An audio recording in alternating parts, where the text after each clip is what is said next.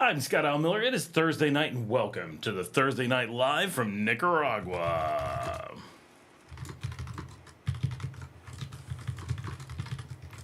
We're getting started early tonight. Decided why not? It's finally have a chance to get in. It's not even 4 o'clock. I don't know if we've ever started this early before, so I'm jumping in and giving it a go. Like, why not? It's a good time to do it.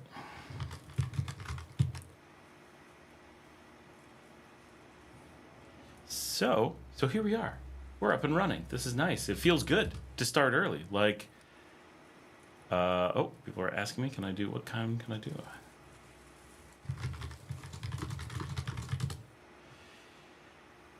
So,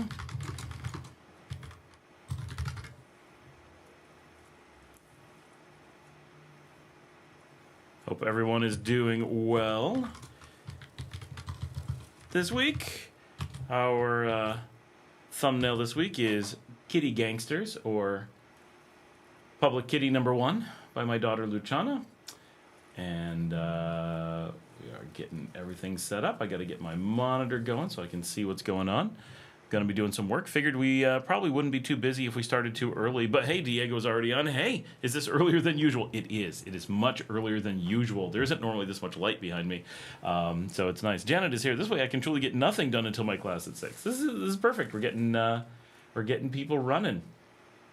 Getting things going. It's nice having a slightly different time.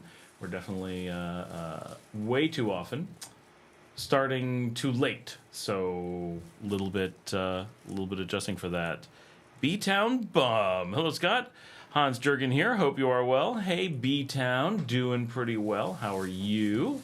I'm assuming that the audio is working okay. No one said anything. I'm trying to get my monitor up so I can absolutely verify that that is true, but getting pretty close. And looks like we are scheduled to take Norman out to do some house hunting tomorrow, so that'll be exciting, and we should be able to film. So hopefully going to film in the Irish accent some entry level houses. Soon. Oh, it seems some items were recently added to my cart, and I need to go finish checkout. Did I not check out? Oh my gosh, I didn't. I could have finished. Could have believed I could have. Would have believed I finished that. I don't know. Losing continue to payment. I really thought I finished this. Well, good thing that reminder came up. Thank you, GOG, for reminding me to spend money. Getting video games for my kids. For those who are wondering what we play, we have most recently been playing Duck Detective, The Secret of the Salami, and buying its sequel, something about glamping, I can't remember its name, but Duck Detective, The Ghost of Glamping is the next one, and got Kona 1 and 2. I've had 1, just got Kona 2 is on sale, so we're collecting good games for game night. My kids and I, probably 3 or 4 nights a week at least, we do a lot of video gaming together. It's a big thing that we do. We're very much enjoy that. So that is a huge thing. And if you wonder how I work, I typically work until my kids are free, because I don't like to do things if my kids are available. So, if my kids are available, I like to be spending time with my kids. So I generally work until they're free. So I have dinner at my desk. Unless something's going on, I just work in here. Often during the show, I put up a monitor up here, but otherwise during the week, I'm watching movies up there, often silent movies, actually, which is actually harder than than you'd think, because you have to glance at it to make sure you're not missing something really critical. So actually, they're the harder ones to do. So I'm starting movie reviews, actually, in a few weeks on my other channel. Just my father was like, you're watching all these classic movies, like no one has reviews of them, you should make reviews of all these movies. And I'm like, okay, that actually makes sense. So giving that a try, and seeing if that pans out. So that's kind of interesting. But so I have that up there, and then often I'll work, and sometimes my kids will come get me at like 8 o'clock at night, and they'll be like, and they stop in all throughout the day, obviously, and I stop in and check with them. But they go, quite often they hang out with their cousins until quite late. So like last night, they played video games with their cousins till about 11 o'clock, and then they come in my office and they get me and they're like, okay, we're ready. And then we go over and we have a game room, like we have a media room as we call it, like a decent TV. It's not huge. We have a decent TV up on the wall and a couch. And I've set up, I have like a work desk. It's a plastic desk, right? But like a heavy duty desk. And I put a couple things on it and I put a laptop on top of it. And it's like a standing desk. It actually works quite well. And I'll just stand there behind the couch. And typically, sometimes I'm controlling the games, but that's maybe 2 to 3% of the time. And my two daughters will play most of the time. And I've talked before, like we've played through all 34 Nancy Drew games. Now we're playing through Secret Files Tunguska. We're playing Duck Detective, as I said. We just played both Detective Grimoire games, waiting for the third one of that to come out. So we especially like detective games. They're really good to play as a family, so we spend a lot of time doing that. And then we often play until 2 or 3 in the morning. It's rare that I would go to bed before 2 and rare that I would go to bed after 3. And we just play it there. And so I'll often have my laptop and be getting some work done, but I'll be like hanging out with the kids, do a little bit of work, and often I have to wait for things with work or watch things for work. And so it gives me a good kind of maintaining productivity. And I'm standing because I'm in a chair all day in here at the desk. So I don't want to be sitting. I don't want to be on a couch. I want to be moving around. And so I'll kind of bop back and forth and keep some movement going, which also keeps me awake late at night and lets me play. So that's what we do. So anyway, not sure where I was going with that. Just giving you an idea of what my days are like. Number one Savage. Hola, Scott. I'm in Managua. I made it. Spent 3 weeks at Grand Pacifica. Sun, sand, and sea. Headed to Esteli mañana. Gracias for all your information. Información. Nicaragua will be my home soon. God bless. Awesome. Well, welcome back, I guess. Welcome to Managua. Are you heading... Oh, you're heading from Grand Pacifica out to Managua to make the transfer to Esteli mañana. Perfect. That's very cool. That'll be exciting. You're gonna find Esteli to be very, very different than Grand Pacifica. That'll be a bit of a transition there. We actually started some construction Monday, so I guess that's 3 days ago now. We got 3 new rooms on the beach under construction that hopefully are open very soon. And a new pool going in at the Simple. So excited to get that done and open soon. I'm not sure how long it's going to take. I don't know if anyone knows how long it's going to take. But good process there. Luke is on already. Look at this. We got a good number. I mean, we don't have a ton of people, but we have a good number of people for not even 4 o'clock yet here. Someone's trying to get me to meet them for coffee. Like, wait, who said it? Oh, right there, I have to say.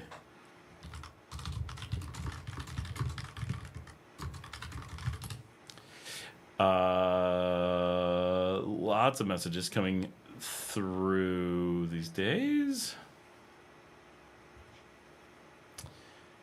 All right. So what's going on with you guys? Well, you kind of got a bit going on. Yeah, Tony says, yay, house tours. I like doing house tours. It makes me not have to sit around coming up with material. Like, that's a much bigger deal than it seems. I can record pretty quickly, but coming up with what to record, I feel like everything's redundant. I feel like I've said everything, so I try to present things in different ways. I try to update things. Well, here's this for 2025, right? Has anything changed? No, but people are going to search on that, like, okay. But I don't have any time to get out and do anything. I'm engineering now full time. And so for the foreseeable future, my days are just so busy. But I should be finding out probably tomorrow. I'm heading up to Belize for a week or two, coming up real soon. This is like an emergency trip. Nothing's wrong. Just a last-minute engineering trip, taking an engineering team to hang out in Belize for a little bit, which should be cool. I always like being in Belize, and I get a hotel room, and I can work, and I'm with my team, and a lot of stuff, so that's pretty cool that we'll be able to do that, and I'm hoping to go up to San Pedro, but my people on the ground in Belize are like, So here's the thing with San Pedro. It's apparently got all the sargassum right now, and they're like, even breathing the air is pretty bad. So it may not be the time to go. I'm like, oh, but I've never been. Like, it's a chance to just go to San Pedro and hang out. Because I've been to Key Calker, which is the secondary tourist center there in Belize. And there's other stuff we can do in Belize, and we don't have to go there, but I just thought it'd be cool, because it's San Pedro. Like, it's the main destination of Belize. Because I spend all my time in Belize City when I'm there, and a little bit in Belmopan. And so getting to go out to like Key Calker or something is like, oh, instead of the city stuff, we're gonna go sit on a beach and relax with a beer, which obviously I enjoy. And it's amazing how rare I do that on my own beach at my own places where I could just go have a beer anytime. Like, I don't really do this. I should probably do that a bit more than I do. But I never really do here. It's like, I don't know, I always feel like I need to work when I'm home. But when I'm out in Belize, I do go out in the evenings and hang out with business partners and sit on the Caribbean and have a beer, which is awfully nice. But I'd like to get to see San Pedro on there, but we might just go do things like go see Orange Walk and other things. And if we end up with my normal flight path, it means I'll be hanging for just a night or two again in my favorite city anywhere, Guate. It does suck that every time I'm flying through, I get like the worst stop in Guatemala City. It's like the overnight where it's like, oh, it's not even worth getting a taxi because it only takes me 45 minutes to walk to my hotel. Then I don't have to wait for a taxi, and I don't have to pay a taxi, and it just makes my life easier. So maybe I should just do that. And then I spend a bunch of time, get to the hotel, then I'm exhausted. It just, at the end, you're just like, that was my night in Guate. It's just not fun. I would really be nice if I got like a full day and could just walk around the city, get up first thing in the morning, and go do something fun because I love Guatemala City. Have I ever gone to Corn Island? I actually haven't. It always comes up as we want to do it, and my wife really wants to go, but she can't do the boat ride. So it's like, are we going to go? Aren't we going to go? Do we take the kids? When do we go? It just has not worked out. I really want to do Corn Islands. It should be quite cool to go do, but just hasn't hit our must do stuff yet. Luke says, Esperando con ansias el Festival de Maíz en Matagalpa este fin de semana. He's looking forward to this weekend's corn festival. I wish I could make it up. I can't this weekend. I got to be in Managua instead. Otherwise, that would be what I was doing because I do like the corn festival. It is pretty good. There's some good food. There's also some things that you'd be like, people eat this? But there's some good stuff. You'll be like, ooh, I never tried this before. This is pretty cool. So it's a neat festival. It's not huge, but it's not bad. Oh, I'm missing quite a few things. Patricia says, this is very early live. It is. I'm trying very hard to, when I can, get started. Luke says, mi clase de español fue temprano hoy. Ah, perfect. So you're all good. Brian's already on pool. The simple where, how? So many questions. Brian, so what we're doing is the entire bottom floor of structure is being converted into rooms because it hasn't been. The first floor was never rooms. I don't think we've ever had a room on the first floor. I used to live on the first floor, but it wasn't a room. It was a manager's space. That's all being gutted. It's already gutted and under construction. So there's going to be 3 big air-conditioned rooms. Like these are the new luxury rooms. And then between the front room and the beach wall, there's a space. Now, we could call this the pool room. It's where the billiard table has been. For anyone who's been in there super recently, but between what used to be the front wall of the kitchen and where the sand is, there is a decent sized space, not huge, but a decent sized space there where the old manager's table used to be, and that's going to be an indoor pool. Now, it's not going to be completely enclosed, like you'll have fresh air from the outside, you're right against the sand, but it's technically indoors. It's inside the structure of the building. It's going to be a small pool, and it's going to have seats in it is the plan, so it's going to be more of a place to hang out and be in the water. It's not like you're going to go swim so much in it, more like hanging out in the water, having a drink, but I'm really looking forward to using it in a thunderstorm because it's inside the building, but you're out. So the rain will be just a few feet away, and you'll be like in the storm, but you're in the water. It should be pretty cool. So I'm looking forward to that. And pools are like really hot items here, so we're hoping that it significantly increases the value of the property, which it probably should. So yeah, so we're putting it right in the front and a couple tables along the side, so that it's a bit more of a hangout lounge space. Simple Diego says, just working right now. Luke says, oh, we already read that. John Ross says, the sargassum is the worst. Ruined so much of Belize's coast. That's what I'm being told. Like, it's really, really bad, which is sucks. Apparently this is the season when it's really bad. But I have not had to deal with it whenever I've been in Belize so far. So I've been lucky, I guess. I'm there semi-regularly now. But this is most likely going to be my longest stop there ever. I've only ever put in a few days, and this could be as much as 2 weeks. Probably not. Probably more like 10 days.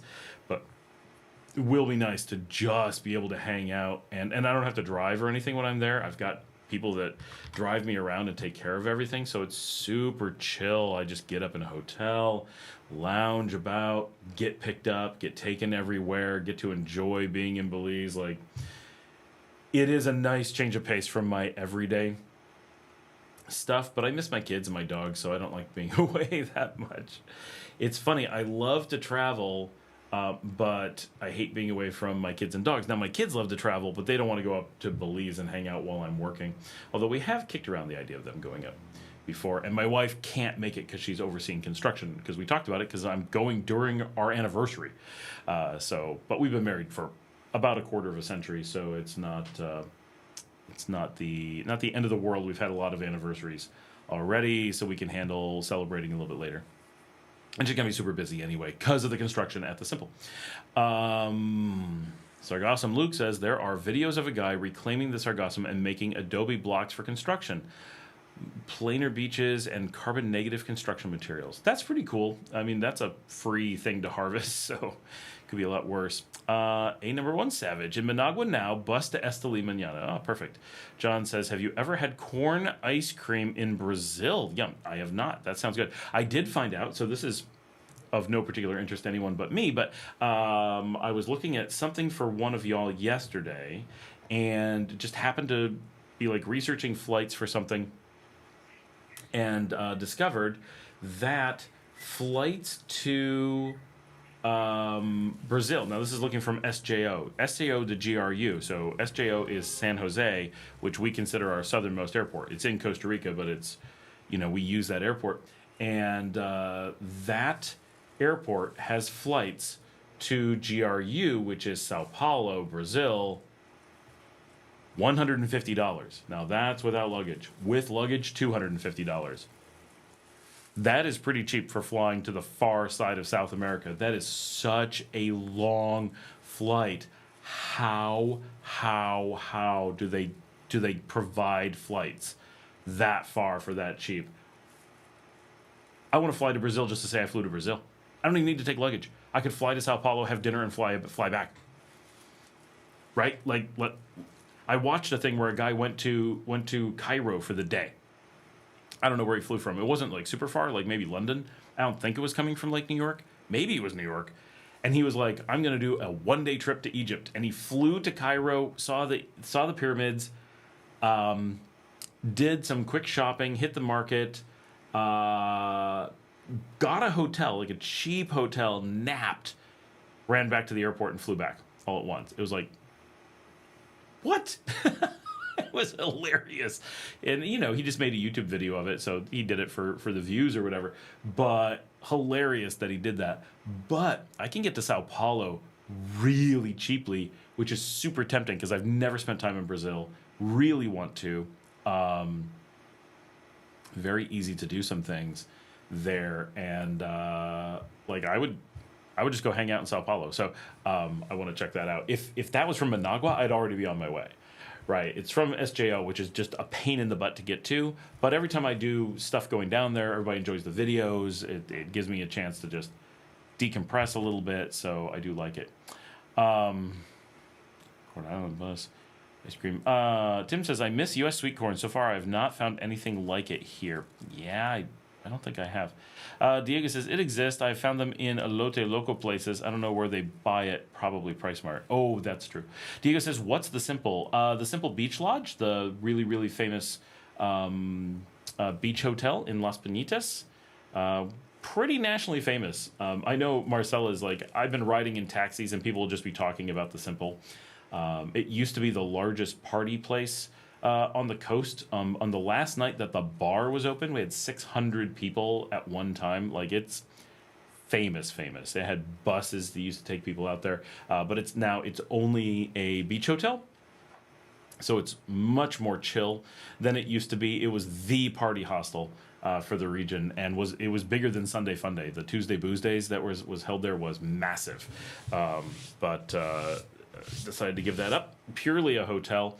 It's all been revamped and new rooms coming online as new stuff happens. So we often refer to it as the Simple, but it's the Simple Beach Lodge is its name, and right next to Playa Roca in Las Piñitas, right on the bend. So you're in the middle of activity. You can walk to absolutely everything from there. Buddhist is here. Good evening, y'all. Mario, how's it going? And I caught up on all the videos. See, I come on early and I get all the people who often can't make it or don't make it until super late. So this is really cool. And how do I get this all on the screen? There we go. There we go.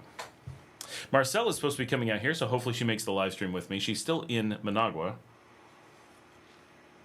We need to get some stuff done. Why did you close the Bar del Simple if it was so popular? So, Patricia, this is one of those things that I talk about a lot, is people mistake popular and busy with profitable. And with most of the places, if you're doing really well visibly, so we hear this a lot. So this is a really important business thing, people always say, well, I see this restaurant, they're doing so well. I see this place, they're doing so well. And we're like, but then why are they selling? Why are they closing? Right? We hear this constantly.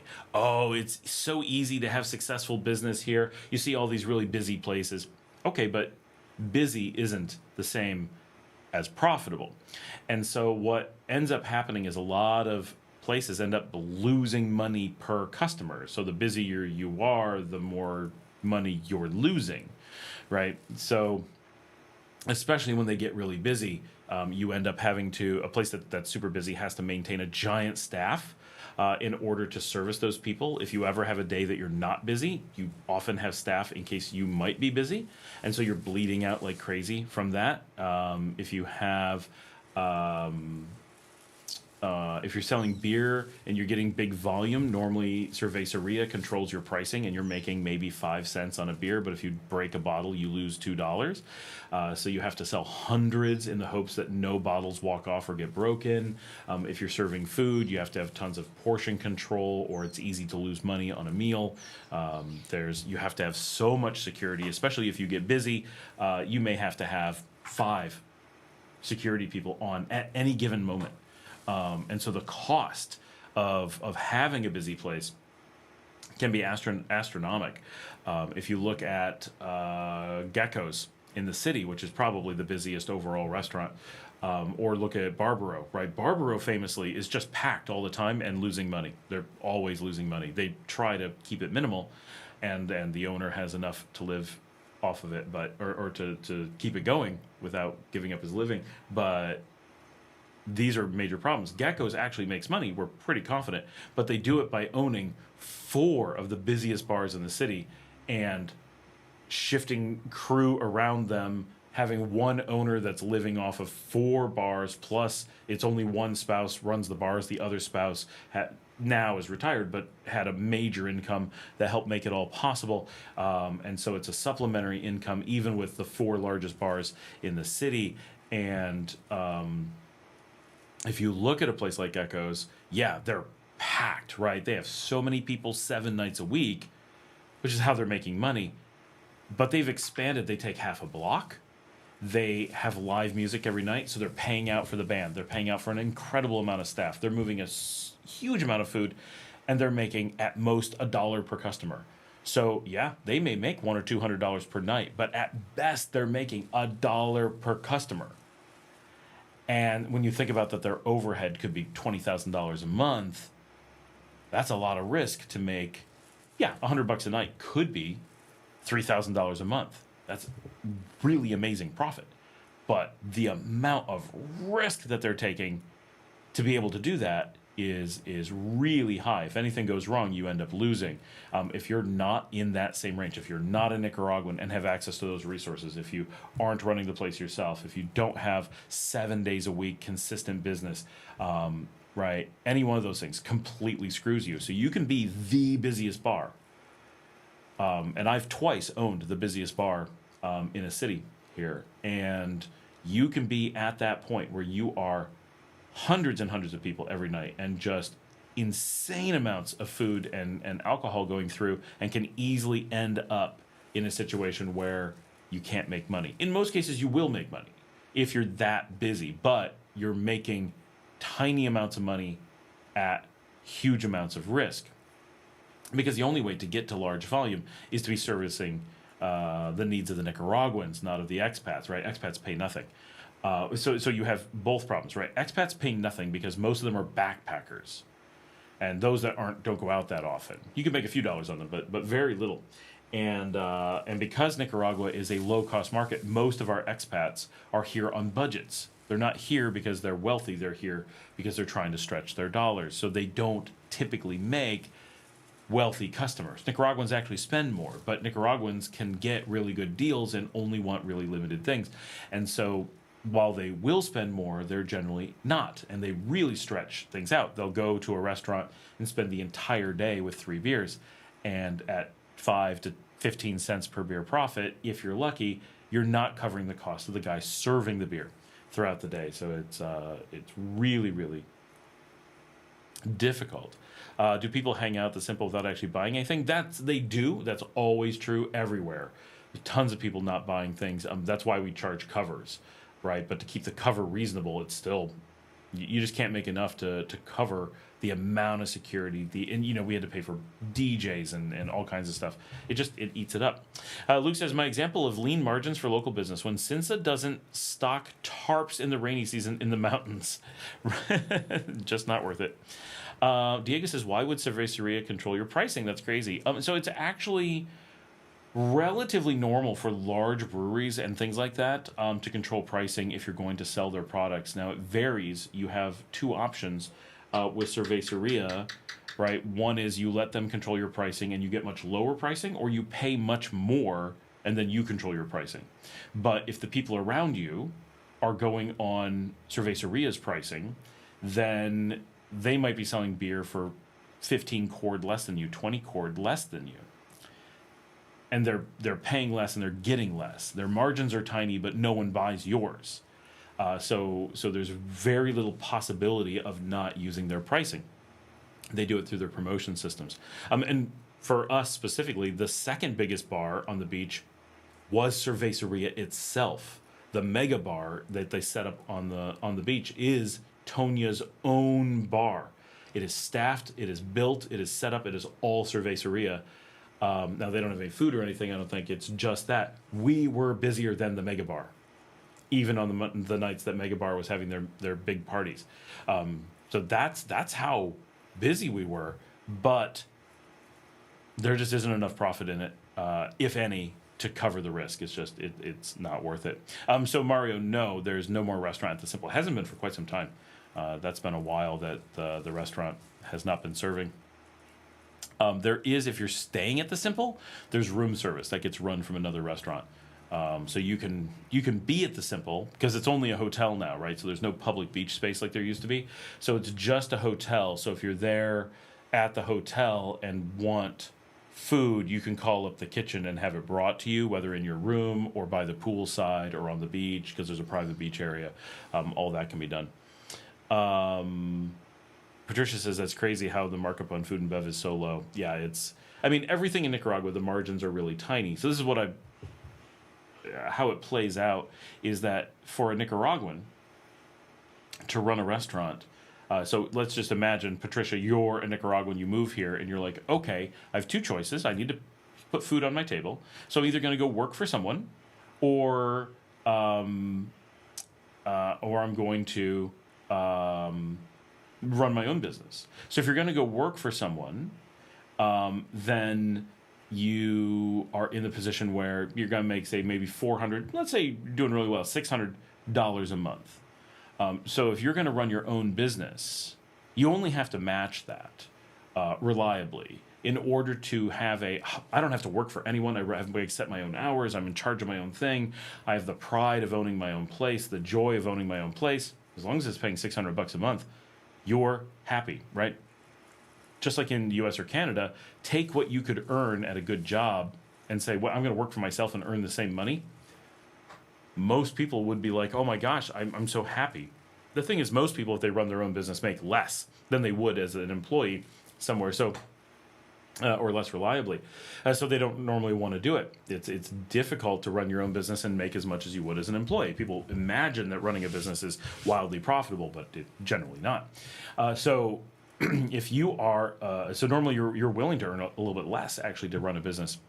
Plus, you might at the end of the day get to sell the business, right? So you may work for 20 years and then get a kicker that you're able to sell the business for $5,000, which is nearly a year's salary. That's a bit of retirement kicker at the end. It's not very big money when we talk about it for Americans, but when you're talking about Nicaraguans, you're like, oh, yeah, work for 20 years. Instead of my regular job, I'll get paid this. And at the end, I get this little kicker. Nice, I like that. So there's, or I get to pass it on to my kids, and they don't have to find a job, and they're more reliably employed, and that can work out better than being unreliably employed a little bit higher. So the Nicaraguan restaurants are operating in a world where if a restaurant is able to bring in profits of anything, if you're able to pay the owner who probably works there $600 a month with zero profits, the owner's going to be like, this was a success, not a wild success. This was a success. If you could pay the owner $600 to work there and the restaurant had a profit of $200 or $300 for the month, they'd be like, this is fantastic. The chances that I could do something else and earn this much basically doesn't exist unless you have some really special skill. So it's like, wow, this is amazing. If you are a foreigner and you're working that same thing, you can't pay yourself $600 a month and be happy with it. You're working full-time for $400 after tax. That's horrible, right? That's not worth your time. And you invested all this money to build the place, and you need to invest more than a Nicaraguan would. A Nicaraguan is staffing with family in many cases, creating family jobs, so the money has very different value, right? A Nicaraguan running a restaurant might employ 3 or 4 of their cousins, and 1, have more reliable employees because it's family, and 2, they're solving financial problems within their family. Oh, at least one of these cousins would have been unemployed, but instead I gave them jobs. So not only am I the patriarch of the family now, but I'm also keeping these people from being dependent on me to give them handouts because they have jobs. Now they're taking care of their spouse and their kids instead of coming to me and being like, I don't have any money and you're working, can you help me? So you have all these add-on value that as a foreigner you don't get. So you're competing with a place that's getting all kinds of vertical value out of owning a business, and you're trying to simply make a profit from it. And if your profit, you put in, say, $50,000 to run a place, and you're only getting $200, $300 a month out of it, you're going to be like, oh no, this was not good, right? You would need to get at least, for $50,000, you would want to get at least $500 a month of profit out of the business. And you don't want to have to work at it to get that. If you had to work at it and got a full salary that you were happy with to get that $500 a month, you'd be like, okay, that's all right. Because I'm getting a full salary that justifies my time, and I'm making $500 a month off of a $50,000 investment. Okay, that's good. But no business can pay you a salary like that. So either you can't work at it to make it make sense, or you have to do something really creative. So that's why those margins are really lean, because that's a wild success to a Nicaraguan. And you may say, well, why would a Nicaraguan be satisfied with such low margins, or what would keep them at such low margins? Well, the reason that it stays at such low margins is because if you are a Nicaraguan and you own this restaurant and you're like, I need to make a lot more profit on this, what are you going to do? Raise your prices, lower the quality, lower the volume, the quantity that you get with things? Okay, you can do that, and you say, well, there's got to be a way to make more margins. Well, we just described how there isn't, because if you try to do that, someone else will be like, my cousins need work. Let's go throw up a rancho for free. We'll do all the labor ourselves. We're poor, so everyone's going to look the other way as far as licensing and stuff. We're going to be set up and running, and we're all going to work at it together, and we're going to be happy with no profits, everyone bringing home $400 a month. And then once we're established and people like us and we're doing a good job, we'll raise that to everyone's getting $450, and we'll start pulling $200, $300, $400 of profit every month. And you'll put that first place out of business, because why would anyone go there if the other place is so much cheaper and not ripping them off? And so because there are an endless number of out-of-work Nicaraguans who are happy to keep their family employed, keep themselves employed, not answer to someone else, bring in the money directly, and maybe make more than they could some other way, that's what's going to win. So as an outsider, trying to compete with that is all but impossible. Larry's here. He says, you on at 4 p.m. is like an early Christmas miracle. I was actually on at 3:45. But it says, is craft beer a thing there? So craft beer exists. Cerveceria owns the largest and best craft beer place in the country, Morro Potente. They're absolutely fantastic. But we had them on the beach. We had, 12 beers on tap. No one drank any. Neither Nicaraguans nor the expats have the slightest interest in draft or craft beer. We tried, didn't make it. They put out fridge after fridge for us. We had tons of kegs. We had all the ads. We had all the stuff on like how to select a beer. I drank it every time I was out there. I would go through as much of the kegs as I could. We made a real effort to sell Morro Potente and make it a big thing. We were the only draft house on the sand, and one of only 2 that we know of in all of Nicaragua to have draft beer on a beach. No interest.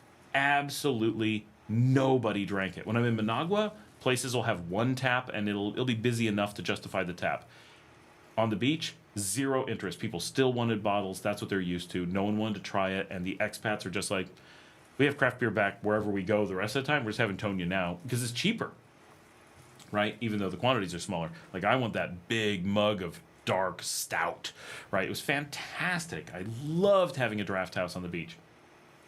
Complete loss of money. We lost thousands and thousands and basically every dollar that went into a keg we lost. So that was very disheartening. There are multiple craft places here in LEòN. I don't think any of them make money. Cerro Negro is the big one. They have their own restaurant, and they do flights and all kinds of stuff.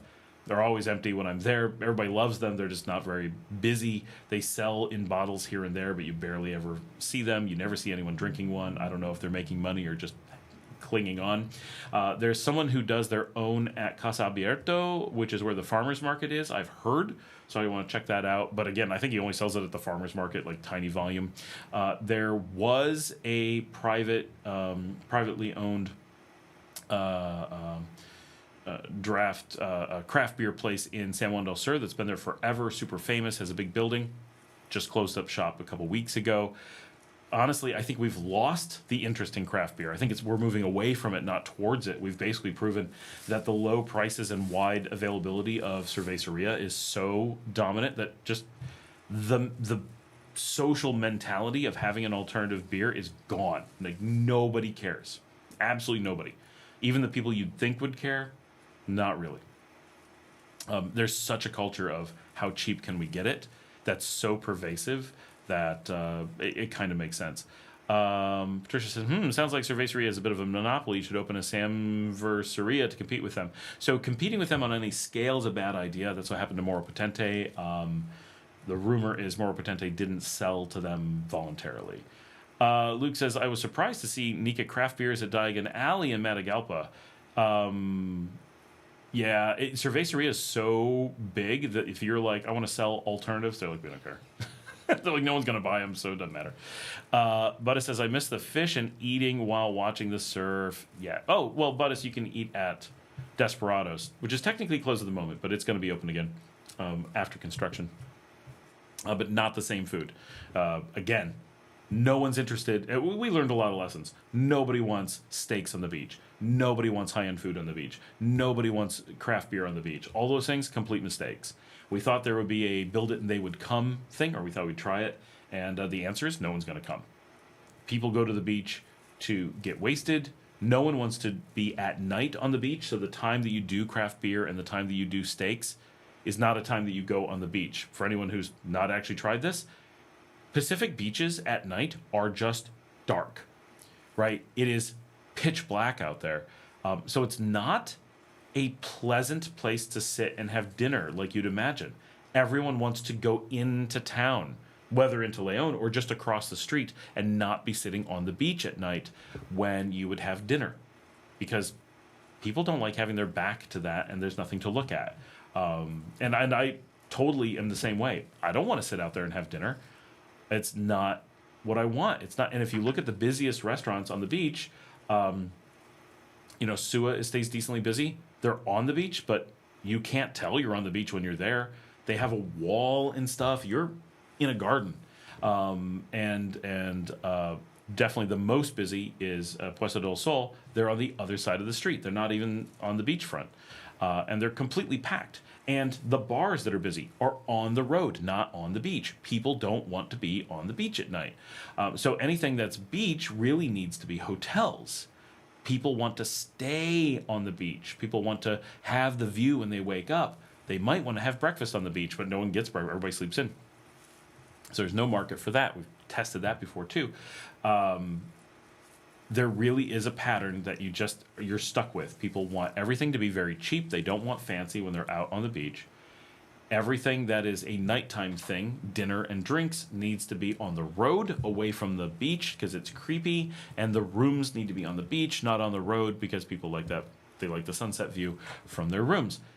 It is what it is. That's the pattern that works. Larry says, are the rooms next to Desperado still for rent? Yes, and there's more of them going in. I have a friend visiting from Texas this weekend, maybe interested in renting one. Larry, there is construction right at the moment, so talk to April and see what the situation is. A lot of people have been interested this week, and we're like, there's, jackhammers. Brian says, I know some cities have some TABC rules where your alcohol sales cannot be a certain percentage higher than food. Any of that there? No, we don't have that.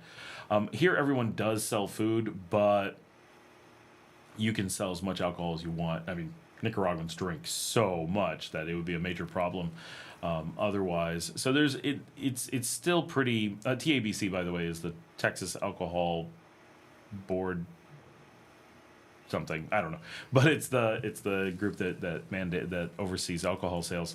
I'm familiar with those rules, but yeah, we don't have that. But it's. People will get food with their alcohol naturally, unlike Americans who are often like, I don't know if I want food with drinks. Like, there's just like a disconnect.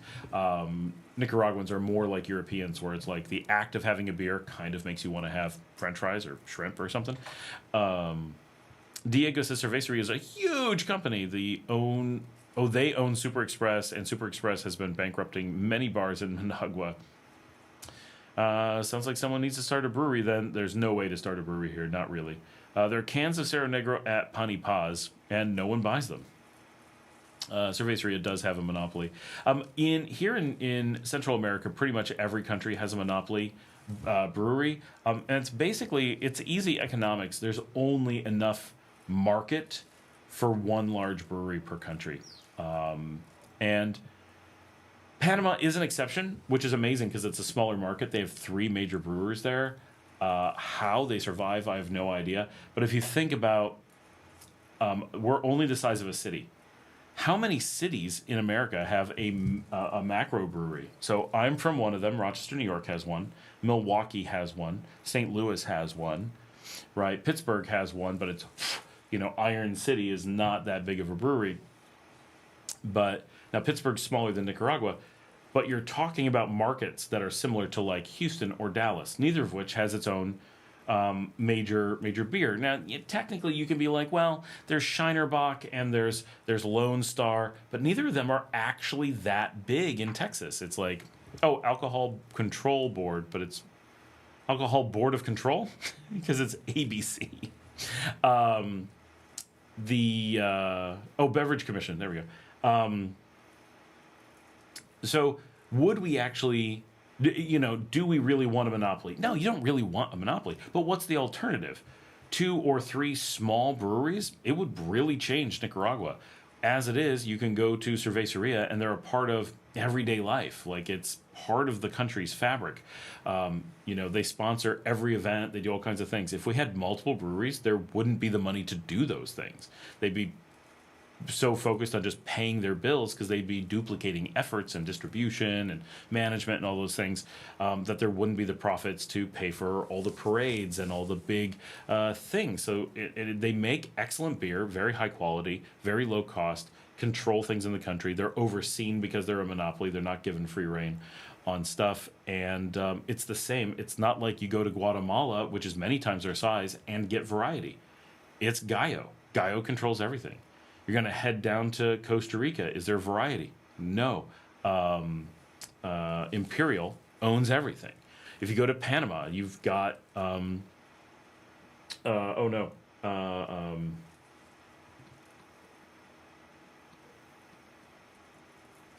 my gosh, I can't think of the name of the beer in Panama. I feel stupid. Balboa. It's going to come up in a second. So Balboa is the big one. Beers in... There's little ones. And the same thing here. There's always like little tiny places.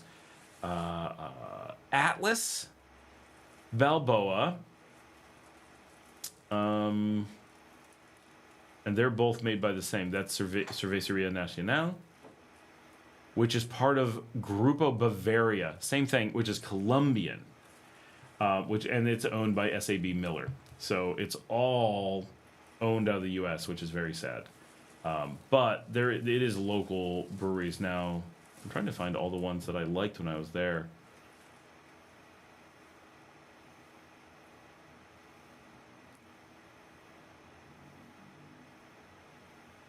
Soberana, that's a pretty big one.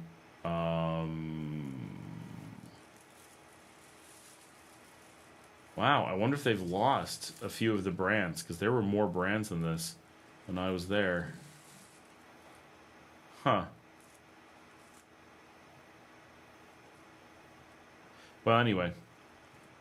So pretty much all the countries in the region get one major brewery who pretty much controls the country, and as long as the other places stay very small, they're not really a threat, right? Yeah, you got a special brew pub for things or whatever,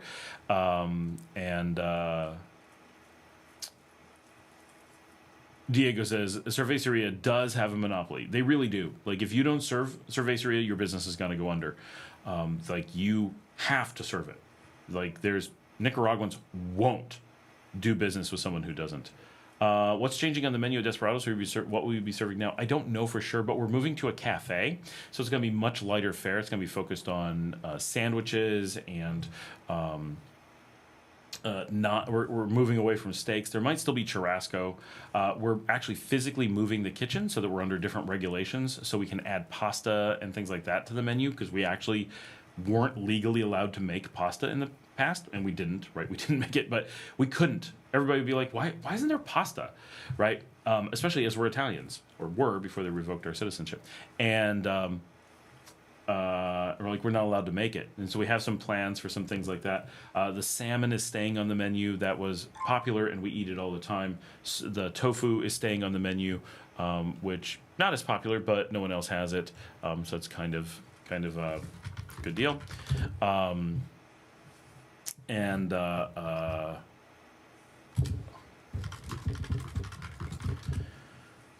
More sandwiches. I'm trying to think. There's some things we've definitely looked at, like chicken wings are going on the menu. A lot of more common things that Nicaraguans eat all the time, and breakfast all day kind of stuff. So it's much more designed for people who are doing room service. Oh, definitely burgers and things like that. It's designed more around room service and people who want to eat at the hotel, and the kind of food that people actually do on the beach at night, which is almost entirely those things, and we're intentionally not competing with the big places on the beach. Like, we don't want to compete with Puesta del Sol. Not that we could seriously compete with them, but we're not going to like make pizza and compete with them, because they make excellent pizza, and we would only consider pizza on a night when they're closed. And even though, it's weird, but for a long time we were the busiest restaurant on the beach for years. We used to, in 2021, we would go up and down the beach and report every night. I would walk the beach because I had the dogs. I would walk the beach and take note of the people in every restaurant every night. And we were number one. There'd be nights where we weren't, but we were solidly the busiest restaurant for years, but it never really made money. But we had to be careful, because if we served the same food as someone else, we could destroy other businesses, because everyone is teetering. Even the busy places, even the really successful places, barely make money. So you don't want to be putting anyone in a position of unnecessary competition, or you do damage. And that's one of the encouraging reasons for us to close our restaurants. Even if they were making money, if they're not making enough, it's not worth it for us to damage the other restaurants. So we have to be mindful of that as well. So things that increase beach capacity, positive. Things that consume the beach capacity, trying to take a slice of the pie away from the other people's slices of the pie, we try to steer away from if we can help it. If someone's doing a bad job, of course we don't care, but lots of nice people trying to eke out a living out on the beach, and or keep their place open and maintain that variety. We want those places to stay and continue to be part of the fabric, and hopefully, incomes come up and profitability becomes more possible over time. But for the foreseeable future, gotta work with what we have. Diego says the Tonya is part of the national identity. Exactly. TJ's here. Hey everyone. Larry says just texted my buddy, penthouse not available. I did tell him you offered him a room in your house rent free for a few days. He says that's great of you. Burger needs to stay. Very good quality burger. Thank you, Larry. As someone who's never gotten to try the burger, it's good to hear that it's good. I know our salmon burgers are fantastic. My kids are upset that they can't get them. We have a fair number of people on. It's not even 5 o'clock yet, and we have had over 30 people on at the same time, which is amazing. So that's going well. Yeah, we want to, things like burgers and wings, like that kind of stuff goes really well. I think our fried fish, like our big piece of fish, that's probably going to stay because that was decently popular. But we have to do things we can do in low volume because it was just, being beachside, we just weren't busy. So the big thing that we're changing is there's not going to be any more beachfront seating. The seating is moving to the road. So if you want to eat there, it's going to be more like the successful restaurants on the beach and less like the bad ideas that aren't working. Diego says, do you feel that restaurants in Managua are easier? I see a ton of new fancy restaurants opening in Managua. They're definitely easier, but they still have the same basic challenge that foreigners aren't going to be able to do it, right? Find me one of those successful places in Managua with a foreigner running it. That'll be a surprise. I'm sure one exists, but in general, it's very hard. The beach is actually the hardest. LEòN is far easier than the beach, but the costs are much higher. And you still have how are you going to compete? The restaurants are going out of business all the time, right? The biggest places are generally losing, and the only places that are making money are Nicaraguan places that have been around for a long time, right? There's a set of rules, right? It's Nicaraguan catering to Nicaraguans, been around for a long time, often has family connections, so there's multiple, like they're part of the value and safety is having lots of family work there, and they're running on very lean margins and controlling that stuff, and even then it's very, very difficult. Managua obviously has the easiest time overall, but it also has the most competition, but places like Brutal is making it, Amazonia Resto Bar is making it, Cajun has opened up more locations. Pana y Vino has opened up more locations. If you have the money to invest and know what you're doing and you're Nicaraguan, it can be done. If you are foreign and doing it now, new, man, I don't know how you'd be able to pull it off in Managua at a profit. Right? It is hard, but definitely far easier. But just in general, if you're a foreigner, the idea of opening a restaurant is the most foolish thing. Anything that's food or hospitality related, every foreigner is always thinking of that. It's just the nature of being a foreigner. You interact with the culture that you're in via restaurants more than anything else. And so you are going to be in a pool of people, all of whom are thinking the same thing. Man, I wish I could own a restaurant here. Really? Do you have any idea how little money people make in restaurants in America? And it's so much easier. Tim says, I never see any cars at the Carl's Jr. restaurant in Esteli. I didn't know there was a Carl's Jr. restaurant in Esteli. Do I get pizza or tacos for dinner? Tonight, you're in Texas. So the pizza's terrible, the tacos are great. So get tacos. I miss Texas tacos. That we can't get. So weird. Carl's Jr. in Managua is always full. I think here in LEòN, it's mostly empty too. I wish Carl's Jr. would just bring their menu from the U.S. We loved eating there when there's nothing for us here. Joe and Clara are here. Is Matagalpa still your favorite city in 2025? And do you recommend for a couple seeking a medium-sized city? Yes, Matagalpa remains my favorite city. That's unlikely to change. It's been my favorite city for forever. Here, favorite city in Nicaragua. And yeah, continues to be great. It's good for a couple. So yeah, medium-sized city. It's our second biggest metro area, third biggest city. It's got, clubs and bars and restaurants. It's decently walkable, hilly, but if you're a little bit younger than or very mobile, it's not a problem. Like I have no problem walking around it. I'm not young, but if you're pushing issues with being ambulatory, then it's a difficult city potentially for that. It's got great weather. I think it's for going out and doing things. I think it's the best, right? Or Managua, but like. Even though the city center in LEòN is bigger, so Luke's here. Luke talking about going out to eat in Matagalpa, and I know the places he's going. Like I go to the same places. They're fantastic. When I'm in Matagalpa, I'm like, I've got several places to choose from. And when I come to LEòN back home, it's like we've given up on going out. Every restaurant that we liked has closed, or it's just the same with no variety, and we're so burned out on it that we give up. There's a few places that I really like the venue, like El Vivero is fantastic, but the food's nothing special. It's just the venue's really nice. So we put up with food. And the only thing I eat there is mozzarella sticks, right? Tell you something? I go to Barbaro. They're one of the better places, but I have to have earplugs even for dinner. And the venue's nice. It's where my daughter had her quince. But, they've got a fish wrap 1 out of 10 times and tuna 4 out of 5 times. Not tuna. Salmon 4 out of 5 times. But is it as good as our salmon? No, not even close. The wrap is good, but, like, is there a reason to eat there? I felt like going out in the city. Like, I feel like I'm always pushing to go out in the city. Gecko's has good shrimp, but... And almost any place that I'm willing to eat at, my wife is like, oh, I got such a bad meal there, I don't want to go back. And so we're at a point where we basically don't eat in LEòN anymore, which is not the worst thing. Like, it saves a lot of money. We have a cook, and so we just cook at home all the time. But, if you're only staying in LEòN for a little bit, it's fine.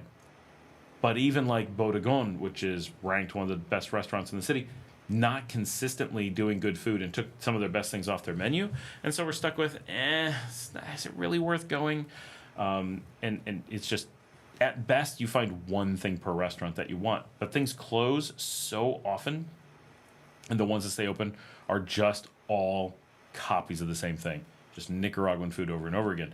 So our scene here is terrible for that. And coffee shops. Go to Matagalpa and you've got 10 great coffee shops. You can go around and do that kind of stuff all the time. But you come to LEòN, you've got Dr. Coffee and Sakura. That is it. Everything else is, do I really want to go there for coffee? Is it anything? I don't know. Only coffee shops that we go at for coffee. Pani Paz, good for snacks, but I wouldn't go there for coffee. I'll get coffee if I'm there, but for like an actual cafe feel, so little. But Matagalpa, tons.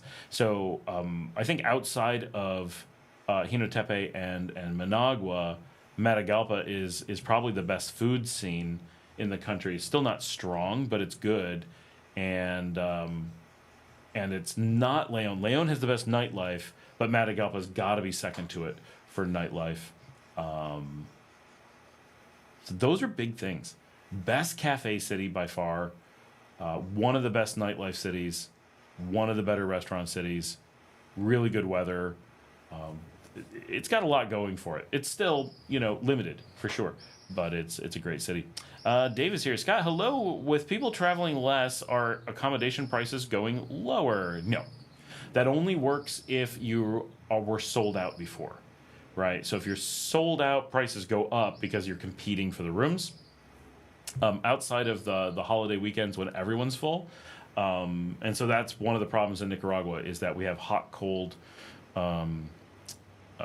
tourism. So there isn't enough traffic to pay for more rooms when it's not like Semana Santa. So there's no way to generate enough revenue to have more rooms for Semana Santa, right? So at Semana Santa, your prices are going to go quadruple, right? What was $50 is now $200 because you're literally paying for access to a room. You don't.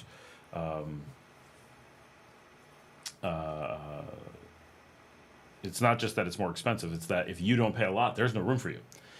The rest of the time, there are always rooms available. So the prices are just set on market price, not on availability pricing.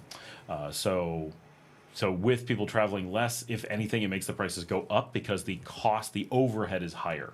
So everyone has to get more money to cover the cost of cleaning, to cover the right. Because if we only sold 3 rooms tonight instead of 4, we still have to pay the cleaner, we still have to pay the electric, we still have to pay the water, we still have to pay the security. None of those prices change. So the amount that it costs per night to give a hotel room ends up going up. That's why you really want bigger hotels with lots more traffic because it actually makes things cheaper. I skipped around a little bit. KL7RRC is here. Ola from Tulum. Great video about emotions and pricing. Asked paid for real estate. Thank you. Brian says, taco place is good and only 2 locations and they know me. Do I have a problem? Are you going to Taco Bueno? That's what I missed. Taco Bueno. I was back in Houston. Went to the Taco Bueno. It had just opened. We're like, yes, brand new one, 6 months old. This is going to be great. Really handy. Got there. It was already out of business. Like, oh my gosh. Oh, so sad. Everything is closed. Tim says, I like to go to the buffet in Esteli. There are several good ones. You can see the food, pick what looks good. Normally a nice variety, and you get the food right away. I love there's a big vegan buffet in Tepe. Oh my gosh, it's fantastic. So good. How is the restaurant El Roma? I think it's El Roma, not Rome. It's near Carl's Jr. I've only been there a little bit, and it was okay. We found it just not... It didn't draw us back. I love the location. I think it's a cute little location. Here's the problem. It's a cute little location, which means it's not on the main road. So people don't drive past it like they should. So I think they suffer from that. It's not bad. Check it out. Don't avoid it, but we almost never go back. But not because we're upset, just because, I don't know, we forget about it. They're also not on Petito's Jaw. So it's rare that my kids are like, let's go out to a place, because they're just tired of it. But they do like to go out. So if we have someplace interesting, they're like, yeah, let's go. But always difficult. Jan says, I love the chocolate frappe at Panit Paz. I go to the Catedral location several times a week for things, and the people there are my friends. Diego says, I've always found interesting how all Nicaraguan never get bored of fritanga. I could eat that all days, but I often hear foreigners get bored of gallo pinto in a few days. So it's a major cultural difference. Nicaraguans are brought up on the idea that you have the same food every day. This is real. Like, we put a lot of time into thinking about this. This is one of the reasons why restaurants are a challenge here, is because your expat community and your Nicaraguan community have completely opposing desires as far as what they want to have in a restaurant. And so this is a big issue. You don't get things fixed by having more of them, right? So every Nicaraguan I know wants alitas and maybe burgers and possibly pizza, gallo pinto, eggs, like some basic stuff, and they want them almost every day. And they're like, what do you mean I'm not going to have gallo pinto today? Like, I understand that dinner comes with rice, but this isn't gallo pinto. I didn't have gallo pinto. I have to have gallo pinto at least once today, if not 2 or 3 times. And it's just, that's how it is. It's constantly. I gotta have these things. And like Marcela, right? Her kids have spent years around me. They have access to all kinds of food. Every meal for her son is alitas. Every chicken wings. So what we call chicken wings here is more like small chicken bits. It's not necessarily chicken wings, but it's in the style of chicken wings. It is absolutely every meal. Now, if we go somewhere where like we're getting something else, we're getting, hamburgers, or he'll eat other things. It's not like he's like, I won't eat that. But if you ask him what he wants, it is chicken wings every single meal. I don't know that he's ever requested something else ever. And so that's just normal. No one thinks anything of it. No one's like, wow, picky eater. Nope. In America, we would instantly be like, what? Why is your kid only eating chicken fingers? Chicken fingers is a really common thing for kids to get stuck on.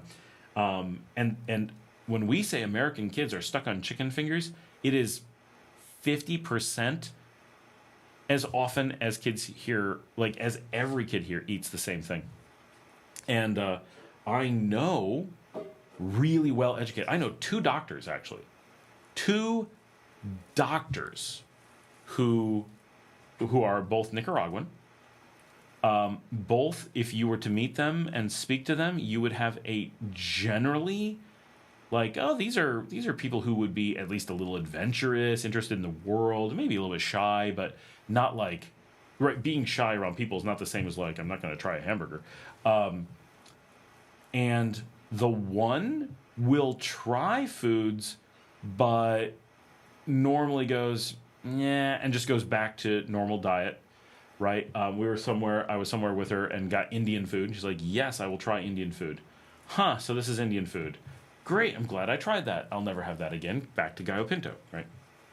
And the other won't eat anything but 4 or 5 specific Nicaraguan dishes. She's actually afraid of other food. And she'll say this. You're like, well, you just try a bite of my food. Oh, no. Like, there's an actual food trying fear, because I assume so many people are brought up that you don't try other food. And so that kind of inherent things I don't know could be poison feeling. Obviously, that's not what she thinks, but that's just an emotional reaction. Like, if you're not brought up to try food, we revert kind of to a amygdala poison response. Like, that could be a poison mushroom. I don't know, right? That hamburger, like, I don't know if beef is safe to eat. I've never had it. Like, whatever.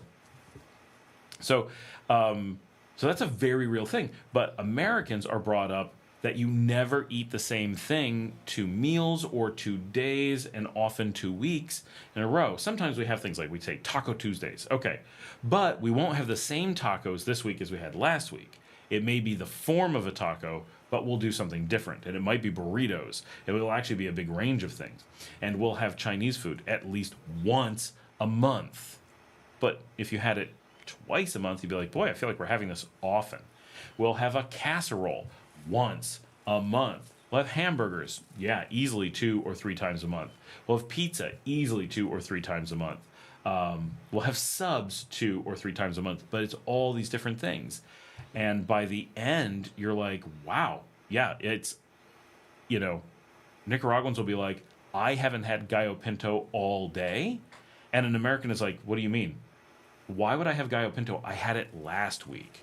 Like, I could eat it again, but why would you expect me to want it already? It's been less than 2 weeks. That is so different in that reaction. But I don't think it's... my guess is that it is a learned behavior. Americans expect different food, 3 meals a day, every day, at least for 15 days at a time. And Nicaraguans are expecting and looking forward to the same food or something very similar every meal. And just because they had it for the last meal has no bearing on not having it for the next meal. And Americans trying to provide food for Nicaraguans is confusing. We're like, we feel terrible, but I gave them the same food yesterday, right? And the Nicaraguans are like, yes, so give me the same thing I liked yesterday again, right? And this is why apply this same logic to beer. Nicaraguans do not want another beer. Well, you can try it. It's a totally different style. Why would I try something? I like this, right? I've determined that Tonya is good. Why would I sample other things I might not like, right? And Americans are like, but I had a Tonya last week. I want a different beer, not just every day, but like my best friend, she's a cerveceria-phile, whatever. We would, before I moved to Nicaragua, in the time when we were waiting to do the move, she and I would go out 4 nights a week, normally to breweries, and do flights. We don't even get a whole beer. You get a 4 ounce of beer and 10 of them, because you don't want to have more than a little bit of the same beer before you move on to the next one. The difference between the same beer every day for my whole life and I may never repeat a beer again. Americans have apps to help them ensure they never repeat a beer so that they can try hundreds or thousands of beers per year. And so that explains why we don't have craft beer. Why craft beer is of no interest to anyone here. Why there aren't tons of brands for different things here. Why there aren't restaurants serving all kinds of different things. Yeah, every city's got a Chinese restaurant. But there's no Indian restaurants. Well, now there's one ordering place temporarily in Granada. That's it. No restaurant. There's almost no Mediterranean food, just a tiniest bit. There is pasta. There's pasta. There's fritanga, there's asada, there's pizza. Like, there's a handful of things. That's all the variety we need. And more isn't seen as a bonus. Moray, HGHC is here. Hello, Scott. The non-king is here. Hey, how's it going? I know exactly who you are. Luke says, Matagalpa, Brooklyn Cafe, Selección Nicaragüense, Rincón Azteca, Restaurante Vida Abella. I really like that place. Restaurant El Rabe, El Balcón, La República, Woods Lounge. Lots of places. Yeah, lots of things. A lot of good and nice venues. Like Brooklyn Cafe alone is, first of all, a cafe and dramatically fancier than anything in LEòN. Not a single thing in LEòN comes close to Brooklyn Cafe. Selección Nicaragüense, also fancier than anything in LEòN. Now, being colonial, you lose fancy. You're going to give it up right there. Check out Twins here in Sutiava. It's actually, them and NL Vivero are probably the fanciest venues in all of LEòN, and it's hidden just off the square in Sutiava, of all places. Both of them are in barrios, right? The closest thing we get to fancy restaurants are hidden in barrios here, not downtown. They're not for tourists. Not that you're not welcome, just they're not. Joe and Clara, I'll check out Matagalpa rentals in a few months. Hopefully we can find a 2-bedroom for under $400. It should not be hard. Luke can give you some ideas of pricings for 2 bedrooms, but that shouldn't be. Oh, he already said shouldn't be an issue. No Entiendo Nobu is here. I was wondering how you deal with the bugs, specifically mosquitoes, living in a colonial style house. Honestly, I don't notice any mosquitoes. Like, they do exist. My daughters mentioned to me yesterday that they got bitten a few times, but keep in mind, this is Nicaragua. We don't have a lot of mosquitoes. This isn't like the U.S. So there are times if I'm sitting out on the veranda, we keep off. We're outside all the time, right? And I'm not just in a colonial house. I'm doing the show, so my door's closed. But during the day, my door is wide open. I'm open to the house. And the house is wide open. It's not just a colonial, but we keep every door open all day and late into the night. When everyone goes to bed, I lock up because, it's creepy to think someone could just walk through your house. But even at night, when we're really not out doing things and no one's sitting outside, we leave every door wide open and every window wide open. They stay open all the time. The doors we close as I go to bed. I make sure the dogs are in, and then I lock the doors. But other than that, we are as open can be. And we do, because we are ridiculous, right? We are never closing anything, and we live in the middle of a garden. Like, you guys see the videos, right? We are garden people. So I had a possum in my bedroom the other night. We will get snakes coming through the house. We'll get iguanas running through the house. Not very often. We'll get basilisks hiding in our plumbing. They'll pop up in toilets and be like, because that's what basilisks do. They're the funniest things. Geckos everywhere. There's always geckos running around every room of the house.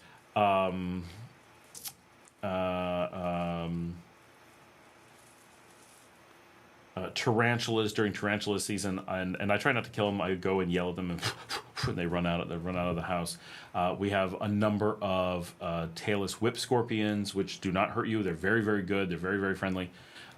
So we refuse to harm them. We don't even want them to leave the house. We just try to put them into rooms where my daughter isn't, because they look creepy as all get out, and that would give her a heart attack. We have bats in the house all the time. We do get beetles and things. Like, we do get some stuff. But of things that, like, actually cause problems, the biggest problem I get, and this season is not so bad, but because we now have plastic on the windows here, so it's a little bit better. When I'm doing the show and I have the studio lights, because in case you can't tell, I'm under studio lights, this will attract bugs, and I'll get, like, gnats kind of thing. That's annoying. That I don't like. But when it comes to mosquitoes, we get extremely few. There are occasional times of year where we'll get a little bit more, but out here it's pretty rare. On the beach was pretty rare. There are places on the beach where it does get bad. There are places where it gets horrible, but most of the places that we've lived, we never have to worry about it. It's just, when I lived in Texas, we had to fumigate our yard 3 times a day, and we were just covered in mosquitoes. It was terrible. When I lived in New York, they would eat you alive. But here, no worries at all.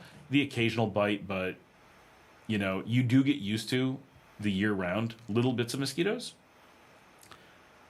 I don't know. It's shocking. When people bring up mosquitoes, I'm like, there's mosquitoes? What?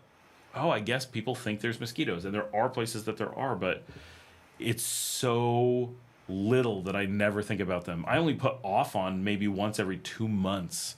And I'm outside every day. Roberto Duarte. Matagalpa have many small chocolate manufacturers from different co-ops. It's hard to find little shops for it. There are some, but it'd be neat to find some really cool shops selling lots of good stuff. Diego says, when foreigner opens a business, do they have to be in the Régimen Général? Is that an obstacle for foreign-owned businesses? I don't even know what the Régimen Général is. I'm not sure what that refers to. I'm going to say probably not, and there's really no obstacles to having a business here. There is some basic stuff that's the same as anywhere, like you got to incorporate and stuff, but it's all very simple, straightforward, nothing difficult or complex. Larry says, my ex-wife is Jamaican. They as well eat their food only. They eat their food only. They do have a fear of eating at strangers' houses to avoid being poisoned. Yeah, it's so weird. Yeah, I don't know what it is about American culture or European culture that makes us just be like, food from different places, I want variety.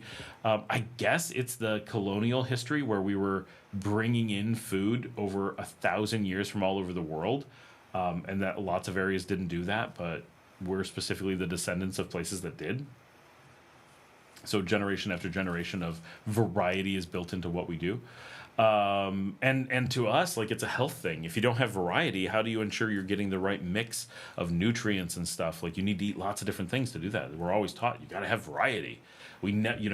Americans will eat more different food in a single meal than Nicaraguans will eat in a day, right? Because we have normally 3 meals, nothing repeating, right? So if you have rice at some meal, it means you can't have it at another meal. Bread could repeat, but only so much. And in very different forms. If I had tofu, I can't have it again. If I had chicken, I can't have it again. If I had salmon, I can't have it again, and so forth. Oh my gosh. I had a fish sandwich today, and I bit into it, and I took it back out to my cook, and I'm like, did you forget maybe to put this in the oven? Because this is cold. Like cold. Not like it's uncooked cold. It was cold. I'm like, I just ate cold, uncooked fish. That was... And she's like, oh no. Janet says, some people like Classica. I like Classica. That's what I drink. Janet's like, I like it, but I can't drink. Diego says, I love Cafe Alicia in Hinotepe. Me too. That place is really nice. And again, fancier than anything in LEòN. LEòN is the non-fancy city. That is something I don't like about LEòN. I don't like the colonial stuff. I put up with the colonial stuff. I prefer the restaurants in Chinandega, in Hinotepe, in Matagalpa, in Esteli, in Jinotega, a little bit, no, but what little bit there is, I tend to like more. Even Granada. But Granada, I don't like them either. I don't like the colonial, like, stuck in colonial buildings thing. I wouldn't want them to remove it, right? That's not what I'm saying. I'm just saying that I don't want to live in the middle of the colonial stuff. Now, here where I am in Sutiava, we're not, but we're really poor, so... Luke says, Nika standard protein carb dish, gallo pinto. U.S. required protein is pollo. Luke says, I discovered the frequency of fumigation of the roads is due to reports of treatment admissions to the hospital for mosquito-borne illness. Wherever the patients live, that area gets retreated. That's true. So we had a dengue outbreak recently, like 2-3 people, and they just hosed everything with fumigation. Jan says, I don't see mosquitoes, but I might see larvae in pet water if I don't change it more than a day or two. I see the same thing. It does exist, but I don't see mosquitoes on me or around me. I will sometimes see mosquitoes in the kitchen. Remember, my kitchen's open to the outside, on the fridge door, and they don't come after me or anything. I just go boom, boom, boom, boom, boom, boom, boom, and kill a bunch of mosquitoes. And as like they're just hanging out on the door. But you're right. If I leave the pet water, I will see it there, especially in the kitchen where I know it is. So I'm very careful to change it all the time. I check them out every day, then flush it down the toilet. Yep. Butta says it's the no-see-ums that get you. Yeah, the little tiny things, like fly in your ear, flies up your nose, get in your eyes, that they don't bite or anything. It's just, yeah, that does. Jan says, Scott, you don't know how many peanut butter on whole wheat sandwiches I eat per day, every day. Whole wheat from Panipas. Oh, nice. My family eats a lot of PB&J. We keep the flow of PriceSmart peanut butter flowing into the country just for us, I'm pretty sure. So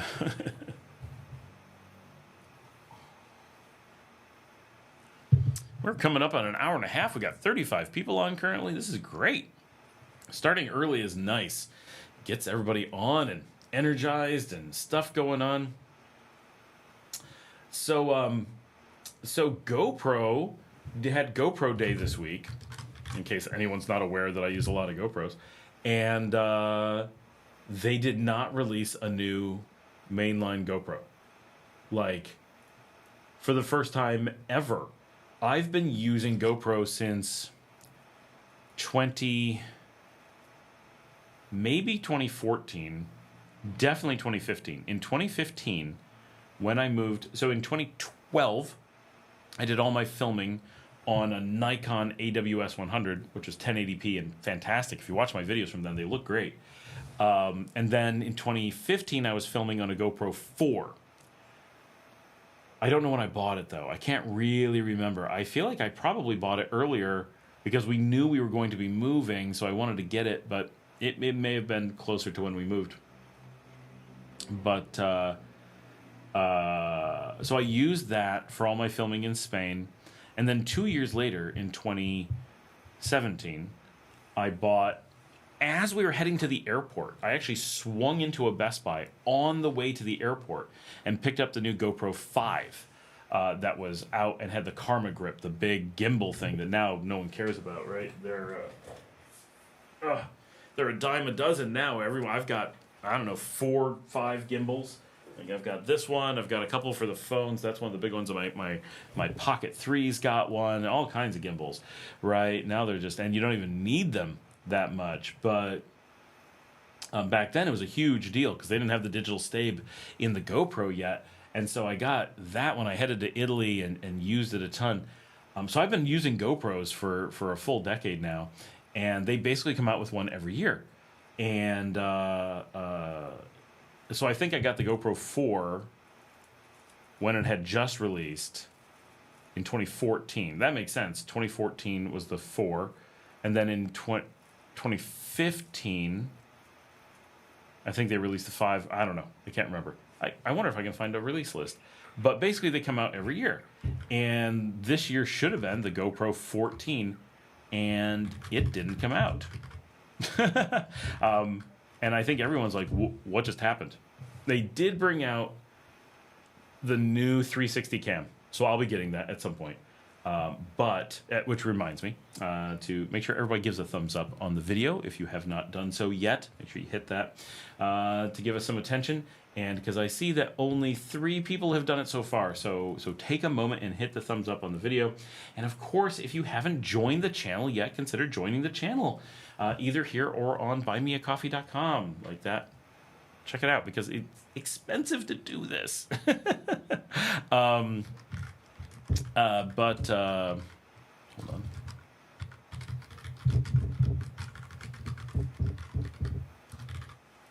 we go. I'm trying to see if there's a release history for the GoPros. Early cameras, later cameras. No, they don't seem to have like a chart of when they released. So I guess the 5 released in September of 2016. That makes sense. Ah. Yeah.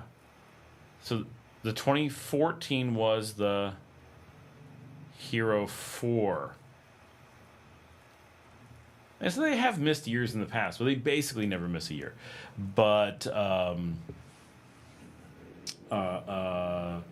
that they didn't have one this year is just really shocking. I kind of have to buy a camera every year because of my the way that I use GoPros. I get a subscription, so if I don't buy one, I have to pay a bunch of money for basically nothing.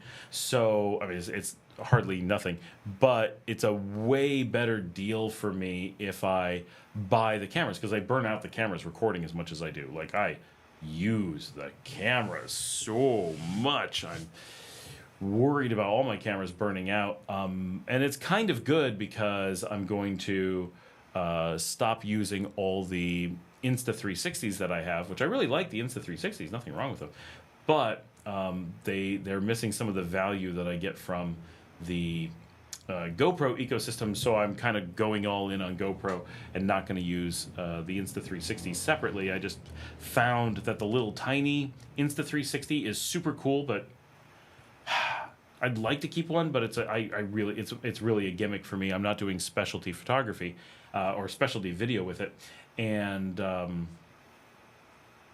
a 360, they're roughly the same. I think the GoPro is slightly nicer, but then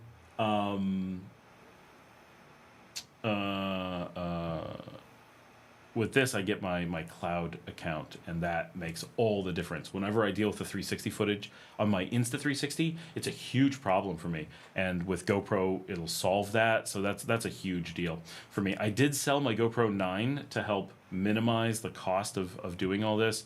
I'd really like to sell the Insta360s as I'm going to move to the GoPro once I get the GoPro in my grubby little hands. Peanut butter sandwiches. Diego says the régimen general is a tax structure where you have to charge the IVA and pay a percentage of profits and tax. Oh, well, of course we have to do that. I didn't know there was a name for it, but yeah, we have to pay taxes. Diego says we also have the regimen. Where'd it go? Regimen of quota fia, in that you just pay like, oh yeah, no, we can't use the quota fia under normal circumstances, because we normally, so we don't call it that. We call it the SA system, and we have to be a society anonymous, and that would be the general, I guess. Luke says third lag now, just 10 seconds. Fourth as I type this. Luke says the GoPro 360. Yeah, it's called the Max 2. They had the Max for years, and it was like the great 360 cam when it came out, but then they just didn't release another one for forever, and we like all gave up on it. Like, it really upsetting. It was like they had this, I was like, wow, I'm gonna get that, and then Insta360 just leapfrogged them and was bringing out better stuff for cheaper. I was like, oh, well, and in reality, it's the third one. I'm sorry. So the first one was the Fusion. That was their first 360 cam, and it was super weak. Then they really quickly brought out the Max, which was their good professional 360 cam, and it was the best one when it came out, but it got really old. And then now finally they brought out the Max 2, but it's like 2 years after they promised the replacement to the Max. So we're all like, this took way too long. But it's now, again, I think the best one on the market, but barely. Like, it's very similar to the X5 from Insta360, but it's definitely got features and stuff that will make me want to use it. So I'm really looking forward to going to that, because the GoPro workflow just makes my life so much easier, and having one mount and one set of things makes my life a lot easier. I'm not a camera tester as much as I love cameras and I wish I had lots of them. Having 3 GoPro Heroes, the non-360s, and 1 360 cam is a really good setup for me. I've always got a camera ready to go. I can do what special things I need. I don't need little tiny specialty things as far as I know. So Moray says, Scott, would you know if the public university there have good prices to attend? Yeah, absolutely cheap. So cheap. Jan says, I try to hit the thumbs up as soon as I get here, and I did it. Well, thank you. And just another reminder to everyone, take a moment and hit that thumbs up on the video, please. Diego says, you can't pay in public universities. You have to do an exam and approve for your major. Basically, he's saying it's free. Luke says, what's the improvement from the old to now? The big thing is it's now 8K, which you really want when doing 360. So it's not real 8K. It's the 360 8K, but it's the same as what Insta360 calls 8K. And high frame rate, it's now got HLG. It's got 10-bit. I think it's got HLG. I can't fathom how it would not. Let me double check that. Max 2 HLG. It's got the 300 megabits per second filming rate. It's got replaceable lenses. Oh yeah, 6 years it took them to replace the old one. It's got 10-bit video. It's got their new log 2 format.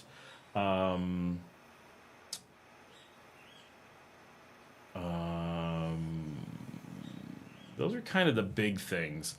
Higher resolution, and of course their stabilization has improved and that kind of stuff, right? Like there's all the little minor things that they always do. Here, let me grab some tech specs. So,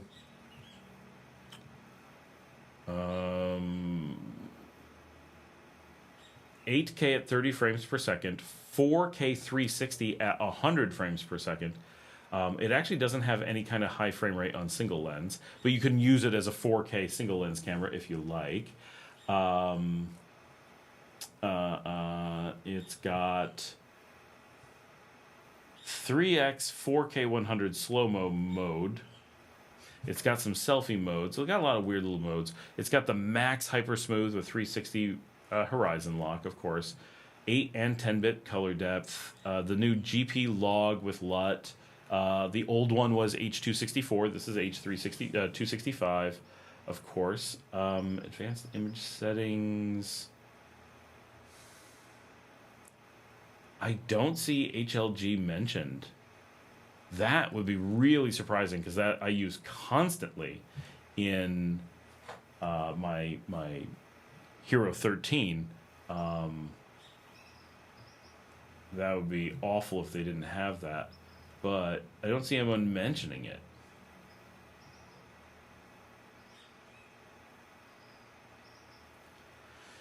Yeah, but you do get 300 megabits per second, 8K with GP log. So the image output on it has a lot of potential. 29 megapixel 360 degree photos, which is not nearly as high as you get from Insta360, but the image quality is really, really good. I like not having to have extra apps.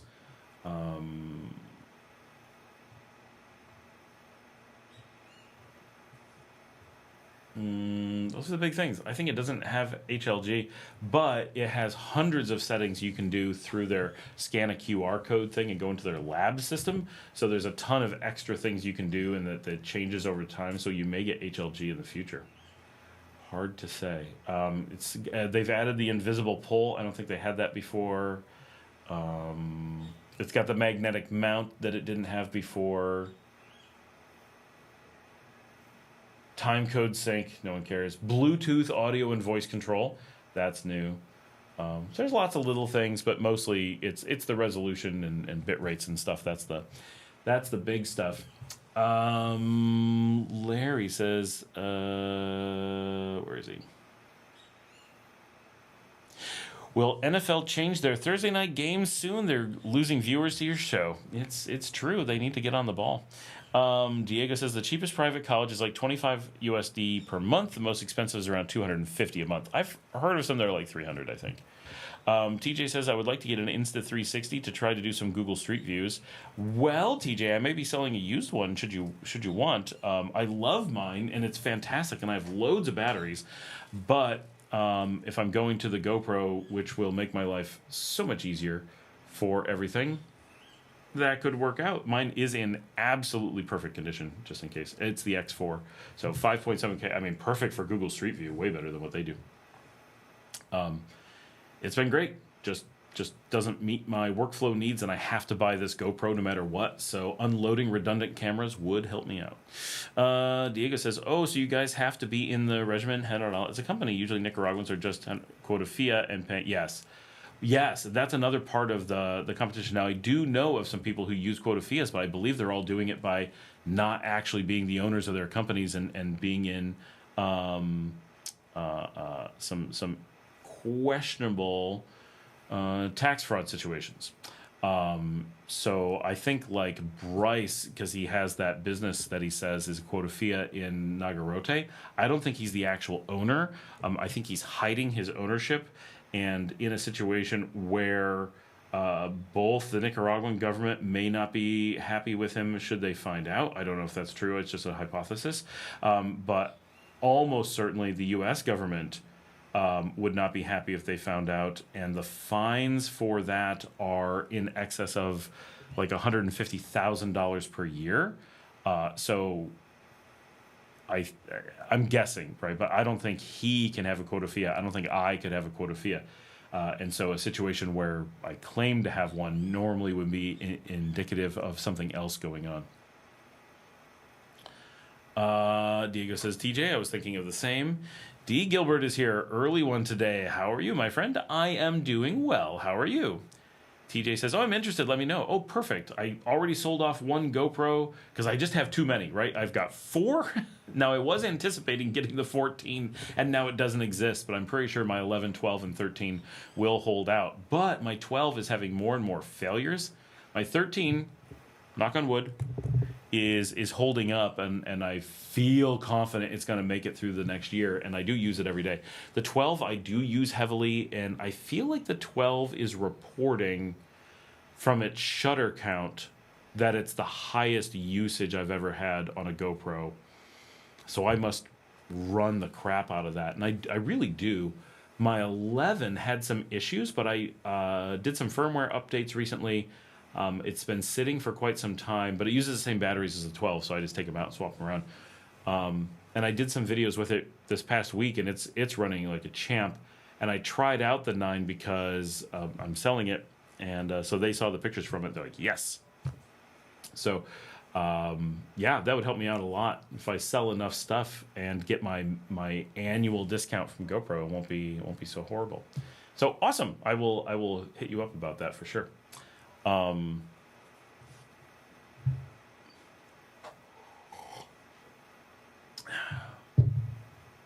Very cool. What else we got going on? I also need to get a video game computer. Ours is dead. If anyone wants to send me a video game computer, that would be amazing. I've been looking at... Oh, I forgot. I have a lead on a Chinese shipping company. Like we use for other things, but shipping here. Oh, I forgot. I'm supposed to be getting a thing. Let me ask. It is late. I don't know what's going on in my own house.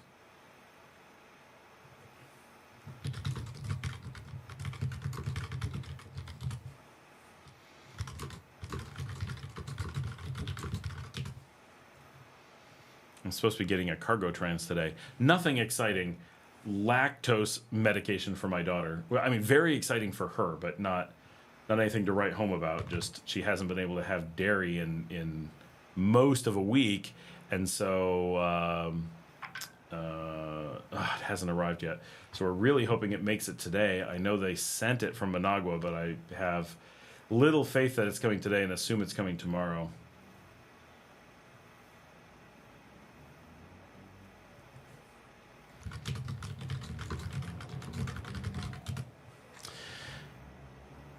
I'm keeping my ears out for it. Luke says lag is reoccurring more frequently. Oh no. Anyone else getting lag? Is it? I did have some issues earlier today, but I didn't think it was my internet. Anybody?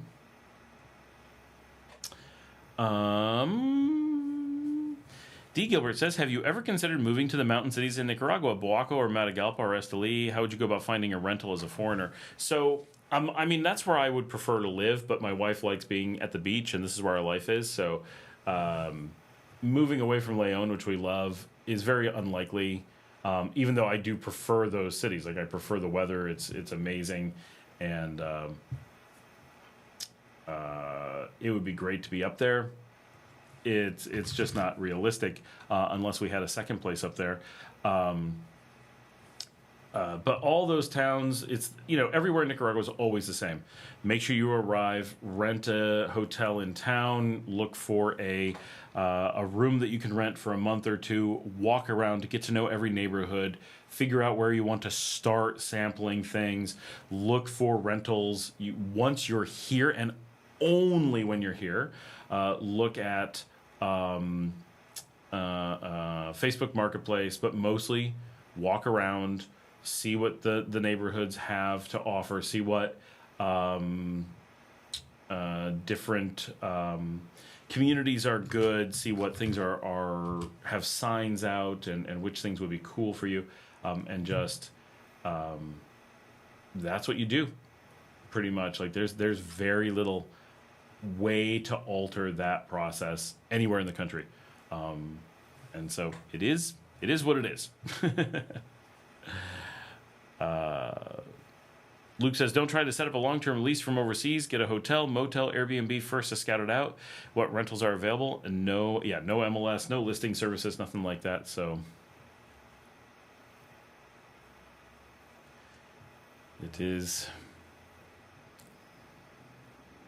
it's always the challenge, but until you're here and looking around, you really don't have a good idea of where anything is, what prices should be. No one's going to give you a good price from abroad. You don't want to be in a situation where you found something from abroad and then you wish you had it, and then you're not in the position to be able to negotiate for it. Anything you look at that's any good from abroad will be gone by the time you get here, which will just make you sad.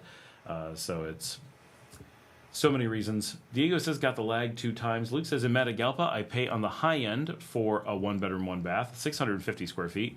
Wi-Fi and water included, 450, and the electric is average from about $13.50 to $16.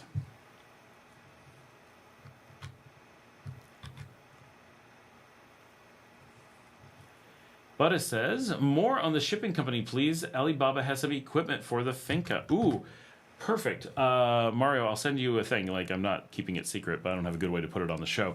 But I've got the Instagram of the place, and I really want to learn how to do Alibaba stuff. So let's look into it together, Mario. That'll be awesome. I actually need to get an X-ray machine. Let me know what you guys think. Should we start a GoFundMe for this or something? Should we put out a call on the show? Is there something we should do? There is no working X-ray machine for animals in Western Nicaragua. So it was at UNAN, the university, and it broke. So the veterinarian school does not have a working X-ray machine for the vet school. This is a big deal because all of Western Nicaragua depended on that machine. So Gigi's Animal Rescue on the beach, which we help out. For those who don't know, my company does veterinary support, veterinary phone systems, veterinary software. We are major players in veterinary, but we don't own clinics. We used to have veterinarians on staff. We don't currently. I was in the process of opening a clinic with one of my doctors, and then they decided for family reasons to do it on their own, which is cool. So we ended up backing out of that and letting them do it on their own. But we're in the process of talking to Gigi, who is donating land for us to temporarily set up a diagnostic clinic and space where a real clinic will be on the beach. The clinic, I'm sure we'll see. But the X-ray is a very big expense, and what our long-term goal is to get an X-ray, learn how to do it, get people trained on it, find the perfect space, and then move out to what we call the bypass, Nicaragua 3, and by bypass they mean the bypass to the Pan American. It refers to bypassing Tegucigalpa, not to something local. So it's a weird expression. People are like, the bypass.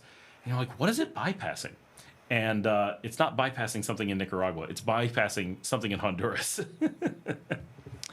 And it's the Pan American that ends up going into El Salvador instead of the one that doesn't. But the primary, Central America 1, runs through Tegucigalpa. So I want to get out on the bypass and be easily accessible from both LEòN and Chinandega, so that all of the clinics in both cities can send animals there to get x-rayed, and then in the future, hopefully, blood test and other things that are a little bit more than many of the clinics can do. But x-rays no one can do, not even the university anymore. And of course, we would make it open to the university or work out a deal so that they can help shoulder some of the expensive stuff, but definitely let students get in there and work hopefully in the future to have more and more diagnostic capability to make it a place for emergency care. And if my druthers, if by some miracle things really worked, we'd eventually build an animal, a 24/7 hospital that everybody can send to. We don't want to compete with the clinics because we need vets to have jobs and stuff, and we need people to have things local to them everywhere. But there's a bunch of stuff that's missing in the market. And there are some hospitals in the capital, and there is an x-ray machine in Granada, but having all of Western Nicaragua without an x-ray machine, and animals get hit by cars all the time, having a way to deal with that is really important. So give me some ideas on what you guys think about that, but it's important that Buddhist wants to do some shipping from Alibaba, because that's where you get an x-ray machine, is having one sent in from China. So I'm trying to find an all-digital one, because they've been doing old stuff here that it's very difficult to maintain and expensive to operate. So trying to solve a bunch of things all at once. Larry says, found link to Chinese truck manufacturers in China, great wholesale prices. What would that shipping company charge? Probably grasping at straws. I have not seen prices, so I really don't know. Definitely more than you get shipping from Miami. My dad is on. Howdy from Western New York, but it says X-ray, 3,000 on Alibaba, or who knows the quality. 3,000 seems really cheap. When I've talked to people, they said it was going to be more like 5,000. Which is still 5,000 to save a whole bunch of animals is a really great deal. But a bargain machine would be a big deal too. Maury says, yes, that highway through Tegucigalpa is terrible. Park and wait on the road. Yeah, I've driven Tegucigalpa before. That's less than ideal for a lot of reasons. But sometimes a lot of traffic needs to go up there, so that's why it's the main road.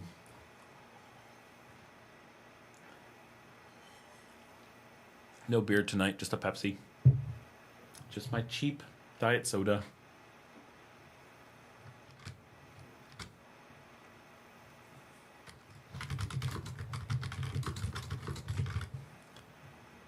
Why do I have this open? This is distracting me. Oh. I've got a dialogue open from my computer on my desktop, and I don't know why it's there. So I'm like, oh wait, it's blocking things, but what's it blocking? What's it for? I don't know. Oh, no, I know. I get confused.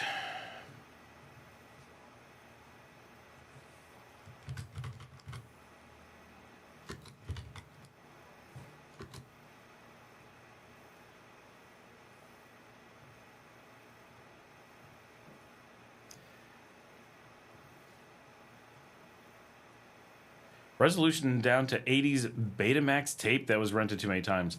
Is it? So mine's looking crystal clear. So, Luke, it might just be you, or primarily you.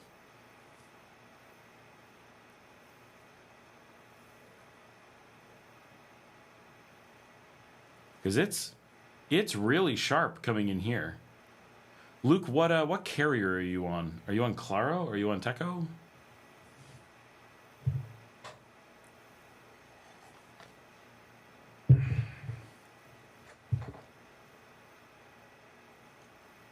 Anyone else having problems? Diego mentioned a little bit, but I'm trying to pay attention to it, not seeing it.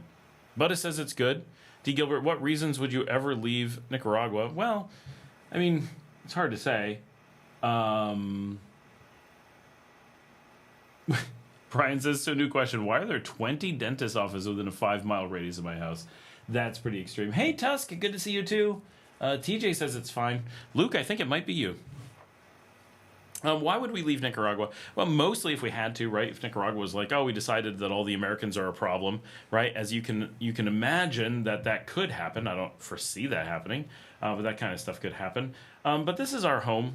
You know, what possible stuff would ever make someone want to leave their, you know, the place that they've made home where we're raising our kids?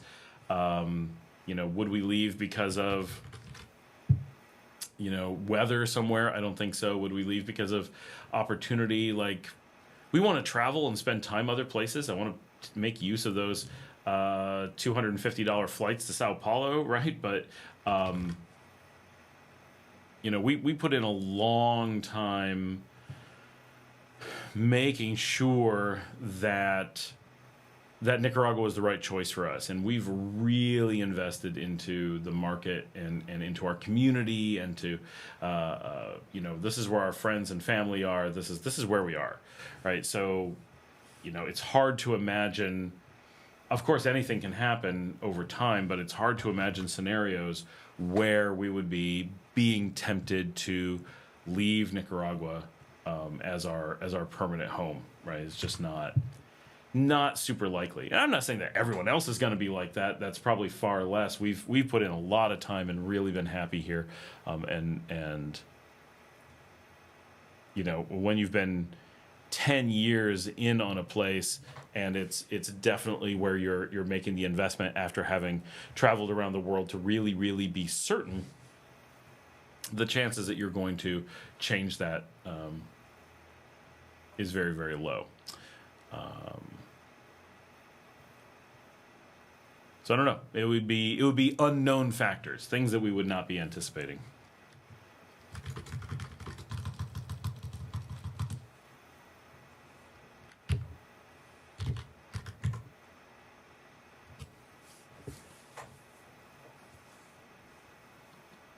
Luke says one for each tooth. Diego says my stream is fine. Luke says resolution is back and no lag for over a minute. TJ says I'm using an exit node from the US right now. Interesting. Luke says don't know the rental service. The lag seems to be done. Okay, cool.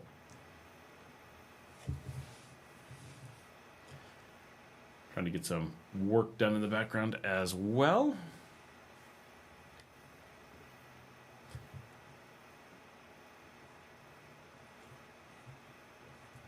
Lots of people on right now, but not enough thumbs up. I can see that there have not been that many thumbs up, so we're expecting more thumbs up. Let's get on that. Might take a real quick break. Actually, I'll type this. I'm just gonna take a real quick break, step away, just grab some food real fast because I know there's some food sitting in the kitchen. Just want to get a bite and be right back because we started super early, so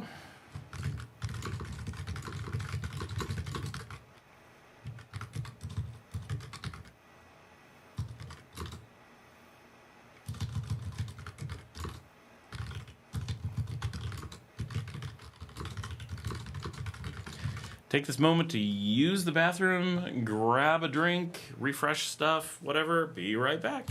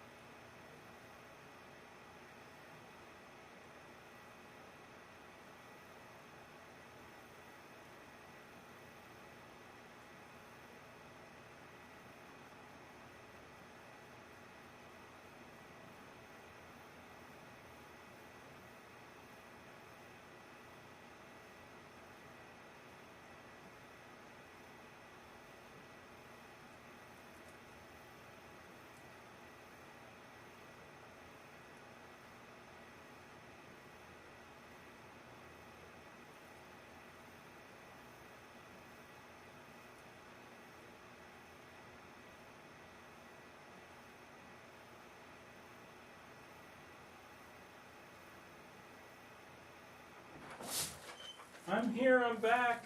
Did we lose people? We did. I told you not to leave. You're not supposed to leave. I have pasta, yay! Alright. I always get peckish while doing the show. Oh.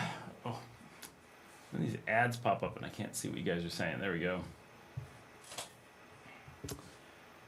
Exit, no, don't know the rental, lag seems fine, taking a moment, that's me. What do you do for fresh drinking water? Can't drink tap, correct? No, of course you can drink tap. This isn't Mexico. Now, we don't like the tap a lot of the times, but it's perfectly fine to drink it. Here, I'm on a well, and there's no filter, so you're kind of like, but if you're in town and have the treated city water, yeah, it's fine. We cook even here with the well. We cook with it. The dogs drink it. Sometimes we make coffee with it. I try not to. It's not best for the taste. A little bit picky about my coffee. Now, do you want to be drinking tap water? No, in many cases you don't. It doesn't taste the best in some cases. In some cases it's perfectly fine. Tons of Nicaraguans drink tap water, and it's not a huge problem. The only places that we ever even hear the slightest concern is are you drinking tap water all the time and you live in one of the colonial cities? Then you may want to pay a little bit of attention to make sure that there's not a problem, because you may be in an area with older pipes, but that's about the only risk. Most everyone who's doing something beyond tap, though, just gets water service. So there's a couple different ones in the country. They just come on a giant truck and deliver the big 5-gallon, I think it's 5-gallon containers, and everybody does that for the most part. You can get filters and stuff if you want, but all of that, there's a lot of fear-mongering around every aspect of Nicaragua, and very, very little of it is true. Most everything is safe, simple, nothing to worry about, but lots of reasons why people like bottled water.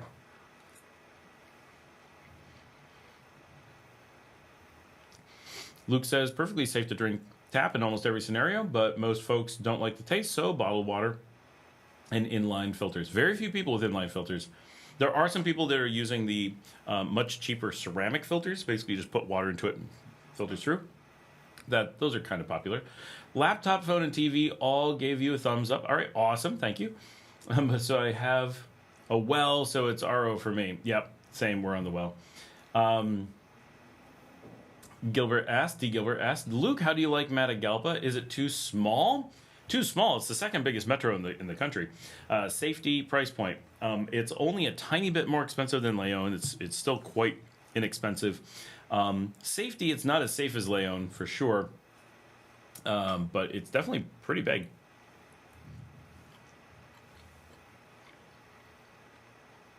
Anyone in LEòN? Was that thunder? My dog says yes.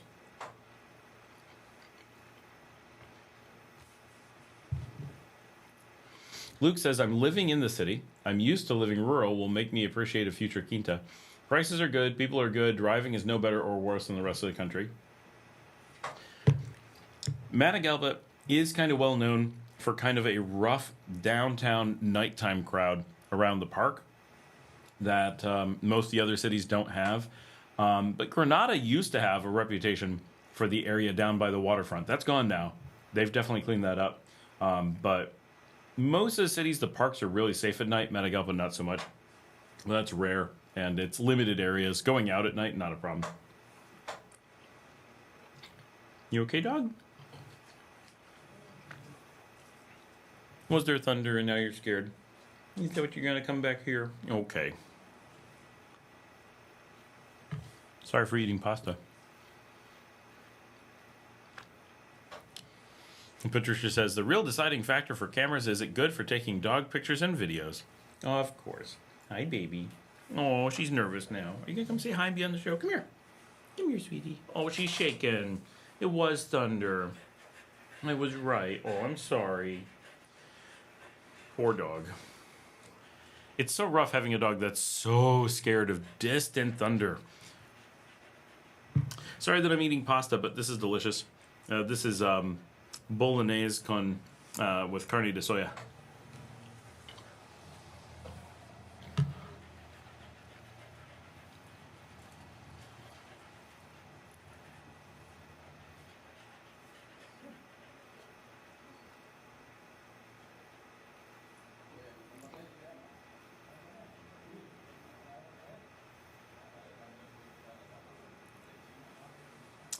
I'll be spending a few months in Granada starting in January. Going to look for the best place to call home for me, solo traveler on a budget. Any tips? First tip, not Granada. That's always my big one. All right, so a few months in Granada starting in January.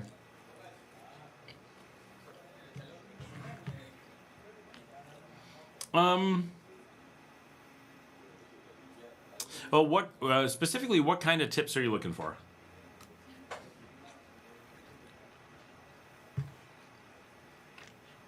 She did a really good job with the pasta tonight. Much better than average.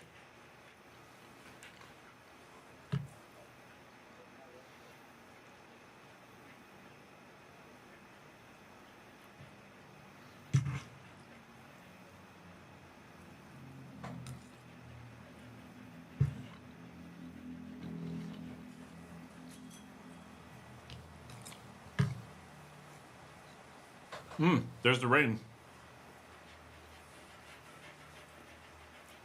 I was not expecting heavy rain tonight, but there we go.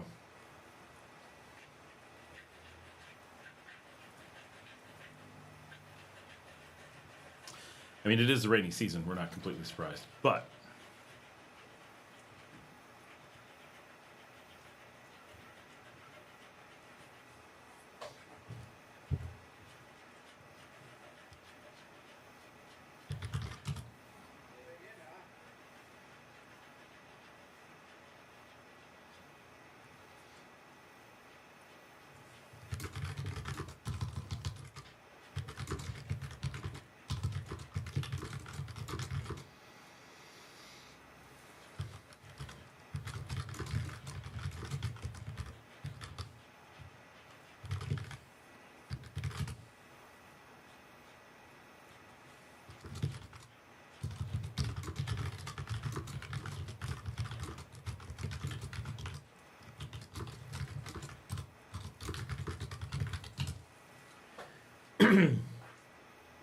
why not Granada? Granada is high cost, and for a non-Nicaraguan, you are forced to be so separate and touristy.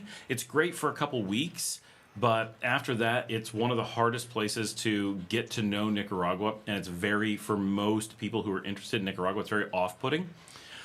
So because of it, you don't experience how friendly and welcoming and cheap and safe Nicaragua is.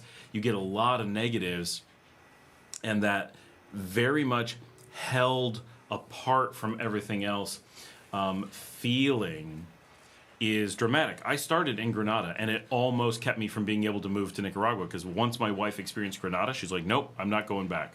Not that she wouldn't visit. She liked Nicaragua, but Granada ruined her impression of the country. And I had to work really hard to be like, no, we can be somewhere else. It won't be the same. And then we found LEòN, and it's been perfect.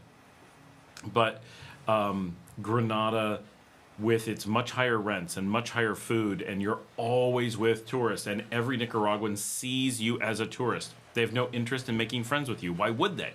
You're just passing through. And everybody is begging from you all the time. It's so demoralizing to be in Granada. And the expats that you typically run into in Granada are all the people who didn't do their research, want to be around other expats, don't want to be a part of Nicaragua. Not entirely, right? TJ's there, so there's exceptions, but you don't get the same quality crowd that you get in other places. It's like San Juan del Sur light in some of those ways. And so I used to hang out with the expat crowd there, and they were all just bitter and angry and didn't like that they were there, but all felt trapped and didn't want to hang out with Nicaraguans and were trying to avoid it. It's a very different lifestyle than we get out here.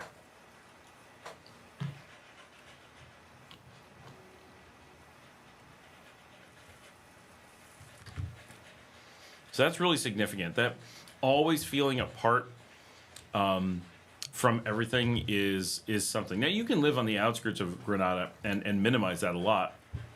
We live downtown, so it was really, really extreme. But oh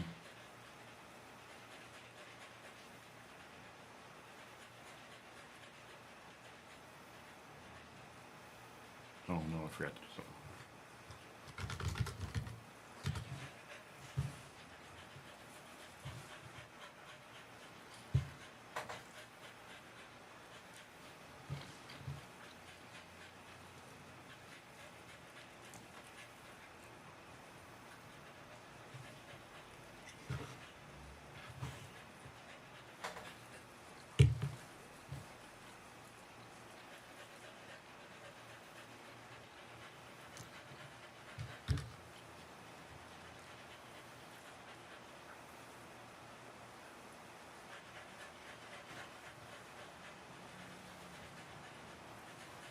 Hold on, guys, fixing something here.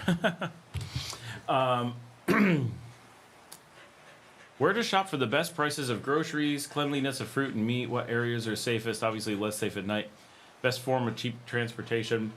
A lot of that, so groceries, I used to always shop at La Colonia there. There's street markets you can go to all over. There's lots of options, but you've got big markets. I mean, it's a city, so your neighborhood will determine pretty much everything.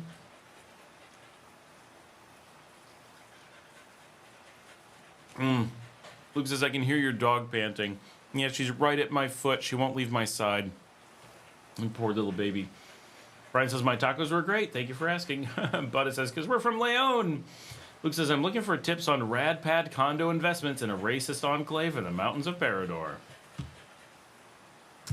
Oh my gosh, speaking of rad-pad, did you see that we had 2 brutal murders in Costa Rica 2 days ago?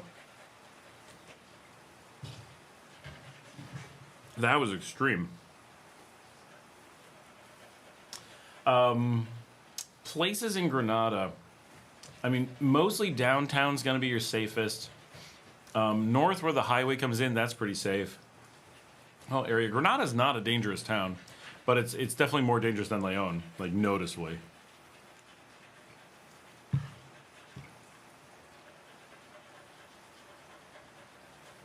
She's going to be panting for a while, I'm afraid.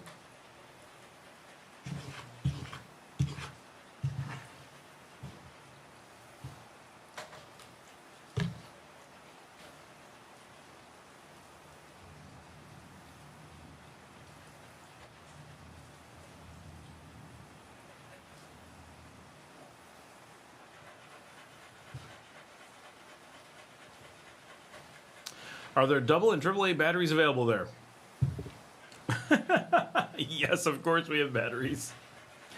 Think about all the things that wouldn't work if we couldn't get batteries. Nothing would work.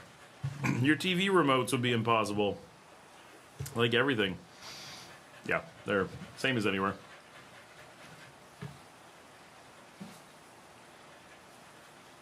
Yes, Mark, that's the joke. But they moved to Costa Rica because they got run out of the country for bragging about not paying their employees. Jan says, oh, I had to go to a class. Hope she comes today. Your student?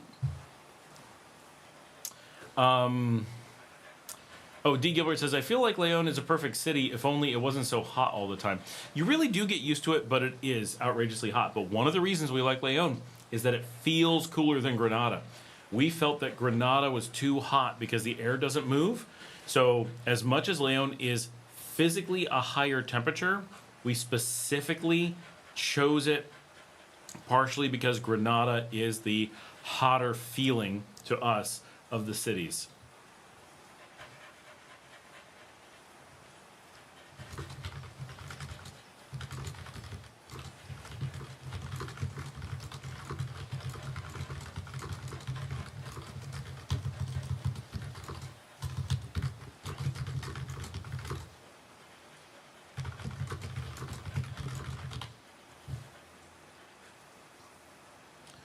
So I wouldn't be, if you really liked LEòN, but the reason you don't want to be here is the heat, then I think Granada very likely is going to be very disappointing because you'll probably experience equal heat, but without the advantages of LEòN.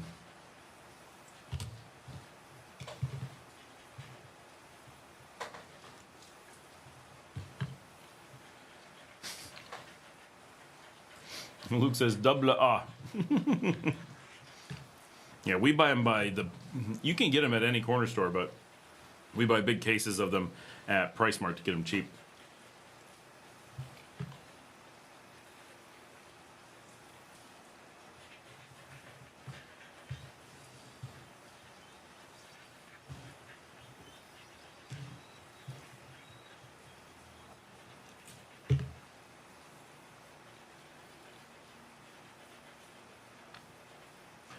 Could you live for under $750 in LEòN easily, solo, on a very minimal budget? So LEòN is the cheapest city in the country, possibly the cheapest city in Latin America. So if you can do it anywhere, this is where you can do it. We have the cheapest food, the cheapest housing, the cheapest most things. The only benefits, there are some cities where you could walk some places a little bit more. Not that other places are much more expensive, unless you're going to like Granada. Then your numbers are much higher. Or San Juan del Sur. But other than those two, we're all pretty close in price. But LEòN is the cheapest. So can you pull it off here for under $750? Absolutely. And we've got someone who's asking today if they could pull it off for under $500, right? But we know people in more expensive markets doing it for around $800 without too much of a problem. On your own, needing a minimal place, right? Really not bad. Yeah, if you don't like heat, avoid Arizona, Nevada, and Texas.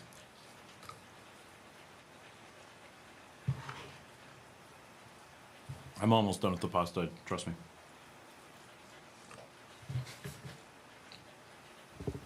But it's very good.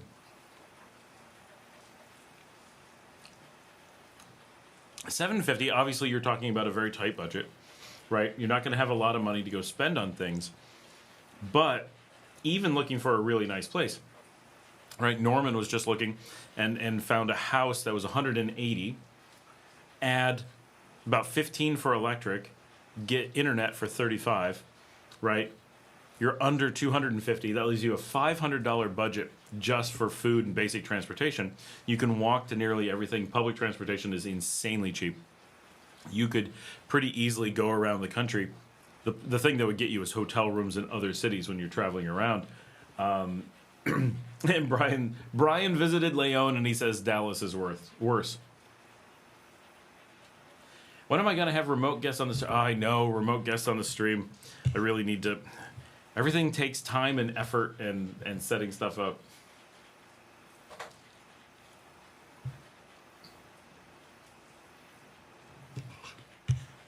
When am I going to have local guests? Nobody ever shows up. I don't know where Marcela is.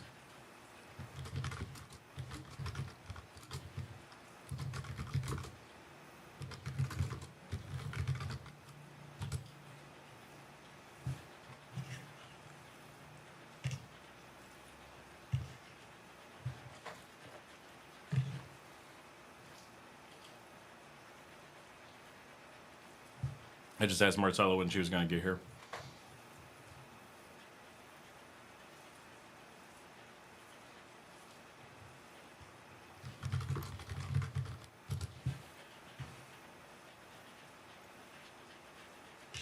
But if you like LEòN, you know, the thing I would say is getting used to the heat really is, you just have to give it time, and it really isn't hard.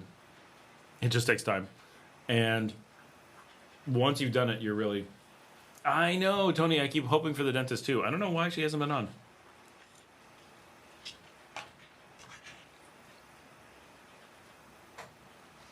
And I don't want to try to schedule it now because I've got to go to Belize soon.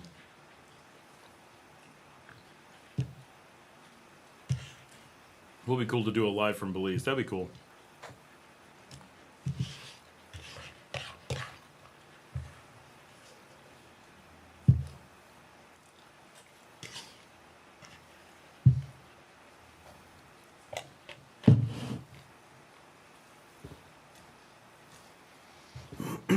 Brian says, I only brought $450 of cash with me and only visited the ATM once for 9 days. For an outsider, $750 seems doable. Definitely, and it depends on where you want to be. And so LEòN, right? That was the question. If you really want to go out to eat, you don't want to eat. You don't want to cook for yourself. You're not too worried about like a fridge and stuff. You can find student apartments for under 100, potentially under 75, or around that. You're getting very basic, right?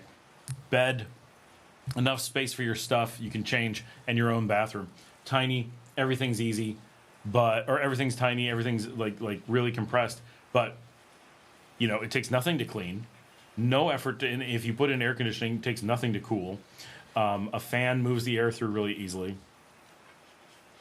Those places exist and are pretty common. So if you don't want to spend any time at your house, or you're not doing anything at home, right? Like, okay, I got home, I'm going to sit in bed for a little while and watch some TV, right? Put a TV in the corner have a little, you know, dresser to change up. Like, if you're not cooking at home, you really, and you're alone, why not? Why have more than you need, right? So it's basically like having a tiny hotel room to yourself. And I mean tiny hotel room. Watch my old 2022 videos. If I do any videos from my office, I rented one of these apartments. I actually rented 4 of these apartments, and we put in offices and guest rooms and stuff. And so we used it all the time. And for an office, it was the most fantastic thing. I had my desks, I had all my storage, I had my own bathroom in the office. I had multiple windows, had air conditioning installed. It was so comfy, so nice. I really liked it. I didn't have all the storage room that I have in here. This place is bigger, but my bathroom, I have to go out the door and then into the bathroom. It's not my own private bathroom. Now, the bathroom in my office didn't have a door. It just had a curtain, but it was meant for no other people. So it was just, you know, in case someone walked in or something, or just in case they, you know, whatever. But it was a surprisingly comfy, very nice, right in La Barrio, right downtown. I think, I don't know, we may have paid, no, I think we paid $300 for 4 units, so we got the whole thing, $75 each. So I think if you were renting them normally, they were like $80 each or something to that effect. So it's it was not bad. Now, if you want to cook for yourself, yeah, that's going to be right out the window. Doesn't work. If you got lots of stuff, you want to buy things, you want to do anything that takes space, not going to work. But you want a little TV in your room, you want to hook up a laptop or something, play video games, just watch movies, super chill, like,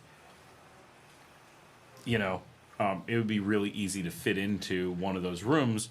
And then you have that much more money for going out and doing things, right? If you're only, let's say, dropping $100 total, and a lot of these kinds of places will have like shared internet, which that place did. So at 75, we were getting the internet, nothing special, just Claro, for the room, but that meant, I think the electric was included. We made a deal that we paid the electric because we put in air conditioning, but we also had the house next door, so we just combined it all. But I think if you paid like 80 or 85, it was all utilities included, but you couldn't have air conditioning for that price. So you could have a fan, you could have a TV, you could, everything, $85. That leaves you $665 for everything else then, which is not so bad, right? For a single person, not trying to flaunt all the money.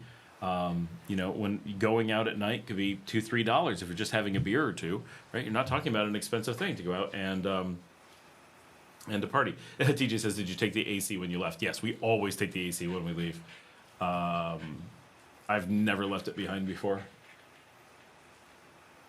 But it says 5 to 6 months for acclimation to the heat. That's exactly. At 6 months, you're like your blood changes, and you're just like, oh, this is totally different. Bo Como says, how about for senior citizens? Easy? I mean, in general, yes. The biggest thing is if you have ambulatory issues where you're walking on uneven sidewalks, all of Nicaragua is bad. LEòN is quite bad. Colonial cities are the worst for that. So be aware that that's just a problem. Managua has the benefit that people really don't walk places very much. So when they have sidewalks, they tend to be okay, and people are taking taxis all over or cars, one way or another, buses. So the amount that you do walk on a sidewalk is very little. Whereas like LEòN, people walk everywhere. So you're always on these crazy sidewalks that, you know, if I wasn't really, really able to just handle anything physically, would be hard, for sure. So that's very real. But in general, I think that the oh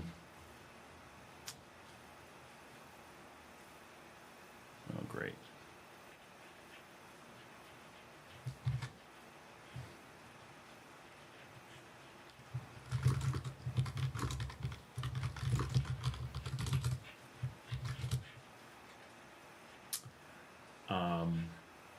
I think senior citizens have an easy time of it. There's not too many challenges in general. What specific senior citizen issues are you worried about? That would be the biggest concern.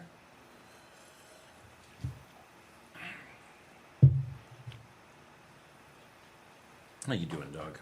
You getting a little bit better? There's no storm. It's just rain. You're okay. Yeah, you're okay. Yes, you'll make it. You'll make it. Everyone hears you on the show. You should pop up so everybody can see you. They want to see you. Come here. Can I pick you up? Here, whoa, you're gonna come up here. Here she is. Here's the baby girl. You're like, this isn't comfortable.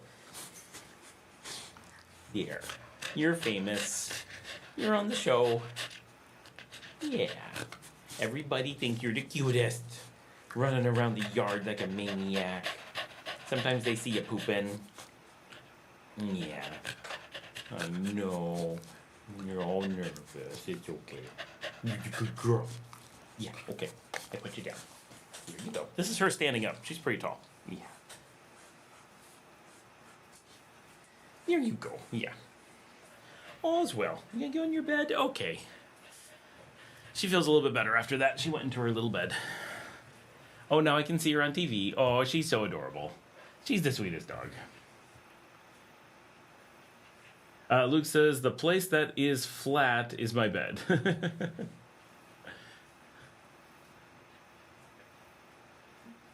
I'm seeing the ads pop up.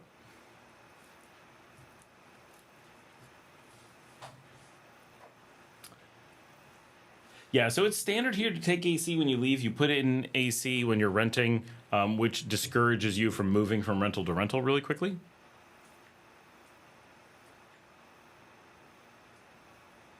I may have just heard cargo trans. Hold on, guys. I'm going to be right back. I just got to go check on this.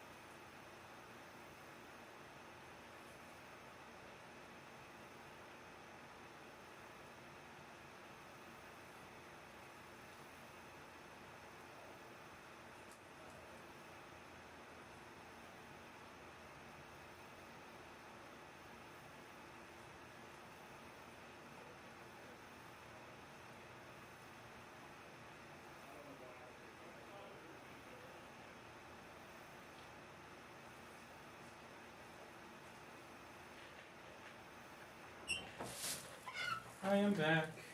It was not cargo trans. False alarm. Also, I've got someone out there, so they're paying attention. So. Okay.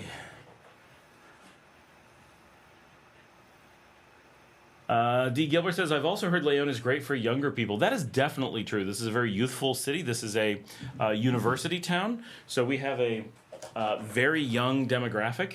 Here, people when they're older, say 30s, they tend to go to Managua for work. I mean, obviously a lot stay. But if you're going to go somewhere, this is not where you go for work. It's where you go for school. So school is older ages here. Typically, you don't start university until like 19. Some people don't start until 23. So it's shifted. In the U.S., it's shifted very young.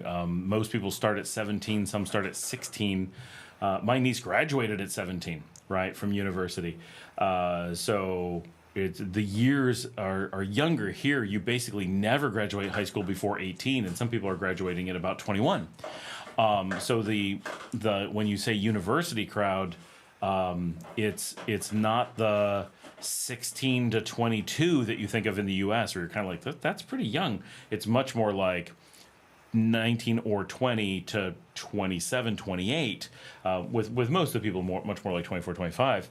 So it's a young adult crowd more than an old child crowd kind of thing most of the time. And it's a broader age range. But so because there's multiple universities and they're very popular, it's a place where people have always come to go to school. We have a lot of nightlife compared to other cities. There's a lot of it's very easy to go out and stuff compared to like Granada that just sleeps at night. There's very little local stuff going on, and expats don't tend to go out at night very much. So they have it's gotten a little bit better. When I used to live there was nothing at night because it was so dangerous. Back then, everything just shut down. Now it's not so dangerous. So there are bars and clubs at night. I have been out at night in Granada, and it's fine, but it's not like LEòN. Luke says, I find it often safer to walk in the street than the sidewalks because they're uneven, blocked, dog doo-doo. I never find that here, strangely, maybe because of the heat. Garbage, broken water meter cover versus the road, cobblestone or asphalt.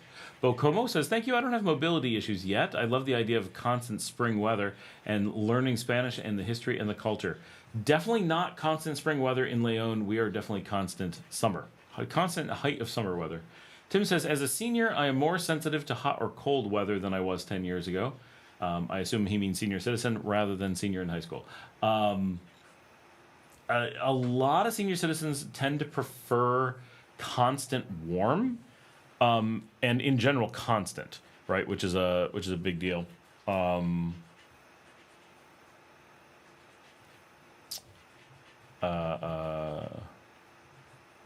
checking something here. This keyboard's having so many problems. The very even warm temperature all year round is generally really good for seniors. Because you just acclimate to it, and then it feels good. It's really good for the bones and everything.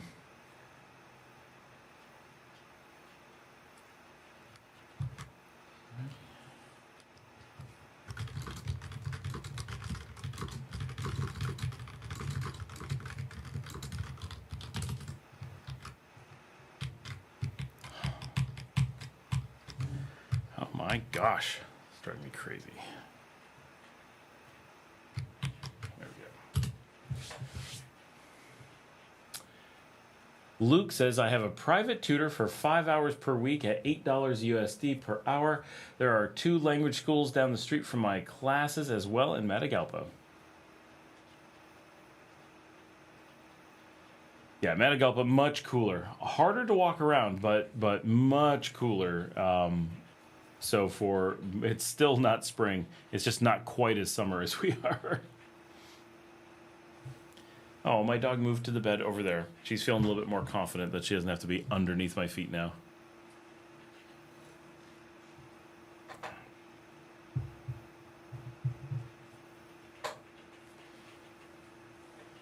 It's 6 o'clock. Sometimes we're only just getting started now. We've already been on for 2.5 hours. That is pretty awesome.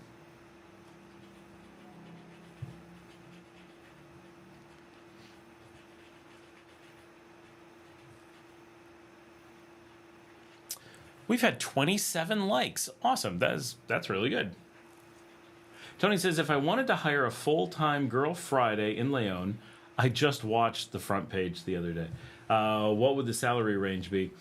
Typically, something like that, you're looking at the salary will be lower, $250 to $350, but you have to add on the amount you would pay. So the amount it would cost you is like $350 to $500. Right, so minimum wage is around $200. We figured that costs you about $300 to pay $200. So that kind of gives you an idea for that. Now that's if you don't want someone who speaks English. If you want someone who really speaks English well, the prices go through the roof because it's such in demand. A little bit of English, yeah, as long as if it's not working English, then it stays cheap. But once they can work in a call center, then their salaries are going to be much, much higher. But Como says, my idea is 2 months of online classes and then attend in person in Nicaragua. Ah, perfect. Also, make sure you're doing Duolingo. It really does help.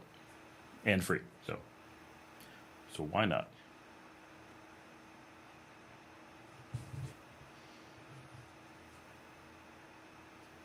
So as I go through my movie history movies, a movie that I really like. I'm a big Cary Grant fan.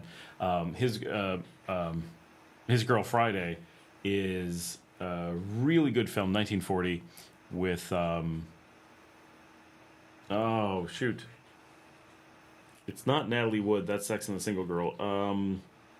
I can't think of who plays Hildy in the Cary Grant version, but I'm doing film history, and in 1931 was The Front Page, the movie that His Girl Friday was a remake of, and it's amazing how similar they are. Of course, they're made really close to each other, but I just watched that and just did a movie review of it, so it's very fresh in my mind. But I just recently watched His Girl Friday, the Cary Grant version, the remake, with my daughter not too long ago, and she enjoyed it. She thought it was a good movie. And if none of you have watched it, I recommend you go check it out. I have discovered quite a bit that I really enjoy the silent movie era. Of course, it more or less goes without saying, I've never really seen silent movies. Of course, I'm familiar with silent movies, but I only know the names of some. I don't really know the movies. And going back and going through film history and watching all the important films over the years has been really interesting. And I've made it through quite a few, just to give you an idea. I'm doing reviews of all these. I'm going to have another channel that does these. I've done A Trip to the Moon, Great Train Robbery, 20,000 Leagues Under the Sea, Easy Street, Immigrant, Bellboy, Saphead, Hard Luck, Goat, The Boat, Paleface, Daydreams, Balloonatic, Love Nests, Safety Last, Sherlock Jr., Wizard of Oz 1925, the black and white silent version, Gold Rush, The General, Metropolis I watched yesterday, Steamboat Bill Jr. Those are just the silent films I've made it through so far. But it says, once you get a grasp of Spanish, then you have to learn Nika. Yeah, it's got a lot of its own challenges. Plenty of its own challenges.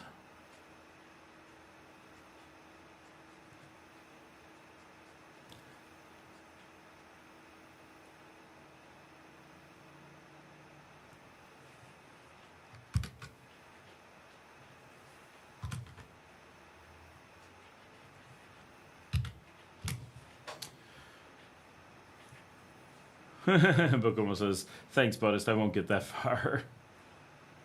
It does make learning a lot more difficult here because you have different verb forms, and so often what you're hearing isn't what you're learning, and it makes it so much harder because you're spending so much time going, I don't know what they're saying. That doesn't quite. I'm not sure. And then it's like, oh, that was words I've not been taught. Or something really close but not quite, and that makes it so hard. You're just like, oh.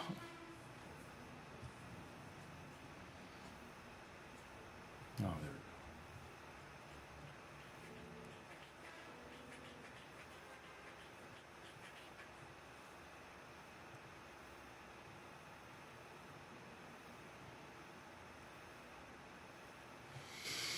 go. Nika Spanish, swallowing my S's since Febrero 2025. Yeah, that makes it so hard. So hard.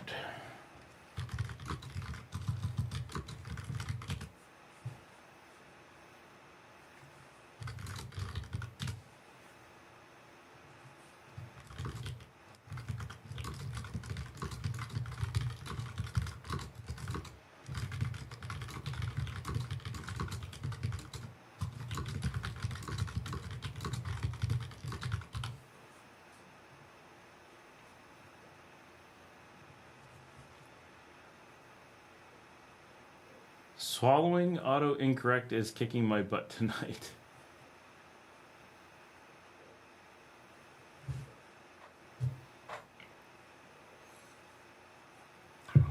Lots of in-person class options here in country. That will be easy.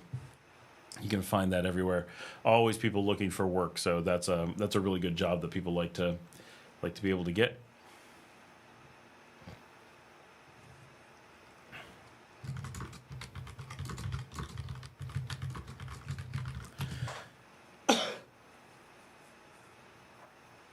I live in Missouri and speak Hick English, spoke Swedish as a youngster. I can only imagine what my Spanish would sound like. Oh, this is kind of Hick Spanish, so poco a poco en tiempo.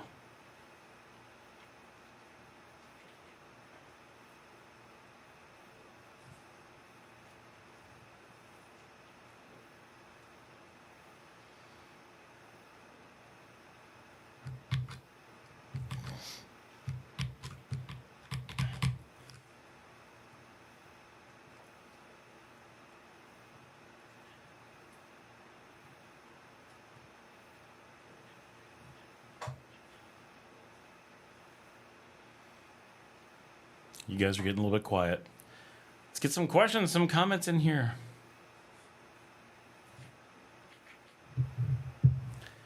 Need to turn up the air conditioning a little bit.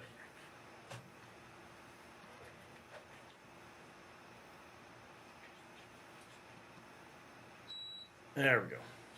I forgot to power up the air conditioning before doing the live stream, and the lights are starting to get a little bit warm.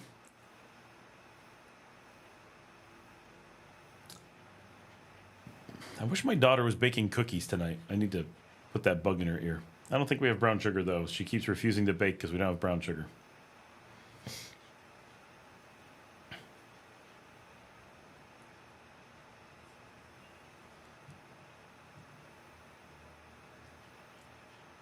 So what's everybody planning on doing this weekend?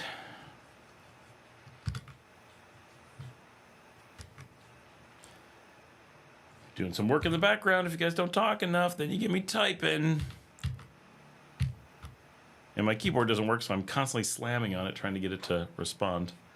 I have no idea what's going on with it. I don't know if it's dirty or batteries or I don't know.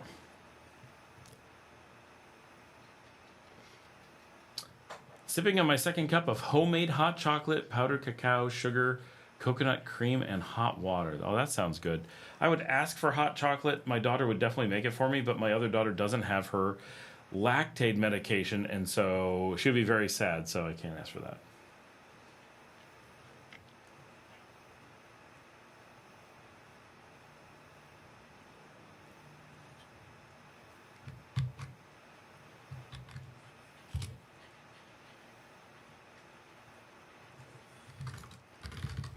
But hopefully she gets it tomorrow, and then we'll be able to have that again.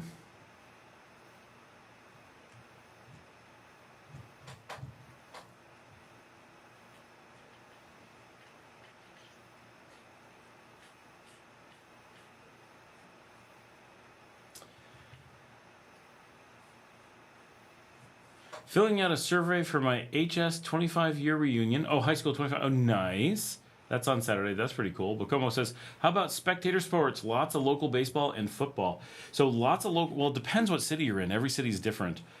Here in LEòN, we're a baseball city, so tons of local baseball. If you're in Esteli, tons of...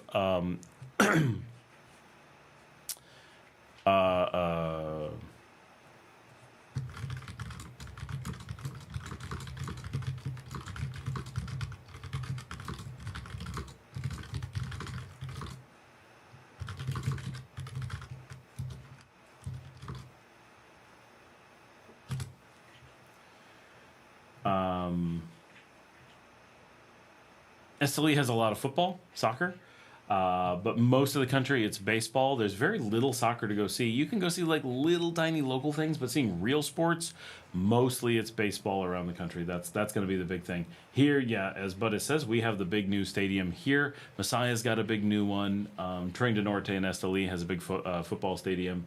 Definitely some in Managua. There's stuff, but it's... baseball is definitely the big thing. Roberto Lacao is here. Is La Cerveceria going to close down in San Juan del Sur? It closed down a few weeks ago. Yeah, we actually talked about that earlier on the show, that craft beer is of no interest to Nicaraguans. We went through the whole thing, like why beer isn't, why that's an underlying cause of that they are from the same thing, that they don't like variety of food and always want to eat the same thing every day. It's just not culturally something that's going to take off here. And all of the places, regardless of what kind of beer place they are anywhere in the country, has proven to be very, very difficult, and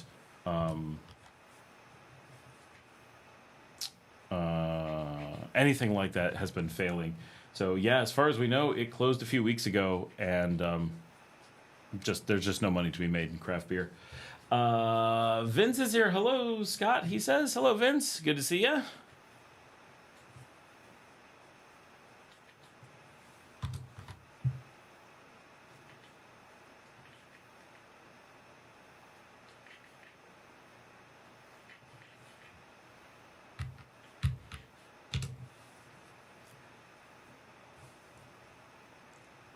Getting more people? Yeah, we're getting more people. Very nice. Morty says, is there a lot of noise at night where you are? Where I am, no. I'm sure in downtown area can be noisy. Yes, that's one of the reasons I moved. I used to live in Laborio, pretty much downtown, and it was insane. Like, the amount of noise was so bad, so painful, so ridiculous. It was truly awful. Eric's here. Bro Chacho, I'm issuing that sick Gaio hat. Oh. Hold on.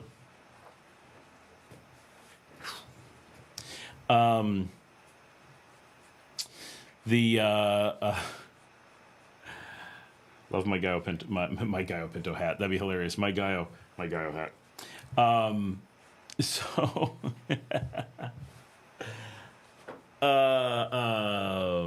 out here where I am, there is noise at night. You definitely hear things, but we're quite rural, so we hear like out in the distance things going on, but we don't hear a ton of like really loud in our space most of the time. If there's like a big festival or something, it will happen, but it's mostly pretty minor, pretty remote, and not bad. We do get traffic noise because we are on the road, so that is a factor.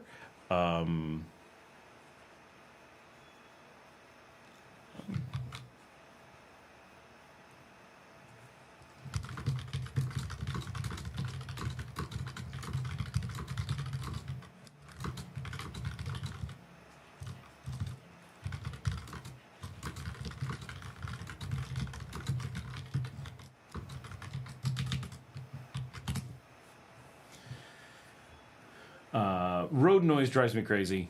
I don't like being on a main road. That's definitely something I won't do again. This is not bad because we have that big wall to cut the sound, but it's, that's a highway. So we get motorcycles and stuff. If we didn't have that big wall, oh my gosh, it would be terrible. Auto incorrect strikes again. Dun dun dun. Yeah, so Nicaragua in general is pretty loud. Like, it is a noisy place. That's just unfortunate. Any place you're going to be living, if you're sensitive to noise, which almost everyone is, definitely try to see what it's like at night, to really have an idea of what it's going to be like, how it's going to affect you. Any given spot. Oh, excuse me. But it says dogs, cows, and chickens here. Yeah, we get so many dogs. We get the cats fighting on the roof. We get dogs in the distance. Dogs at Mario's place I can probably hear.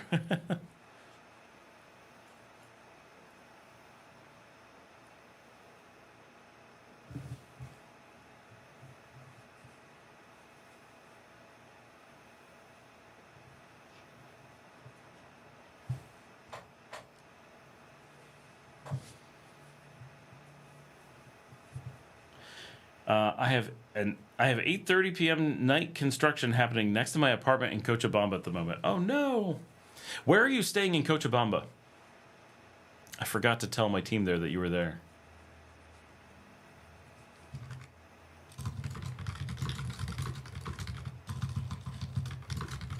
Are you in Karu Karu?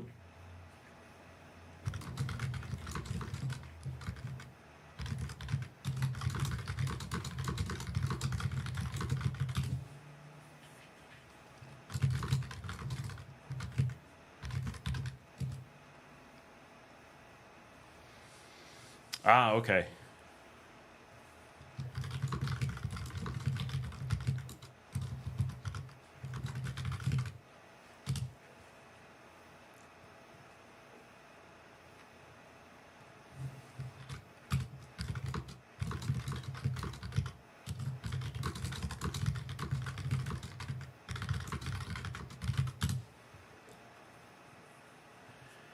Don't remember the neighborhood. But hey, I kept it down to 5 dogs. Haha. I just have 2. Just 2, and there's such a problem. Such a problem, but I have 3 cats now. So that's that's always a bit crazy. 2 dogs, 3 cats. So guessing you're on the 14. Yes, I'm on the 14. It was the only thing on the west side of town. Which is not the worst road to be on, but if we could just be like 1 street off of it, which if you look at a map, there's no streets off of it, that's the problem. But if you had a side street and can be just back a little bit. Hey, Eric, that is Osvaldo that works with me. He's in Cochabamba, so you guys need to connect while you're there and put him on your show, but you got to do it right away because he's flying to Belize with me soon, and we'll be doing shows from Belize. So, but he is your guide to Cochabamba.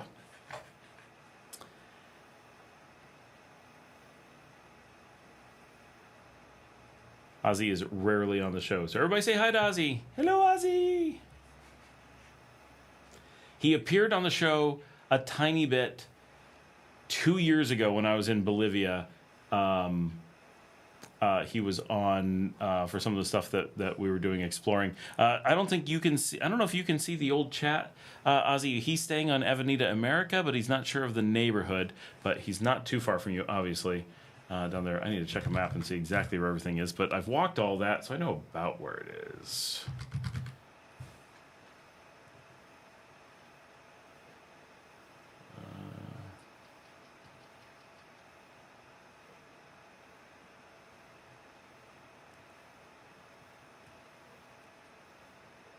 If I can find Avenida America again. I found...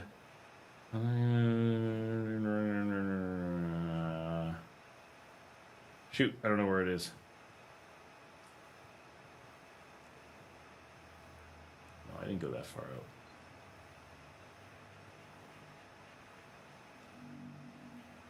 There's Bolivar.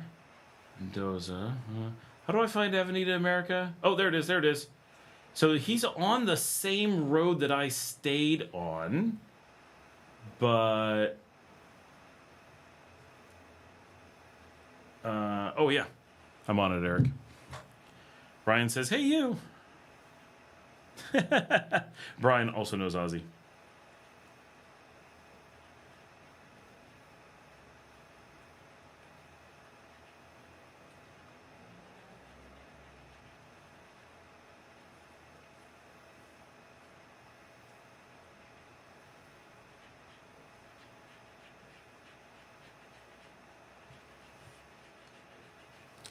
There you go, guys.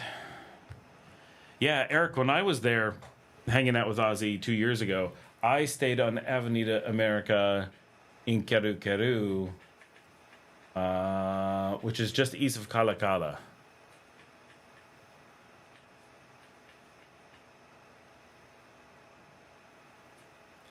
Do you know about what intersection you're at or anything? We'll track you down.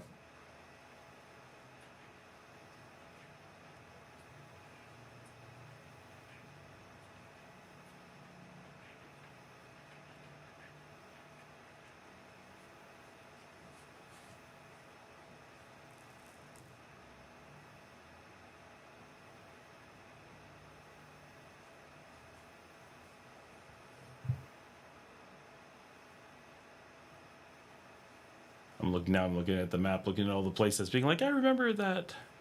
Sarcobamba. Oh. Where's that?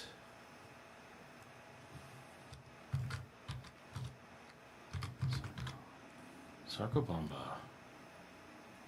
Oh, you're quite a bit farther west than I stayed. I see. Okay, cool. So I think that's... Yeah, so it's Sarcobamba is... I'm going to try to reverse this. Sarcobamba is here. Kalakala is here. Koru is here. So I walked in Sarcobamba in some of my videos when I was doing the cyclovia, but didn't do a ton there. Very cool. I know exactly the area. Not super close to the expat area, but not far. Yeah, that's not a bad area. Are you staying with friends, or are you just staying in like a hotel or something? That's you're still very much in the Now, when you get to the far west, when Avenida America turns into like that little the rotunda final America Oeste, that's the end of things. That's when it turns into Sarco and very different part of the city, but still in a pretty good spot.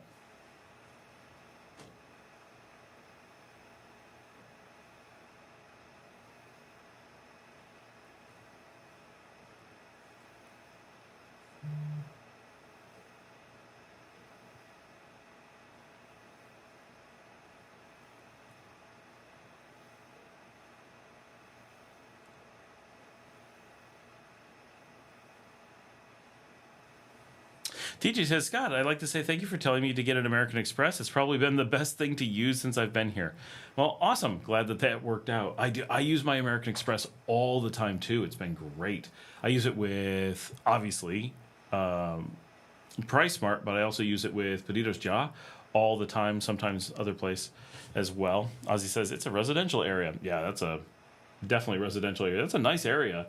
That actually, I would be very tempted for Sarcobamba if I was living down there, because it's really close to so many things, but you get away from the tourists. Not that there's a lot of tourists in Cochabamba. It's not a touristy city anyway, but that really gets you close to the variety that you get there, but also far enough away that it's like, oh, very, very local, very authentic.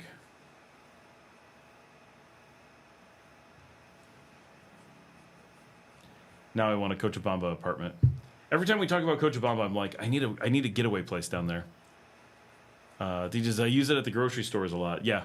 I use it as my backup card. I have a travel card that I use all the time, but it's I really like my American Express. And of course I use it at anytime I'm at a Hilton, because they are partners with American Express, so you get really good deals and extended points and stuff at the Hiltons when you do that. So.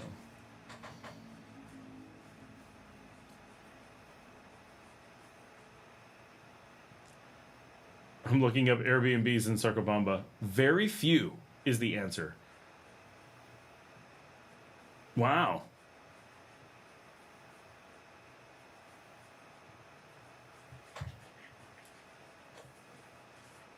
Oh, Eric says, I got an Airbnb for 6 weeks, got parking for the moto and everything. Very nice. Yeah, that's what I was on the same road and got a really nice Airbnb there. It was so comfy. It was great. I really liked the location and the lifestyle and the restaurants and the cafes. Like, Cochabamba was fantastic.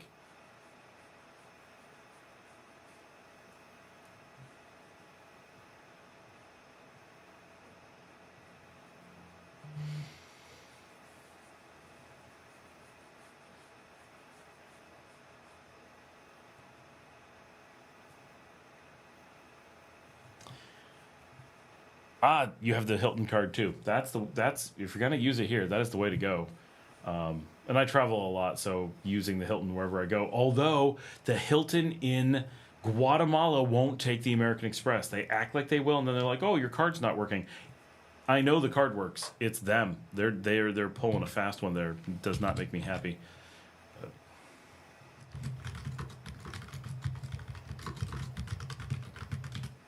Airbnb apartment in CBVA are good. Prices are amazing too. They are. It's like 40 something a night if you're just going for an Airbnb. Like, you don't even have to like shop around, which is not bad. And like 5 stars. I guess only 11 reviews, but oh wait. Oh my gosh, no, not 24 a night. That's more in line with what it was. Yeah, 24 a night. Like, that's so cheap. You can start to be like, I don't even need a place. I'm just going to live in an Airbnb and move around a bit. Ozzy, one of these days I'm going to have you find me an apartment to like buy down there.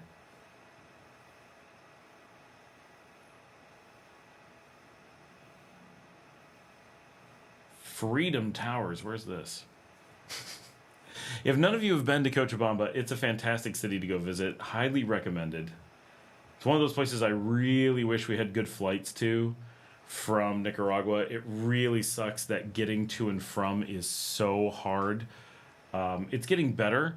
Oh, Ozzy, I didn't tell you. I was looking the other night. This is almost a better option for coming to Bolivia. I can get with luggage, $250 to Sao Paulo from San Jose here, which is which is a bit crazy. I'm like, that's so far for $250. I cannot believe you can go so far.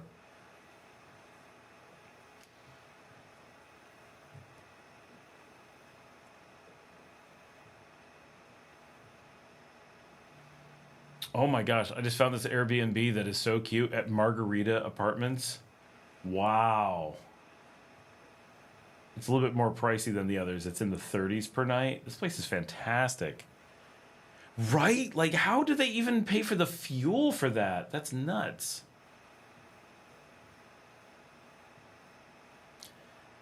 You got to look 2 months in advance to get the good options on Airbnb. Cochabamba has amazing value and some of the best weather I've experienced yet. Oh, it's perfect. What was the what to, TJ?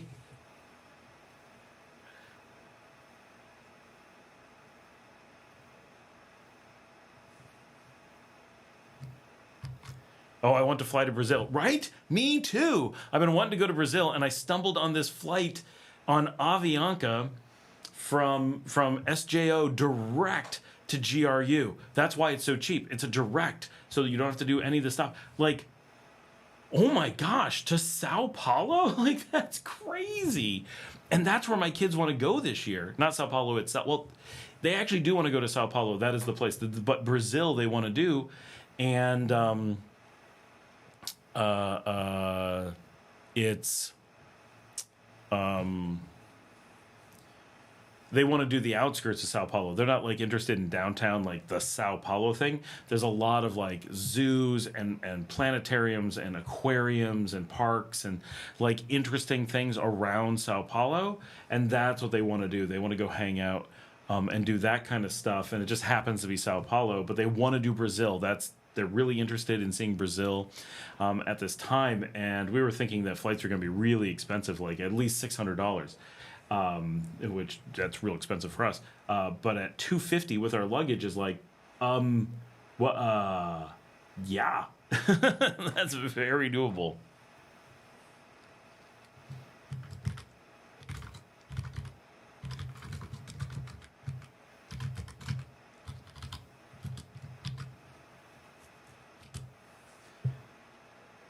What are you looking at, sweetie? You're just kind of staring off. Are you okay? You're doing all right. She's not panting anymore. She has kind of a weird look on her face and her ears are back, but at least she's not panting. You're such a good girl. Yeah. The storm has passed. She's listening to the cars outside now.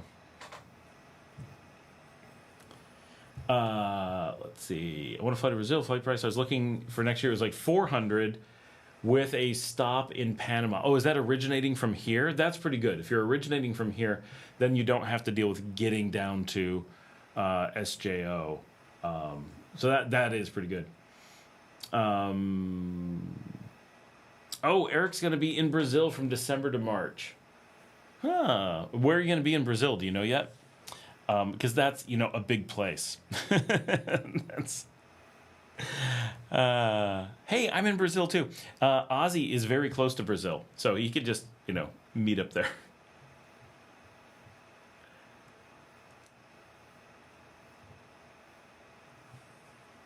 One of the things that I find weird about being in Bolivia is that you're like, and Brazil's right there. Like, how is Brazil right there? Like, it's Peru, Brazil, Chile, they're all very close, and you're like, it's weird that these places are all so close. And yet you're in the middle. I mean, that's the cool thing about Bolivia. It really is in the middle of so many things. Like, it's a perfect location for, if it would be nice if it had better flights, but it's such a nice location for being in the middle of South America, being able to end up in any random place. Like, nothing's far away when you're in Bolivia. It's just no one thinks of going to Bolivia.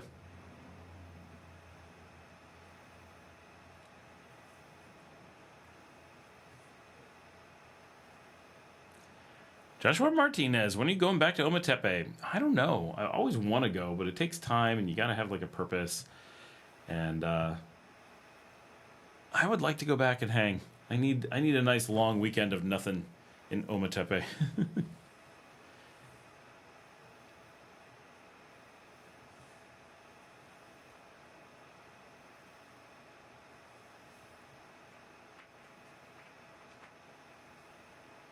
Bolivia is a little bit like Nicaragua. Nicaragua's in the middle of Central America, but our flights are crap.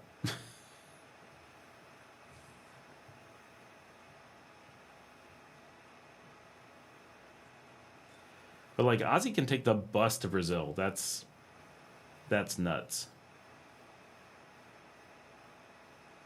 Not interesting Brazil, of course. Random wilderness Brazil. Can't have it all.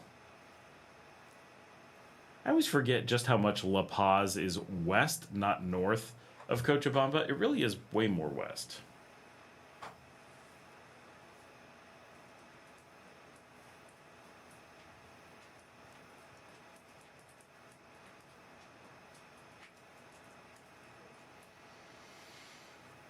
So Joshua, what's up in Ometepe that I need to be there? Fill me in. What's going on? Anything new over there? I haven't been there in a little while. The bus to Brazil is a long, hard trip. I bet it is. Have you thrown through Liberia, Costa Rica? Usually cheaper. I have flown through Liberia, but they don't go southbound. I've never seen flights going anywhere interesting.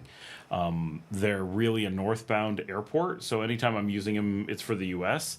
I'll actually go do a flight thing. Flight scanner, Liberia, Costa.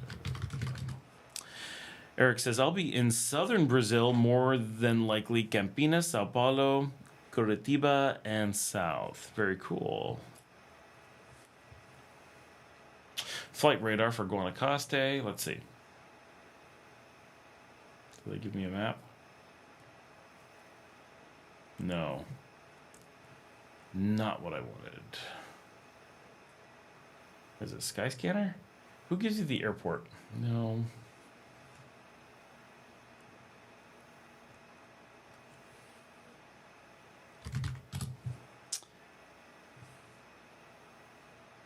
Huh. Flight connections? Yes, there we go. Okay, hold on.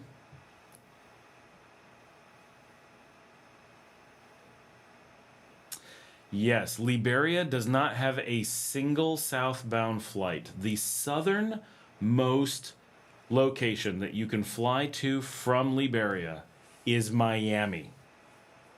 It doesn't even begin to go south. It doesn't even go to Panama or Colombia or anything like that. It doesn't even go east to Venezuela.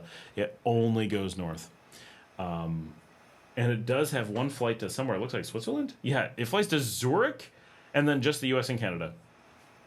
And not that much Canada. Looks like Saguenay, Montreal, Ottawa, Toronto, Winnipeg, Calgary, Vancouver. That is it.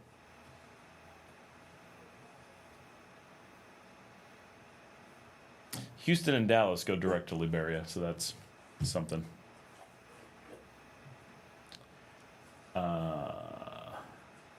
Who goes to Houston, actually? Oh, Southwest, of course. Duh, I've flown that. Oh, no. Something ends in June. Is that the Southwest flight? Is that what it means? Probably not.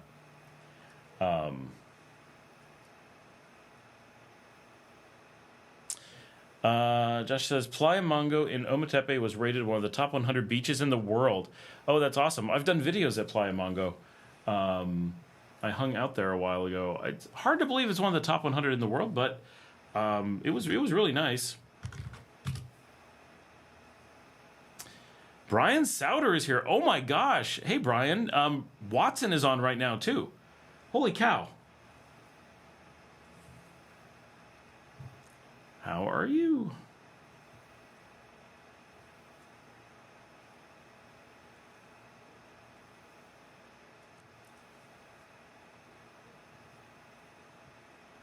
I'm trying to find my video in Playa Mango. There it is. Found it.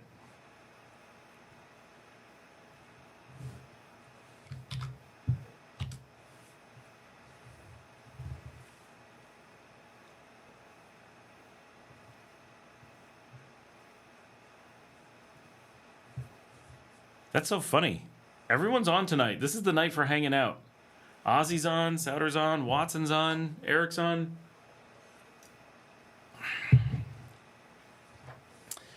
I should start up earlier normally. Yeah, Watson's like, what? A lot of us used to work together is why everyone's reacting. Jan says, now I have to go into town to farm a value, but I'll leave this on like always. Right? He's alive. Souter, when are you coming down to hang out? Watson's come down, so you're the slacker now. Still in Philly?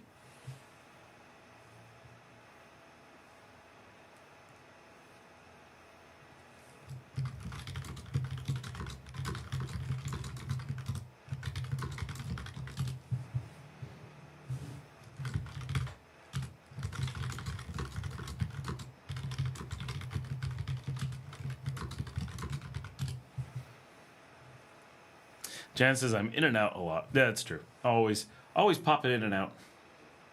Still in Philly. Wow. Watson's still in Dallas. I'm the only one who moves around a whole bunch.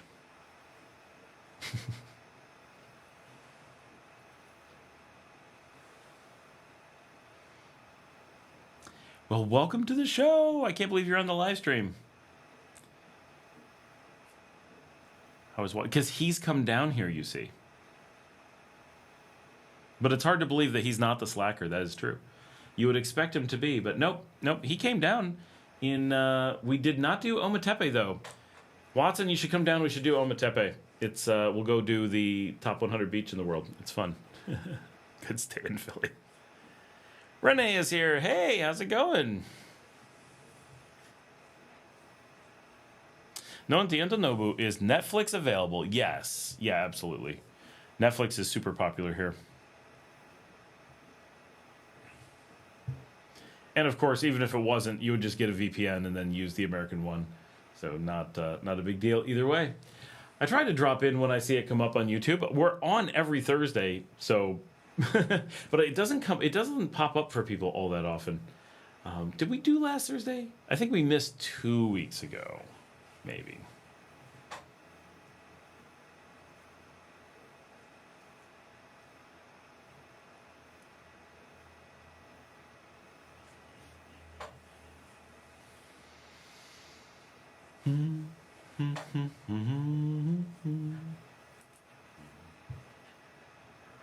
Snoopy Ace. Next time in El Tránsito, visit El Patio de Pancho. I don't know that place. I rarely go to Tránsito. It's terrible roads. Make it a lot of work to get there, and then it's always like... I'm looking for where that place is. There's a pupusa place now. Nice.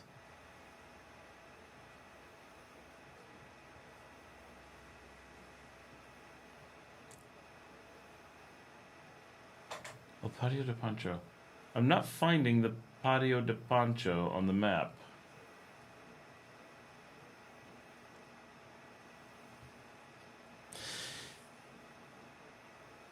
Had deployments the last 2 weeks. Oh, I saw a bunch of your uploads. Watson says, I was in the car when it first popped up and you're talking about the pool. Nice. I'm looking up this place. El Patio de Pancho.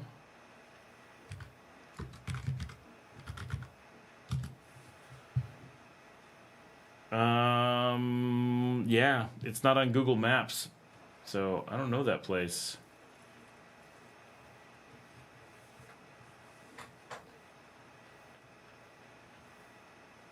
My dad's heading to bed. Night, Dad. Love you. It's early. He's leaving. It's 7 o'clock here. It's only 9 o'clock there. What?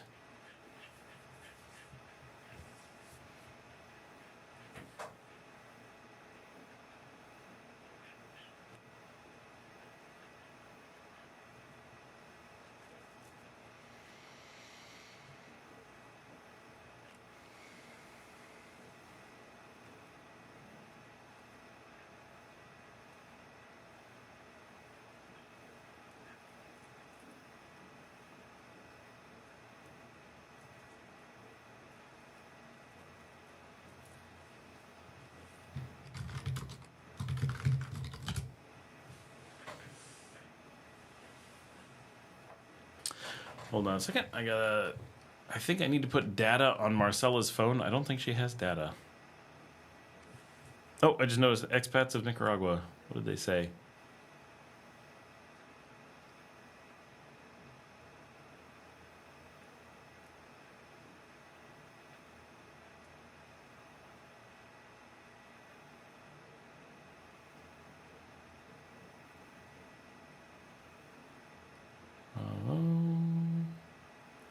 Oh, I hopped into an empty swimming pool to rescue some toads and an angry fiddler crab today. Oh, that's fun.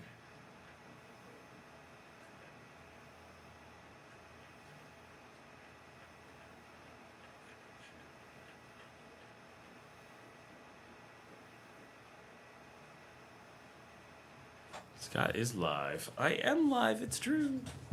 Oh, hold on. Oh no, I don't have my wallet in here. Hold on, guys, I'll be right back. I gotta track down my wallet. It's in the other room.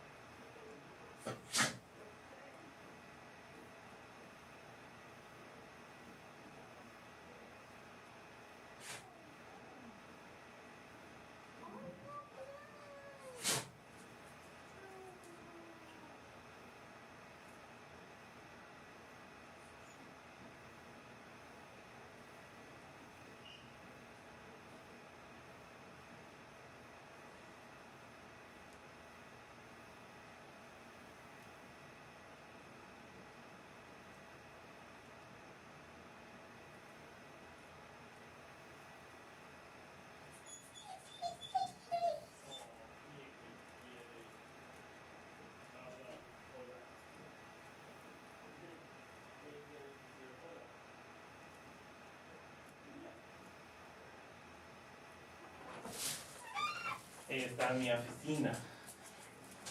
Que tengo una silla para ti.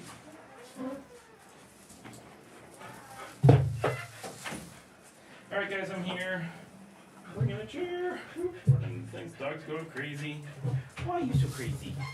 Why are you so crazy?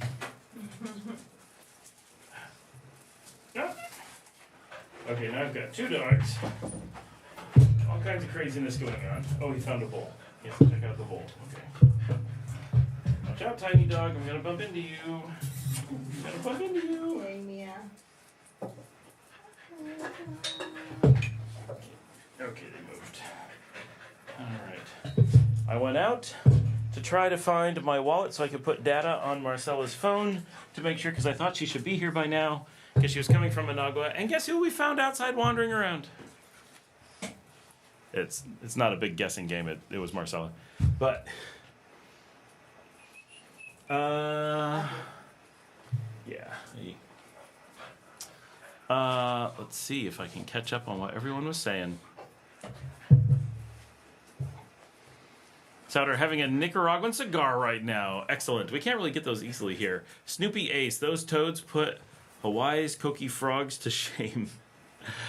D. Gilbert, how far is the oceanfront beach from the city center in LEòN? Is it a short 10-minute bus ride? No, it's from city center. It's like 20 minutes. So it's not bad. Oh, siento. Está sucia. Quick line. Sí, siempre. Look at you all dressed up. Estás elegante. Fancy esta noche. ¿Por qué? No sé. El saco. Jesus.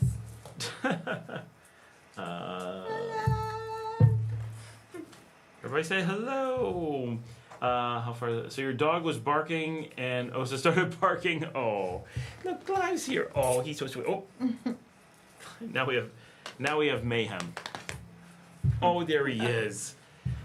Just a little bit more. Oh, you're the sweet boy. You're the sweet boy. Okay. Yes, you'd like to be on camera. He missed her. Oh, you Okay. did. You're so sweet. How funny. He is a character. Igor, are there cheap commuter options for that ride to the beach? Oh yeah. So from Marketito here in Sutiava, the ride to the beach is like 15 cents, I want to say. No, it's a little bit more, 25 cents. So it's very, very easy. Let me know if you can hear me okay. Very, very easy for going out to the beach. If you are in the middle of the city, you have to get out to Marketito to catch that commuter bus. Oh, now he's laying down. He's very funny. So that's like 15 cents to come out to Marketito if you're in the city center. But if you're staying like where I am or like her house, she's just a block from the Marketito bus. So she can go 15 cents to downtown or 25 cents to the beach, all from within a block or two of her house. So a tiny bit of walking and she can zip either place. Now from where I live, I've walked to the beach before, but it's a very long walk. But a lot of the locals actually do it all the time or take a bicycle. Not recommended, but they do it for work because it's even cheaper and then they have a bike. Aw, you are Mr. Snuggles tonight. What a sweet little boy. Tan doce. ¿Cómo estuvo tu cita? Bien. Sí? Tengo cita en un mes Okay. She has a doctor's appointment in a month.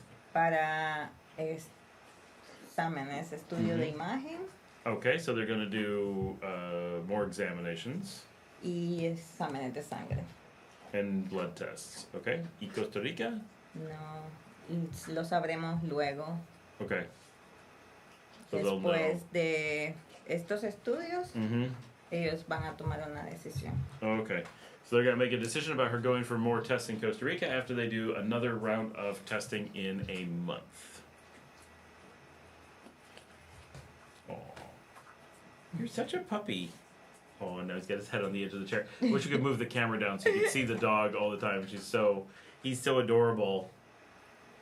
At least I can pet him now while I'm doing the show. He's been hiding out in the other room. He hasn't been hanging out in here. Es lo mismo Entonces, con Betty Oh, cuando sí. estoy en casa. Her dog Betty is the same. Brian Souter says, hello. Hola. ¿Quién es? Is Brian Souter. Hi.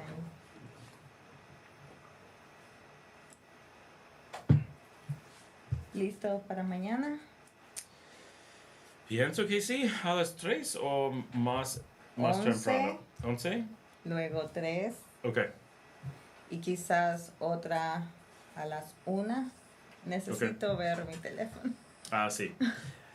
So she's working on setting up houses for us to go film and see tomorrow. So getting the plan worked out there. We have one at 11 and 3 and possibly one at 1. Taking Norman out to see stuff. So we have all the details because her phone is plugged in. Es Mario. Buenas tardes, Marcelita. Hola.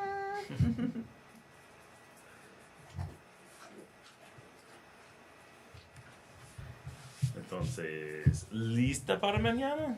Sí, yo sí. Okay. Mía fue con miedo porque hay una una tormenta solo para un rato.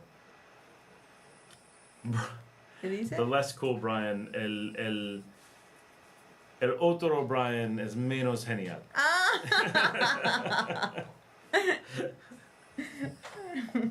Ambos trabajan juntos. Hace 15 años? Wow. Holy cow.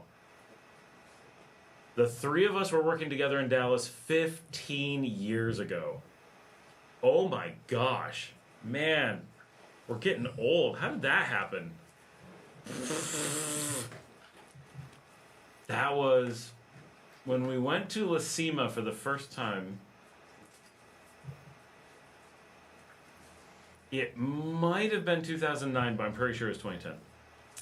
What is the price of a local haircut? It's going to vary a bit, but generally less than $3, I think. Don't be so hard on yourself, Watson. Oh, the little puppy got down. Lo siento. Estás sola ahora. No más perrito para ti. Okay, Mia. Yeah, about $3 for a haircut if you're not really shopping around. There's some fancy places that'll charge a little bit more. You can definitely find it cheaper. So it depends. Depends what you're looking for, and where you want to go and how much you want to. I never do it. I did it one time on a video just to do it, but like, it does not take an expert to cut this hair. I can do this myself. So I have not done it in a while. I need to, but it does not take a lot of work. There's a little dog. Oh, what are you doing, silly dog?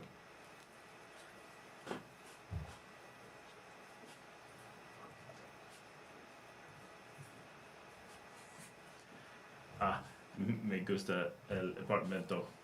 Es cerca de Ozzy. Ah, ay, sí, qué bonito.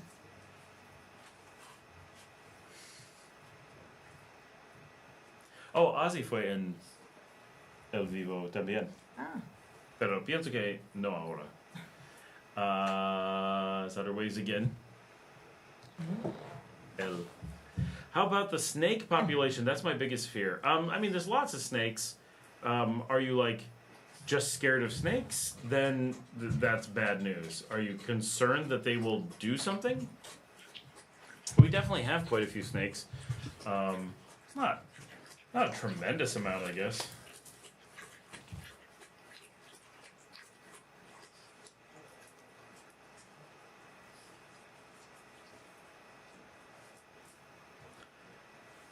Oh, the puppies. I am checking stuff for work.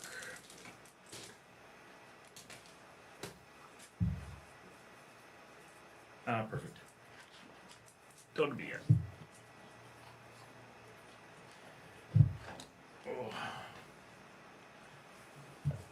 Estamos en 3 horas y media.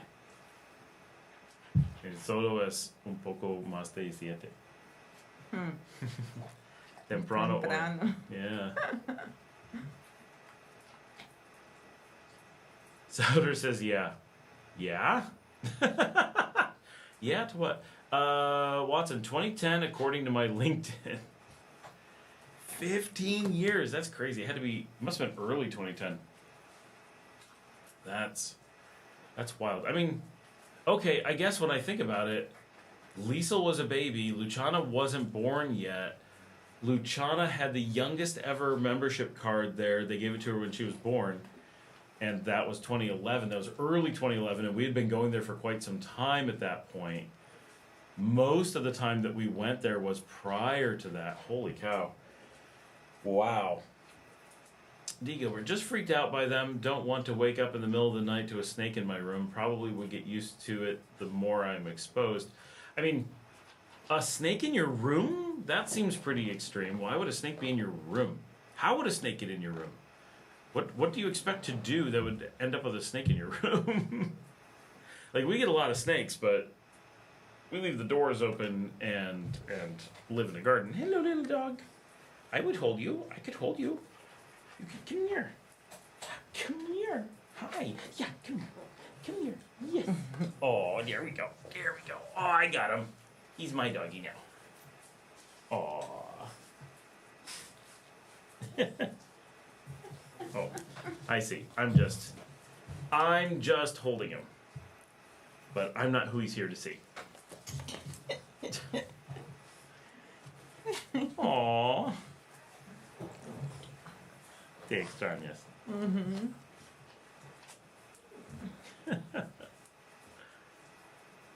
Oh, he's so cute on camera.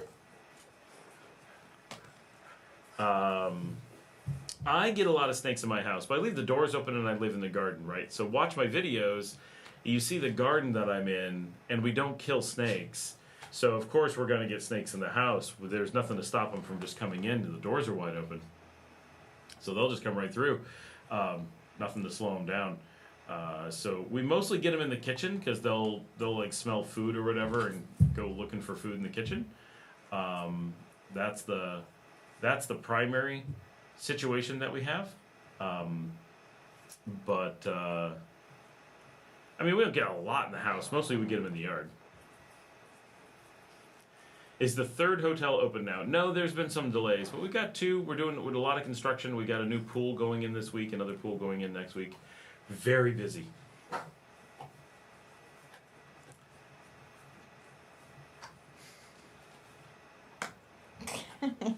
She's all dirty from the dogs. Era para 5 días este pantalón. Oh. Oh, okay. Watson says, to be clear, March 2010, you my boss. Aha! 2010. March 2010. That's, man, I'm feeling old. 15 and a half years ago.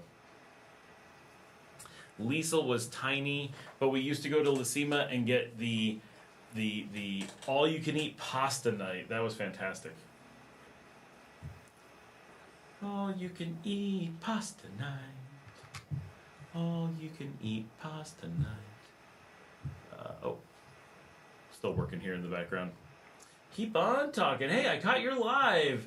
Hey, Stephen Reyes. I've been watching your videos all week. Love them. Oh, awesome. Well, welcome to the live stream. It is a bit of a party here. And La Marcelita está aquí. And she just got here, so perfect timing.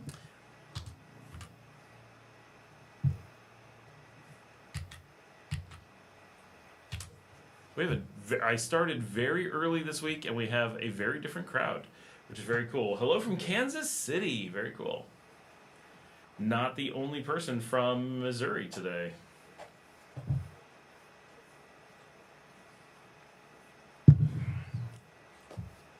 Well, they do love company in Missouri.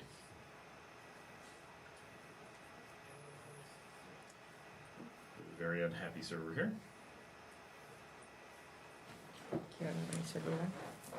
Alma, the best bartender. Oh my gosh, I miss Alma. Anyone know how to get a hold of her? Let's have her come down and bartend down here. I still think about her regularly. Our bartender from Eritrea. Steven dijo saludos a Marcela. She's standing on the other side, but my monitor's up there, so she can look right at the monitor. Hello. Tienes más inglés ahora.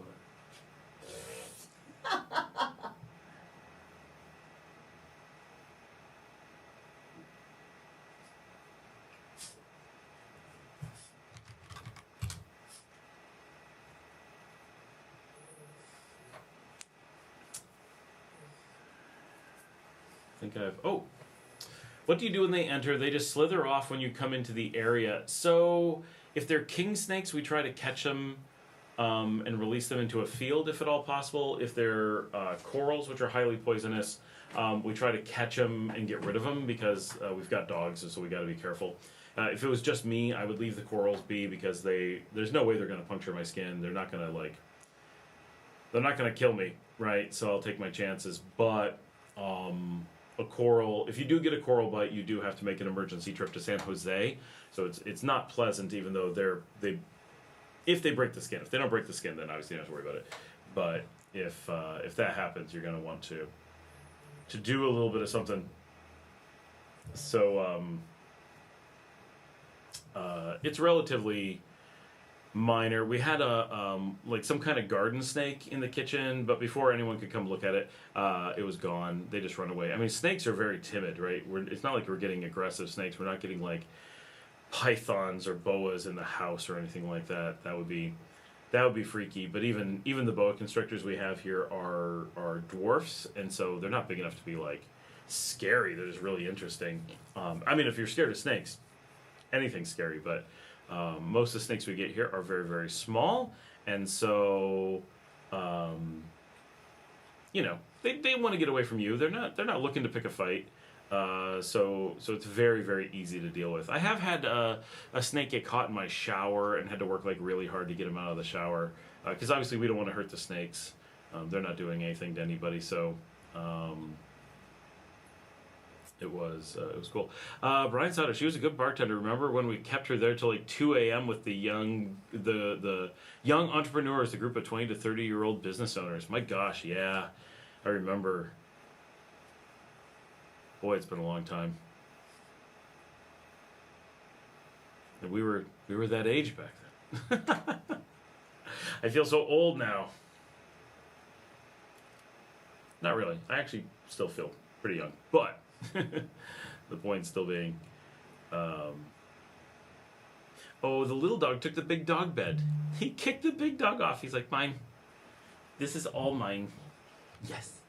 I'm talking about you.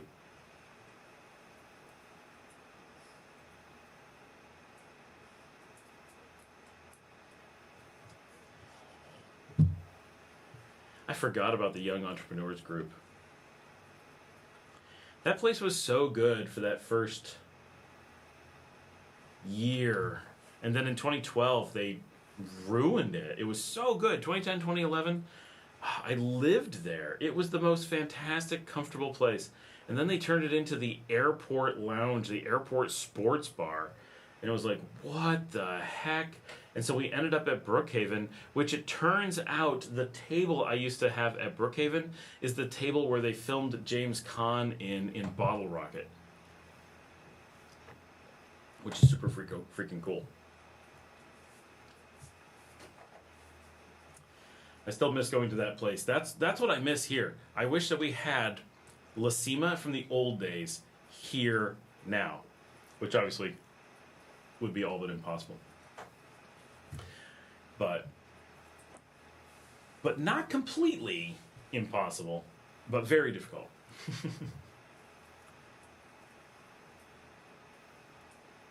Are there poisonous snakes there? Yes, corals that I just mentioned that will send you to Costa Rica for treatment. Absolutely.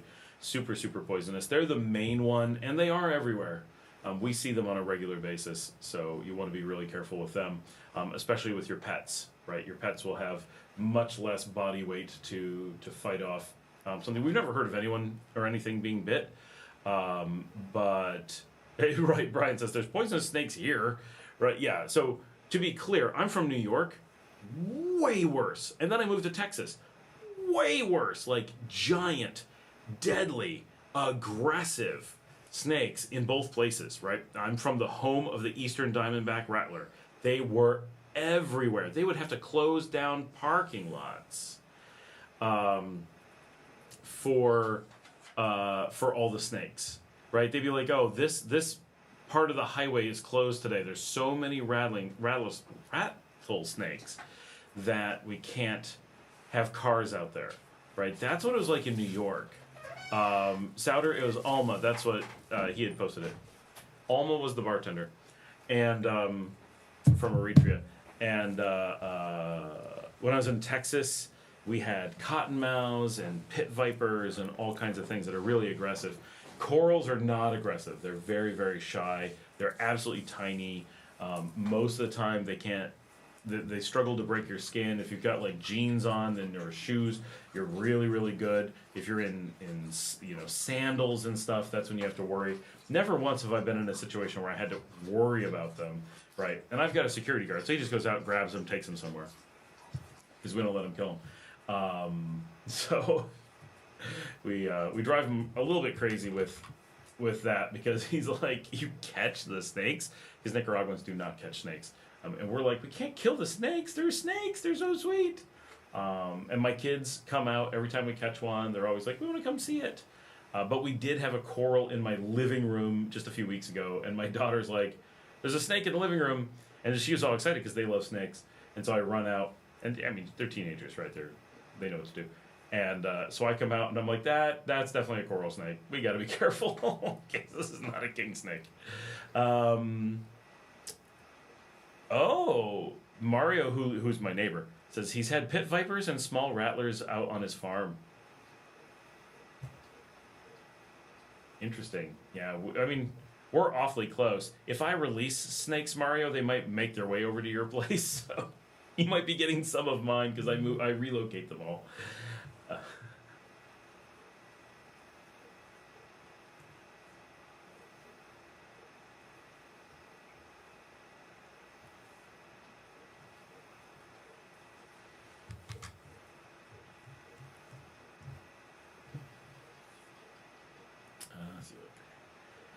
I'm doing some ticket management for the office because, as some of you know, I have been covering an extra shift for forever, and tonight is no exception.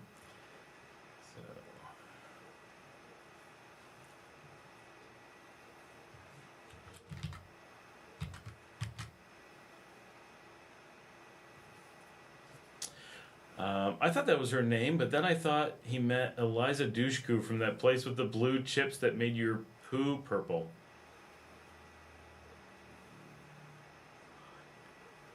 The what now? Wait, Eliza Dushku is a famous actress. She's from a place with blue chips that makes your poo purple? I don't have any mental connection to know what you're saying. D. Gilbert, are you downtown in LEòN or outskirts? It seems weird to have that many snakes in the city center. No, I'm not in downtown. That's why I'm way out on the edge of Sutiava. That's Mario has a farm. He literally is my neighbor.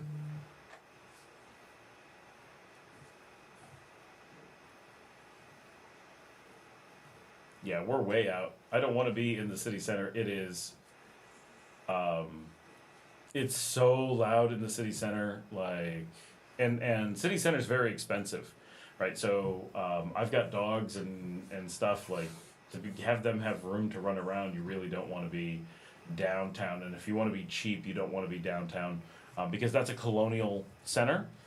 So anything in the colonials, the real colonials, not the copies, but the real colonials, like in Granada, everything's more, but the colonial centers are both real, and you really pay a premium to be in those historic buildings. So which is not that much of the city, right? But almost no one lives down there. It's all for tourists and businesses and old families who've owned them for a long time. But if you're looking to be on a budget, you're looking to be practical, that's not where you want to be. And the reality is, in my experience, there's not that often that you want to be down there. Now, everybody's different, right? But because of the lack of restaurants, being downtown just isn't as meaningful as it is other places. You can be farther out and be just as close to restaurants because there's not that many right downtown compared to just the city in general. And so it may seem like in other places, if you're in Matagalpa, if you're in Esteli, you'd be like, no, I want to be right downtown. That would make more sense, I think. But in the colonial cities, I don't think it does. Downtown Souter says we drank them under the table. Watson says, I think Souter's drunk now. Souter says, Tim Souter was there too, no relation. Oh yeah, I remember that. Mark says, is there anything going on in San Juan del Sur Norte on the Caribbean Sea? Have you been there? You mean, is there any place in San Juan del Norte? San Juan del Sur is on the Pacific. San Juan del Norte is on the Caribbean. I've not been there, but absolutely there's nothing going on there. Not a thing. That is a itty bitty fishing village. Stephen Reyes says, your videos have been so informative and entertaining. Thank you. I've never learned so much about Nicaragua until now. Well, thank you very much. You're most welcome. Tim was the construction guy, right? Oh, that sounds right. Sounds right. Oh, how do I get this is Bob Manp. How do I get my 2 dogs and 2 cats to South America? Can I just buy them seats on the plane? No. Most airlines will not allow you to buy seats. So where in South America are you looking at going? Where are you bringing them from that you're taking them to South America? And there's a lot of questions. Most airlines will not allow you to take them on seats. Every travel situation will be pretty unique. It'll be really important where you're originating, where you're going to, all that kind of stuff, and figure it out. Steven says, I'm looking to get my citizenship and possibly move soon. Any tips? So I'm assuming you mean you're just looking to claim citizenship? Or are you trying to apply for, like, you want to become a citizen and possibly move soon? Just hop a plane and move. What area do you have questions about, I guess, specifically? So we can address it. Brian says, yeah, I still talk to Tim and Austin, his son. His family adopted me. Oh, that's so funny that you got adopted by the Souders. Brian Souder, very weird. How are the spiders there? I'm sure you had them in your home. Yeah, I was talking about this earlier. We don't get too many, like, awful spiders. The things that I like the least are the wolf spiders. They move pretty fast. They're not really scary, but they're big and nasty looking. They definitely bother my kids. So we get wolves sometimes. I get little tiny things that I don't worry about. Like, they'll even climb on me while I'm typing, and I don't even, like, pay attention to them. Like, itty bitty things, like, and daddy long legs. Like, we get the regular, like, itty spiders things. The big thing is that we do get tarantulas, but they're not aggressive. And I just chase them out of the house and they go back to the yard. No tarantula wants to be in your house, so that's not a big deal. It's very much they just want to leave, right? But they don't know the way out. They don't know what's happened. They're lost. All tarantulas that are in your house are males. Females don't wander. They hide in the yard. The males are looking for females, so it's mating season that they come into the house. And so they appreciate you guiding them out of the house. Their food isn't in the house. Their mates aren't in the house. They would like to get back to the yard. So I just blow on them and chase them, and they'll go. And it's no big deal. They're not going to chase you. They're not going to do anything to you. So not a big deal. There's definitely a little bit of spiders, but mostly we have spiders. Again, we leave our house 100% open. We don't have an air-conditioned house. We don't have closed doors. We don't have closed windows. I have cats and possums that wander through my house in the middle of the night. So everything is able to come in. Absolutely everything. D. Gilbert says, thank you for all your help. You've made my decision to go to Nicaragua so much easier. You're welcome. Steven says, my parents are from there. They are located in Managua, so I would start and live there. Yes, apply. Sorry. Okay, so as long as you're applying, everything's nice and easy. You can just apply anytime, and you just get it. Oh, the bartender looked like Eliza Dushku, so we always called her that. Where was that, Souder? What was that place?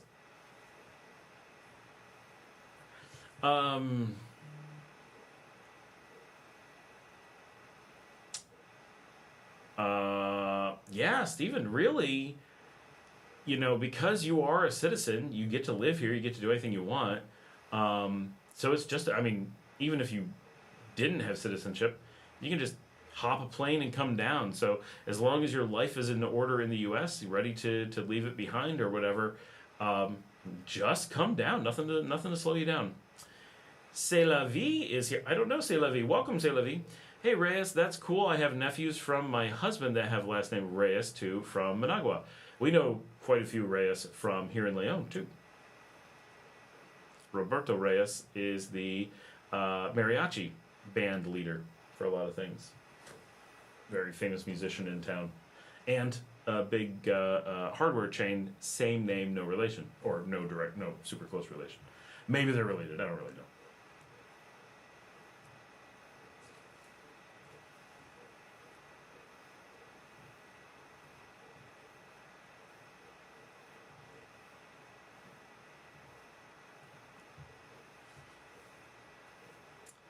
We still got a lot of people on. This is awesome. We're coming up on 4 hours. Very cool. This is great having everybody on. And active.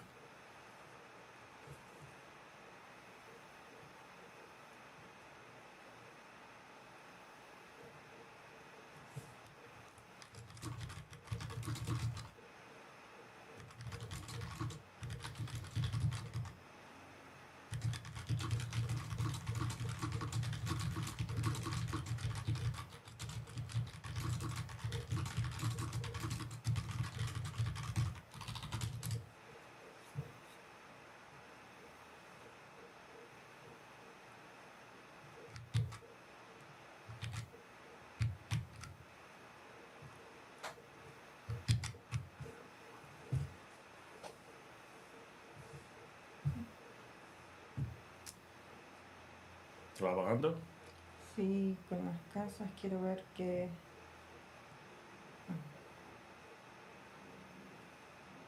Tenemos a Daniel. ¿Recuerdas a Daniel? ¿Lo siento? ¿Recuerdas a Daniel Daniel. Castillo, creo que? Oh, sí, por supuesto.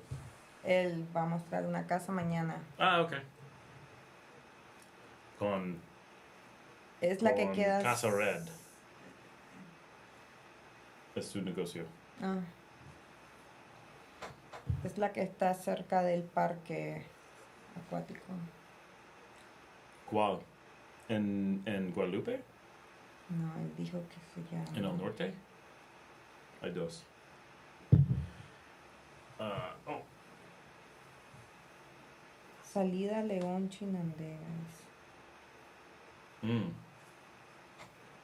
Quizás podemos ver casas en Chinandega y ir a Dragonfly. One of our favorite restaurants. We haven't been to in forever. Hace mucho tiempo. Sí. La última vez fue con las niñas para ver Ronnie. Esa fue la última vez. Sí, fue hace mucho. Mucho tiempo. Sí. Dragonfly in Chinandega, one of our favorite restaurants. It's a Asian fusion. It feels like you're in California. It feels like, California modern, really good food. Not that Nicaragua doesn't have good food, but it's like really good variety. Everything's different than you get here. You're getting, tuna tartare,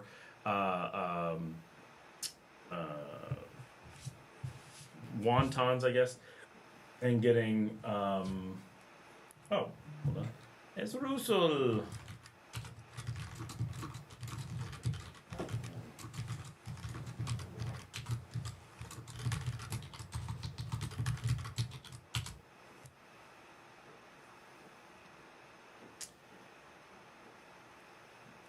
Si ella necesita dinero, puedo darlo. Ah, ok. Vamos a ver. Voy a escribirle. Okay.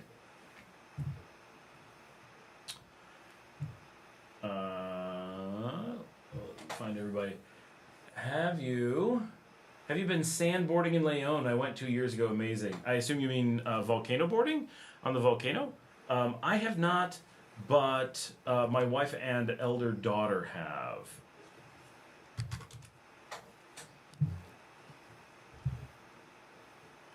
Well, I gotta take a picture of. Ya dije a ella. For our empanada girl. Our empanada girl, so you guys have seen her on the show, one, because she does empanadas. We did the empanada episode, and we have her birthday episode is coming up, and it hasn't posted yet. Ah, ¿cuándo? And, ¿cuándo? Vas a publicarla. Oh, no sé. Quizás en una semana. Pero tengo mucho en mi cu.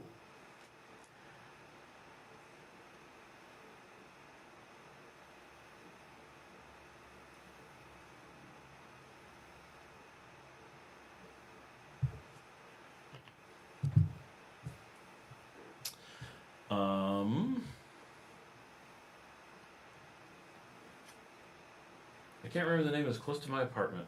Yeah, I don't remember. Where? I remember there was... Oh, wait, my apartment. My apartment. I'm thinking of my house. My apartment in Irving, not my house in Carrollton. Oh, that takes me back.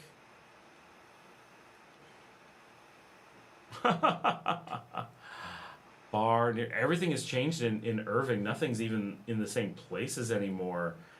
Yes, okay. You drive down, it was by the water.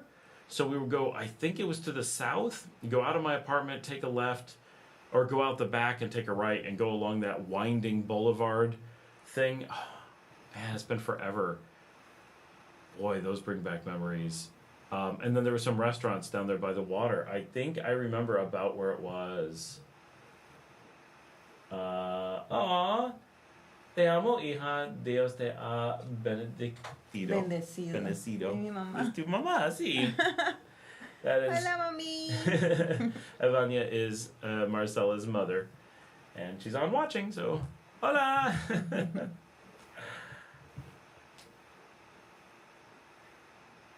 Ella me envió una foto. Ah, sí.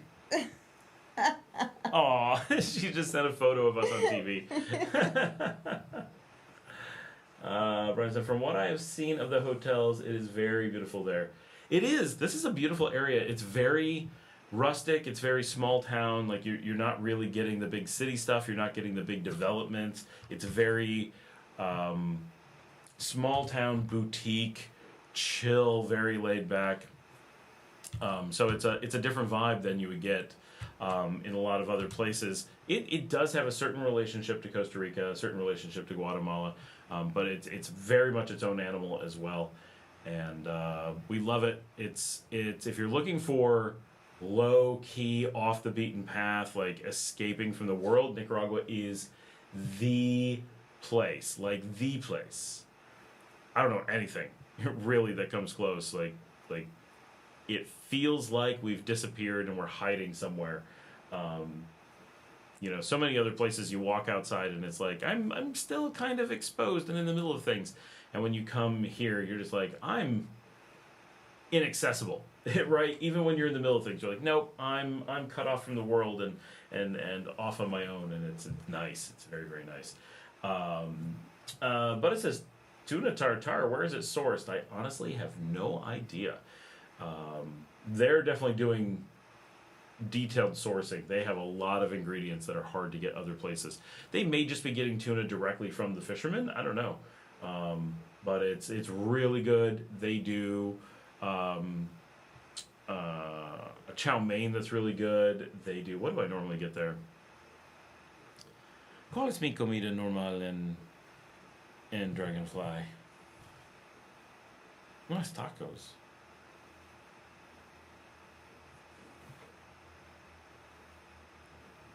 No sé. Solo recuerdo mi atún. I can't think of what I normally get to eat at Dragonfly. Wow. Pregúntale a las niñas. Let's see. Could probably bring up the menu. If I go there, the U.S. can't come and get me, right? Well, the U.S. is pretty good at coming to get people wherever they want, whenever they want. So always a little bit of a fear, but they're certainly not going to let the U.S. come get you. Whether or not Ronnie está en la página de Dragonfly.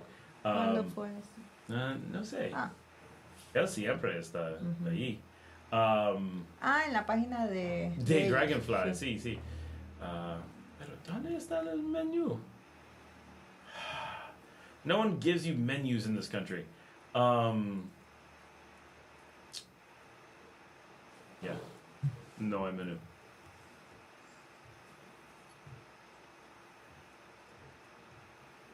Trying to figure out what I eat there. Because I'm not remembering. Ooh, espague.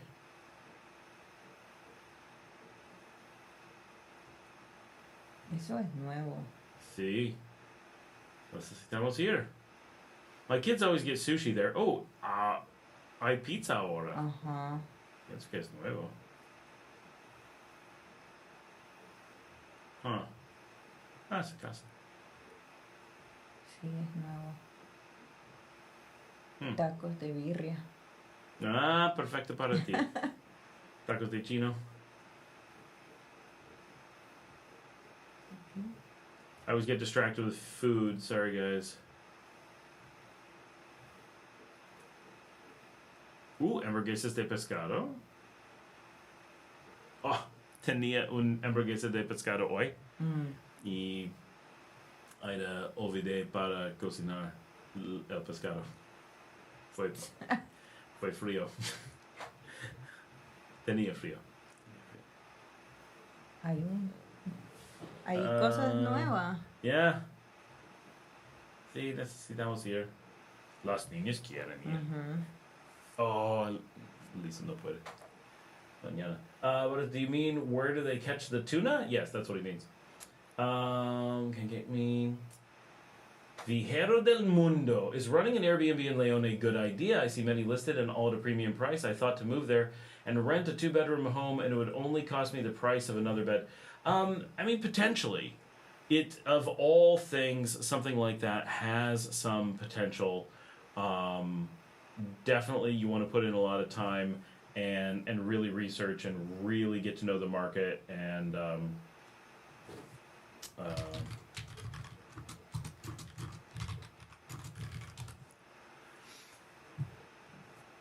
you know, but unlike a lot of other businesses, it's a lot more independent. There is I think less competition, but if you see a lot listed at a premium price, all that tells you is they're not renting, right? Something that we see often is places that list as Airbnb, and then if you look carefully, like there's one next to me. One of my next door neighbors has an Airbnb. Total number of rentals, years on Airbnb, like 4 years, and that's it. Right, it's got a premium price, looks really nice, and then when you look, they've lost so much money on the place. So the thing that you're looking at, so it's an important. There's two questions: is Airbnb in Leon viable? I know people who are making Airbnb in Leon work. They're also Airbnb experts and do it full-time professionally. So be aware. And 20 years, no, probably, but 15 years in market. And groups of investors for the money. And then the second piece is the thing that you're seeing should be your warning. If you saw very few Airbnbs, that would tell you that there's a gap in the market. If you're seeing a lot of Airbnbs, it tells you there's not a gap in the market. If those Airbnbs are available, it means that no one's using them, right? So take a look. I don't know, but the Airbnbs that we look at are empty, right? Never renting. Some certainly do, and like I said, my friend who's got one, she's quite busy, but hers is also really well known, right? So is that a specialty thing? Easily it is.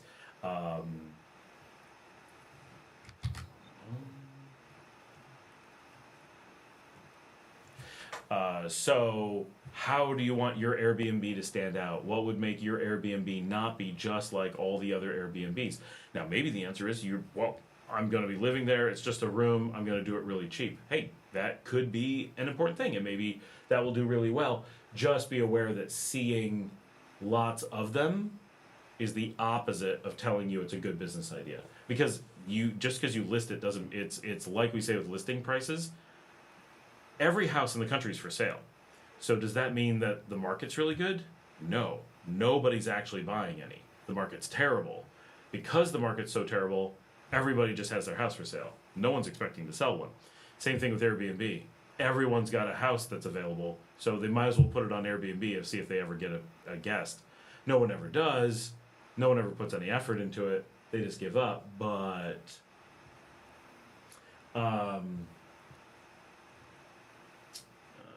goes another bed.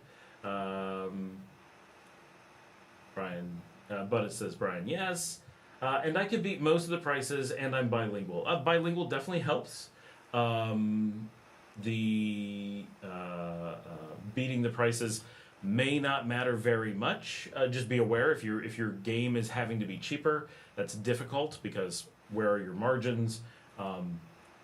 You potentially have to put a lot of effort into that because you have to keep it clean. There's a lot of things you got to do for an Airbnb, right? And that is not a trivial thing. If you're trying to beat a bunch of prices and you're in the market of a bunch of things that are empty, you can definitely make it work. Of different business types, it has more potential, but just be aware of those things. Do I have to register with the government? Officially, definitely. If you're running a business, you definitely have to register. Saturday says, I believe Scott is on the Pacific side, so I'd imagine Pacific salmon. No, definitely no salmon here. Tuna, rather. Yes, definitely tuna. I've got friends who just go out and catch tuna, so sometimes we'll get a whole tuna or half a tuna. X Liquid Dream 001X. Hey Scott, we just booked for the 11th at El Escondite. Awesome. That's what we like to hear. Must be 11th of October? Is that like that soon? Él está en El Escondite en tres semanas. Sauter says, Watson found it. It was the ranch with the ranch. That's right. It was the place I was thinking of, but I couldn't think of its name. Wow, the ranch. You know what? That felt much more recent, but we went there back when I lived in Irving. We didn't go to get food down there after I moved to Carrollton. Yeah, the ranch. Yeah, they were pretty decent. Mark says, where's the best place on the Caribbean Sea? No one goes out to the Caribbean. All of it's terrible. Generally, everyone considers the only viable thing on the Caribbean to be Bluefields. There's only two settlements of any size on the Caribbean, Bluefields and Puerto Cabeza or Bilwi in the north.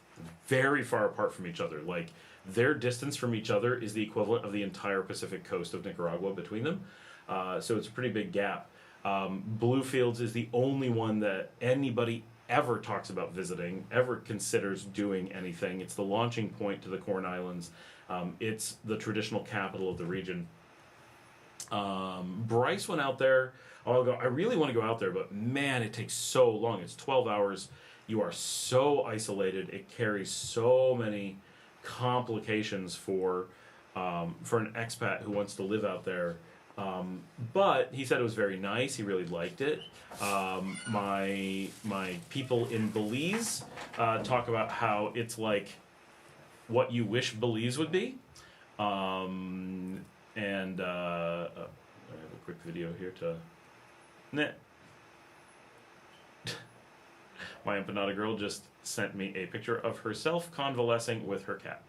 And...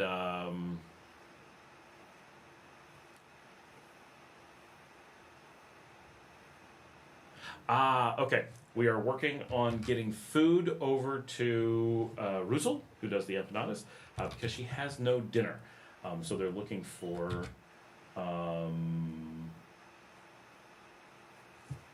they're going to take a taxi with food over to her now, so that she can eat.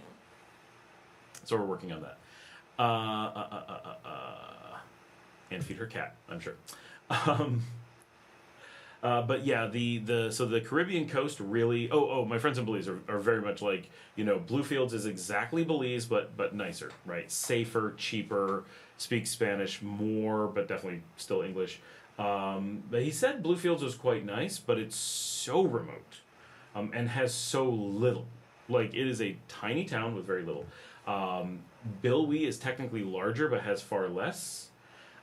There is Pearl Lagoon, but that's basically Bluefields. There's a little expat community there, but quite small. It's supposed to be quite nice. That's about it. Right, the Caribbean coast only has those couple of things. Cedric says, St. Thomas and St. John were nice, but I loved Antigua. He means, Mark means in Nicaragua, not the entirety of the Caribbean.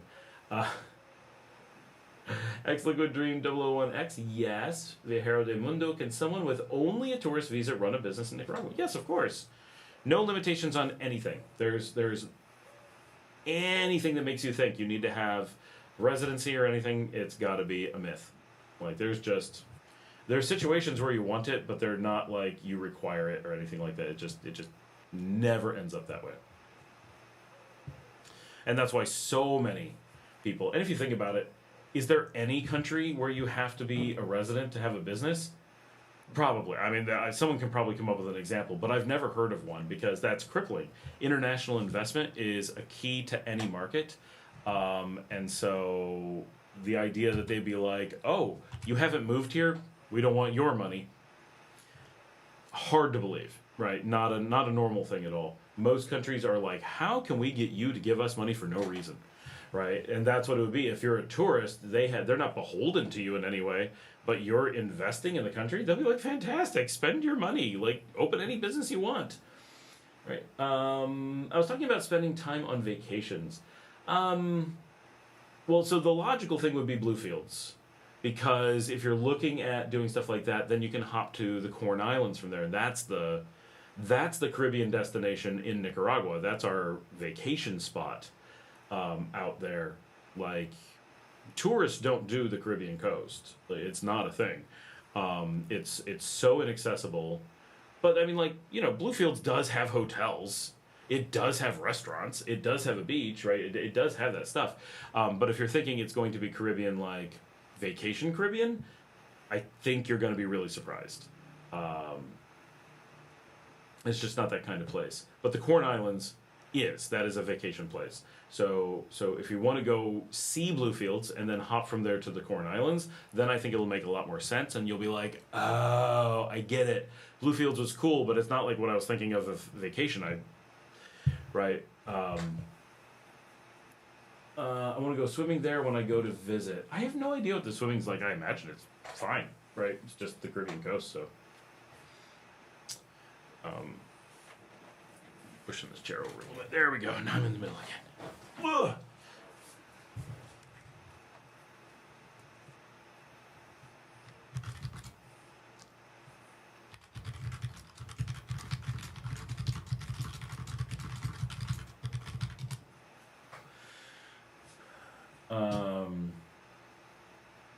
Yeah, it probably though.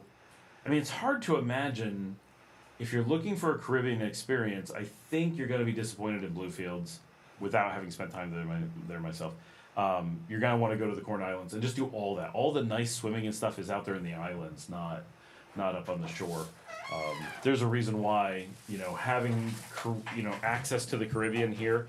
Absolutely nobody goes there. Like Nicaraguans don't go there. It's just not a thing. ¿Qué es el plan? ¿Va a comprar comida o cocinar algo aquí o pedir ya o es tarde para pedir ya? No sé qué ella puede comer. ¿Puedo darle el dinero? Sí. ¿Tienes que estar aquí? No sé. No sé. Hey guys, give me just a second. I'm gonna go grab some quick money so that she can go feed Russell, and I'll be right back. You know my dog. Oh, I love this dog. Yes. Oh, I love her. You're so sweet. You're so sweet.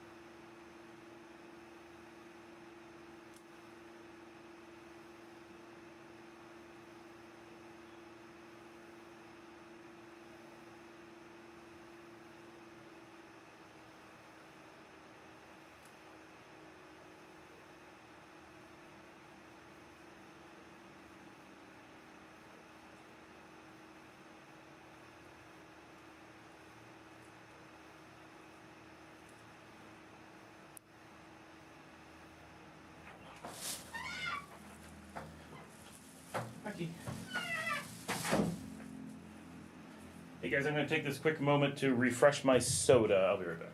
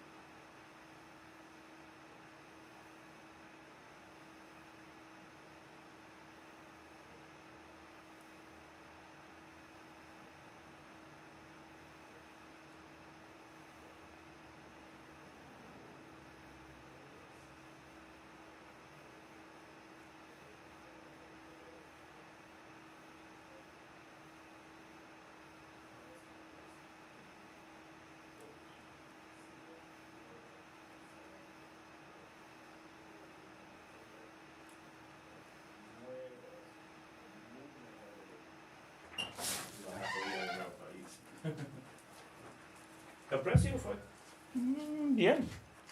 Más o menos lo mismo de los Estados Unidos. Otros fue más, pero un buen valor para ellos. Right. Sorry, guys. Business thing was running time. Blah blah blah. Another great ignorant question. You guys are so funny. Can a tourist buy a car or a motorcycle in Mexico or Colombia? You cannot. So a lot of people say you cannot, and it's definitely harder.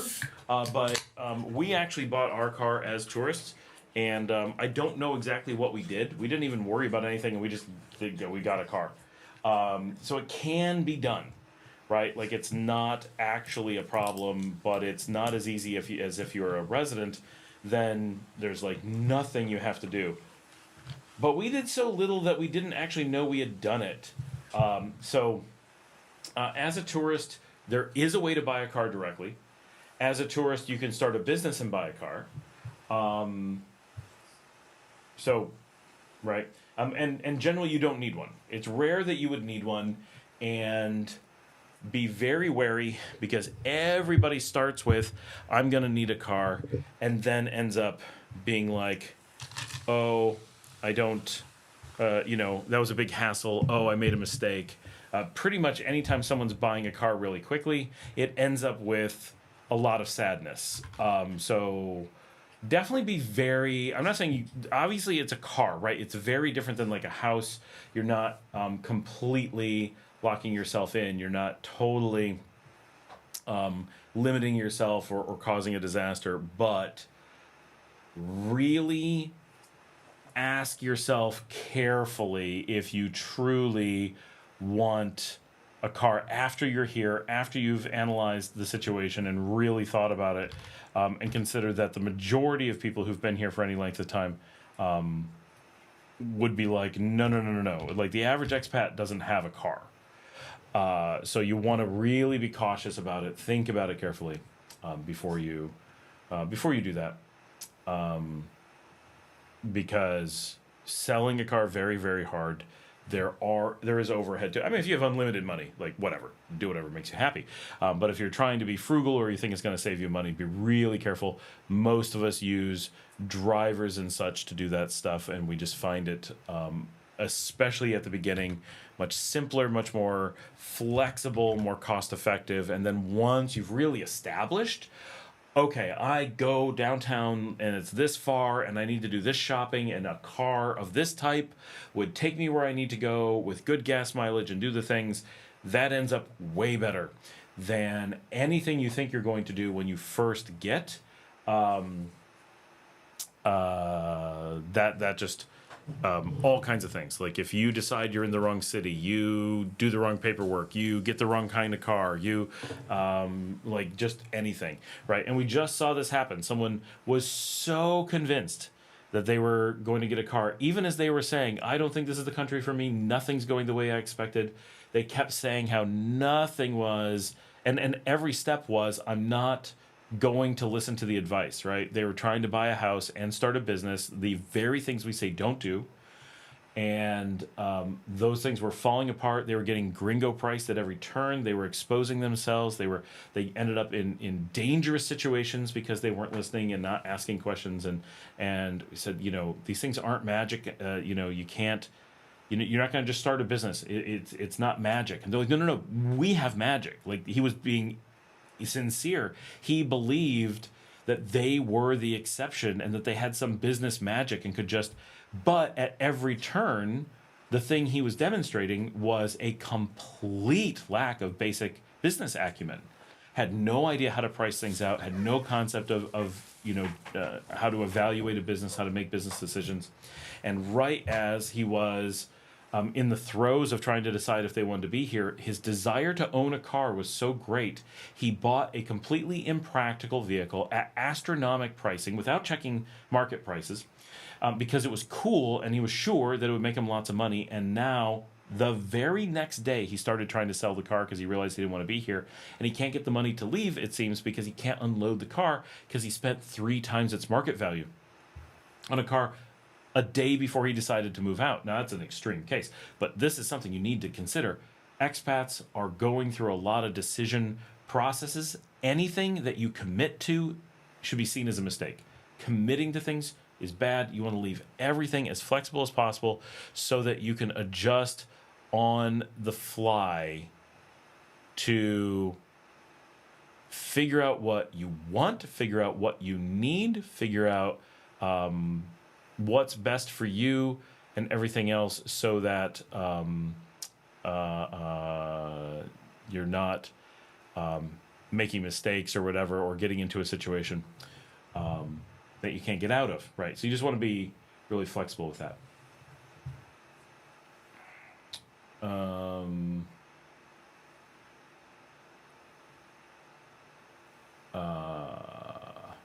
Can you buy? Leo says, it seems like your sound is a little bit off tonight. Do you have a different microphone? It should be this microphone, is it not? Chirp, chirp, cricket, cricket. Hey, chat, how y'all doing? Oh, it's Our Promise 2. Our Promise 1 was cooler, but he left, so we're stuck with this one.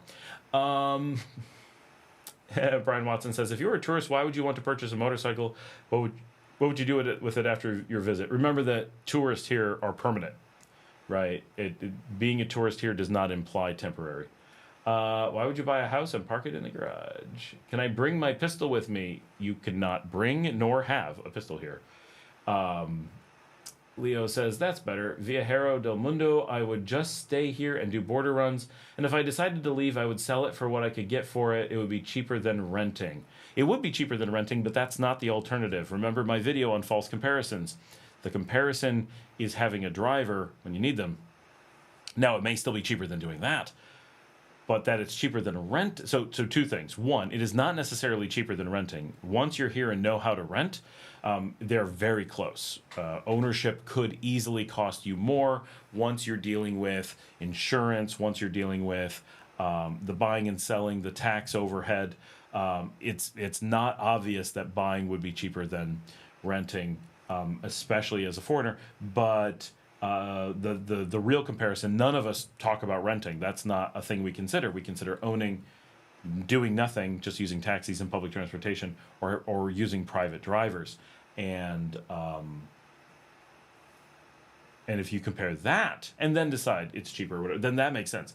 But that's the real comparison, because generally hiring a driver with a car is as cheap as getting a car, but has so many benefits, including far less overhead. Like when you rent, you got to go deal with renting it, picking it up. When you have a driver, they just show up, right? When you're renting, you got to do all this stuff. Like, here's my insurance. Here's how I'm going to deal with this. Here's how I'm going to deal with that. When you hiring a driver, you just pay them. They just show up. You have so much more time, so much more flexibility, so much easier. You can hire them for just an hour, half a day, full day, week, whatever you need. On days you're not using it with a rental, because of all that overhead, you tend to keep the rental. If you have a driver, you say, oh, you need you today, Thursday. I don't need you again until Sunday. 2 days off. I'm not paying for those days. He's going driving someone else, or taxiing, or whatever, or going to some other job. So it's Marcela's dancing for some reason. So it's a very different thing. So that's what you actually can do. We'll say here, do border runs. Souter says, welcome Our Promise 2. We are good. Mark Chippy says, I have a license to carry. Only Sandinistas. You have to be an active Sandinista to have license to carry here. And generally, you have to be in the paramilitary. So if you are a paramilitary member of the Sandinistas with a license to carry, then you know more than I do about how you could import a gun. But even military officers, I don't think with license to carry you can import a gun. I also don't know how you got a license to carry. Like 30 people in country have license. Like nobody has license to carry. That is one of the rarest things ever. Like a normal cop can't carry a weapon. So I am assuming you're at you'd have to be at colonel level to be able to get license to carry. The people that I know who have it are generally rank with generals. Harrow says, I would just want a motorcycle, new one, so there would be no problems. Our Promise too. It's liquid. I needed to change the name. Oh, I see. We'll be in LEòN on October 12th, or of course your Airbnb on the 11th.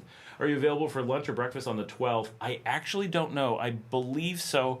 So I have to be in Belize before then. Necesito ir a Belize en una semana con Ozzy. Sí, para un o dos semanas. Wow. But my business partner who is taking us there goes to somewhere else. He has to work in the States on the 9th. So I should be back by the 9th. I'm sure I'll leave, well, maybe by the 10th, but I should beat you. So it should be okay. So probably. So most likely, yes. Liquid promised to. Via Herald. Oh, no, my ads are running. Hold on. I'm affected by the ads. That's how bad it is. All right, there we go. Via Herald, I would just want a motorcycle, new one, so there would be no problem. That does make it cheaper. That is a lot cheaper than a car, and obviously you don't like get a motorcycle driver. So that does make more sense. A lot of people don't like riding motorcycles here, but a lot of people do. Brian says Mark. Okay. Viajero del Mundo, best advice, don't buy anything you can't walk away from. Yes. So motorcycle definitely would be okay. Souter says, I would look for a whale shark dive. Would be so cool to see them. I don't know that we have any whale sharks here. We're not in the same water as the place that they go. I'm not sure that they can't come here, but Nicaragua's coastal waters are very shallow, and I think whale sharks like deeper water. So you're normally seeing them, I think, off of Mexico and possibly Honduras, but not here. I've never heard of seeing them here. That would be cool. If there was a whale shark dive here, that would be cool. But I don't think we have that. C'est la vie. Scott is so accurate, guys. Lived here a while. Well, thank you. Souter says, Scott is always accurate. He's known me a long time. I think Souter has wow, of all the people on, I think Souter's known me the longest since my dad is not on anymore. Not sure. Both he and Watson have known me for pushing 20 years. Oh gosh, Souter and I, okay. I think we started hanging out in 2018 in New York City? Is that when? Oh my gosh, yeah. It's gotta be. Say Livy. Rowdy Mobile Home Services. Howdy, my beloved brother Scott. Hope all is well. I'm glad to see you. You as well. All is going well. We're doing pretty good here. And our promise to you is, this is weird. Haha, liquid promise to keep a track of people changing their names. It's hard enough keeping track of the weird names that people have. Do you have any idea how confusing it is to try to identify y'all by weird screen names all the time? It's weird. A few of my messages wouldn't go through because apparently you can't put WhatsApp in your chat. That's correct. And there's a reason for it. I know it sounds weird, but the reason is they have no way to know it's your WhatsApp. And so they don't let you, because this is a very public broadcast system, they don't let you publish people's, because they don't know if it's you, email, phone number, WhatsApp, anything like that. They don't allow it. So they just don't allow it. And I can't allow it. It's not like a setting. It's a safety mechanism so that you can't dox people through the YouTube mechanism. Obviously, there's ways to dox people no matter what. They just don't want to be responsible for it, so they make you do it somewhere else. But in this, it's always people doxing themselves. It's like, I'm giving my own number. And I'm like, yes, YouTube doesn't know that. Leo says, having dinner with my attorney and his wife on Sunday. He very much agrees with you that when I get there in November, I need to find an attorney. I have no idea how to do that. I have one that I use. I can just, everyone uses my attorney. That's pretty much what happens. Liquid says, gotcha. Viajero del Mundo. Even better idea is to buy a good e-bike, no license needed. So licenses are needed for e-bikes. They don't actually enforce that, but you actually never see e-bikes either. I've seen them in stores. I've never seen one on the street. You're likely to get away with it, but you do need a license in Nicaragua, I am told, because they go above a certain speed. They go the speed limit under their own power, so they are considered a motorcycle. That is my understanding of it. I've never really strongly looked into that, but we have many vehicles in that kind of category here. and there's nothing about an e-bike that makes it not a motorcycle, right? It is, if you put that much power in a gas engine in that frame, it's a motorcycle. So an e-bike is just a marketing term for a type of motorcycle, and that the U.S. has some rules that allow it to look the other way is fine. Every country can do their own thing, but they have to write laws to look the other way, and Nicaragua's laws have not, this is my understanding, have not been changed to allow e-bikes. It has been told to me they don't want to allow e-bikes as an exception to the existing motorcycle rules, because everything's going to be electric. So if you want to have motorcycle rules, you're going to end up really soon with all kinds of things no longer needing a license. Like, it would end up in chaos these days. So that is what I've been told. I have no way to I have not verified that. Obviously, I have ways to verify that. It's not something I've looked into. When I wanted to get an e-bike, I was told I would need a Nicaragua license. It does not get you out of the license requirement. Just like a motorcycle doesn't need. All motorcycles require a license. And being a motorcycle, it is included.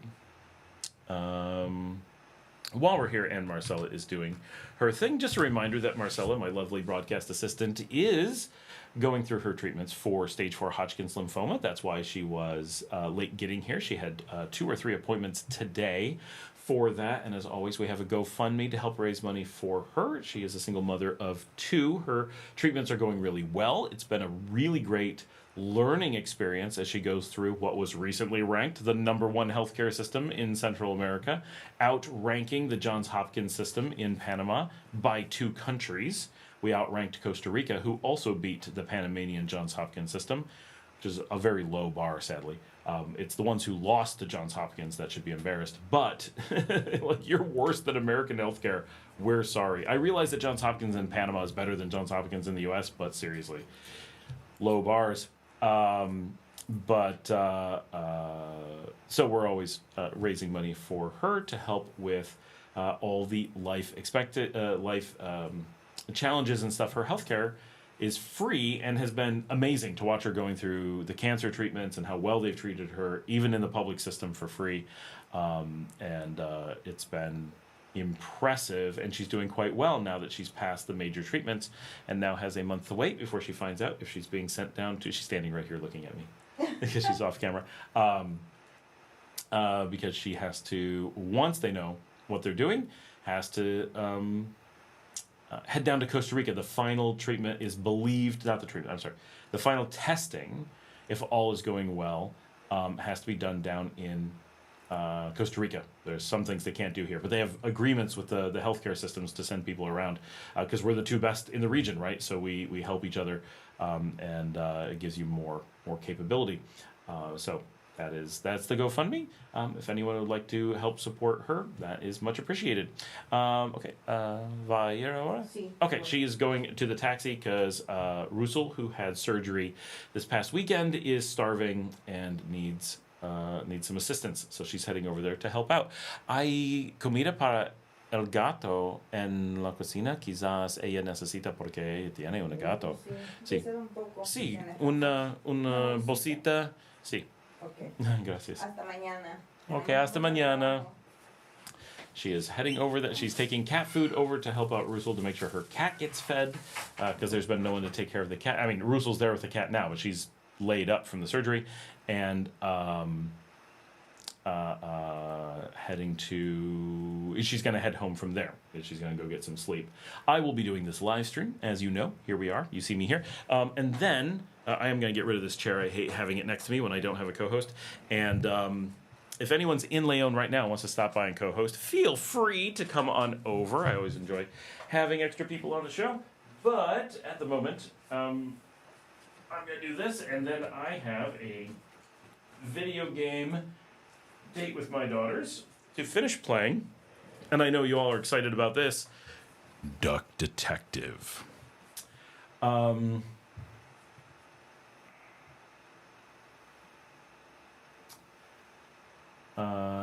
E-bike, promise to you. We would love good places to eat and see in LEòN. If you have any, we'll jot them down right now. I'll do my best. Some places that so LEòN is very rough for food. But as a tourist, you're okay, right? But if you live here, you're going to be like, oh, the list he gave me was the whole list. And some great places have closed in the last weeks. Like the rate at which it closes is awful. I mean, to some degree, the places that are closing are sometimes like, okay, but it wasn't that good, or it wasn't something I could use. But it's rough, right? El Sisteo is a must. I'm going to start writing some of these. Everybody may be interested.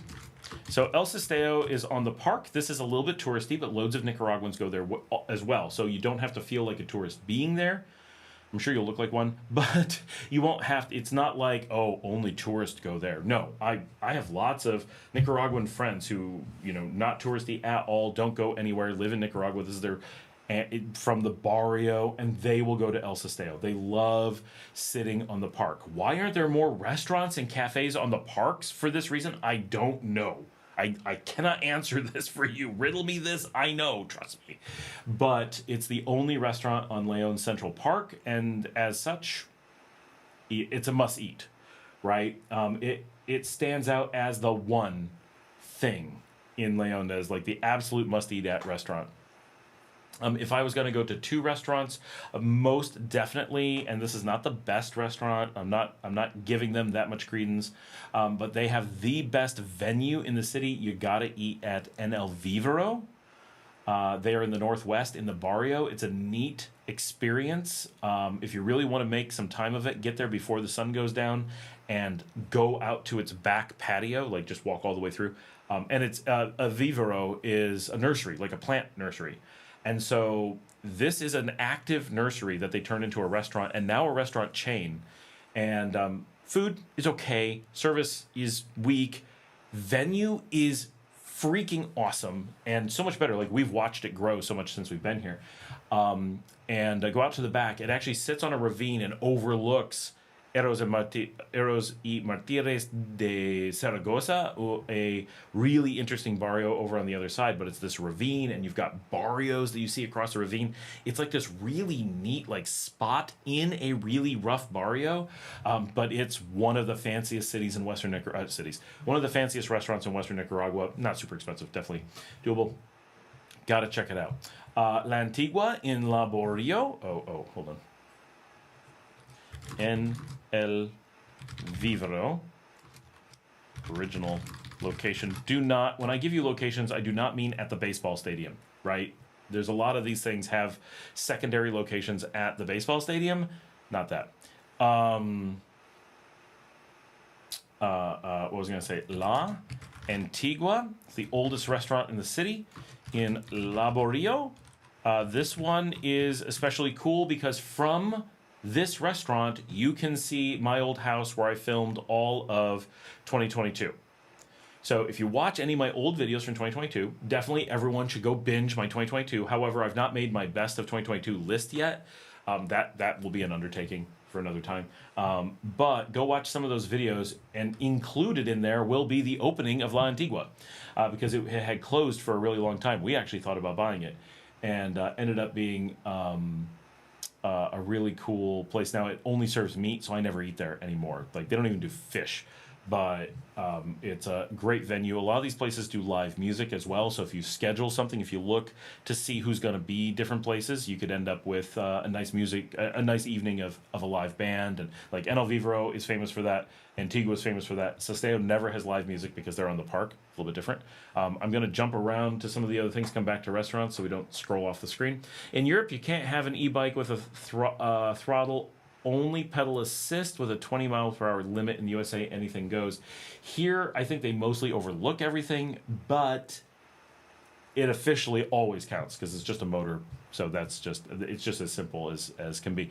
There's also like 3 people with electric bikes, so who are they regulating, right? Leo says, I'm coming into Managua and Messiah. Awesome. An e-bike has pedals. It does. They don't particularly care. Our promise says, oops, I tried to add that message. Prayers to her. She's got this. She is really doing well. She really has improved dramatically. Oh, I have totally different scrolling on the two things. Mark says, God bless her. Praying for her. Thank you, guys. Hens eating at places. How would you know where not to eat serving dogs or cats or other animals? That's not a thing. No one does that. When eating at places is what he meant to say. That makes more sense. But yeah, they will serve, I've never seen this, but they will serve I should say, I've seen this on the side of the road. I've never seen this in a restaurant. Serving iguana and stuff. Like, this isn't Asia. They're not serving weird food here. Weirdest things I've seen. Stingray. But they always announce you always tell you what you're eating. Iguana. You just need to know the word for iguana. Obviously, they eat cow and pig and chicken, turkey occasionally, very rarely. There's very little turkey here, but they graze it here. We have sheep and goats, but I've never seen either one on a menu. I think they're raised for wool and milk, because I know there's goat milk products. I don't know if there being any food products. But yeah, there's no street mates here. Souter says online was around 2006 to 2007. Actually, in person was around 2010. Okay, it's been quite a while. Crater Lake Restaurant at the top. Okay, Brian, he's asking about LEòN, but you're right. The restaurant, the El Tren in Laguna de Apoyo, is an awesome restaurant, but it's very far from LEòN. But I do love that place. Did I make it back there recently? I was in Laguna recently, but I don't think I managed to eat there, but I can't remember. Our promise, right on, thank you. I mean, who wouldn't want to see your old house? No, for real. Like, from Antigua, this is cool. If you're at Antigua, you're directly across the street from the church. And so if you watch my 2022 videos, every other video was filmed in the churchyard. So you can see the bell tower and the church and all that stuff in, like, every other video. And so when you're at Antigua, you'll look out and be like, oh my gosh, that's where the whole year was filmed. And then every so often it's like, oh, you'll see my house, or you'll secretly walk past my house. And so if you look to the right from Antigua, you're standing on the front porch of Antigua, the church is across the street. You look to the right down a block, and on the left there's a Super Express. The Super Express was my house. We gave it up to move here, and they turned it into a Super Express. So that is the history. So if you're into the 2022 videos, which was the year where the show got decent, not great, just it started to improve. But there were a lot of good videos from there. A lot of me learning Nicaragua, me learning LEòN, the city, a lot of actually making the show. 2021 was me like, sometimes I'm going to do a show for my dad. It was cool because I was at the beach, but 2022 was when we made it happen. State of Visa's Marcus cracking me up. That's the first thing I thought of. Nika isn't Asian. Yeah, very. I mean, it's like, I don't know anywhere in Latin America that does that. There is a South American tradition of eating guinea pig, which bothers the heck out of me. But I'm vegetarian, right? But that's a unique thing in South America and not here, right? We also don't have guinea pigs here. But yeah, they don't eat anything weird here, like at all. I'm trying to think of it. Anything that would be weird. Like, we don't eat insects. We don't eat weird fish. We don't eat anything. I mean, it's got to be the most exotic thing you could eat is stingray fish fingers, and it's just another fish finger, right? It's just not as expensive. Okay, other restaurants. We're still here in LEòN. De Humo has closed, so you're not going to go there. Friday night at Via Via. You're not really there for a restaurant, but the food's okay on Friday nights. That's where you go for the live music and stuff. So that's like the expat place. So there's plenty of Nikas there. Again, it's not a tourist experience, but on Friday nights it is a thing where the kind of the crew, like Janet that's on the show, sometimes Mario who's posting, we will sometimes all show up there on Friday nights. That's where if you're looking to just run into people, I'm definitely not there every week. I'm not even there every other week these days. When Marcela was healthy, we used to go every week. Now she's trying to get me there tomorrow. Like, we'll see. but that's kind of where all the expats in the know who feel like going out on a Friday night, everyone congregates there because it's a great venue. Food's okay, owner's nice, the place is great to see the best live bands in town. So check it out. Geckos, Geckos, most authentic. This is the most. I'm in LEòN. I have to do the thing a Leonese would do, right? So this is like, I just want to feel like I'm part of the city tonight. And Russell, that my empanada girl that they're taking the food to, I've been there with her when she's hauled off and decked somebody, right? Like, you're like, this is so LEòN. Like, just, it's a free for all. But the place is great. They often have really good like cumbia bands, and you can just dance in the aisles by your table. The food is actually quite good. Service is great. Very nice place. Very well done. Via Via is the trivia place. That's correct, Brian. Monday nights is trivia Via Via. Where else do you need to eat? There's a new pizzeria, if it's open. There's a nice Italian restaurant up by Paseo Real, but I can never tell if it's open or not. Every time I look, it's hard to tell. Plus, they're doing road construction up there, so it may be just down because of the road construction. I wish Janet was on to remind me of must-eat places, because there's going to be some cool places. I'll be like, oh, shoot, I forgot about that. Twins.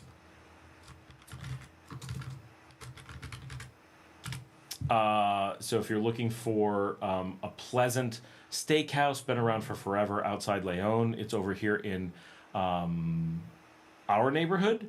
It's right off the square, a little bit hard to find, but the owners all watch the live stream, so definitely check them out. They are the best restaurant here in Sutiava, and they've got air conditioning, and they're like hidden gem. You will be like, what have I found? And you'll walk in and be like, I thought I was in like the barrio, and it was like this nice place. It's pretty cool. So they're definitely worth checking out. Street food, of course, you can eat anywhere in the city, but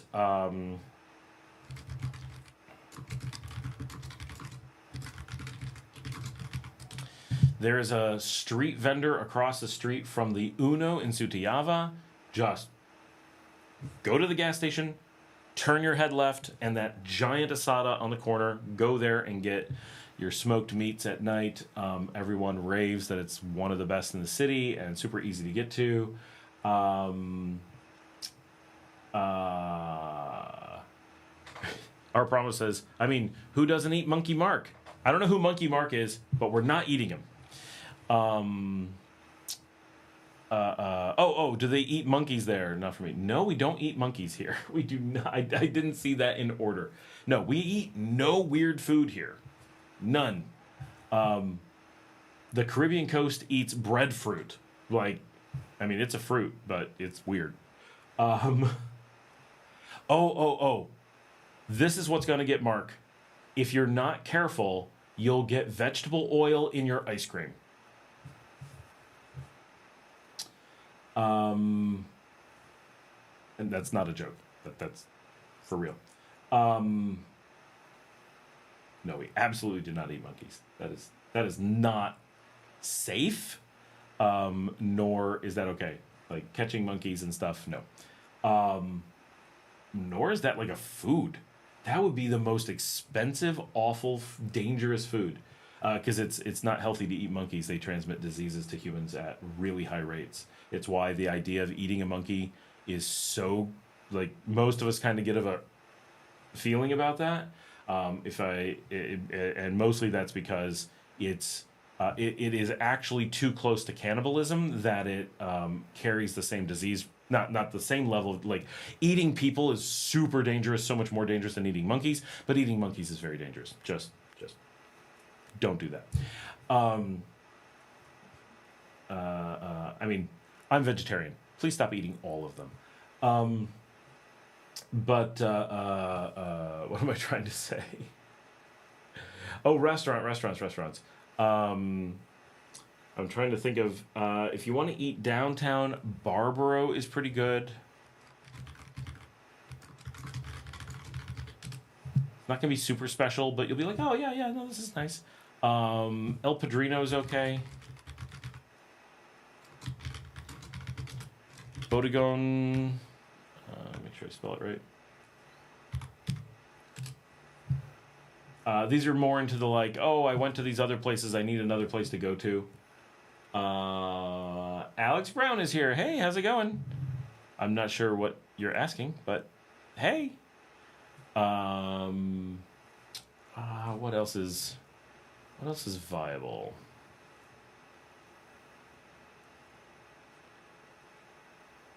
I'm sure I'm not thinking of plenty of good places.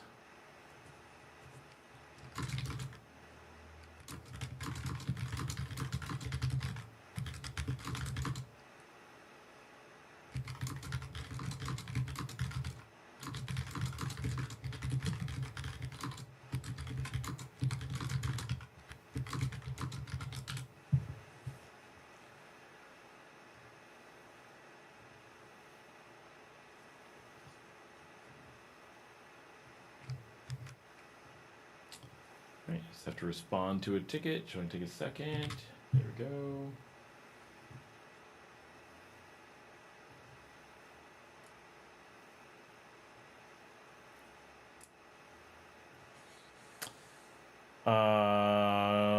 Oh, Guinea. Yes. Yeah, they eat guinea pigs in South America, but thank goodness not here.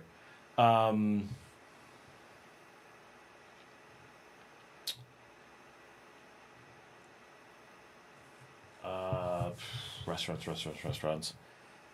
Trying to think if there's anything out on the highway. Oh, and then there's so if you're looking for something fancy, I forgot, there is Bistro 1858, something like that, at La Perla. They're pretty decent.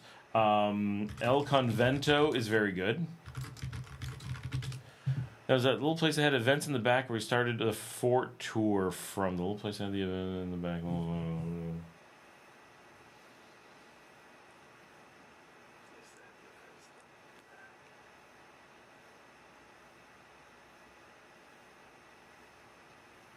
Isn't that also Via Via, Brian? I thought we started from Via Via. They do have. Is there any near my B&B? Yes, that's not LEòN. So, on the beach. Oh, El Pescadito. Yeah, on the beach. Puesta del Sol. These guys are the best. You'll want to eat basically all your meals there. There's a popular place on the beach that we absolutely do not promote. Terrible. Would never give them business. High price, mediocre food, and terrible people who own it, so we won't promote it. There is a Polish place on the beach if you're into Polish food. Nice people who own that.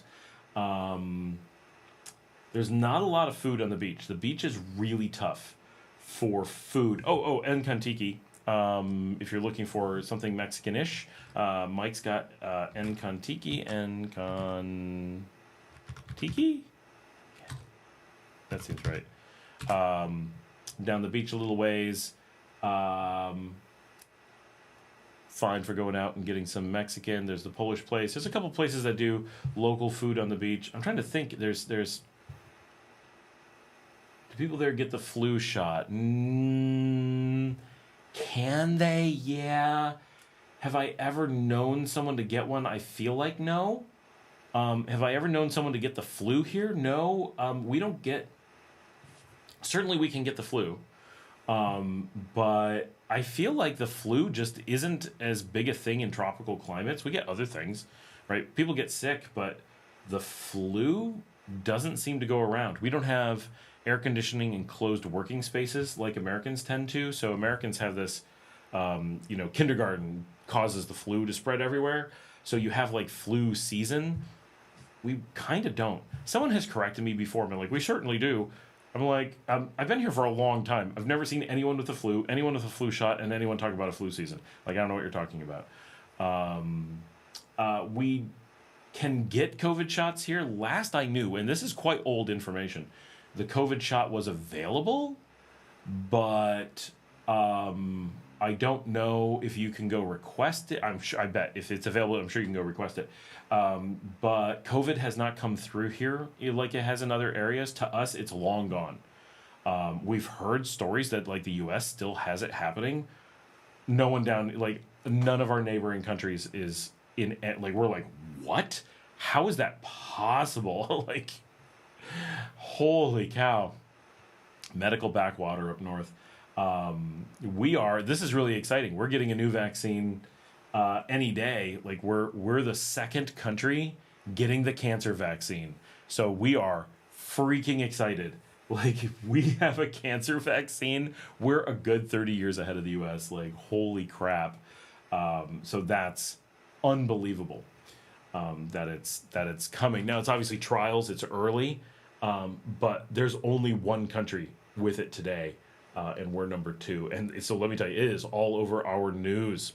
I am still here. Janet, I need your help. We are trying to think of the must-eat-at restaurants of LEòN that are still open for Liquid, who has changed his name to Our Promise to You. And I have a list. If you scroll back, I've said quite a few, and he doesn't need a ton, but I'm trying to think if I missed something important. But the beach really doesn't have a lot. Like there's a ton of, if you just want the same thing on the beach over and over again, there's a lot of that. But if you want something like good and interesting, pretty much, like if you say, hey, let's go out to eat on the beach, unless something new just opened up that I can't think of, the only restaurant I would intentionally go to eat at is Puesta del Sol, and they're fantastic. Great owners, wonderful people. Oh, and Kontiki, I go there. Mostly I go there for like karaoke night and stuff. He has very little for me to eat. If I give him a warning, he'll make me something, but I rarely have the wherewithal to plan ahead, so it's like I just go get some chips and beer. But Mike's great, so go hang out with Mike at Kontiki. Puesta del Sol is by far the best restaurant in the LEòN area. It just happens to be on the beach and alone on the beach. Like until Desperados closed, that was also an excellent restaurant. Like we had freaking fantastic food. Several people told me, as people will tell me when they want to make me happy, that we had the best steaks in the country. Like we really took it seriously, and some things like it wasn't the best. The location, like, a lot of things made it not make sense, but the quality of a lot of our food, like we had the best salmon and that I've ever had in the country. I'm told by quite a few people that we have the best steaks in the country. We had amazing hamburgers. We had certain things, but we closed. Right?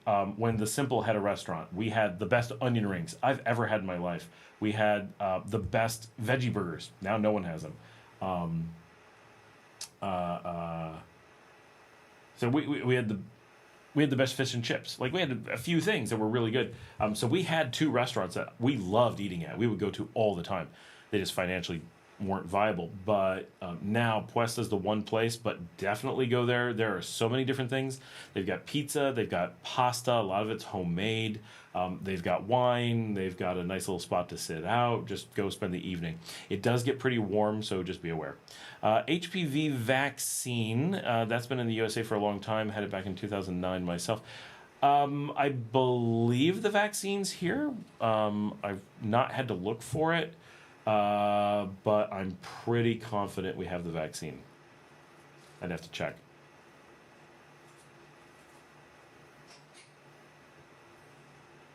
Someone is pulling in.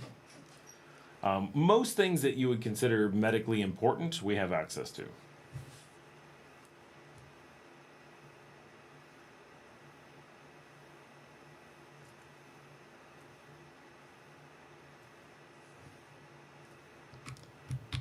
Getting logs for a system here.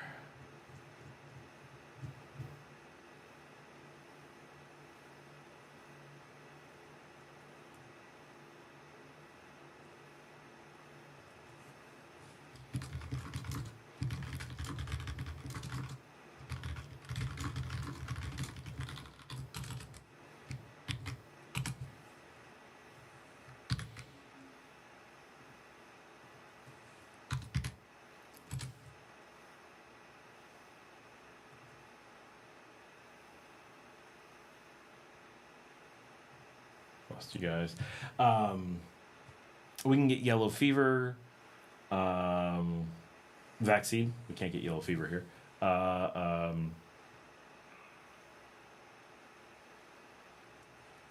Most anything's available. Sometimes when there's really rare things, they send people to Costa Rica just because they have a larger system.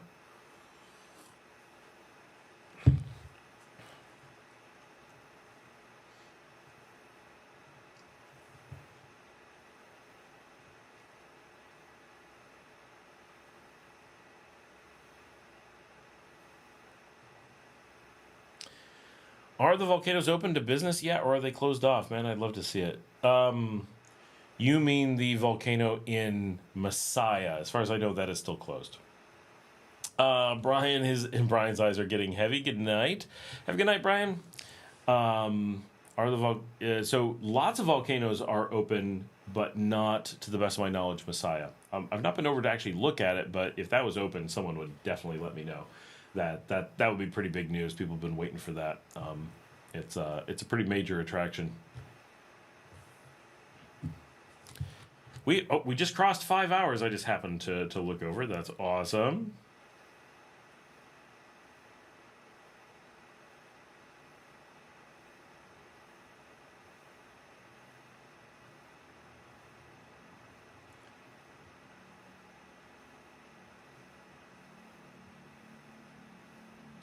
You know what's amazing? So I was just talking to Watson separately. We were just talking about a restaurant that we used to go to and realizing it's been 15 years on the nose since we went to that restaurant. It was only in 2010. We only went there when I lived up the street, and I only lived up the street for 6 months, and then I moved not very far away, but not right up the street.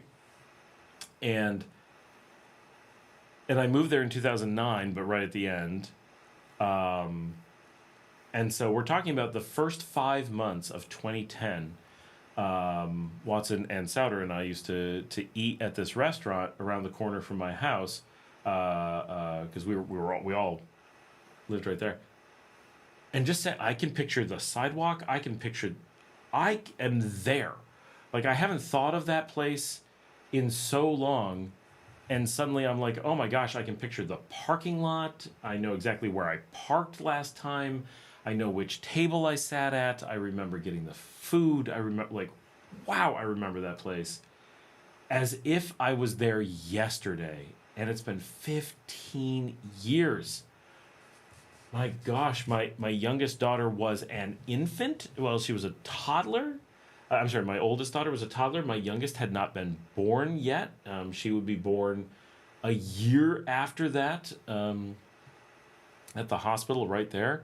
Like, wow, that's just, holy cow, time has passed. You know you're getting old when things 15 years ago feel like they just happened.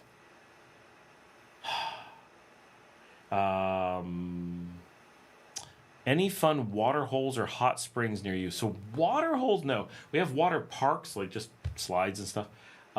We have it's called a hot springs, but it's bubbling mud. Right, boiling mud, but it's volcanic and super cool. That's at San Jacinto, on the road to Matagalpa. I find it really interesting. I've got no, they do not serve bugs here without us knowing. You would really know that. Like, there's no weird food here, Mark. None, not a thing. We make America look pedestrian. I did a video, I think 2 years ago, on going to the Herverias or whatever, the hot springs.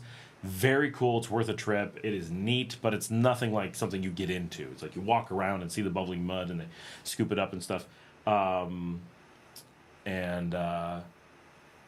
That's pretty cool. There is, like in Laguna de Apoyo, there is some hot springs in the volcanic lake, so it's like moving around underground. So it's not like a hot tub, right? Which, you know what I mean, right? Like a hot springs, like here's a hot tub, you just go get in. Oh, I'm in a hot springs, like Saturnia in Tuscany. But instead, it's a big cold lake with a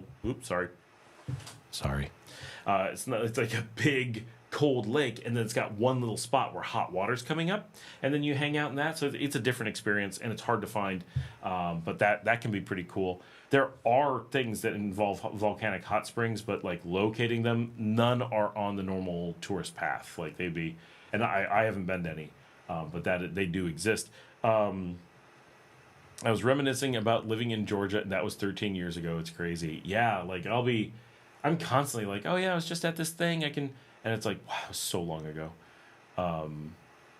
Did I catch up with everything? I think so. Mario Peleas, how's the political climate? It's as quiet and relaxed as you can possibly imagine. At least from an expat perspective, there is nothing, right? From I moved from the U.S. where everything is dramatic and scary and just all kinds of things, right? And then you come here and you're like, oh my gosh, the government is busy doing good things and getting things done for the people, and everything is just chill and relaxed, and people are happy. And yeah, you get people who complain, because there's always going to be people complaining, and there's people who want change. There's always people who want change. But, it's a very, very chill. Our interaction with the government is, there's a parade. It's one of the reasons that you would pick a place like Nicaragua is that it's got a very chill political climate compared to like Guatemala, where you have road closures as people are protesting. Still completely safe. You don't have to worry about Guatemala from a safety perspective, but you do have to worry about like constantly dealing with protest and people who are unhappy and want all these things and are shutting down the highways to demand change or whatever, or just you've got scary situations in some neighboring countries where things could erupt. You've got instability potential in our southern neighbors, where there's a lot of changes going on and they're worried about turnovers of government. I mean, of course, coming from North America, where you've got massive instability and massive danger from your governments, it's easy to imagine that the rest of the world is like that. Especially because the U.S. and Canada especially the U.S., Canada not so much, likes to portray the rest of the world as scary and unstable as a way to hide how scary and unstable the U.S. is. So it's easy to fall into it's what it's like here. It must be like that everywhere. One of the videos I plan on doing coming up is to most of us living outside the U.S., the world isn't actually falling apart. It isn't actually a big scary thing. Actually, things are going pretty well for a lot of us. It's just North America that's going through, and like Ukraine's obviously having some problems, and Palestine's having some problems. But outside of like war zones, everybody's fine except for North America. Africa's doing fine. Asia's doing fine.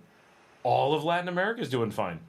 All of it, right? Argentina's struggling a little bit because they sided with the U.S. and got in bed, and now they're dealing with the fallout of that.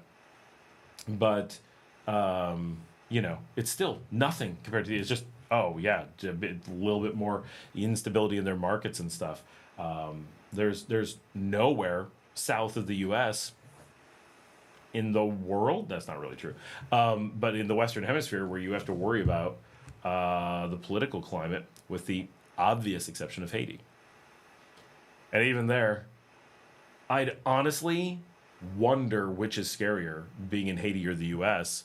As an American, obviously the U.S. is scarier, but as a third party, it'd be very much a toss-up, I imagine. What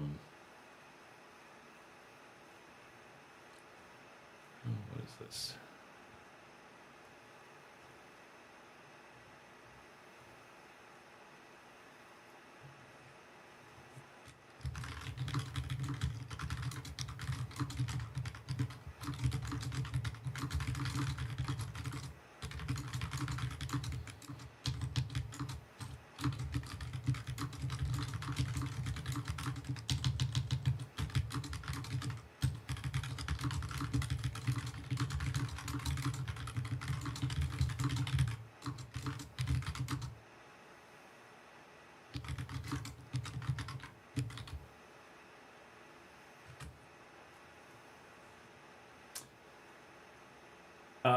Brian, but it says memories of Tavern on the Green are like that for me. Brian Souter says, why are all the restaurants closing? So it's pretty much straightforward, right? There was a time period where there was a really big push to convince expats to invest in a lot of stuff, and that caused a lot of people to go after businesses that didn't really make any sense. And so over time, people are running out of their run rate money. A lot of places are running out of. They're realizing that tourism came back, but even with the tourists returning, there isn't this magic money that they had been led to believe. A lot of people really did get led astray, and a lot of people led themselves astray, right? It's not necessarily like some concerted effort. A lot of it is just the market was looking good. The average expat, if they show up here, and people say this all the time to me, wow, there's so many tourists. There's just money everywhere. And you're like, you have no idea what you're talking about. This is what no tourist looks like. And these tourists spend no money. There is no money. People are like, I'm just going to, open up a little margarita stand on the beach and the money's just going to flow in. I'm like, you're going to sell 2 margaritas this week. And it's going to cost you $100 to have that stand open. You're going to sell $10 worth of things. Your overhead is going to be $108, and you're going to bring in 10. So you're going to have lost 106. That's your week, right? Like what? And they're like, no, it's magic. Everyone will get margaritas. Who are these everyone? Right? Every restaurant already sells them. No, they don't. No, I thought of margaritas. Everybody's already on the beach. No, I thought of being on the beach. Right? Every single thing that tourists do when they get to a country is imagine that no one else has thought of the most obvious things. That most tourists, if you're an experienced tourist, know that it's a joke that every tourist thinks of these things. And here, for some reason, because it's off the beaten path, somehow people think it's so far off the beaten path that no tourist has ever been here or thought of anything, at the same time imagining that there are so many tourists that you don't have to come up with products that make sense.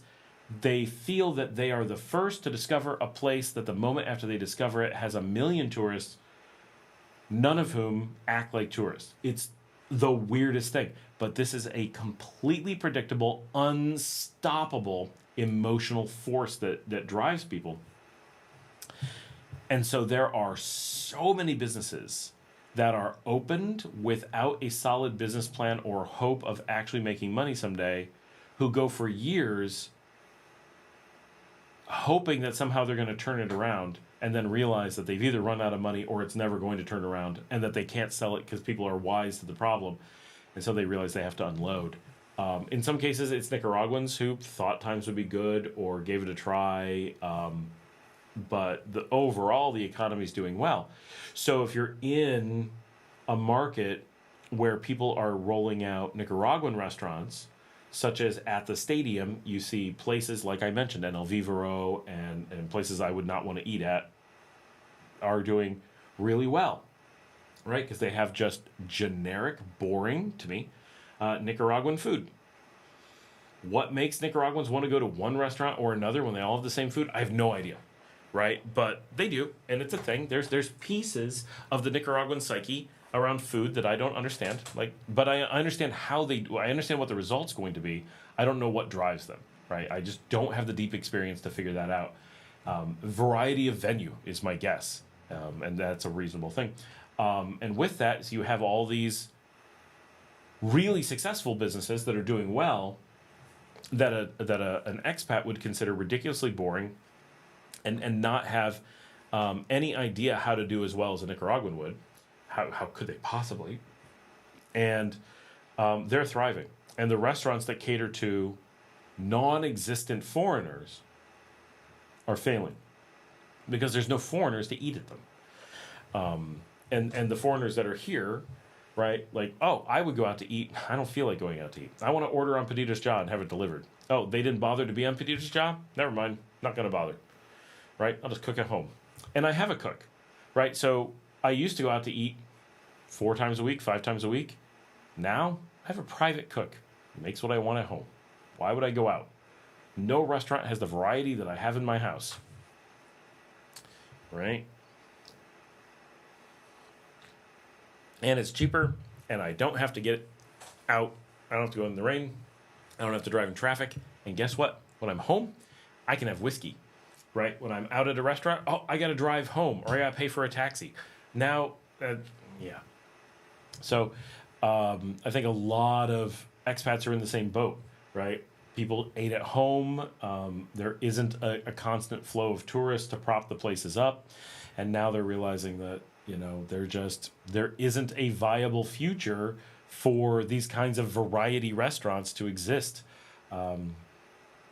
If you can't draw in Nicaraguans, expats are not a base of people. And part of it is that the expats that are here are mostly poor. They're cost conscious expats. So if you put in a fancy restaurant, there are plenty of Nica restaurants that do quite well and not a single expat eats at them because they're so expensive.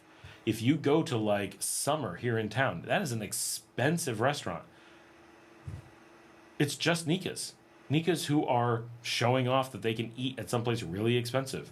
The food's okay, but it doesn't make sense for its price. And so the expats are like, that doesn't make sense for me. I don't need to, you know, spend money just to spend money. We have a different situation. You know, we're not showing off to our employers or to connections or family, right? It's just us and our kids and us and our spouse, whatever. We just want to go where it's practical and has food that we like, and so it is a very different place. Mostly talking about LEòN, but I mean it applies everywhere for Mario. Our promise, we're hitting the bed. Thanks for the chat. Hope to see you in a few weeks. Thanks a bunch. Awesome promise, Liquid. Guys, have a good night, and we'll see you here in 2 or 3 weeks. That's awesome. Good night. How are we doing on the... I haven't looked at the actual stats. Oh, we got lots of people still on. We've got a lot of views. We're at 5.25 hours. Doing great. Are we talking about LEòN and Granada? So I live in LEòN, but Granada is similar. I don't think they're closing as much. San Juan del Sur is... San Juan del Sur brings it up. A lot of people are talking about it because a lot of places have closed in San Juan del Sur in the last few weeks. So that's been coming up a bit, that restaurants and the brewery and places that people were like, these places can't lose money, are out of business because they were losing money. And people just can't handle that they were losing money. But they were busy, but they were the only place like them, but they were unique. It was really good. Like, none of those things are profits, right? You got to come up with profits and, you know, a lot of times when you're visiting a restaurant, and this is something that really throws non-restaurateurs off quite a bit, is they'll say, well, I went to that restaurant and it was a wait to get in. Like, yeah, my restaurant was serving up to 600 people at the same time. Like, that wasn't our people in the night. That was people all at once. You definitely had to wait to get in, but we weren't making profit on it. It didn't make sense. Just because there's a wait, just because it's busy, just because it's packed, doesn't mean. And it's just that one night. It's not like it's 600 people every night. So when you go is most likely to be when it's busy. So you end up at a restaurant and because you went there, it's probably lining up with the reason that other people went there. And so you have all these people who are in a restaurant at the same time going, wow, this place is really busy. Yes, it's Friday night. We all went to dinner at the same time. The place is busy. But was it busy Friday at lunch? No. Was it busy Thursday night? No. Will it be busy Saturday at lunch? No. Will it be busy Saturday night? Not busy, but more than average, but less than Friday. Okay, right? And then you're like, what about Monday? Zero. We could go the whole night without a person. I've been to nice restaurants here. I went to La Perla, right, with Gigi. We went there recently. An entire meal period, we were the only table, one table of 3 people. Had we not gone, they would have had 0 guests. 0. And this is a major restaurant, right? Now, it was not a busy day. It was a slow day. It was not dinner. It was lunch. But when you start adding that up and go, oh, when you're not a restaurateur, you tend to see one of the busiest times, not necessarily the busiest, but you see a busy time in a restaurant. And then instead of extrapolating that you have to average it between that whatever you see and zero, which is often how it is.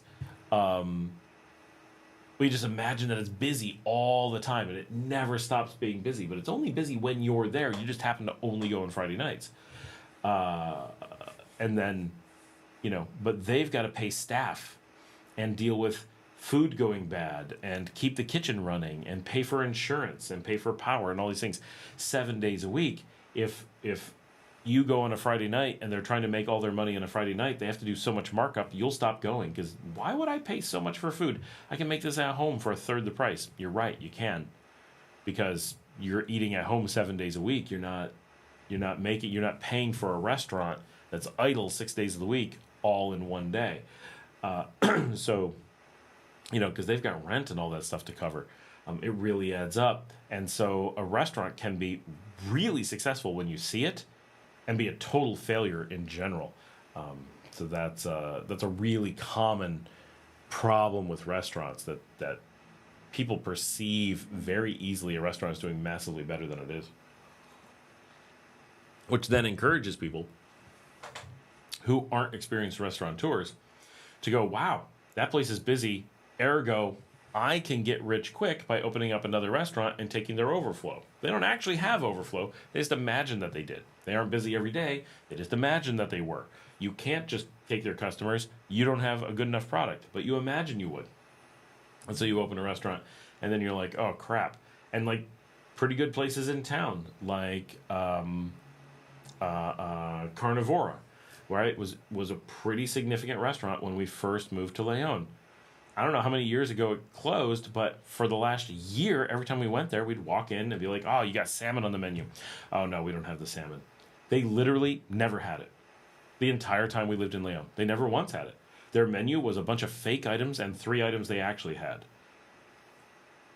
Their hope was that you would get drawn in and stay. But the problem is that they drew us in and offered nothing for us to eat. They had no alternative that we were able to eat. So it just became, and it would become, and several restaurants were like this. Most of these have gone out of business. But as they start to suffer, they start to close early, they start to close more days, and they start to give up on their menus. But what happens is you always have a party with someone who's like, oh, I would like this. And they're like, oh, I'm sorry, we don't have that. Okay, well, I'd like this.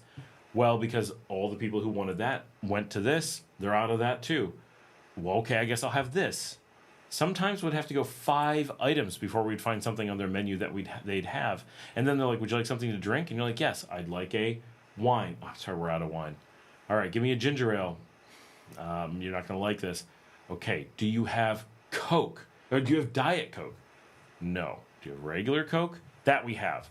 Okay, so you're literally a restaurant that just has churrasco steak and regular Coke. But we have a 3-page flip menu of items you don't have just to make us angry. Why don't you just come out and say, we don't have anything, here's what you can get. Right? But they don't do that. They pretend they have the food and then pretend that they're surprised that they don't have it. I've been at restaurants where 6 people went and not a single person was able to get the first 2 things that they ordered. Even major, considered very successful restaurants, some of the busiest in town, like Barbaro, we're at a point where something like only 10% of the time do they bring the dessert we order. We order the same thing every time, 90% of the time. And I mean it. I mean 9 out of 10 times. They go act as if they're bringing the food and then come back a little while later and go, oh, sorry, we haven't had that in a while. And eventually they'll have it one night and go back into the cycle. It's insane. And we'll be like, okay, well, we're here for the salmon. Oh, no, we don't have salmon. Okay, we're here for the fish wrap. We don't have the fish wrap. And it's just every person goes through this. And we'll be like, okay, do you have the jalapeno poppers? Yes. Okay, great. We'll take 6 of those. Oh, no, we have 1. It's like, oh, my gosh. It's so painful. And it makes me not want to go out to eat. Even though I like the food and I like the venue, I'll be like, I know I'm going to go through this frustrating thing of getting my hopes up, getting them dashed, trying something else, getting them dashed, and then settling for something that is not as good as what I could have made at home because I'm so far down on the list of what I want and of what they're good at. So that stuff drives people out of the restaurants. Even though people love to go out to eat, it is a going out, hanging out culture. people stop ordering food. They start just getting a beer and hanging out, and the margins turn to nothing. Mario says, I was born in LEòN. Very, very cool. I moved here 5 years ago. I lived in Granada 10 years ago. Didn't particularly like Granada. LEòN has been fantastic. This is my long-term home. So things have been good here. Janet just pointed out several of the restaurants I'm talking about had the same owner. So to some degree, the intense pattern of running out of food is and continues to be something that the owner has a problem with, or just how he does business or whatever. You would think owning multiple restaurants that you would stock some stuff, and if someone ordered things, you'd run them between the restaurants. Like, quite literally, it's not that hard. They're not that far apart. You could have a runner who'd be like, oh, somebody wants a bottle of wine. We don't have them here, but the central location has them. Just got to run over there. I listed El Convento in the list of must-eat restaurants, Mario. That is a really good one. I consistently like eating at El Convento. I find their menu a little bit drab. It could be better, but they always do a good job. It's a night, like, service is great. It's air-conditioned. It's a beautiful spot. Food is always decent. But there's nothing on their menu that I'm like, oh, you know what? I want to go to El Convento and get this thing. They're missing good signature dishes. That's nothing they have has been bad, but there's no item that I'm like, oh, I'm just missing that. When I go to NL Vivero, I'm like, they have a terrible menu for me overall, but I know they got the best cheese sticks in town. Right? That sounds silly, but I know I can go and I know I'm going to get those cheese sticks and I'm going to enjoy them. They give me a good quantity of them. They present them nicely. And 50% of the time, they give me a good sauce for them. 50% of the time, they give me ketchup. They don't know what they're doing. But they cook them well, and they're good.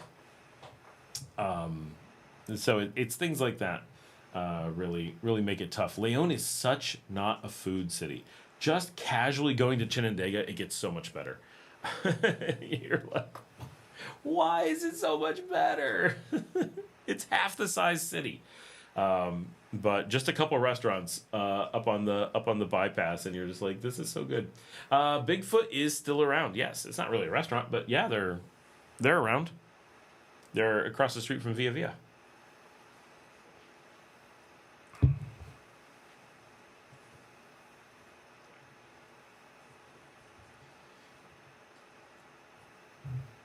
One of the problems that people have is generally, if you're going to be a restaurateur, and you want to be successful, you have to do it by having multiple restaurants. It's very hard to have a single restaurant in a tough market and make enough money from that. You really need more.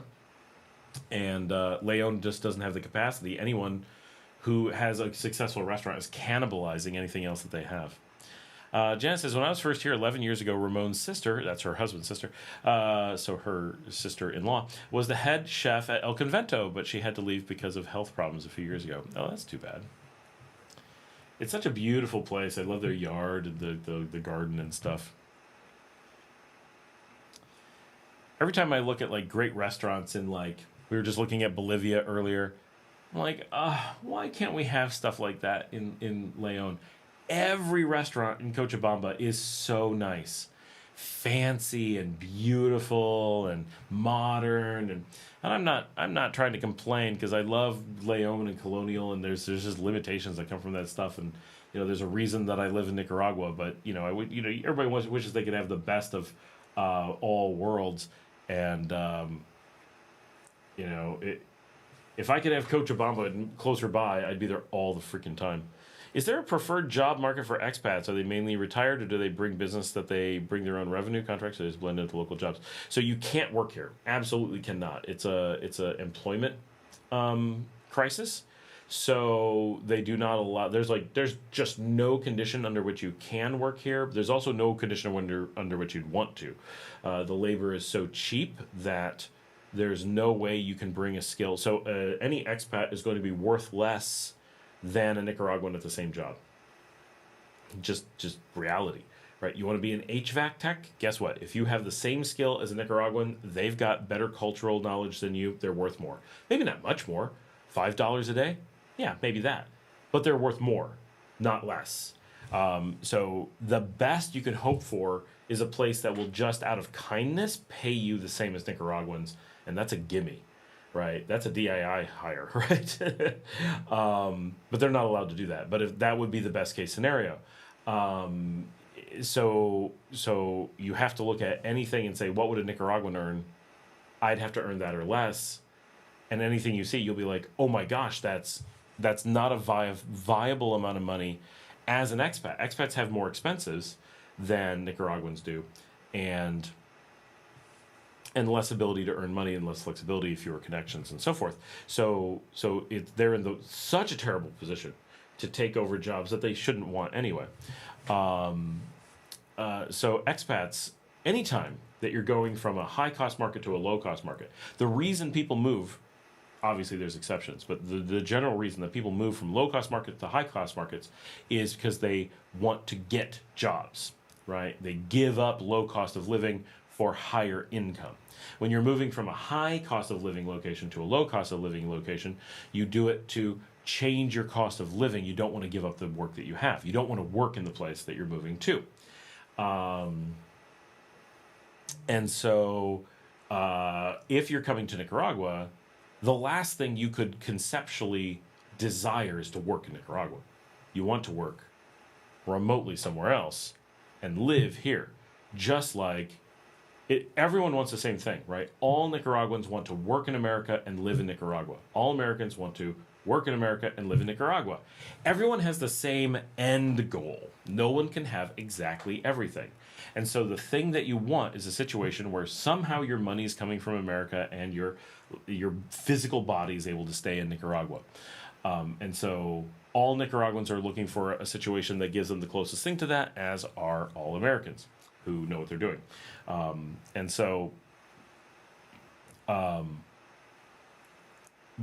then if you take a job in Nicaragua, you have to pay taxes. So you're going to make far below U.S. minimum wage and have to pay taxes on top of it. But if you bring an American salary down, even if it's a small one, you're generally tax-free. You can earn $130,000 a year in the U.S. and you pay no taxes living in Nicaragua. Nicaragua doesn't tax you because you didn't make money here. The U.S. doesn't tax you because of foreign earned income credit.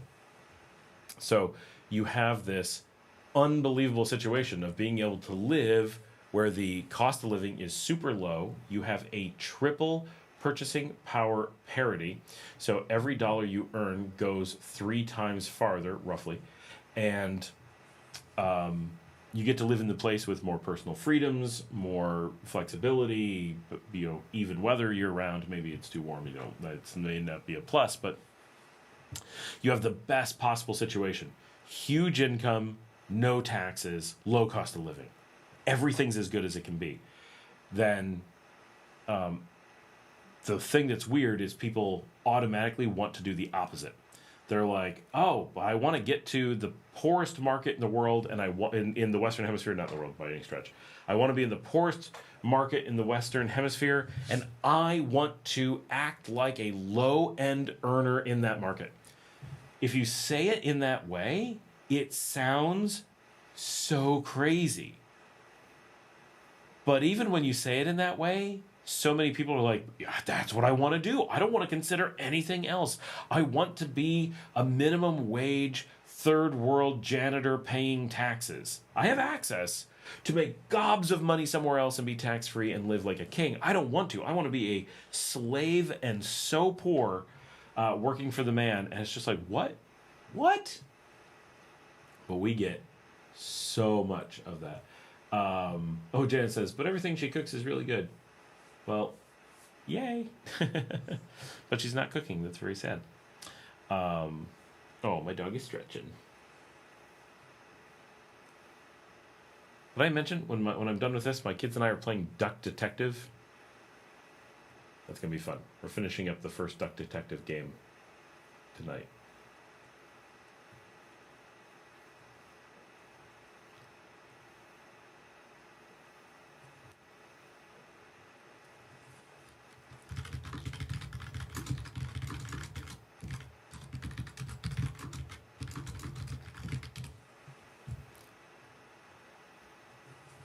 Now you guys are quiet. We still got over 20 people on. This is awesome.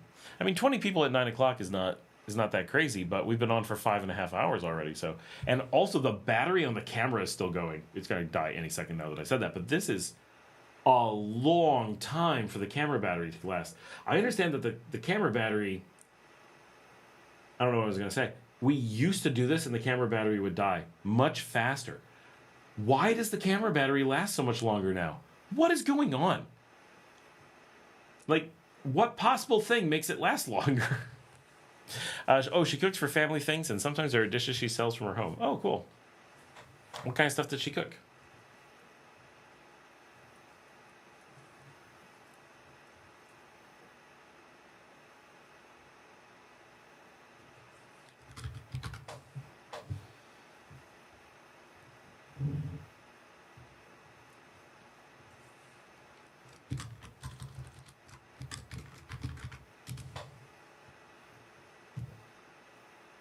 Ah, she makes the best fried rice with little bits of stuff chopped in it I've ever tasted. It's like 50%. It's like the 50-person size. Oh, and cakes. Well, I eat rice and cakes. No one ever brings me this stuff. I want to know how it is. What part? I live in Sutiaba, or more specifically, Veracruz. We're part of Veracruz.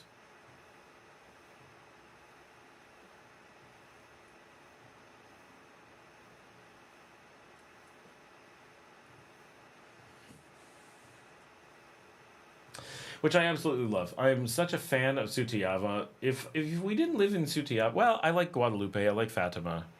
I really like Reparto Fonseca, William Fonseca, and El Norte. There's a lot of LEòN that I really like. A lot of areas. If I could be on the main drag, just south of the church in Guadalupe, I really like that zone. I don't know what. There's something about it, especially as the sun gets low. It's just got such a cool little spot. Like it's really neat.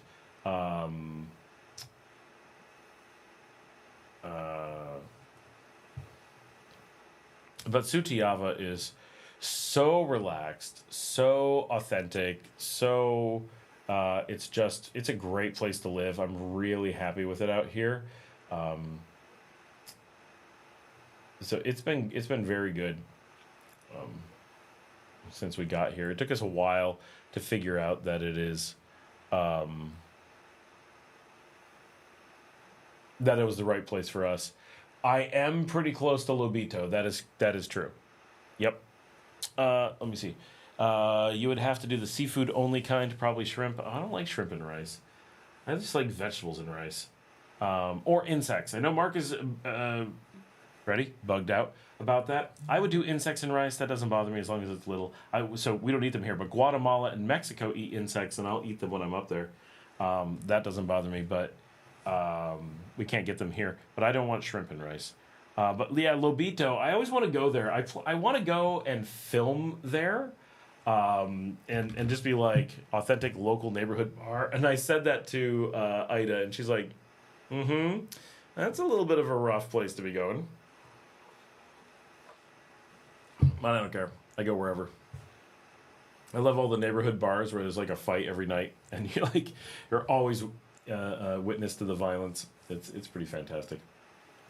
If someone doesn't get beat up and kicked out of the bar or thrown out the window or whatever, then have you really been out to the bar?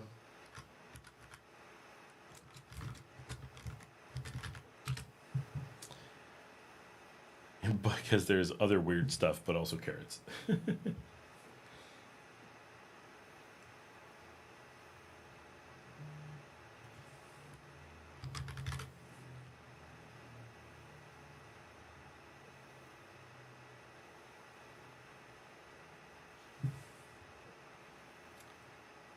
Where the heck is Nuevo León?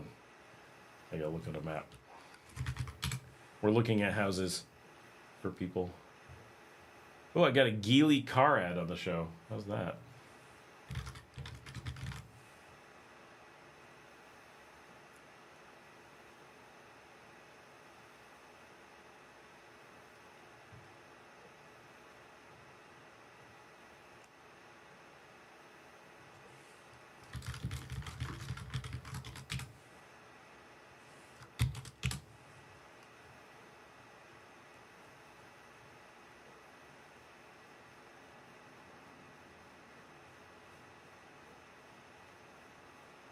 we're trying to look at houses, and something came up as Nuevo Leon, which I don't think is a neighborhood. I think it's a reference to the highway. I'm like, yeah, that's pretty far away. Praderas of Nuevo Leon.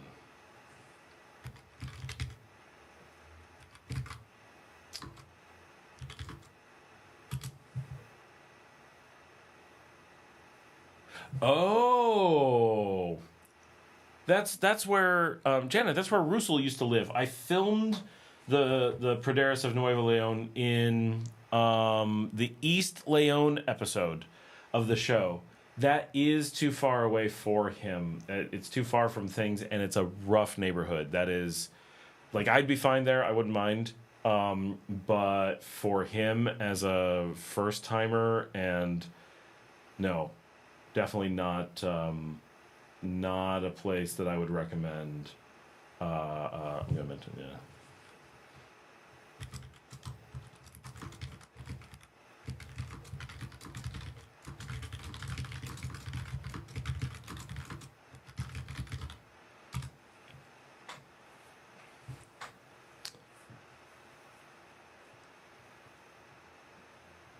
Yeah, that is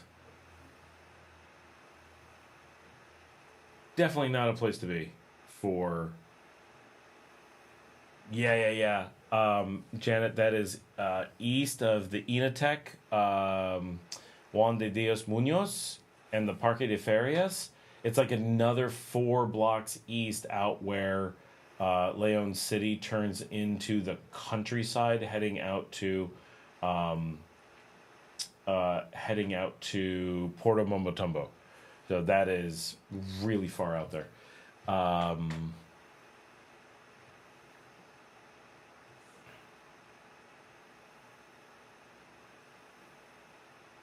Bar, Mississippi. Yeah, Bar, Mississippi is famous. They have the... I've not done it. Janet has. Janet will tell you.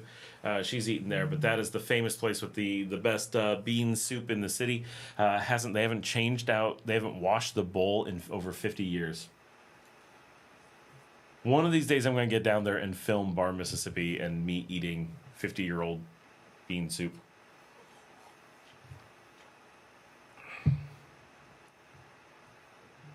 Yeah, we might as well actually send him to Porto Mombotumbo at that point. Just that is okay. It's not really that bad.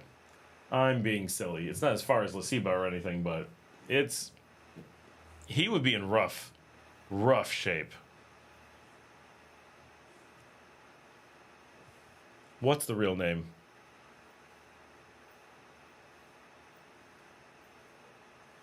Are you saying Bar, Mississippi is the real name? Yes, it is. But everybody calls it La Cucaracha. Yes. But it says Bar, Mississippi on the door. La Cucaracha, La Cucaracha. Na na na na na na. La Cucaracha, da da da da. I thought the cook was known as La Cucaracha and the bar was Bar, Mississippi.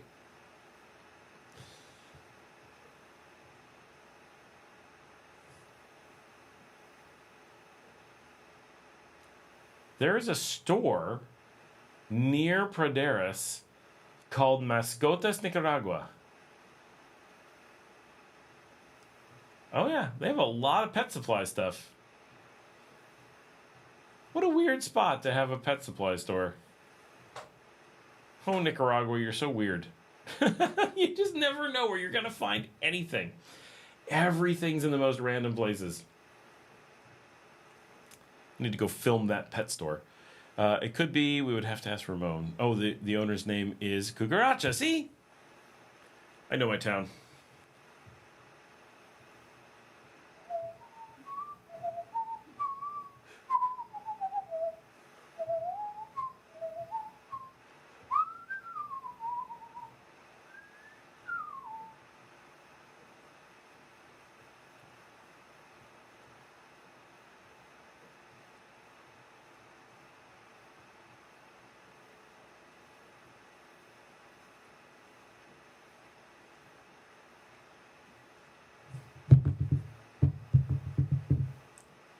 We got a good number of people on. This is fantastic.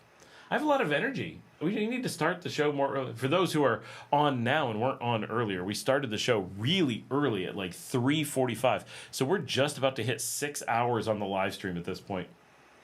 Like we're doing quite well. This is a busy night. And normally when we're going 6 hours, I'm starting to get like a little bit drowsy, but this is good. Been able to keep it going.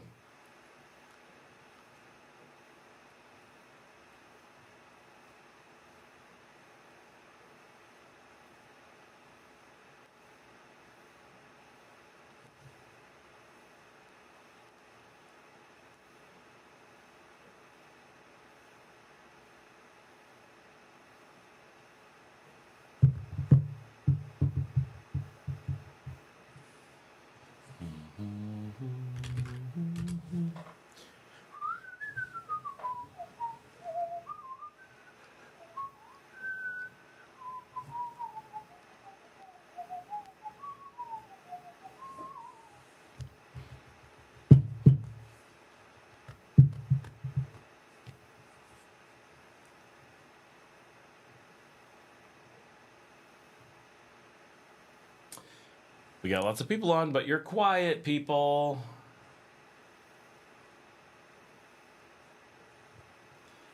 I do need to film there, though. That would be good.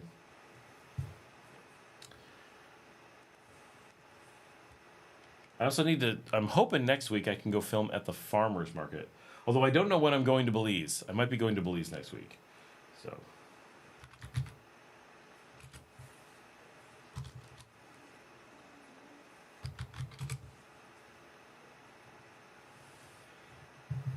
which I am excited about. I haven't been in Belize in a year, which is hard to believe. I guess it's not quite a year. I think it was November, so it's been like 10 months. But it's still a while. I just like going places. And it's been exhausting. I've just been doing a lot for a while. So it's time to go somewhere and hang out.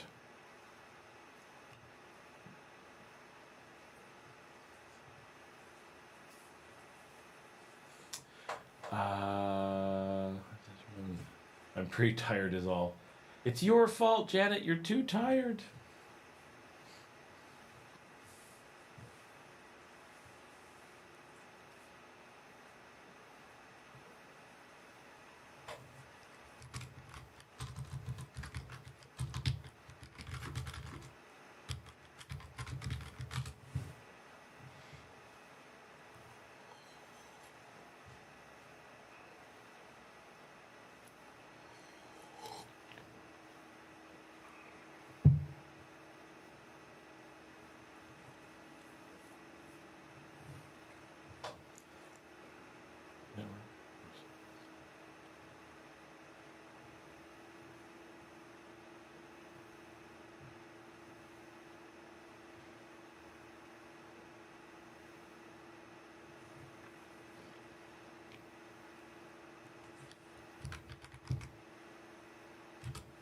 It's all the pets waking me up all night. Aww.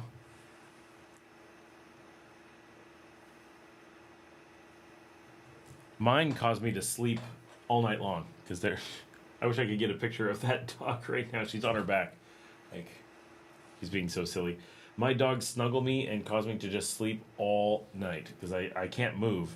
And so it makes me just sleep so soundly. How often do you go to the beach at Ponaloya? I really don't go that often. I'm probably there every other week because I own multiple hotels on the beach. So I try to go out and see things, but it's, you know, it's I get busy, so I'm not really out there as much as you would think.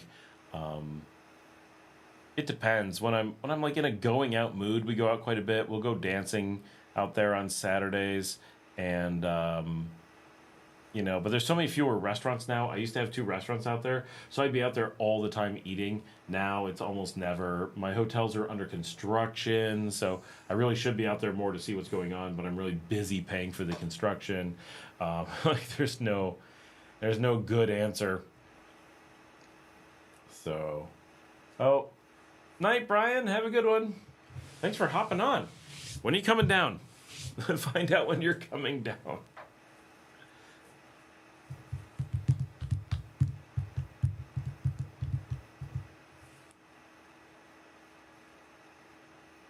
And my kids don't really like going out. You know what? I was out at the beach not that long ago.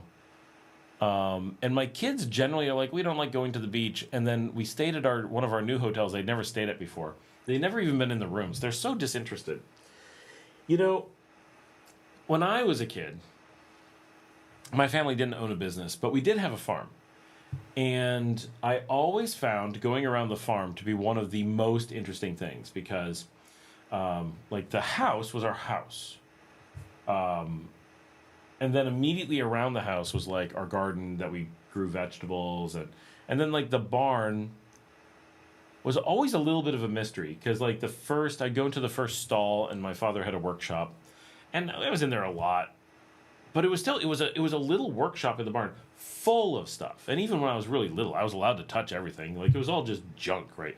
Bolts and screws and washers and, you know, he had a little bit of organization and, you know, it was the 1970s, but the setup in the barn was definitely from the 40s or 50s, which is weird now that I say that to realize what I was looking at the time. But everything in there was ancient when I was little. None of that was stuff he bought. It was all stuff that came with the farm. It was really, really old. The shelves were full of things, which as a kid, I'm like, oh, my father's had this farm for forever, and he's filled all these shelves. That is not what happened, right? We bought a farm. We bought it when I was 3 months old. So that barn was full of stuff that was already there. So that was 20, 30-year-old stuff that my father was also like, yeah, shelves full of junk. So I would explore the barn, and it always felt like there was so much stuff in the barn. And it's weird now looking back because, like, I remember being 4 and my father installing hot water in the barn. It was because we had to, because in New York it would freeze over and the animals couldn't drink. So you had to have hot water to keep the animals with water. It wasn't to make it hot, it was to make it not ice. And I remember him installing that. And I remember the sound of the ice and the snow going into the barn when I was little, and him putting that box there and putting in the hot water heater and putting keys inside of it. And I remember all these things, and they go back so far. But that barn was always kind of a mystery. It always felt like there was stuff to explore. And speaking with my father, because he sold the farm after more than 40 years, like 45 years, he just sold it recently. And he was like, when we cleaned out the barn to sell the farm, there were whole parts of the barn he had never been in. Areas we had never seen the stuff or never really like looked at it. Like we kind of stepped into like, yeah, had never actually been involved in it. And it was like we never got around in the 45 years that we had it, roughly 1976 to 2021. We never completely explored the barn. And as a little kid, I would explore the barn some, and I would explore the grounds, and I would explore the pastures, and I would explore the fields, and I was allowed to go wherever. Like, I lived on a farm. Like, I was a single kid on a farm. Like, do whatever, right? It was the 70s. And I would just explore and explore and explore. In summer and winter, I would go out on adventures in the woods in winter.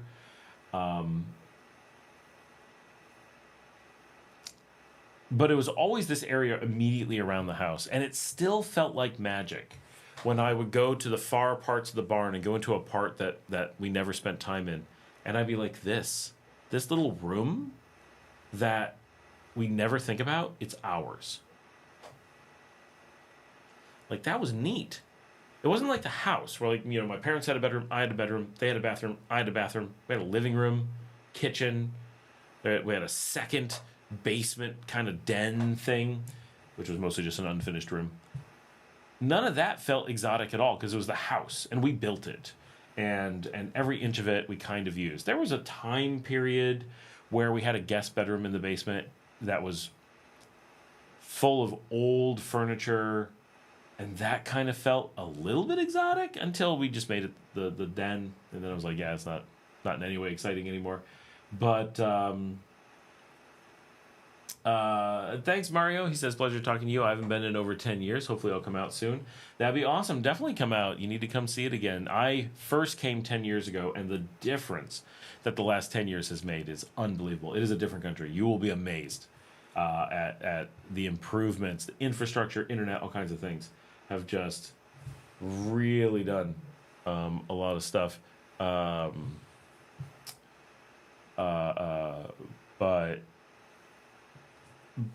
I always found like that we had a pond across the street from the house, and there would be a bench over there and a light, and sometimes I would go over there and just be like, this pond and this bench, and like this is ours. Like this is not like a park that I'm visiting. This is our thing. It was just this amazing thing. And when I was, I don't know, 12, my parents thought about buying a restaurant, but they never started a business, never did anything like that. So we never had a thing like that. But I imagine having that stuff would be really cool. And so when I was 22, I started my own company. Well, I did earlier, but they never had anything. And by the time I was 24, I had offices. I had offices, right? It wasn't like I worked for someone, this is my office, because I've had a lot of that. And you always feel like an outsider. You're like, here's my cubicle, or here's my private office, or whatever. But you're like, it's not really mine. I can't really just do anything I want with it. It's weird. But when my company had offices in Washington, D.C., I really remember this as a standout moment. I remember working in the middle of the night and just doing engineering work. And I'd be in this office, and I would wander around the office and be like, in the quiet of the night, like, this is mine. I didn't own the building, but it was my office space, and there was no boss to answer to. There was no one else whose space it was that I was using. This was mine. All these cubicles were mine. All these shelves were mine. All these drawers were mine. All these computers were mine. It wasn't that many, but it was mine. It was my space. And if I wanted to work in this cubicle, I could. And if I wanted to move to this cubicle, I could. And if I wanted to rewire them, there was nobody to check with. It was mine. And it was such a feeling, such an unbelievable, like, this isn't my house where I live. This isn't this one limited space that you're given. This was another space that is also mine.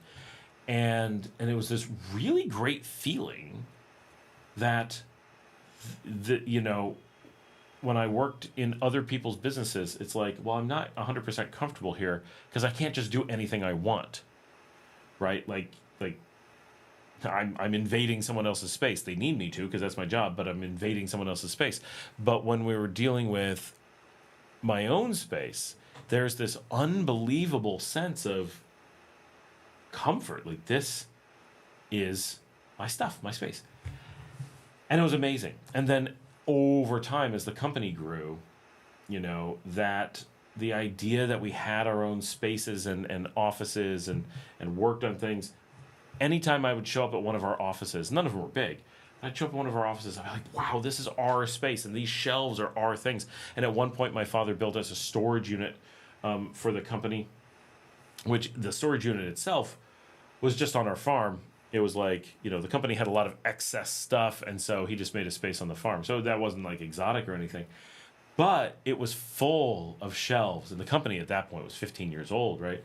And so it was just full of, 40 computers, 20 monitors, stacks of keyboards, boxes of cables, you name it, any kind of scanners and printers, and imagine all the tech.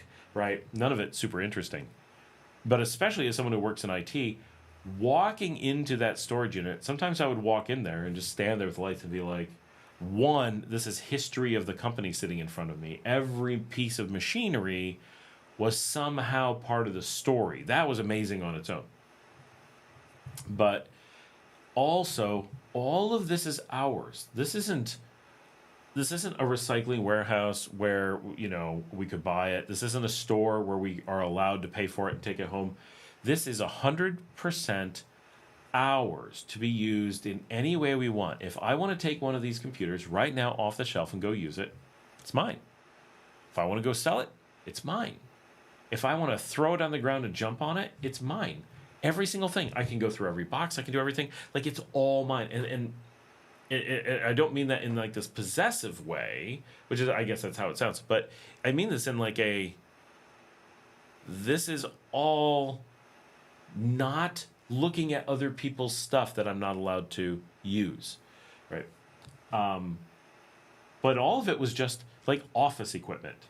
So about the least interesting, the least emotionally connected stuff you could imagine, other than like, you know, I've got this computer right here that I'm using right now and I've been using for the last 5 years. As a technologist, or possibly just as a person who's autistic, I have this real like, wow, this computer has been with me through this journey in Nicaragua. Every single moment. This is the computer that the company bought for me. They actually surprised me with it. There's a story there. Months before we moved to Nicaragua. We knew we were moving, but we didn't know when. This was the computer for me to move to Nicaragua with because it used less power and stuff. And that's also why I have like this one, you know. And so there's like this certain, like, this bit of equipment is kind of like my children's stuffed animals to them. They have these stuffed animals that came with them to Nicaragua. They carry a bit of a memory. And it's not because it's not like, oh, it's a stuffed animal. It's that it is a tactile connection to your past. And for me, because I'm working on a computer all day long, my desktop computer has this like I sat with that computer and did things 14 hours a day, 7 days a week for years. And every computer that was my computer is like that. They carry these memories for me of projects I did with them or games I played on them or whatever. And it's like this thing that gives me this tactile memory.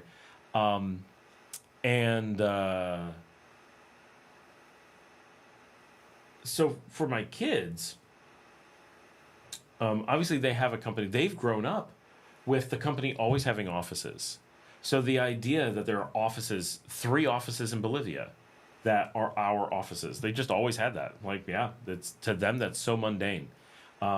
We've always had offices in the house. To them, that's always been the case.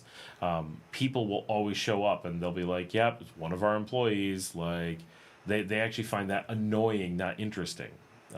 Growing up without that, I'll never not find that interesting. I'm pushing 50, right? When I'm 75, if I make it that long, I will still be like, holy cow, this is interesting, right? Every single time. Wait, oh my gosh. They're announcing a new video game in the Nancy Drew series. I'm watching this. Wait a minute. No, that's not new. We already have it. We've already beaten it. Well, come on. Why are you acting like it's new? I've already posted how many things that I beat that game. This is why Google marketing is so bad. So they take that stuff as just like, whatever. But like my parents never once had a business contact come over to the house. Not like an employee or a business partner, because they didn't have those things. And now, for the last 5 years, so this is a big chunk of my children's lives, we have owned hotels and restaurants. And so to them, this stuff is boring. And they don't even bother. They don't even want to go. They have no interest in exploring. And let me tell you, if this was me as a kid, I would be like, okay, I want to stay in every room we have. Every night, I want to stay in a different room. Can I do that? Of course we would. It's our kids. Of course they can stay in our hotel, right? I would be like, I want to see the little rooms, the big rooms, the fancy rooms, the cheap rooms. I want to eat everything that's on the menu and know how it is. I want to get room service. I want to be like a guest. I want to really do it. We have pools. I want to swim in the pools. I want to go in the kitchen. I want to explore everything. I want to see all the storage rooms, the maintenance closets. I want to hide around the corners. And I don't mean like little kid playing hide and seek. I mean, I want to explore the nooks and crannies because it's ours. And this is so much more than like when I had an office in Washington, D.C., where I didn't own the space, but I rented it. This is, we are the property owners. These are our buildings on our land. These are things my children will get when they are older. This is theirs. It is a legacy. It is a part of their future. And they don't even care to walk around it and know what's there. They don't know how many rooms we have. They are so disinterested in it, and it just blows my mind that these artifacts of owning this business are not the most amazing thing in the world to them. How can they not be just losing their minds with excitement that we own restaurants, that we make products, that we like are putting in new things? Like, these are our spaces, and they're just like, who cares? And they have such a different perspective on all of it than me. I don't know.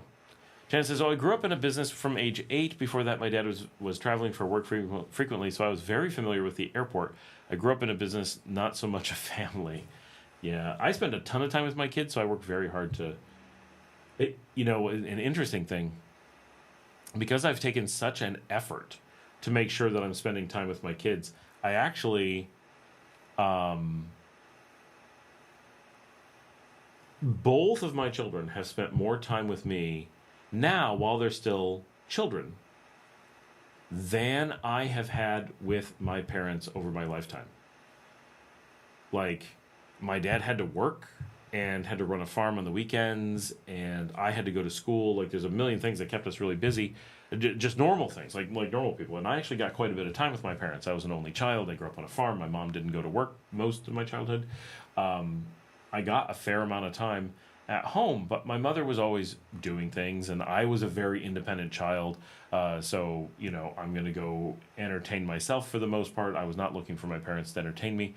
But, when I was really little, my mother read to me up until, probably age 6. My dad and I would watch TV together, movies sometimes. But, we never played video games together. When I would play video games, I'd be in one room, my parents would be in another room watching TV or something, or working or whatever. They didn't really go out very much. We went out to dinner as a family all together. We were always together when doing that stuff. But during the week, the actual amount of time that I got with my parents wasn't that high. Higher than the average kid, I would say, but not that high. And, thinking about, for example, this past weekend, so this is Thursday. I'm not sure which days these were. I think this was Friday, Saturday, Sunday, so it's been a couple days now. Friday, I left work and put in, 9 straight hours with my kids. Saturday, we decided that we were getting up and hanging out all day, so they came and got me. I was up before them. They came and got me as soon as they woke up. They're like, we're ready, let's go. And we spent 14 straight hours together. And then we hung out the next day for 5 or 6 hours or something. And it's we spent 28 hours of actual time doing activities together continuously over the course of the weekend. Right? 28 hours. And none of it was watching a TV show together. It's not like we're staring at a screen, not interacting. This is all us during interactive, talking and playing a game together and stuff, the whole time. 28 hours in a weekend. And to think, holy cow, who gets that much time with their kids? And so, I'm actually, because I try to do this every day. Every so often, they'll be like, yeah, tonight we don't want to hang out. We want to do our own things. So we have nights like that. But,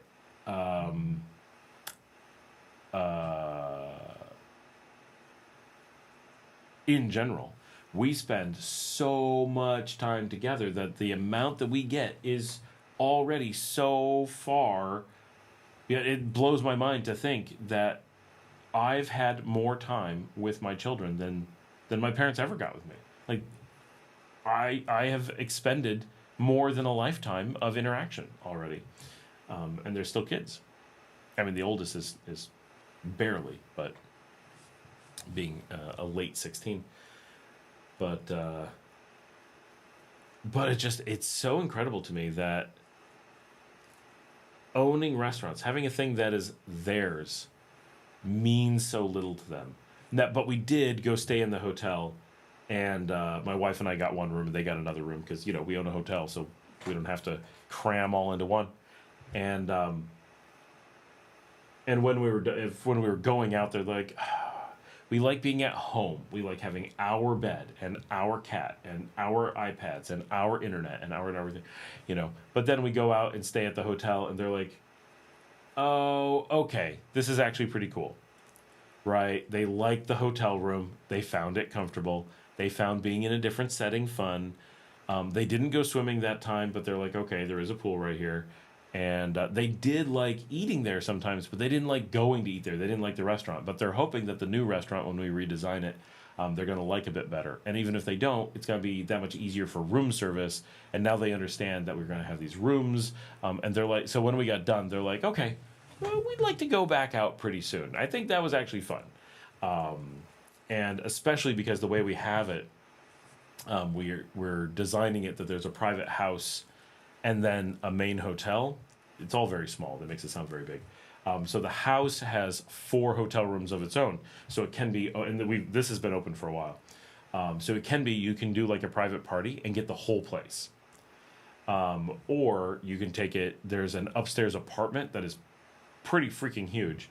And then downstairs, there's a big suite that's basically the size of 2 full-size hotel rooms. And then there's 2 full-size hotel rooms. The upstairs one is the size of 4 hotel rooms, right? So it's very large. Has a full indoor living room, a full outdoor living room, a full outdoor kitchen, or nearly full with dining room, plus a master bedroom and the bath and everything. Just the one suite. So they're like, okay, no, this is kind of cool to actually get to go stay there and have this big luxurious space. And so once the restaurant's back open and we can go hang out and just be like, oh, we're hanging out for the night. I don't have to drive. I can just order wine and be like, give me a bottle of wine, bring me a beer, whatever, make me a cocktail, make us sandwiches. I do want to come up with a way to have video games or TV up there. That's one thing, because places on the beach, you don't have TV, because they just die so fast. That would be cool to be able to have the living room, set it all up, and have it be as an alternate place to go watch movies or play video games and hang out. But short of that, it is awfully cool to be able to go hang out in the pool and have it be ours. But so that house space, if no one's there, is actually a completely private house. And then the new rooms that are being built with the new pool of their own, each side has its own pool, will be separate. And I don't know. I think it's all very interesting, and they're starting to be like, okay, this is doable. But they really don't like being around other people. So going out there, if it's like full and they're like doing stuff, to them, that ruins it. It's like, oh, now we're around other people. But obviously, that's what makes it an interesting business, that there's staff and all that stuff. Now, a lot of my memories of really enjoying figuring out that I owned things was when I was alone and just in my office when no one else was there. I'm like, this is my office. This is my office, or my storage unit, or whatever. And you kind of need the hotel to be empty to have that feeling. Otherwise, you do risk that it's just like any other hotel, only we make money from it instead of losing money on it, in theory. Okay, yeah, I get that, but I worked in restaurants for years, and I would often be the person opening or closing restaurants, so I'd often be alone in them. Everything from fast food to fancy steakhouses, and especially when I was the manager, because I had my own stores, my own group of stores with a fast food chain. And I would work them, and I would often be the last person out. And sometimes I'd be hours after everyone else getting out. And in having that, you'd be like, it's not my restaurant, but it is. There's no one else. No one's going to show up. No one has a key. This is my space. I can turn on music and dance around. I can go into the freezer and rearrange things. I can cook things if I want. That would make a mess and I'd have to clean it up, but I can do that, right? It's mine. No one can tell me no. No one can be upset if I decide to do something. I don't have to make every single move, figure out how to make it profitable. This is a space for me to enjoy, sort of. I don't know. Growing up, I'm so business-minded that the idea of a business is so much like, this is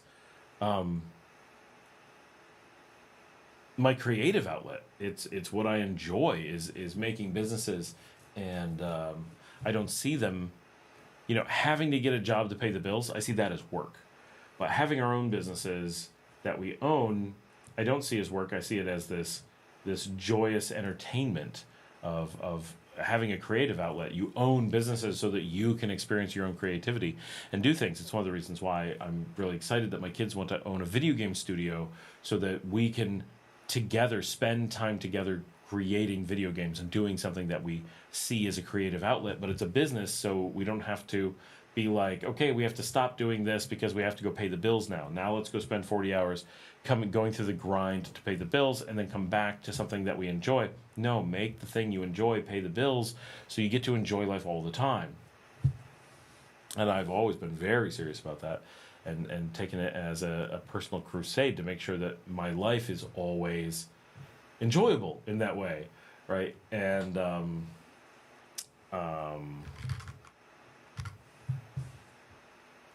having a hotel and having restaurants, when I worked in hotels and when I worked in restaurants and when my wife did, we talked about how much fun it would be if we had this ourselves, and it wasn't someone else's, but it was ours, and we could enjoy designing the rooms and enjoy making a menu and enjoy having, getting to eat in your own place. And it's just, there is something cool about that. And now we do, right? And we actually do enjoy it, and it really does work out.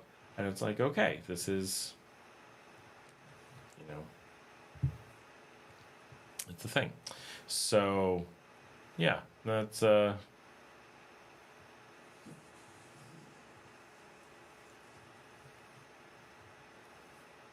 it's interesting. Maybe my kids will get there. Maybe it'll sink in that it's really theirs, and it's different than, I don't know.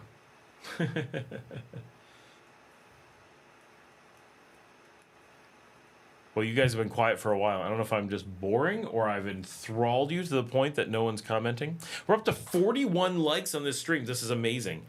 If you haven't hit like yet, please do so. But wow, that's awesome. And of course, consider buying me a coffee at buymeacoffee.com.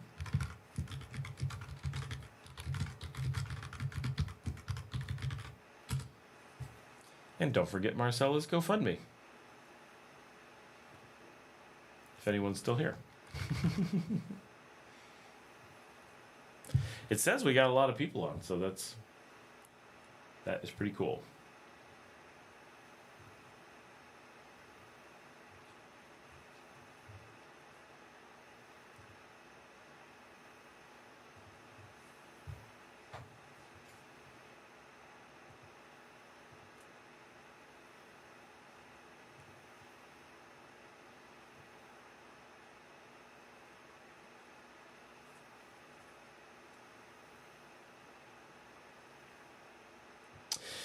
I'm listening and trying to figure out whether I should do one of the many tasks I need to do, I should do.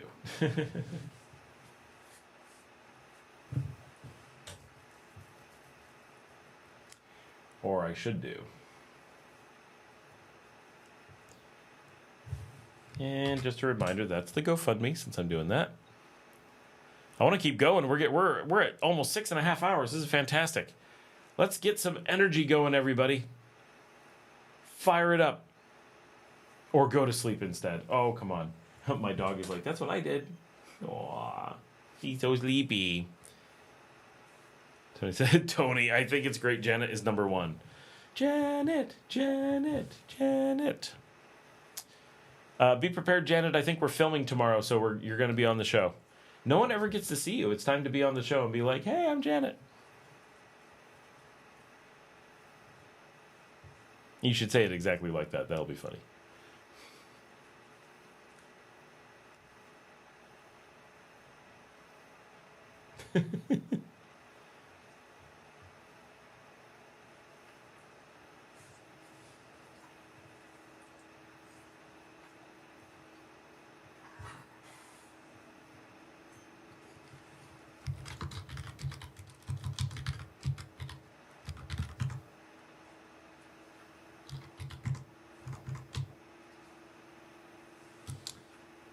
Thank you. I'm going to try something decent to wear. I'll be very casual.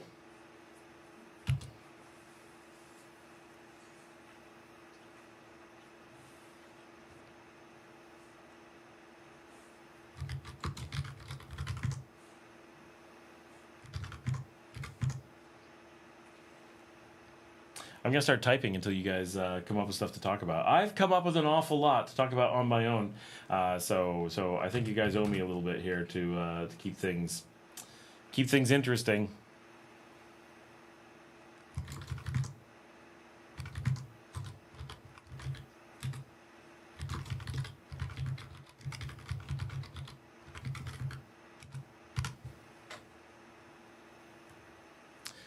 Coming out on October 1st is going to be the first of my videos in my series on going through film history on my other vlog channel. So definitely check that out if you're interested in old films at all. It's gonna be fun. My dad thought it'd be neat if I did reviews of all the movies that I'm watching. So hey, you never know. Someone might find it interesting. I don't know anyone doing reviews of really old movies.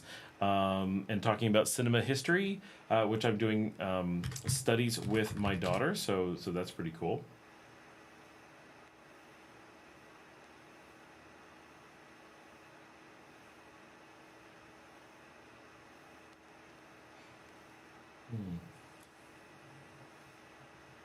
Well, everything I have is casual, but I'm thinking decent. I wear the exact same thing a lot. Tony says, you should film your lawyer and dentist since you can't get them to show up for the show. Janet says, wow, I have a friend online who used to teach film at university. Oh, that's pretty cool. Technically, I'm teaching film in high school, so...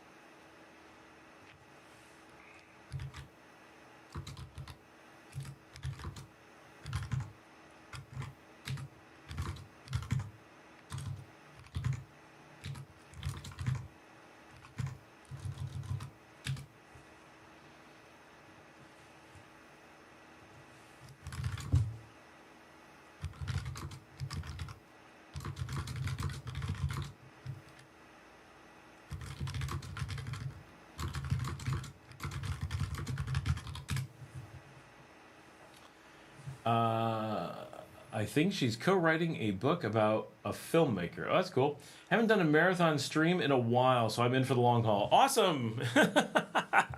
Very nice. It has been a while. We haven't done a really long one in a long time. And I miss it. It's fun when we do it. We get good, you know, it's good for the show, and it's fun to do. And it's...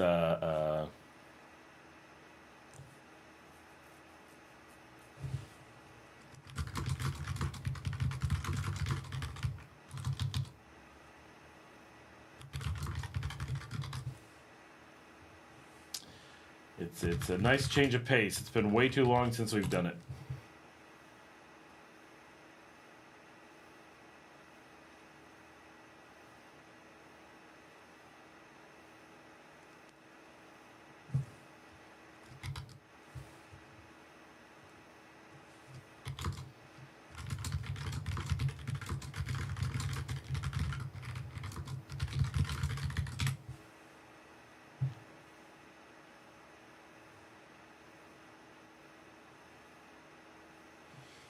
Yeah, it's gotta be like 6 months since we've done a long one like this.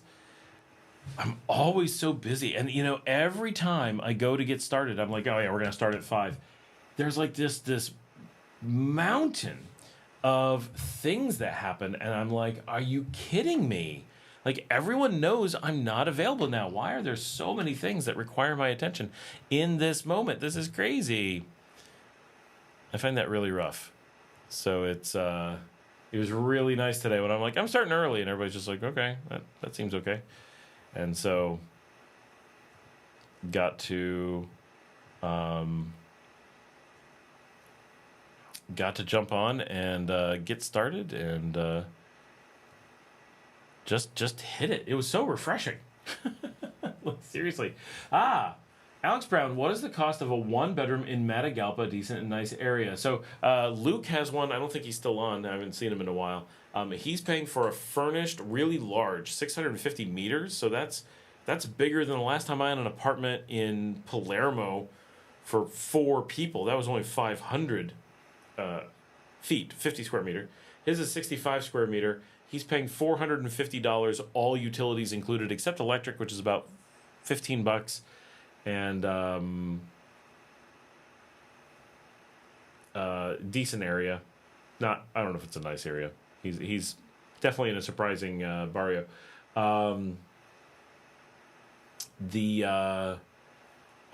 You could probably find. So the problem is 1-bedrooms are very hard to find. That's the biggest challenge. If you can find a decent 1-bedroom, unfurnished, none of the utilities and stuff. 150 might be a pretty decent number. What is the internet like there? If you're getting your own internet, it's fantastic. Order what you want. It's really, really good. It's not like, it's definitely not like the U.S., right? I was talking to clients today in Maryland, and they're like, the power goes out, we lose all of our internet. I'm like, oh my gosh. How far behind it's just crazy. We're so used to all the good stuff in Nicaragua, like we forget how bad it is in the U.S. We say how bad it is in the U.S. We forget how bad it actually is. It's like, wow, it's just wow.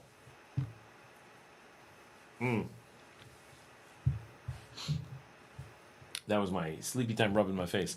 I'm on really good internet here, right? So I'm on 50 by 50 fiber. Commercial, that's fantastic, low latency, anything you would really want to do. We've got it. You can get a lot cheaper stuff with like cable and Claro and whatever. All depends what you're looking to do, but it's quite good. Is AC needed in Matagalpa? No. Generally, the answer is no, but it does get pretty warm. So it all depends on you, really. Most people in Matagalpa don't have air conditioning. In LEòN, most people don't have it either, but most expats in LEòN do. Most expats in Matagalpa don't. Not needing AC is definitely a major point for Matagalpa. Middle of the day will be quite warm. It is what it is. But it is not this crazy heat you're getting other places. You're like, this is a bit warm most times. And at night it cools down. So for a lot of us, air conditioning is primarily for nighttime.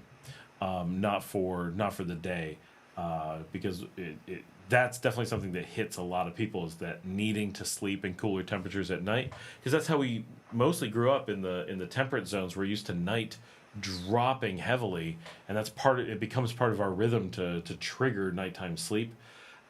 Without that can be challenging. So having air conditioning here is necessary because our nighttime holds on to the heat. It's almost the same in the night as it is during the day, except for the sunlight. But in Matagalpa, you're in the mountains, so that you actually have a decent drop at night. It's not going to be cold. You can still go out, but you're not necessarily in the same kinds of heat that you have during the day. So a fan is often plenty, and even that is often unnecessary. During the day, often necessary, but may not be. Although, when I go without air conditioning here, I don't run a fan anymore. Like, it's got to be a really seriously hot day for me to think of going to find a fan. It's just not something I do anymore. So it's weird. The computer was definitely having a problem.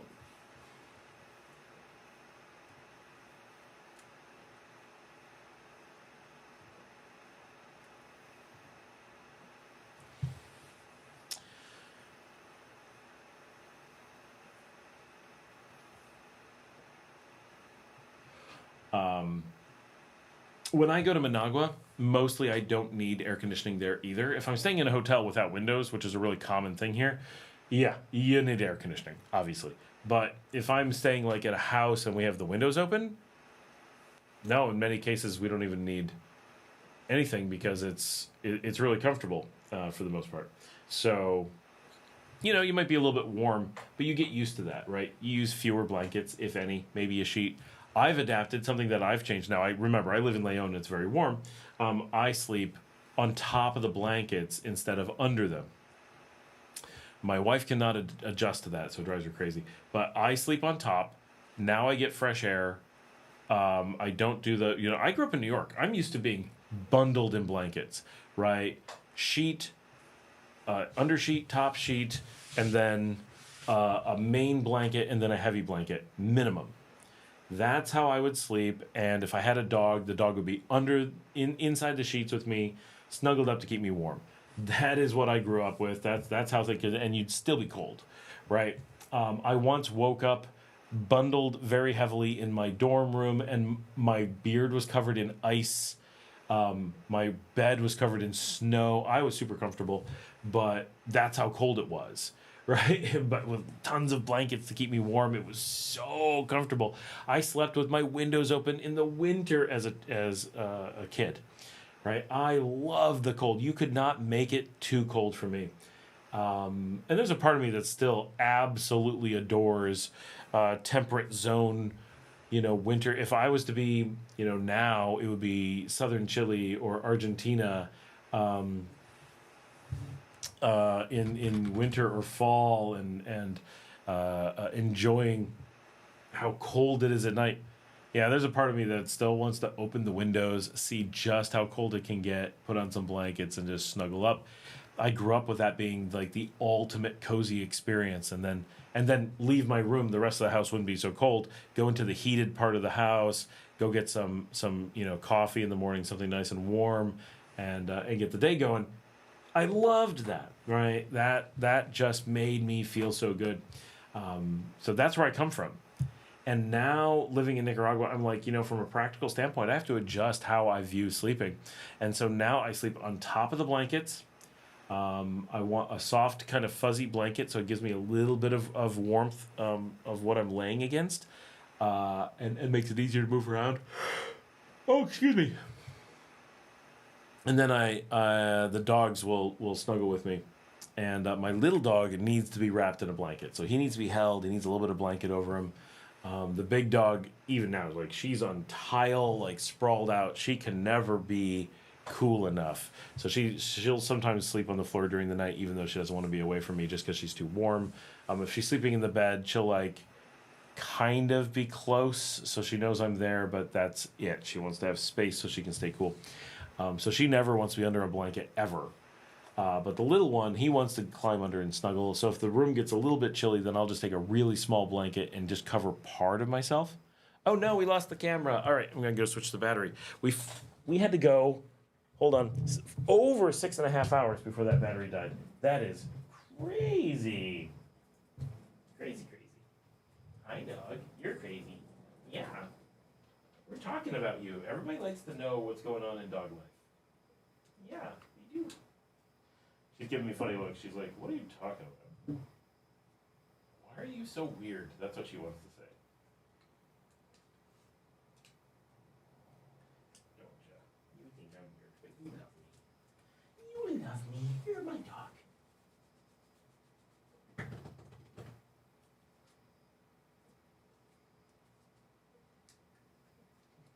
I like how the road throws up errors. Everything has died. Here I am. Okay.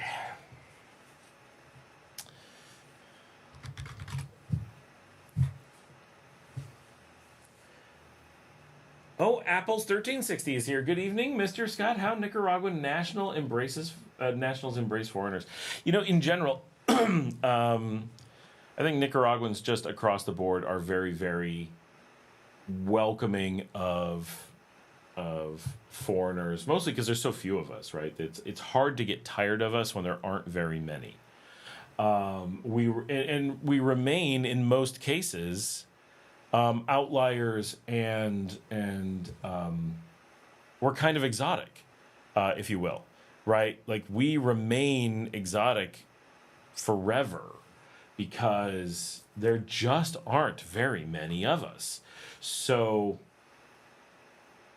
in many other countries, Costa Rica being an obvious example, if you are an expat, well, if you meet a Costa Rican national at Tika, they're going to be like, another one. And it's not that they don't like you or want to like you, they're just over it, right? You're not cool, you're just another one. But in Nicaragua, it's relatively rare that you're going to be interfacing with a Nicaraguan who is spending very much time with outsiders, unless they become really good friends with you and you introduce them to more outsiders. So it becomes a unique thing. And in Costa Rica or Mexico, right, every time someone's like, oh, I'm tired of all the foreigners, they're not interesting anymore, all their friends are like, yeah, us too. Whereas in Nicaragua, take Marcela as an example. Until hanging out with us, she really had little to no access to foreigners. Not that she never met any, but very few. Like, it was not a normal part of life. She couldn't grab an American if she had a question and wanted to know about American life. She didn't have someone she could just ask in most cases.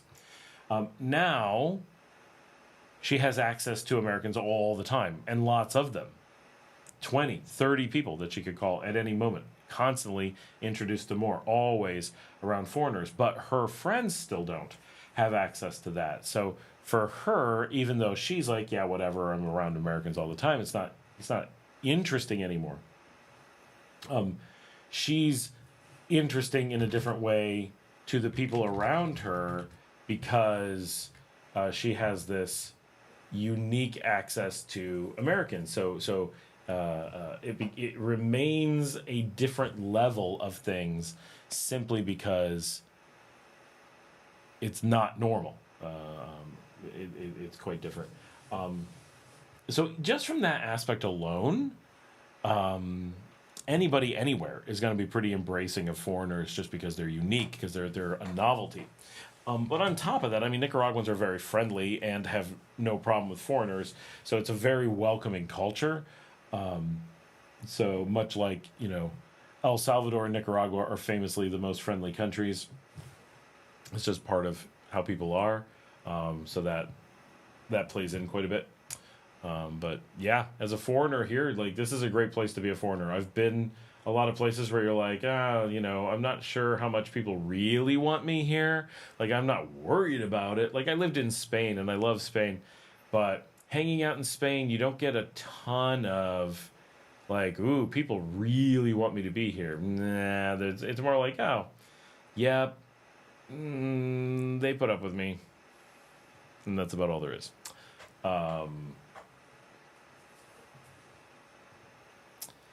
So yeah, that's different. So I really like that here. Argentina is like Spain. Like, they're fine with you, but they certainly don't care. They're not like, oh, cool, you're here. It's like, no, I guess we'll let you be here. You're tolerated rather than a welcome guest sort of thing.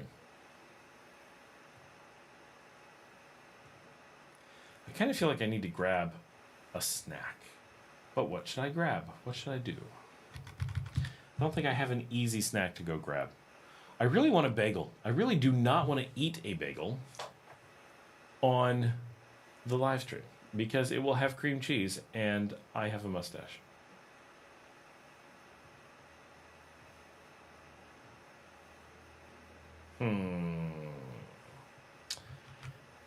What to do? But that's what sounds good.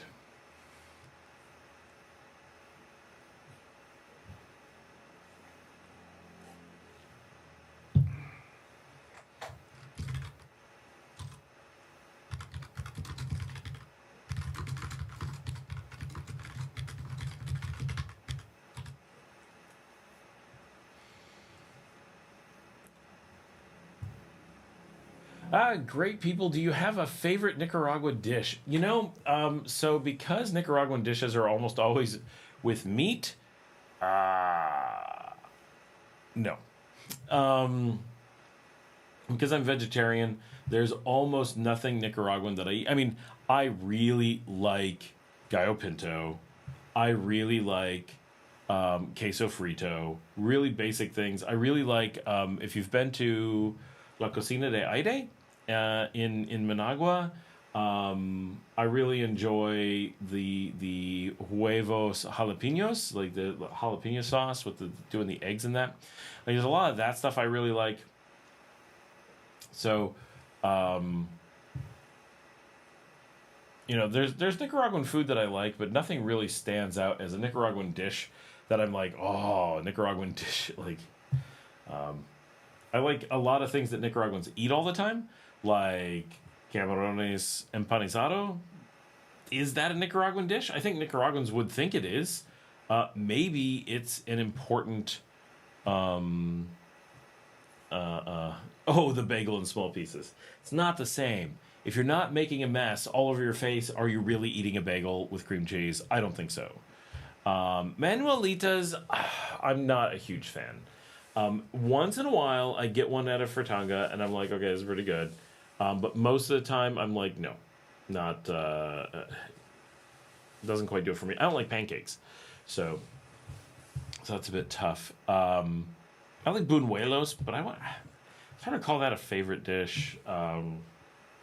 They're just tasty.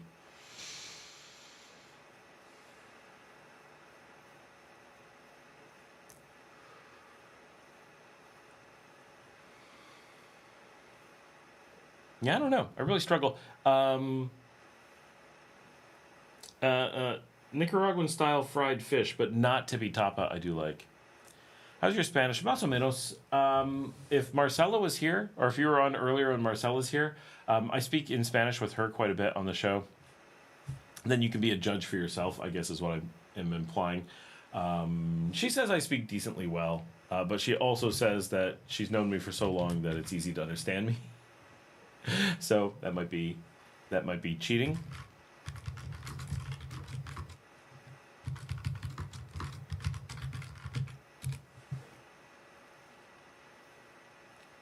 Okay. Not fried fish at the beach. Yes, fried fish at the beach. Fried fish at the beach.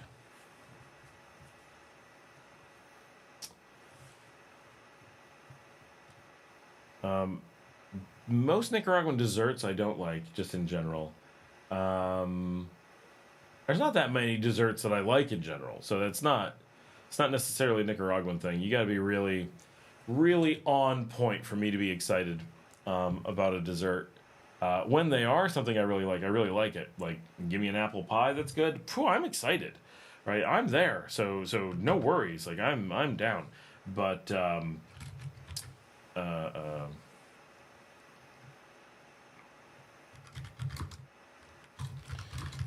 but like, I don't like cake. So like, things that most people are just like this is just, everyone likes this. I'll be like, no, sorry, I don't like that. I don't like cooked chocolate bread stuff. And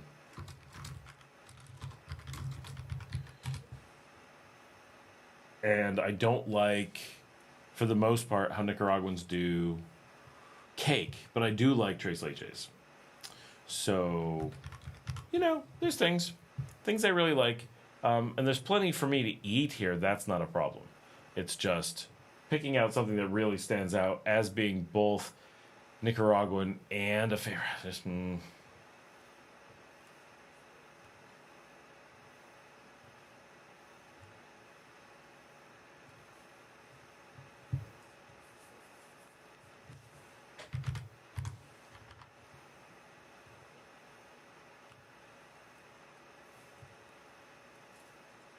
Janet, I will not eat anything that's looking at me. I drive a commercial vehicle in the state for a living and listen to your videos while working. Thank you for all the information that you share. Oh, thank you very much. It's so funny to me to think of someone driving truck and listening to my voice ramble on about things while you're in the truck. Like, that's just an odd thing for me to picture. It makes sense. I'm kind of like a podcast. There's nothing to look at, right? It's just my mug talking away. So apples, if you're enjoying me talking about Nicaragua, starting on October 1st, every so often there will be my cinema reviews over on my other channel. This is the Scott Alan Miller vlog, just on Scott Alan Miller. You can go check out my cinema reviews as I go through the history of cinema, starting with Melody of Broadway 1929, and basically watch every movie that's ever been made since then. Not quite that dramatic, but that's kind of the tact I'm taking. A couple movies from every year and working my way through. But as I get into better years, I'm going from 2 or 3 movies to 10 or 20 pretty quickly. So, but it's neat. So what I'm doing, for those who are interested, because I got nothing else to talk about, because you're not asking enough questions, other than Alex Brown pointing out that Trace Lake cheese is good in every country. That is true. I like Trace Lake cheese anywhere. My movie system, because I have Jellyfin, I'm able to keep all my movies and just select to organize them by chronology, right? Just put them in oldest to newest. And so it instantly organizes all my movies. So I'm basically just starting at the beginning and going through. My voice is calming. Hopefully you're not driving truck right now, or you might fall asleep. The sound of my voice helps people relax as they consider the stressful process of relocating to Nicaragua. Okay, so if you are, so I can just go through these movies. So it's so cool. It's like Trip to the Moon, 1902, Great Train Robbery, 1903, and then there's like nothing for a while, and then Filibus, 1915, 20,000 Leagues Under the Sea, 1916. I've got these all organized. Like, it's so cool to look at movie history in this way because it's not just release year; it's by release date. So you're like, oh, this one came out before this one, right? Because like 1922.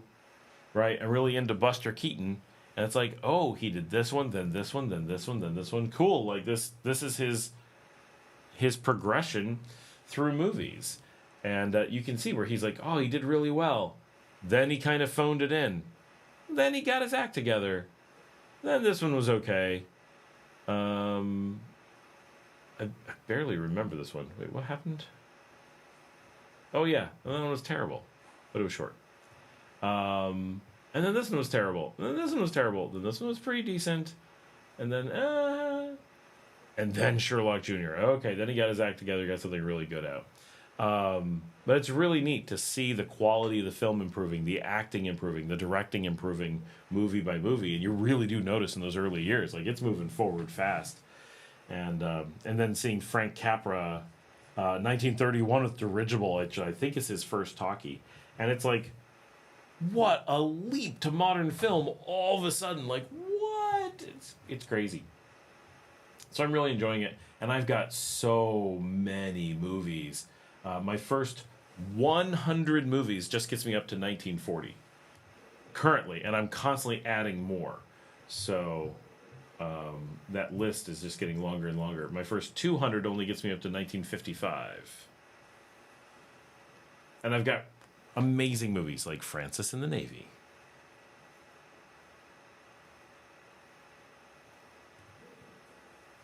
And I'm just watching everything because I'm doing engineering work, so I just have it on in the background. So I'm just movie after movie after movie, just something on in the background. And it's a funny way to go through movie history, but it really is interesting and fun to kind of do it this way. And honestly, I really enjoy old movies, which of course aren't that old to me. I grew up with a lot of these. You think about something like, I don't know, the original Pink Panther or McHale's Navy or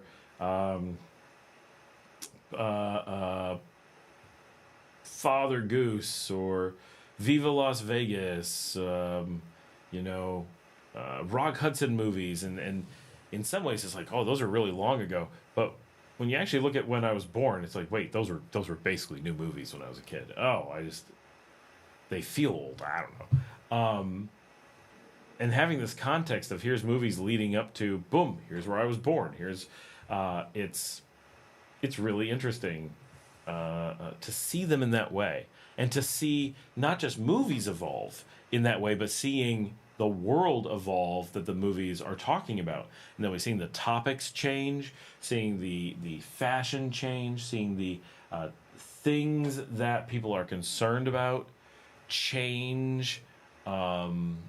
It's really something that I never thought of, really sitting down and looking at movies from that context as this, and that you could sit down with, which is pretty close to 3,000 movies, and just step through them one after another.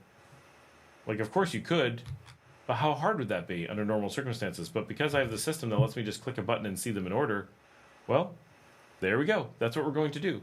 And as I'm going through, I'll be like, oh, this director, they did some good stuff. Let me go find other stuff by this director.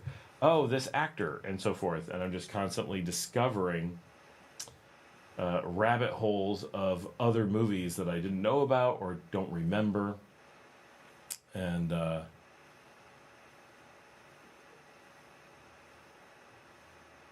it's a surprising. So I'm currently at 2,500 movies is what I have now. But I'm predominantly adding really old ones. Sometimes I add modern ones, but mostly I'm adding really old ones because those are the ones I don't know. I already have a pretty good collection of current movies because it's what I grew up with. Like, I know these movies, so I have them. But for movies from before I was born, especially before, like, my father was born, it's like, how many of these movies only a few of them do I actually even really know the names? And so I'm really enjoying that there is this limitless number of movies that are new to me that I'm able to go through and for the most part enjoy. So as I go, I'm constantly adding stuff to it. So that's been a really cool project. I'm probably, I want to say, like 40 movies in. I'm just looking. Oh, I should have said when. I currently have about just shy of 500 movies from before I was born. So I definitely need more than that. But figuring out which ones to get, and a lot were lost. Right, a lot of those really good silent era, a lot were lost, and that's too bad.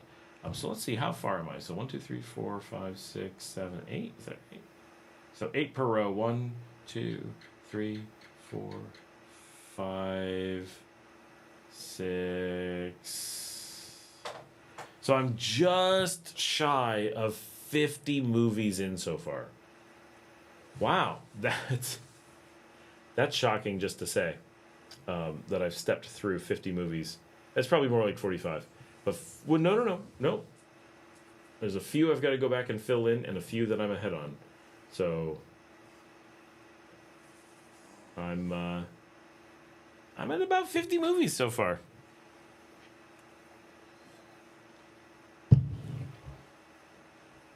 That is pretty wild to think that I watched 50 ancient movies. But I keep finding, like, the silent movies. At first, I was like, I guess I have to watch some silent movies. Now I'm like, oh, they're so good. Charlie Chaplin actually is quite entertaining. Buster Keaton is fantastic. Roster Arbuckle is really good. Frank Capra was making movies in the silent era significantly. I had no idea that he was doing a whole bunch of stuff in that era.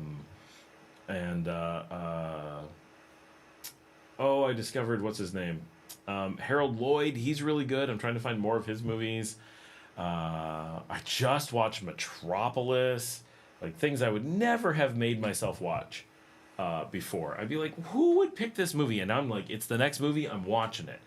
And, I watched All Quiet on the Western Front, but the original, not the remake. Like, of course I know the remake, but I watched the original. And it's like, oh, okay. And some of these movies, like Front Page and His Girl Friday, seeing the same movie made a decade apart as they change things, that's really cool. Yes, starting October 1st on the other channel, and then I'm only going to be doing one a week. It's not going to be like every day. So it'll just be a little something to add in, and they're not super long normally. I've talked about it more in this than half of those videos are. But it's neat, and it's all stuff that you could go find those movies and follow along a little bit as well. So my plan is to do, like, it's gonna be every Wednesday. So the 1st, the 8th, the 15th, there'll be a major movie, and then wow, thank you so much. And then on Saturdays, I plan to do Silent Saturdays and work through doing silent movies on Saturdays until I kind of run out of them. But I figure if I do some research, I can probably come up with just insane amounts of silent movies to watch, because it was an era when they were making so many movies, right? So it's I think there's a lot to experiment. Currently, I have 8, 16, 24, 25, 26. Currently 26 silent movies. That's not very many in reality. I'm going to find a lot more. Give me just a second, guys. Going to step away for just a second. I'm going to find something a little bit to snack on just to keep my system going. I'll be right back. It's been a while since I stood up and walked around, so everybody take a bathroom break, grab a drink. We'll be right back.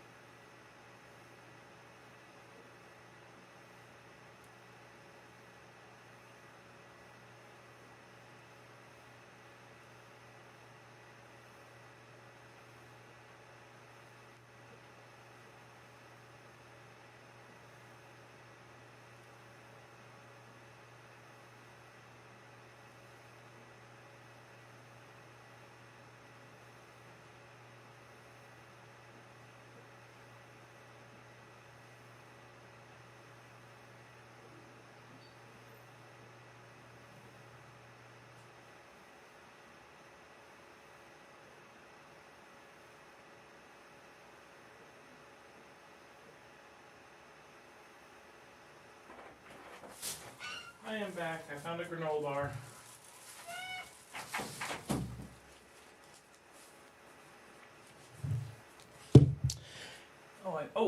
Here, I wanted to show this. Hello, party people. Do I have them on VHS or DVDs? No. This is Nicaragua. We don't need to do that. I have them on Jellyfin. I'm hoping this comes up in focus. Did it? These are bubblegum. This is just a wrapper. I didn't eat these now. This is bubblegum flavored cookies. They are pretty good. Actually, really like them. I'm a big fan of bubblegum flavoring, so works out. But I'm going to be doing a video about Jellyfin because we can't get VHS or DVD or any of that stuff here. Now, I had 1,000 DVDs and I had hundreds of Laserdiscs, and I still do, right? All in storage in Texas, but you can't get any of that stuff here. None of that stuff exists. None of these things are on streaming. So you've got to do alternative methods to get the stuff. If you're wondering why this is really crunchy, I put these in the freezer.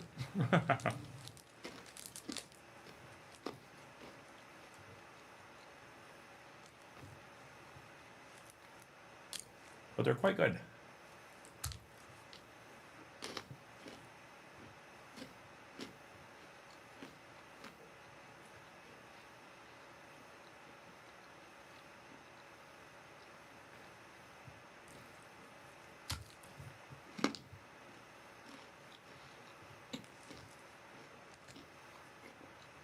Let's see.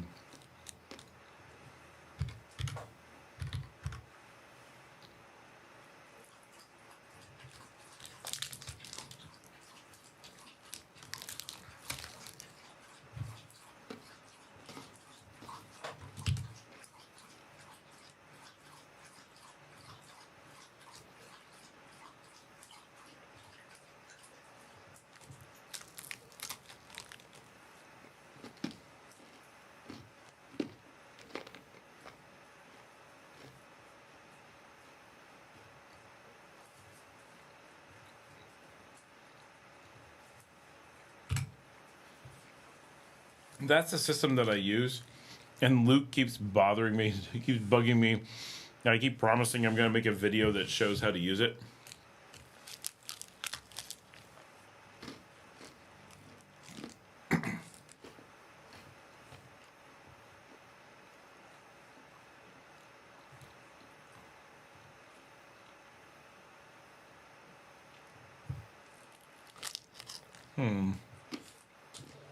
I wonder.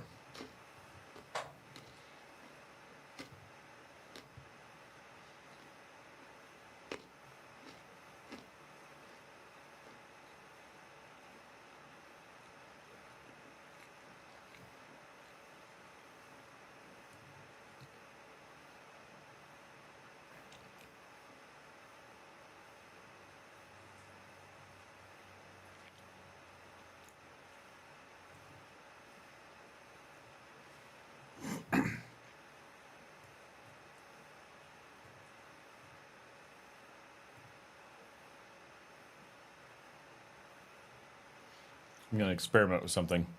We've been on for a while. We get to experiment. You guys aren't talking much, so we try some things.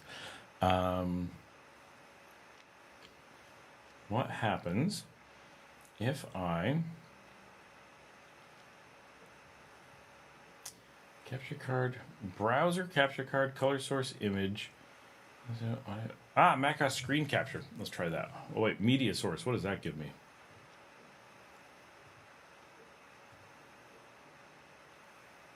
Oh.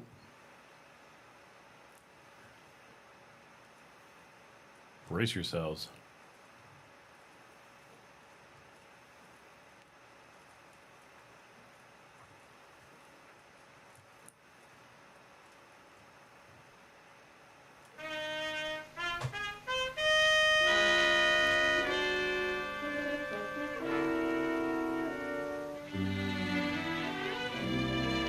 On with the show. 1929. This is one of the movies that we did. Hey, it's working. Look, I can make it big or little. Like, oh, they're just doing credits. Let's just make it little. This is funny. So we could do live shows where I do movies live. That would actually be interesting. It can only be old ones, right? Because it's like this is in public domain. So we can just do that. That's why I picked this one to show. It won't interfere with the live stream. But I think there's no reason that we can't just show the entire movie, but I can do commentary over it. Like, how funny would that be? I don't know if I can pause it and stuff. Wait, I think I can. I'm just gonna pause it on this. For weeks, the Phantom Sweetheart troupe had staggered on through tank towns towards distant Broadway. Its pathway strewn with unpaid bills, tonight would tell the tale. Broadway or bust.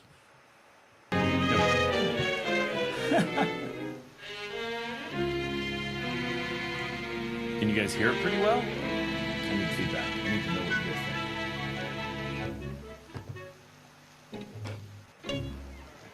think. There's action.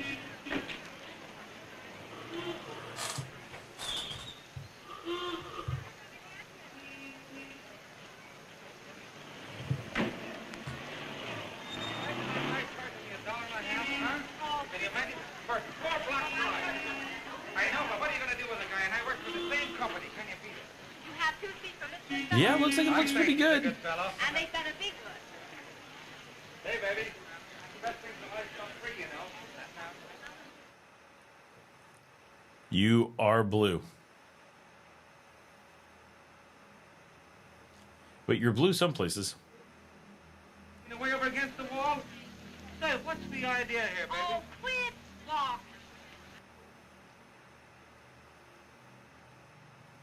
So anyway, that was interesting. So that's one of the movies that we've already done a video on that will be coming up, but that's On With the Show, which I found really interesting. Well, that's cool that we can show stuff like that. That's pretty neat. That's actually really easy. That I need to learn how to do more stuff on OBS, because that's what TJ's always like. Let's do a screen share or something and get people on, and it's like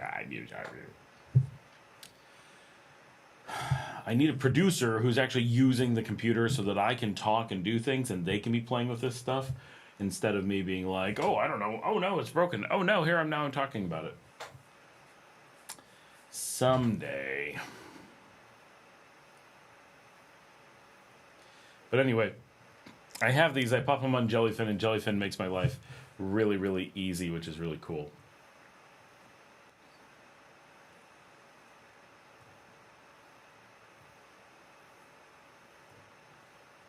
I deleted that movie source.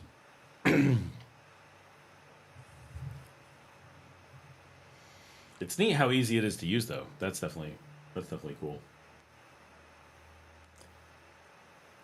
Yeah. Well, you know. So what's funny is that movie was actually in color.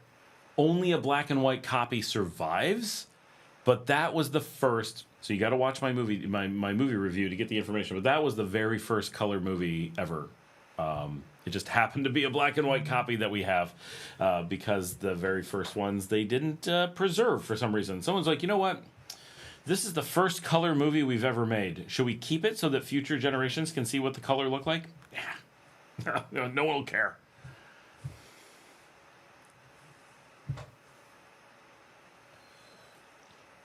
Yeah, the first feature talkie movie and the first color talkie movie were the same year. That's wild. Like, they were like, we just figured out audio. Wait, hold my beer. Color. And like the movie theaters must have been like, what is happening? What's next? Is 1930 going to be the year of 3D? 1931, the year that we can smell the movies? 1935, when they shoot you, you actually have to go to the hospital afterwards? Like, they must have been losing their mind. Like, they went from music to synchronized music to talkies to color talkies so fast that, and then nothing advanced for decades. But they must have been just like, whoa. Movies are the thing. It's funny to think that, like, I grew up with a black and white TV, so I'm in that crossover era where black and white was still standard for me. I was still watching black and white movies on black and white televisions until I was, oh my gosh, we still had a black and white TV in our second house. So I think no, I'm probably imagining that. No, we had 2 TVs. It had to be. No, I'm just gonna say it must have been color. But I grew up with a black and white TV. I'm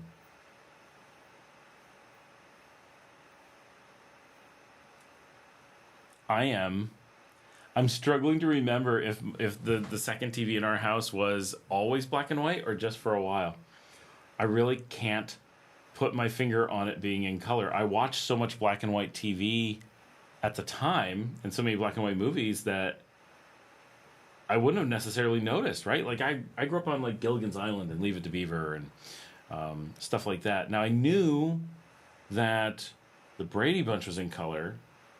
So maybe did I watch that in a different room? Did I always watch that? Like Dick Van Dyke, I grew up watching that, right? So those were all native black and white. I don't know. Now I'm wondering, my dad's not on, he would remember. Right, yellow cab then, Uber now. I don't know what you're talking about. It was a gray cab then.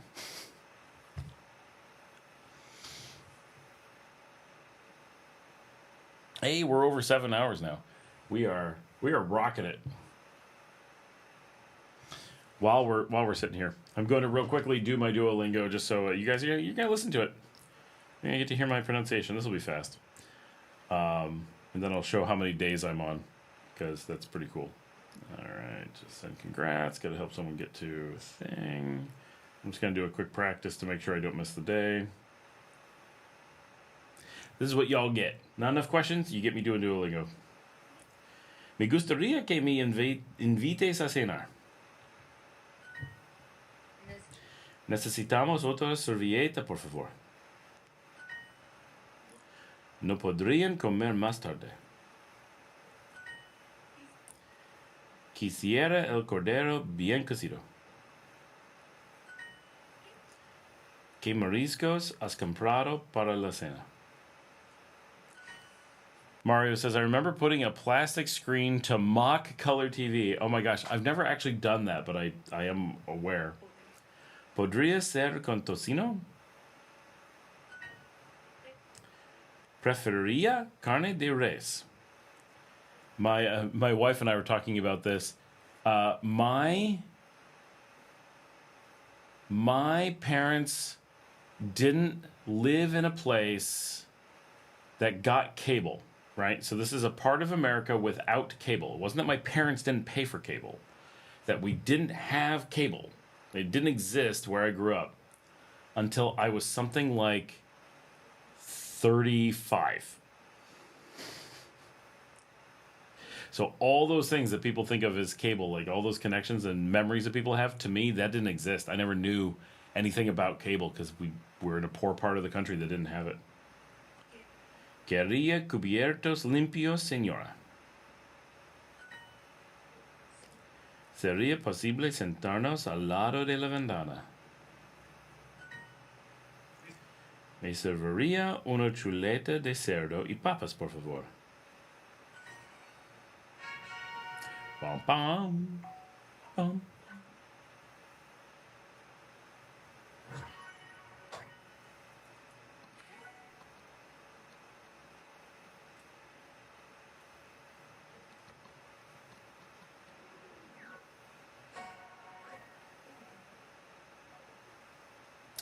My kids have already done their streak.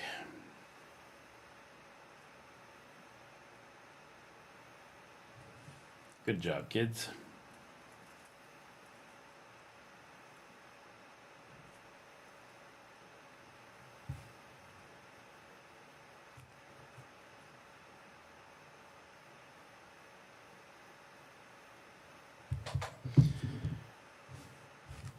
Yeah, plastic screens to mock color TV. Wow, that was long.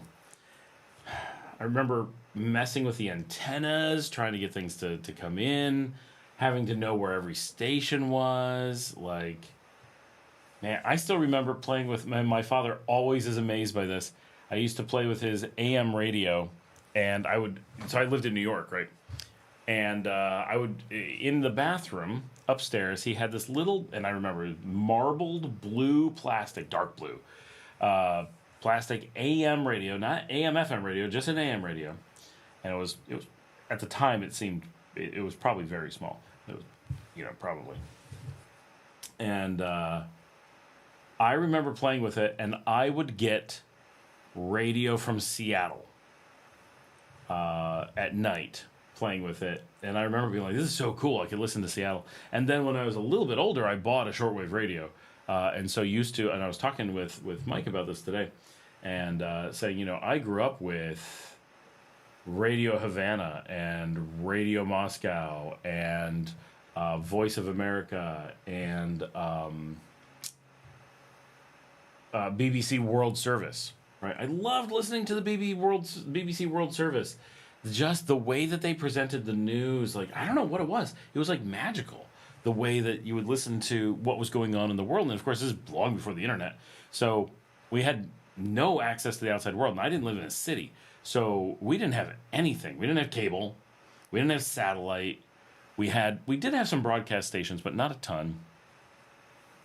And it was such a limiting, we were so disconnected from the outside world and just felt that way.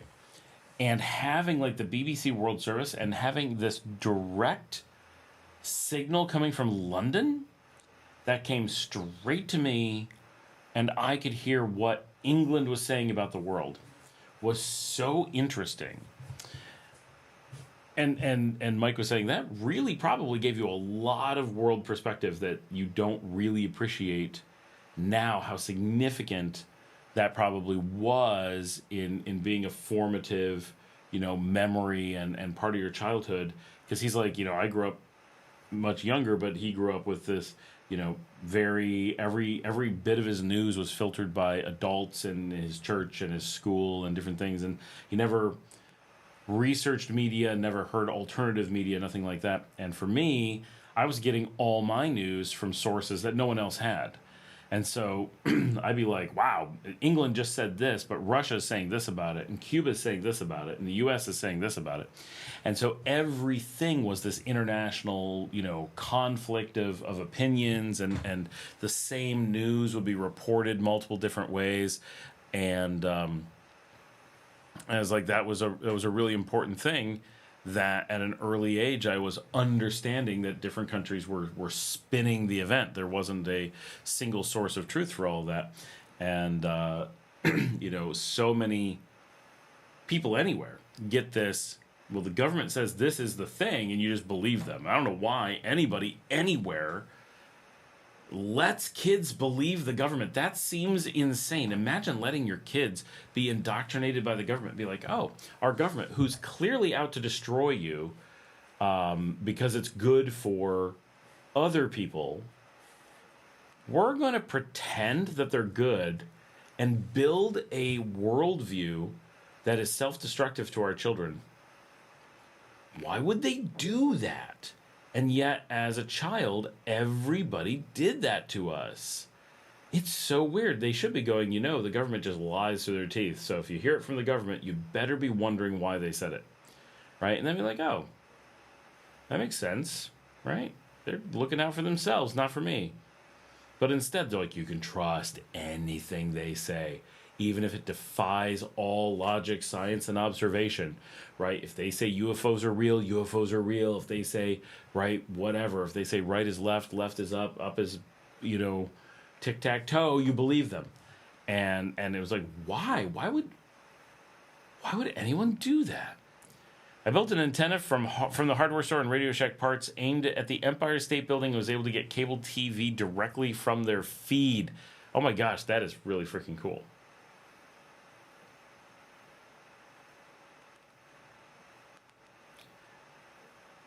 Was it a microwave feed? What kind of feed was it that you were able to grab? That's pretty cool.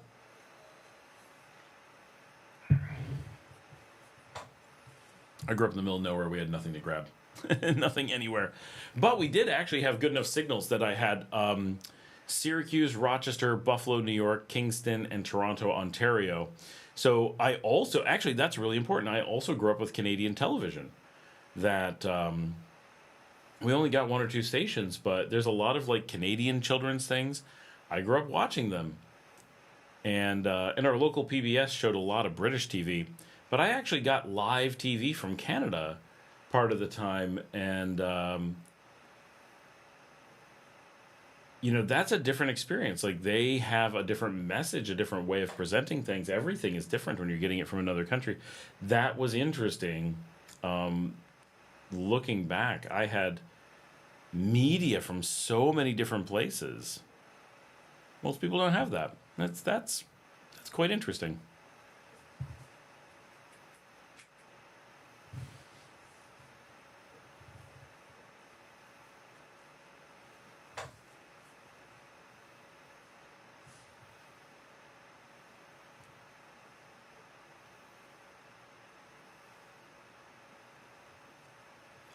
I'm sure that accessing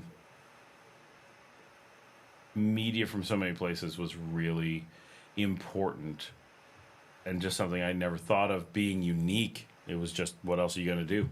So my current favorite TV show just released its next episodes. If anybody's wondering what I will be watching soon, that is Only Murders in the Building. That is a really good show. I really enjoy that. It's on season 5. It was the original teleprompter cable TV. It was a micro signal. That I'm not surprised. That's pretty cool.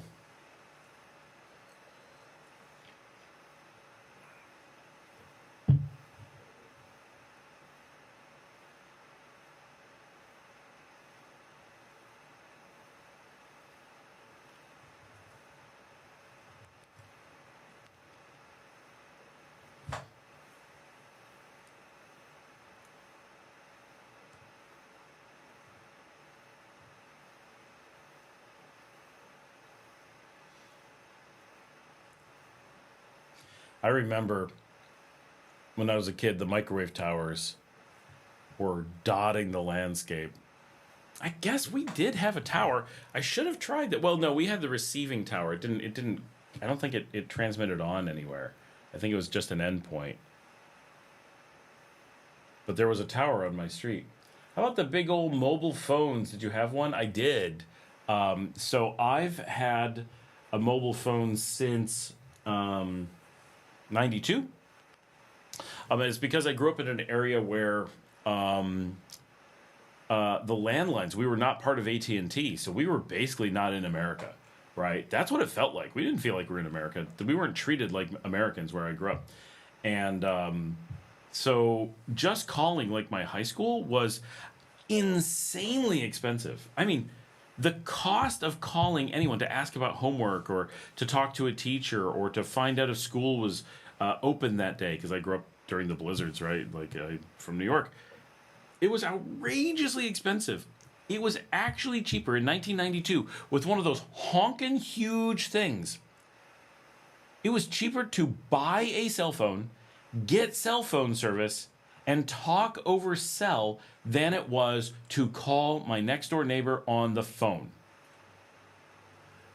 They made the regular landlines so expensive that we could move to cell for free just to avoid using them. It was a wild set of economic factors where I grew up. Like, I feel like everything in my childhood was so weird compared to normal people. And I grew up in a major metro area of 3 million people in New York. But we were left to our own devices like we were not part of America in so many ways. We weren't part of AT&T, right? All people had AT&T phones except for us. You watch movies, you'd be like, no, why does every movie show the exact same phones as if there was a uniform phone, and then we didn't have them? Why does it show? But everybody else did. We were the one major metro in the whole country that didn't have them. And so all these things, people talk about what phones were like, what they cost, how they worked, all these things didn't apply. It wasn't universal. Most people, yes, but it wasn't actually all people. But most people believed it was all people. I did not have a car phone. I had this massive brick and I kept it in the car. And I had a big case that we would put it in and foam that we would put it in. And you never received calls. You only called out because you would turn it off when you weren't using it. And the battery was this big, right? The battery was 10 times the size of this phone. And it did nothing. It didn't even have a display. It just displayed the numbers. That was it. And I used that so much. And we had unlimited calling. And I remember one day they called and they said, we're canceling unlimited calling. Some people have been abusing it. And I said, oh, that was me. And they're like, no, we're not saying it's you. We're saying someone. I'm like, oh, no, trust me, it was me. Because this was cheaper than the landline. So I would rack up thousands of minutes on the cell phones, which today you could rack up thousands of minutes. No one would think anything of it. But back then, that was insane. And when you were paying, almost $1 a minute back then, to think that was thousands of dollars that we were saving by not using the landlines. But the cell phone company was paying for that because we were getting unlimited calling, and they didn't think anyone would do it because they were thinking in all their other markets, your landlines were free to local call, but ours weren't. It was so expensive. My girlfriend in high school lived 10 houses away, and I could only call her because I had the cell phone. Right, so I would call her on the cell phone every day, and you run through the whole battery every day, and that's how we talked.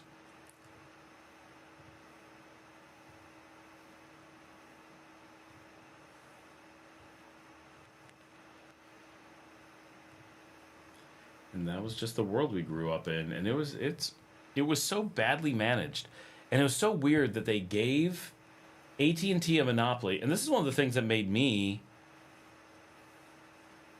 kind of like monopolies, was because everyone who had AT&T, the government said this is a monopoly, so they have to abide by all these rules, and they set the prices and all these things, and everybody got a way better experience. And we didn't have a monopoly. But it was a monopoly, right? To us, they owned 100% of the phones. There was, even though AT&T was the big monopoly, our small monopoly was still a monopoly. There was no competition. But the people who were under AT&T had the federal government put all these rules and regulations about pricing, long distance, service, repair, all kinds of things. And we had an equal monopoly. We had no more choice than the people with AT&T had, but the company we were under was not regulated, and they could do anything they wanted. They didn't like you, you didn't get a phone. If they didn't want to give you a phone, but they didn't want to say it, they would just not hook it up. They were under no obligation to make it work. You didn't like your phone number? Too bad. If your zip code, your area code changed, they would just change your phone number on you. People couldn't call you anymore. All those things that you were guaranteed under AT&T, you didn't get those. Like so many things, and they really didn't work. When I graduated from high school, I moved out from my parents' house after 12 days. I made it until I was building my own voice over IP systems without ever getting a landline, because when I tried, the phone company was literally incapable of hooking up a working phone for my entire adult life until VoIP came out. And then I built a phone and worked around it. I had an outage of half a decade. They came and gave me service. They sent me bills, but they couldn't make the phone ring, in or out, ever. If it was AT&T, they'd be forced to fix it. But it wasn't. They were just like, I don't know, too bad, no phone for you. You want to be a doctor and you want to be on call? No. You want to be called into work so you can go make some money? No. Welcome to enforced poverty, right? In an era, growing up in America where cars and phones are ubiquitous, and every job expects you to respond. Every university expects you to be able to be called. Your high school expects you to be able to answer the phone and coordinate on the phone and do things. When you take away those basic communications and transportation things, I always had a car, so that was never taken from me. But, well, that's not really true. It was as an adult, but that was a different thing. But it was taken illegally from me. But as a student, like to have the same communications as other people, we had no protections. It was not equal. under the law, we were equally owned by the phone company, but the phone company didn't have to equally provide us service. And so they could decide who had advantages and disadvantages academically, who had access to certain jobs and so forth. And imagine today, people are like, oh, I want to work from home, I want to call customers. Some people were allowed to do that, some people were not. Right? Most people were allowed to, but not everyone. And they were given the power to decide what you had the right to do and not do. And that was it. And their word was law. And because we weren't in an AT&T zone, they were given the power of the government without oversight. Richard Johansson. I grew up on a small river and the other side where everything was long distance calling and was expensive to call. The phone was corded. There was a unit in the trunk that attached to an antenna and a phone. I remember those, but I never had one. Apple says, what about the pagers? Were they before the big mobile phones? They were, but only a little bit. They actually go back to like the 50s or something. Like they're way older than you think. I'll look this up.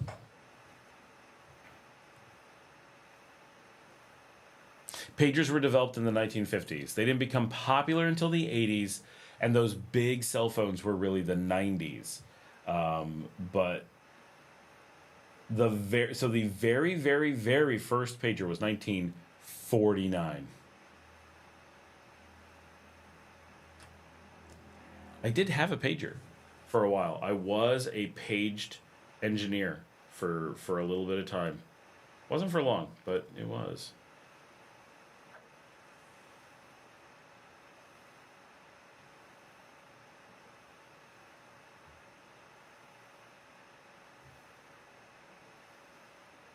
I'm looking at pictures of old pagers.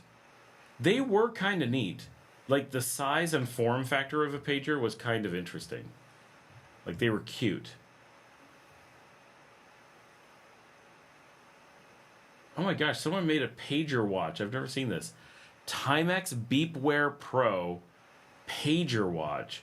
That's so cool. I would have loved having that back in the day. I don't know why, but that would have been cool. When is that from? Oh, Timex Data Link. Early line of smartwatches. 1994. And it actually said Microsoft right on the front. Wow.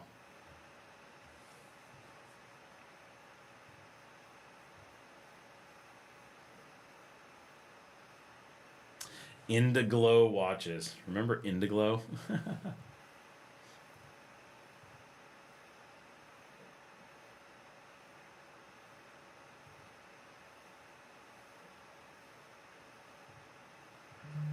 Oh, the things we used to think were high tech.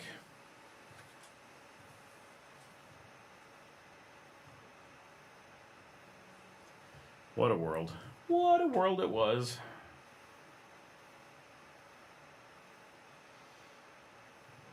And then I had a BlackBerry. That was good. That was the height of functionality. So easy to respond to emails and stuff. My gosh. That was the best. We've never made it back to where we were with Blackberries. What about, so you were an on-call engineer, more money. Oh yeah. Yeah. I was the final word of engineering for Citigroup's trading on the New York Stock Exchange.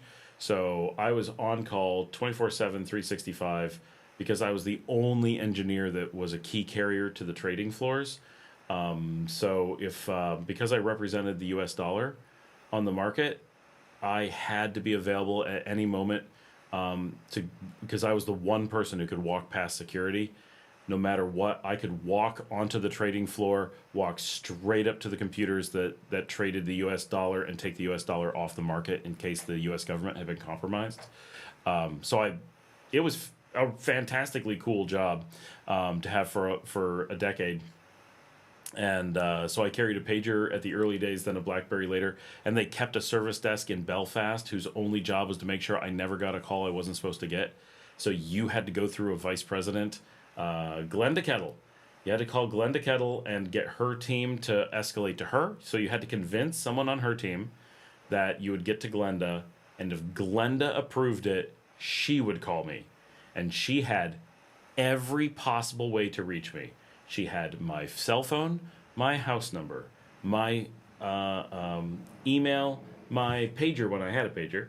She had my wife's number, my dad's number, she knew what restaurants I was likely at. You name it, she had a way to find me at all times, day or night. And so it was an interesting job to have. But being on call nonstop is tiring. Doing that for a decade was exhausting. But they treated it really well. They understood that, they were asking me to take on a really significant responsibility. And so that I had to do that. They had, these protections in place to make sure I wasn't getting my time wasted. And it was actually a really good job. Like, I really, really appreciated how well that was. Like, that was the best job in all the years that I didn't work for myself. Working for Citigroup, obviously it paid really well, but I went on to work in hedge funds, which paid way more. But that was the job that paid really well, but also treated us really, really well, really, really professional, and we could do, whatever made sense. We didn't have to,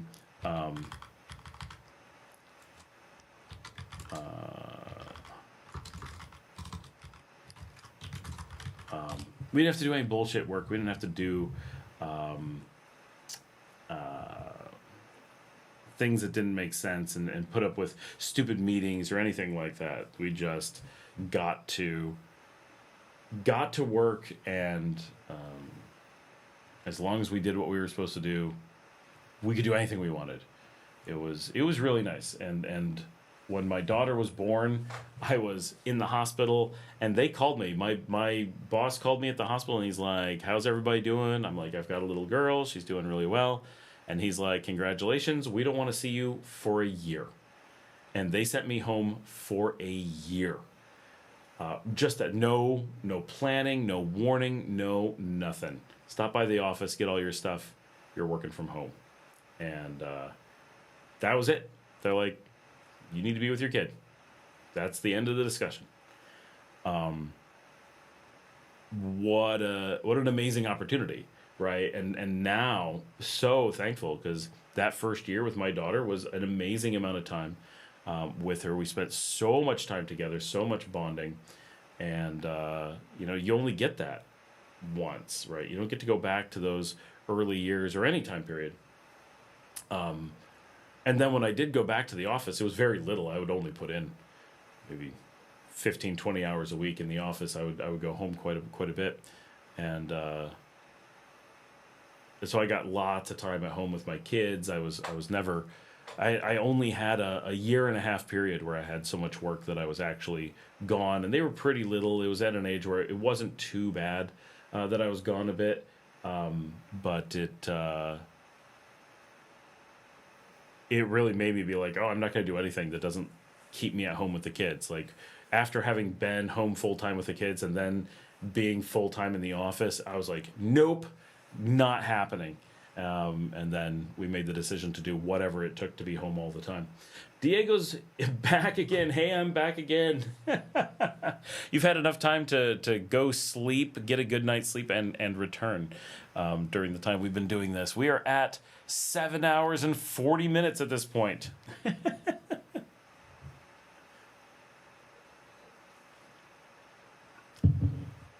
It's been a good night.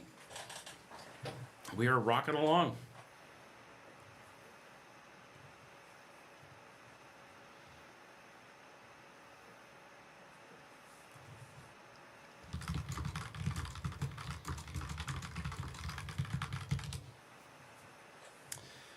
It's been a really long time since we've been able to do a really, really good long live stream. So It's nice, and I can't believe I'm awake. You're surprised. Wow, almost a work day. Yes. A couple of times we've actually done more than an 8-hour day. No, I can't try Ray because I got to go into Managua to use it.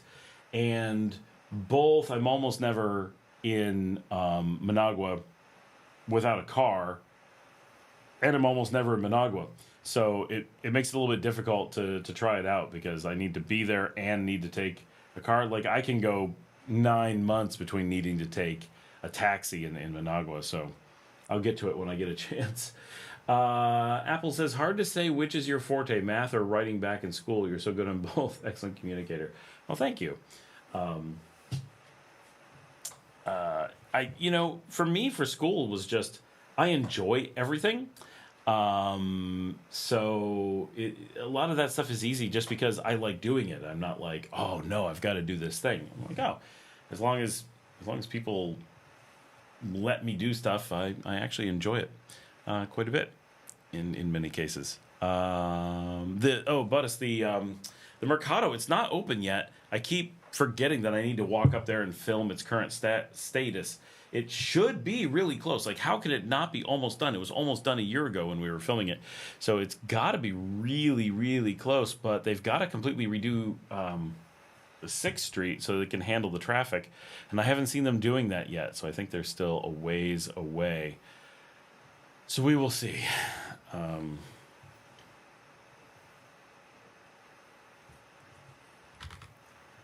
trying to kick off a little job here. Oh, it's 11:30. That means my Junie stuff reset. Yay.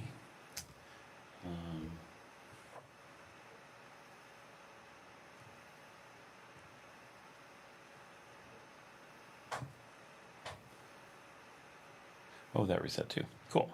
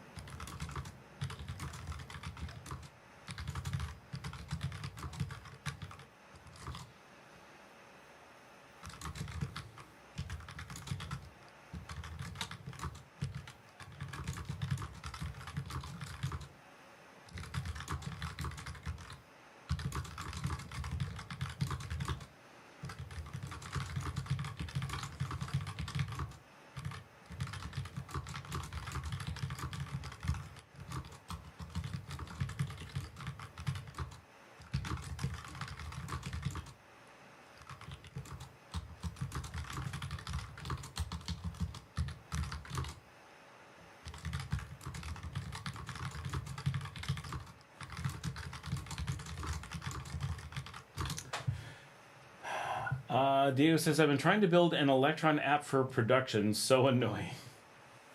I haven't built an Electron app, but I am working on a Towery app. So what kind of Electron stuff and what's so annoying about it? I'm trying to deal with a WebSockets error. So annoying at the same time.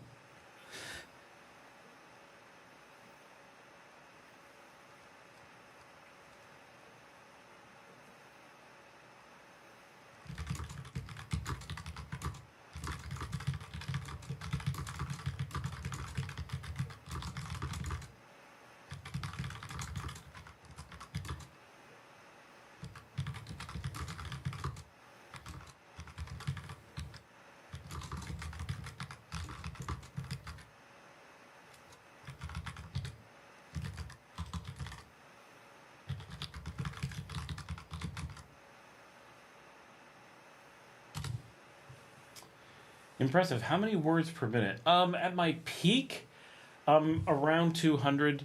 I'm fast, and I've typed since I was so little, that even 20 years ago, I could put a piece of paper and type it, and I could carry on a conversation while doing the typing, because I'll go straight from my eyes to my fingers, and I don't have to think about what I'm typing.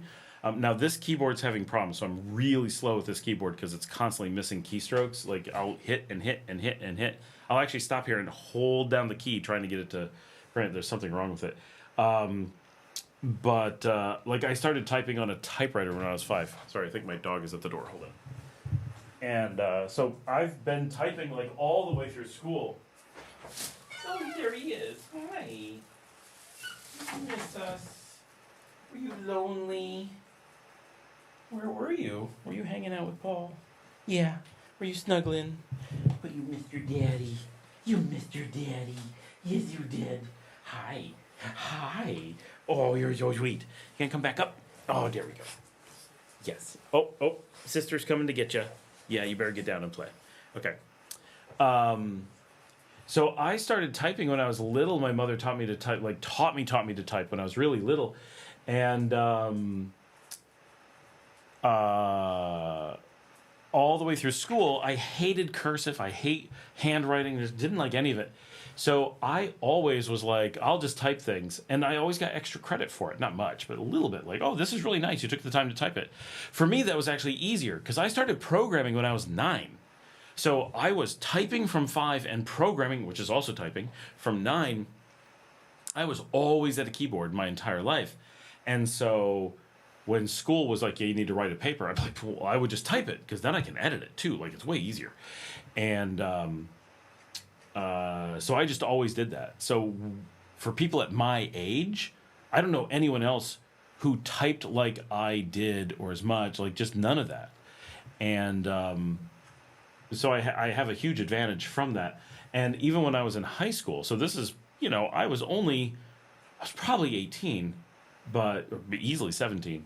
Definitely when I was like 16 or 17, my job in high school was I would write reports for people, right? I didn't know what they were for. I didn't know what I had a handler. He would take orders and just tell me research papers that people wanted. Officially, we'd be like, these are just research papers. Like, I don't know if it's your homework. I don't know what it is. And I don't know who it's for, right? And so I would just write papers and I made good money, right? I'd make $20 a paper, and I could write a paper in 30, 40 minutes, right? That other people would spend a whole night on. And I'd get an A and they would fail. So I would do this all the time and made really good money.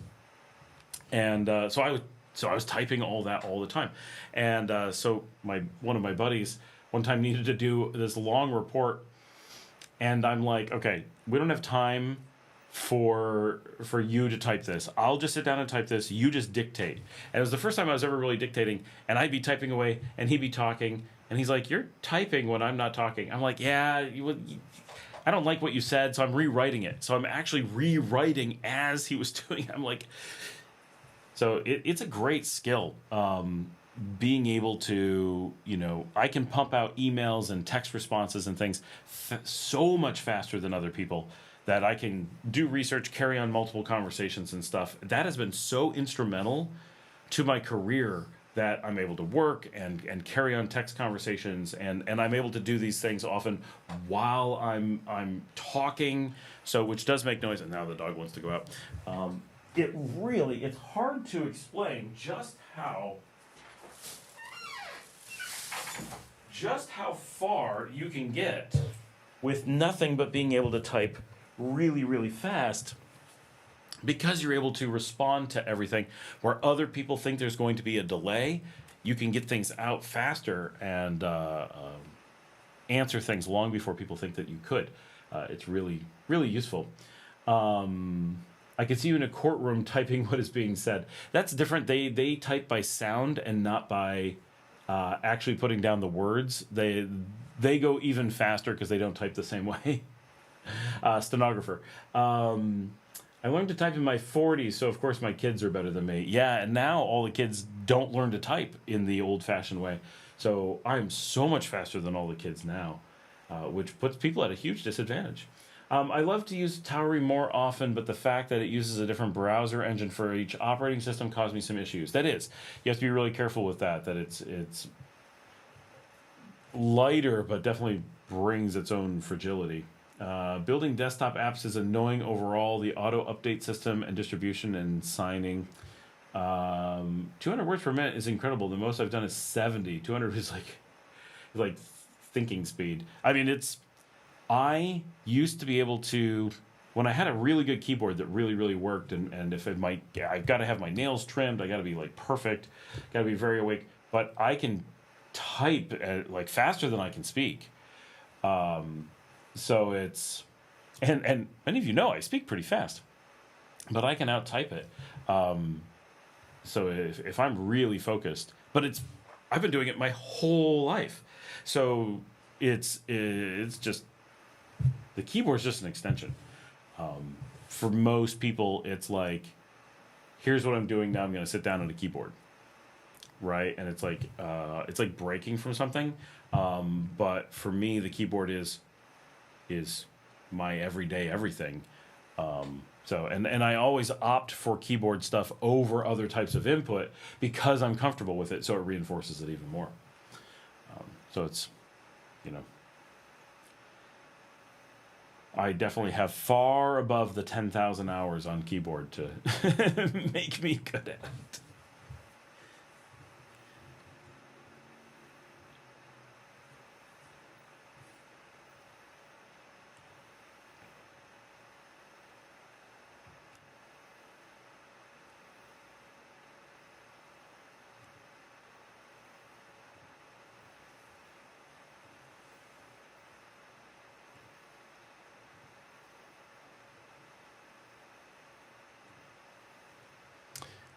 We are.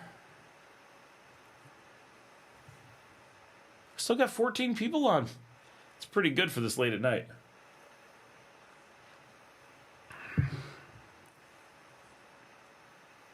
When I try to type too fast, I end up inverting words, typing letters out of order. It's no, that's normal. Your fingers don't move at the exact same speed. So as you get faster and faster, that's likely to happen. That would happen even more on mechanical typewriters or old-fashioned typewriters, because if you type really fast, you can move faster than the distance between the striking. So one that's moving farther, even if it was hit first, may get passed by one that's closer. Mechanical was even worse because like some of them would stick a little bit more than others, and so you would apply the same pressure, but it wouldn't respond at the same speed. Oh my gosh, it's terrible. But I actually have the problem that with this keyboard, or something going on recently, because this used to work great and now it's got all kinds of problems. I would do things and it does go out of order, and I'll really carefully test it sometimes, and it will go out of order. Something's wrong with the keyboard, but that it certainly happens when you're typing really fast. It can't always be avoided.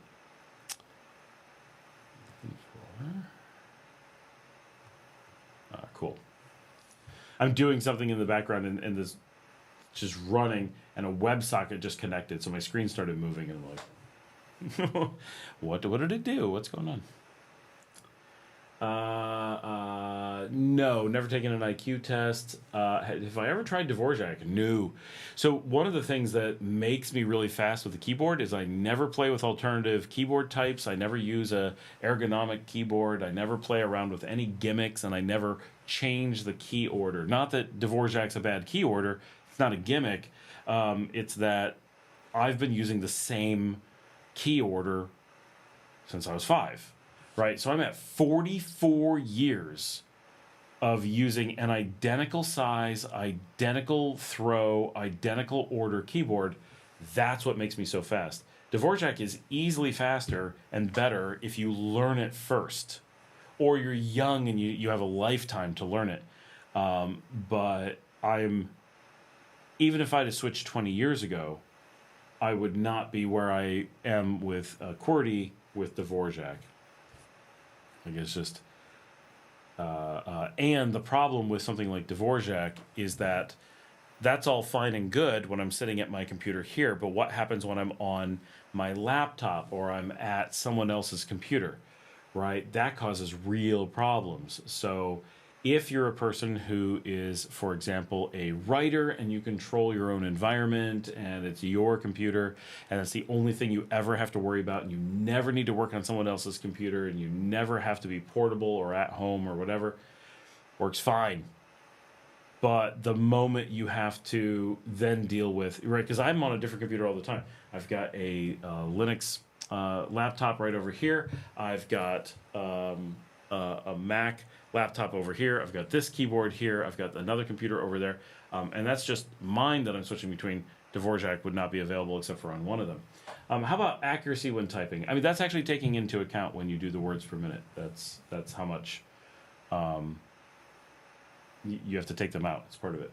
Every time someone talks about WebSockets, I think about Slack and how their WebSocket implementation sucks. I have not used Slack in so long. I can't remember the last time I signed into it. Do people still use Slack? Do people still remember it? It wasn't a bad product, but who plays with Slack anymore? I feel like it disappeared. It probably didn't. It just disappeared in my world. Somebody made me use it for a while, so I would be on Slack. And now I'm the one making everyone use things, so we don't use Slack. Not this Slack. Slack was good. Just...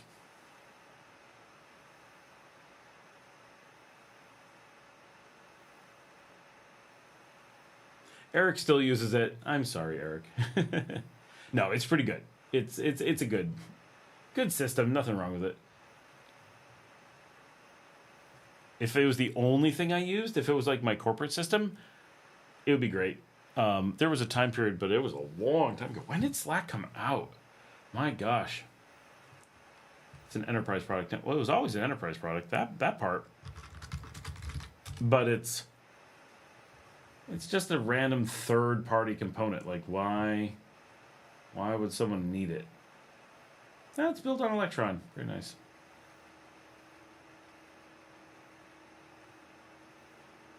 Like, every mid to big company uses it. I deal with big companies all the time, and they never use it.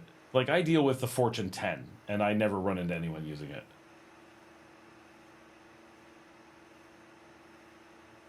I definitely used to.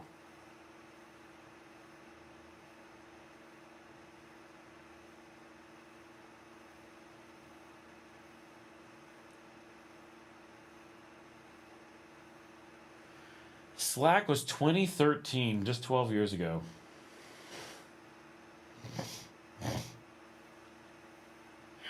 Oh, I didn't realize this. Early Slack was cross-compatible with both IRC and XMPP.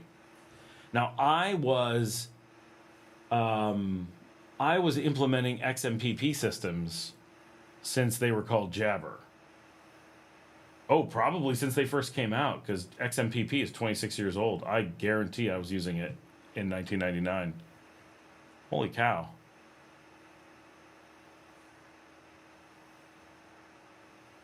"2013 is very young." It feels young for Slack.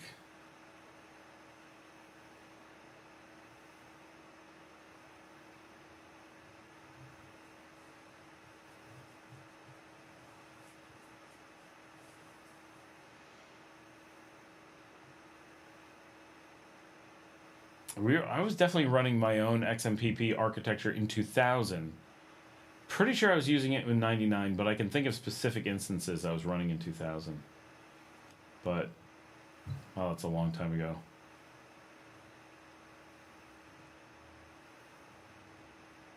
Yesterday I learned that Slack used to be an MMO. It kind of was. What the heck was its name? Glitch.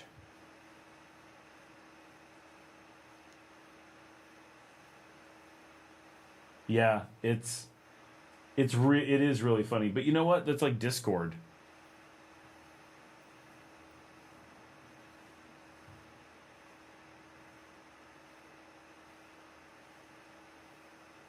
Oh yeah, Hip Chat. Remember that? My gosh, going through. So here's a funny one. We were talking about this at work the other day. So think about this. Think about how ubiquitous Active Directory is. And then think about the fact that the entire world in which Active Directory was a modern technology, and it never was a big thing. It was always, well, certain scenarios this would make sense, and it was always very, very limited as to where it made sense. But for the world where it made sense, it was the leading technology for a whole of 8 years. ending 16 years ago. It was replaced by its own vendor, by Microsoft, in 2008. 16 years ago. Since its invention, 2/3 of the time since then, it's been an antique technology, a legacy technology.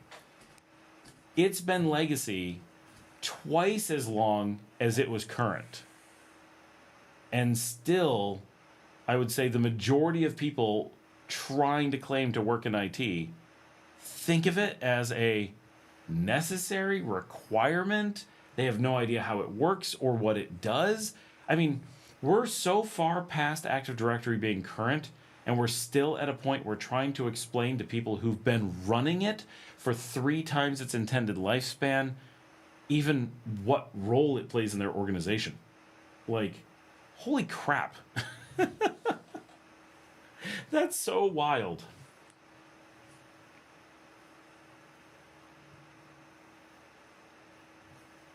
You know, though, Diego, that Slack came from an MMO is only so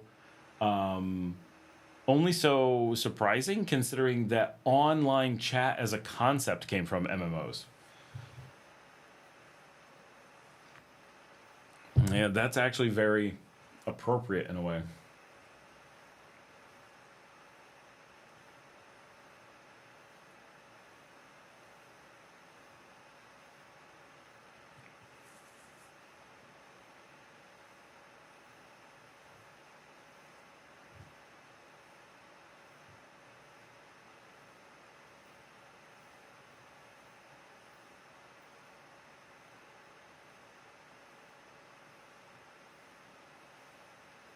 Yeah, so it was the mud engines.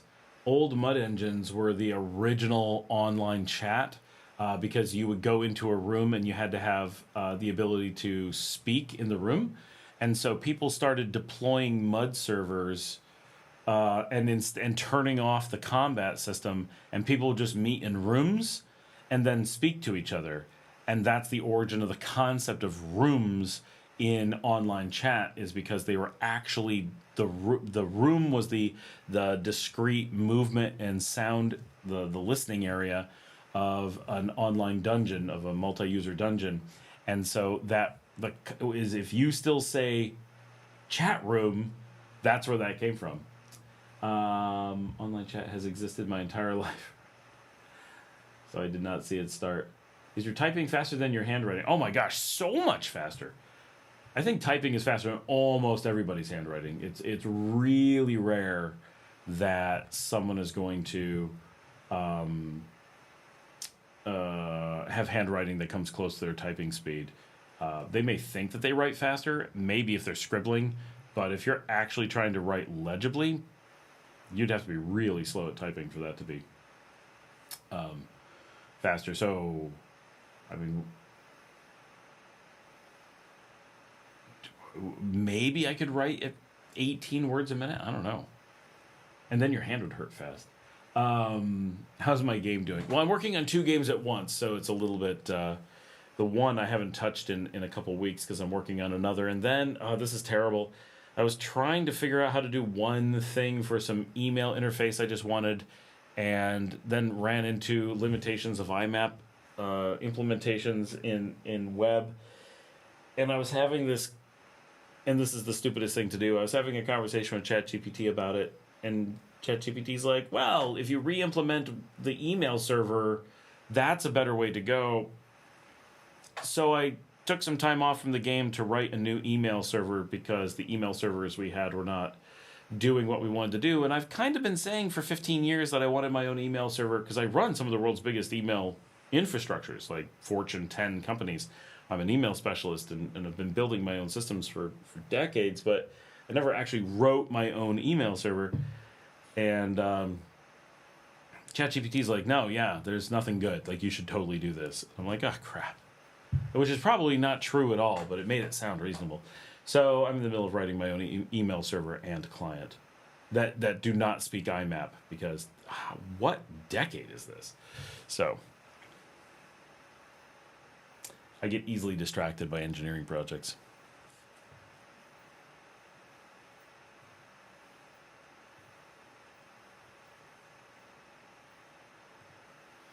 And now I've got to go to Belize to do engineering. So I'm going to be up there for a couple weeks coming up real soon. Not sure when we're going, but soon. We're over 8 hours. Woohoo! That's crazy. I wonder what our longest is. I wonder if I can look it up. Wait, you're an email specialist. I am an email specialist. I have done an awful lot of things in my career. I work long hours and take on every possible project you could possibly imagine. So I've kind of accumulated a lot of specialty. Actually, one of my really large, hundreds of thousands of users email customers was on for most of the live stream today. That's so cool. Usually just pay SES to solve emails for me.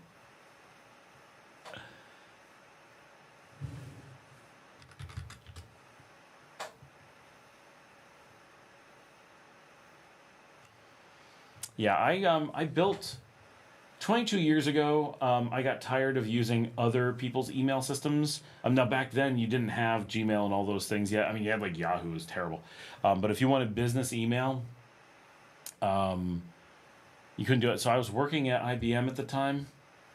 Is that right? Yeah, I was working at IBM, and so I used to be the head of IT for a division at IBM, and there was an email team. I wasn't involved with that, but my own company had been running. Oh my gosh, I can't even remember. No one will know any of these products. So it doesn't matter. But we were running some email products, and I kept being like, they're expensive, and I don't like them, and it's just not.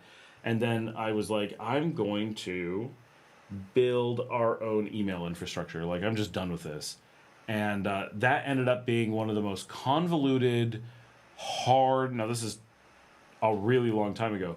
It was so freaking hard to make all these pieces work together. Now, we couldn't research very much on the internet because no one was doing this. I was new to it, so it was a big learning curve. Like, I knew how email worked, but I didn't like know every product on the market. And I worked with SendMail a whole bunch, but I was like, I want to move to Postfix because that seems more modern. And it is, right? Postfix is still around. Who uses SendMail? Who even knows SendMail anymore? Right? Like, the world changed so much, and I wanted to modernize, and so we were trying to implement Cyrus, and we were implementing Dovecot. No, I think we did without it, but we were doing like all this stuff in an era where no one was doing those things, and so we were really reinventing the wheel and building from scratch. It was so freaking educational. It was also completely exhausting and stressful during that time. It sticks as a memory for me. Hello. You you need me? You need a chauffeur? Yeah, when you're ready. Okay.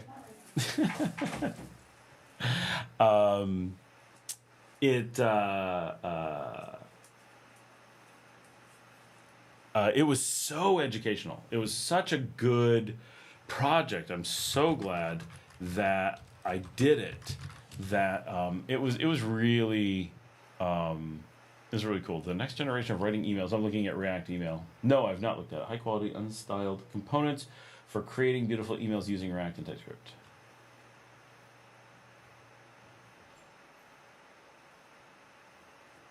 Nice. So it's all front end stuff for React. Well, that's really cool.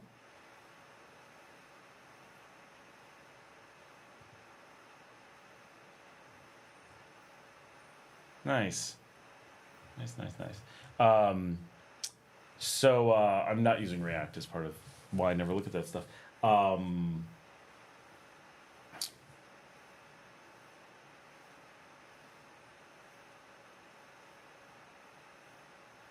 getting lost.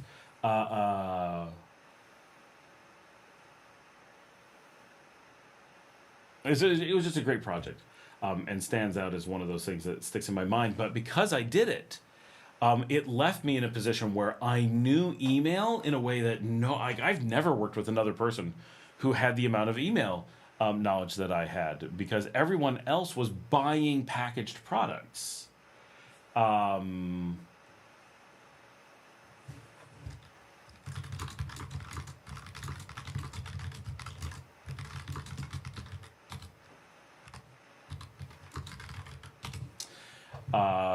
So, you know, everyone who's running Exchange, there's always these there's these pieces that people don't tend to understand because they're not actually dealing with the individual protocols and working with the file transfers between different protocol engines and stuff. And so it was so big that just complete game changer. I could go into any situation ever and fix email because I understood how exactly every single component was working, what it was doing, how it interacted with the other components, and so forth. And so it just, you know, and in all these years, I've never met another person who's built email from scratch. I got brought in to build email from scratch for high performance solutions for the Fortune 10. So I've worked in massive environments, hundreds of thousands of users, emails moving at blinding speed, and really cool, right? Very, very interesting things. Now, internally, we've been using MailCow for a while, and I really like MailCow, but they're using Postfix and Dovecot. Dovecot doesn't implement JMap, and so that's what led us to, well, why are we using something that doesn't implement JMap? Why hasn't MailCow moved past this? Why are they, you know, why, if Dovecot is not going to move forward, why is MailCow still using Dovecot? And the answer is, I'm just done with everybody. I want something that does JMap, and so I wrote a web server that does JMap integrated with SMTP in Rust. Why? I don't know. And is any of it important? No, I just didn't like the Sogo web browser client. And instead of looking for an alternative or building a web interface, I decided that why would I bother building a web interface for something that uses IMAP when I could just use Flutter and build JMap? Probably all around bad decision making. Oh, I wanted to see. Going through all of our live streams, can I sort them by length? Oh, no, it doesn't let me sort by length. That's too bad. I can probably scroll through 5, 5, 30, 3, 2, 5, 5, 4.5, 3, 3, 4, 2, 7. In June, we did one over 7 hours. 5, 4, 6.5 in May. Almost 6, 5, 6.5 again in May. 4, 12, 5, 2, 6, 5.5, 3, 3, 7.5 in February. 4 also in February. 7 in February. Oh, here we go. Here's what I think is the longest one. It is the one that has the cat wrapped around coffee from January 31st, 9.25 hours. I think that was our record. Week before it, 7... 8.25 November.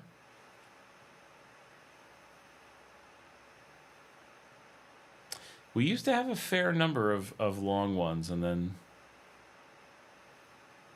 8 4th of July. Lots of 6s.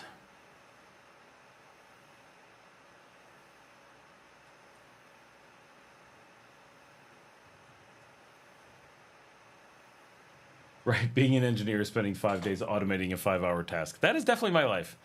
Absolutely.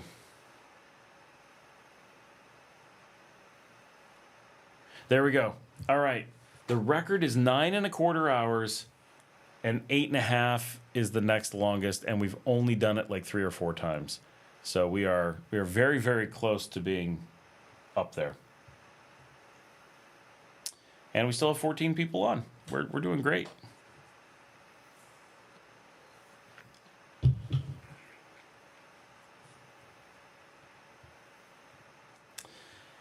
Yeah, you know, automating lots of tasks makes it fun.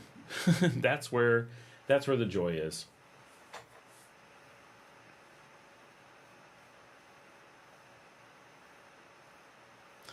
We used to do email provisioning. So I had a really large email environment. I don't know why they were on. Oh, they were on Office 365, which we hated. Oh my gosh, every time they had to roll out an email, it took hours. We automated that system. It was huge. I think they had 30,000 users. It's small compared to others, but for doing everything via PowerShell, oh, it's terrible. I have not. I looked at that just the other day, and then was like, I really don't like automation tools. I don't know why. Like, it's never a thing that I use.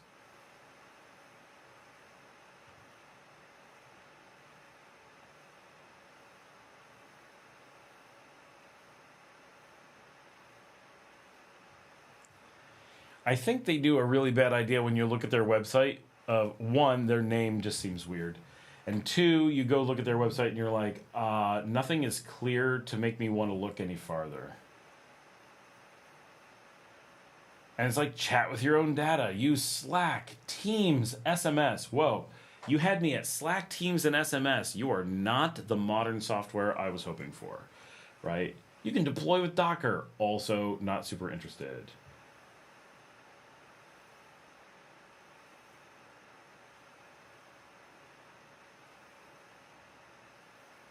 My job, we use Zapier a lot. It's so expensive. I'm always like, why do we need... So I work with a lot of companies that need APIs. We just talk directly. Like, why? Why does everybody need something in the middle?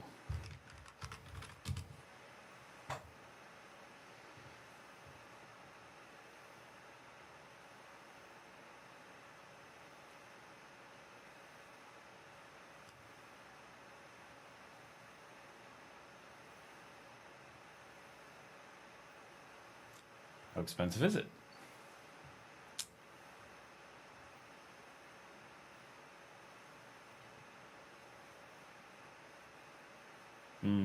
Yeah, that's pricey. That's why we build all of our own stuff. Then we don't have to pay for things. It's amazing how much money it saves over time.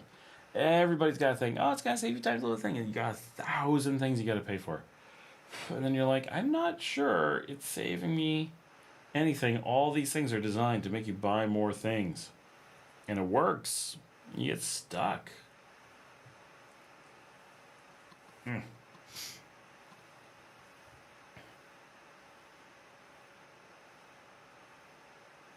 gosh, my computer's busy. In our case, it's so that non-tech stakeholders can feel they can change stuff themselves. Ah, that is exactly why you would not use it. That's an amazing sales pitch to not have technology like that. That's one of the reasons why we don't want to run Windows. Like, the last thing you want is to make non-qualified people feel confident in doing damage.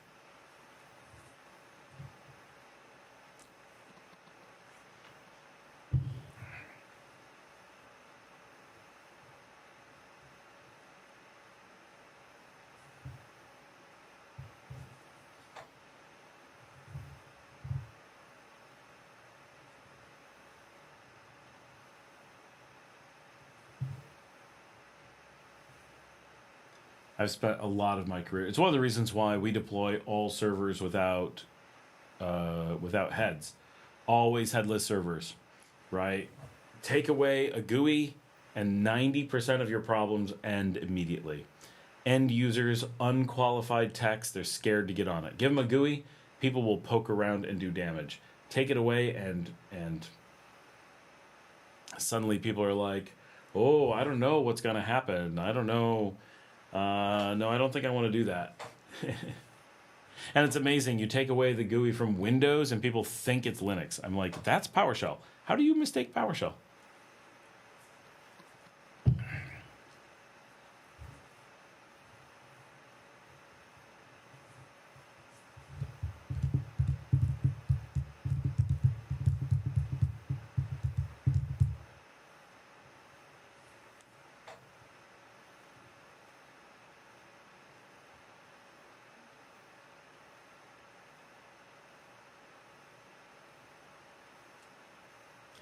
Still have people on, but everybody's quiet. Once Diego and I start talking tech, everybody gets quiet. But you guys can jump in. Yeah, I agree, but they insist, and they are the client at the end of the day. Yeah. It depends if your job is to do what's good for the client or your job is to placate the client. So, and this is, if you're a software firm, generally your job is to condescend to the client and treat them like children. So we give them access. Or, I like being in the position I am. I get to say, this is bad for you, we're not going to do it.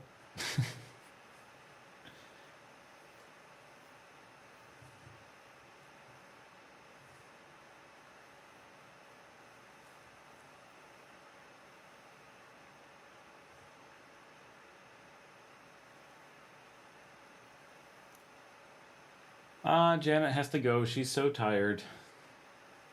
I have to drive people home yet, so I'm pretty close to wrapping up. Got stuff in my eyes now. It's driving me crazy. I gotta find out if my kids want to play a video game. I think we're gonna play, but I haven't heard from them.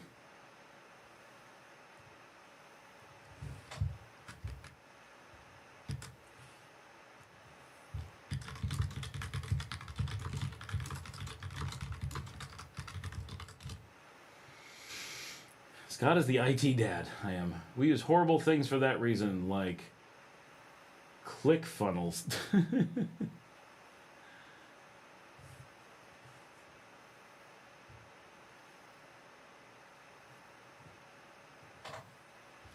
Oh, my kids can't play tonight.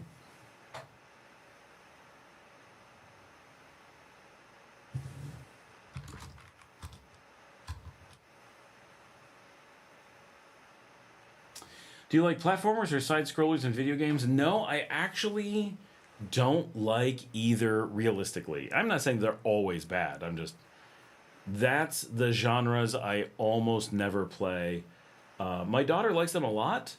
So like Hollow Knight, Silksong. My eldest daughter, she will play that for days. She loves those. She likes Metroidvanias. She likes, traditional platformers like Mario Brothers, obviously modernized, but that kind of stuff. I can play them, but I really don't enjoy them. I find that they rarely are used in storytelling, and they often are designed to reward lots of repetitive gameplay, which I find impossible to stick to anymore. When I was younger, give me Super Mario 3, Super Mario World, those were hard, and I put in lots of time, and I was able to play them and get through them, beat them. But now I just go, I couldn't stay awake for 5 minutes on one of those. Just doesn't engage me. For me, video games really are a storytelling media. They're a literary thing, and so I really specifically enjoy games that tell a story. I want to hear, in most cases, dialogue and emotion and progression of characters and stuff like that. Oh, my eyes are still. And a lot of times platformers, not always, but often they're very far from that. They're not good at telling stories, and they're not good at engaging you in a story or making you a part of the storytelling process. So I really stay away from them for the most part. And I find them boring to watch because there's no story in most cases.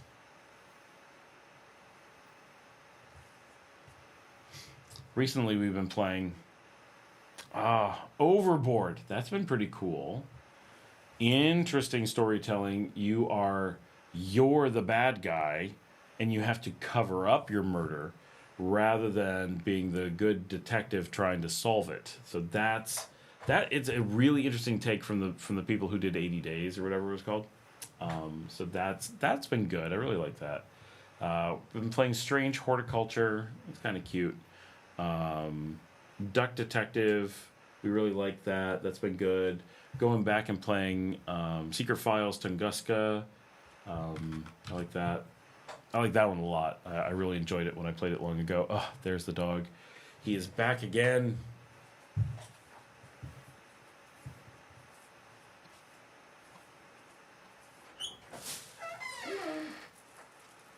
You're so in and out. Can't you make a decision? The little dog really likes to come in, say hello, eat 1 or 2 bites of food, and disappear again. And that's like his thing.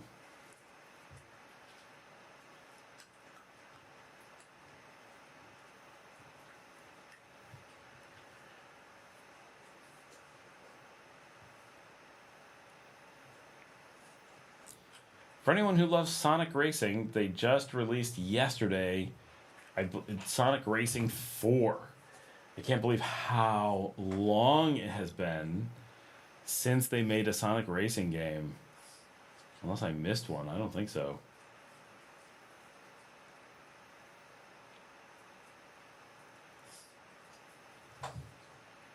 What are the dates on this? I still insist for the tech stream. Sonic Racing, Crossroads. Team Sonic Racing was the last one. That game is still $40? How is that $40? That shouldn't have been $40 when it was new in 2019. Not as old as I was thinking it was. But wow, it's already ready to go. What's the problem? Get a dog, they said.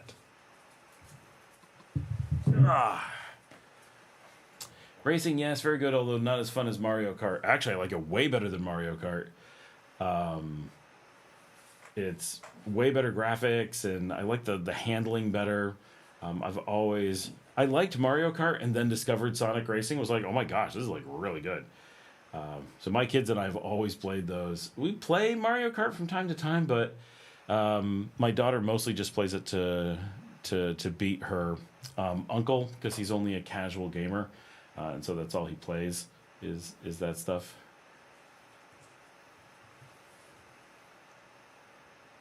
I rarely find a Nintendo game to be up to par with other things. They're always so much, I don't know, less empty. I don't know.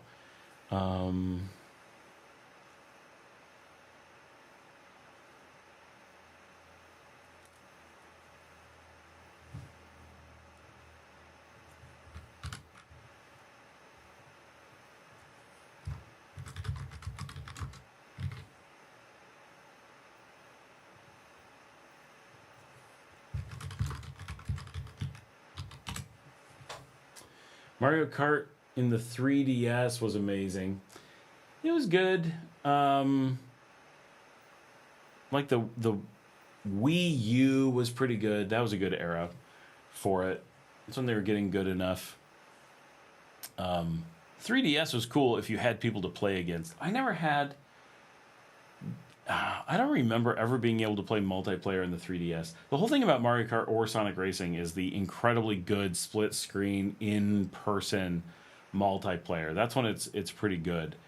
You know, you can do now the Sonic Racing, you can do online. Mario Kart too, you can, but it's a lot more recent that you're able to do that. But then it's like you got to find people who have the game, and it's only fun with people you know. Playing with random people online, I don't really enjoy. So we want to do it with family or whatever. Nintendo, well, maybe they're more juvenile or more adventure focused.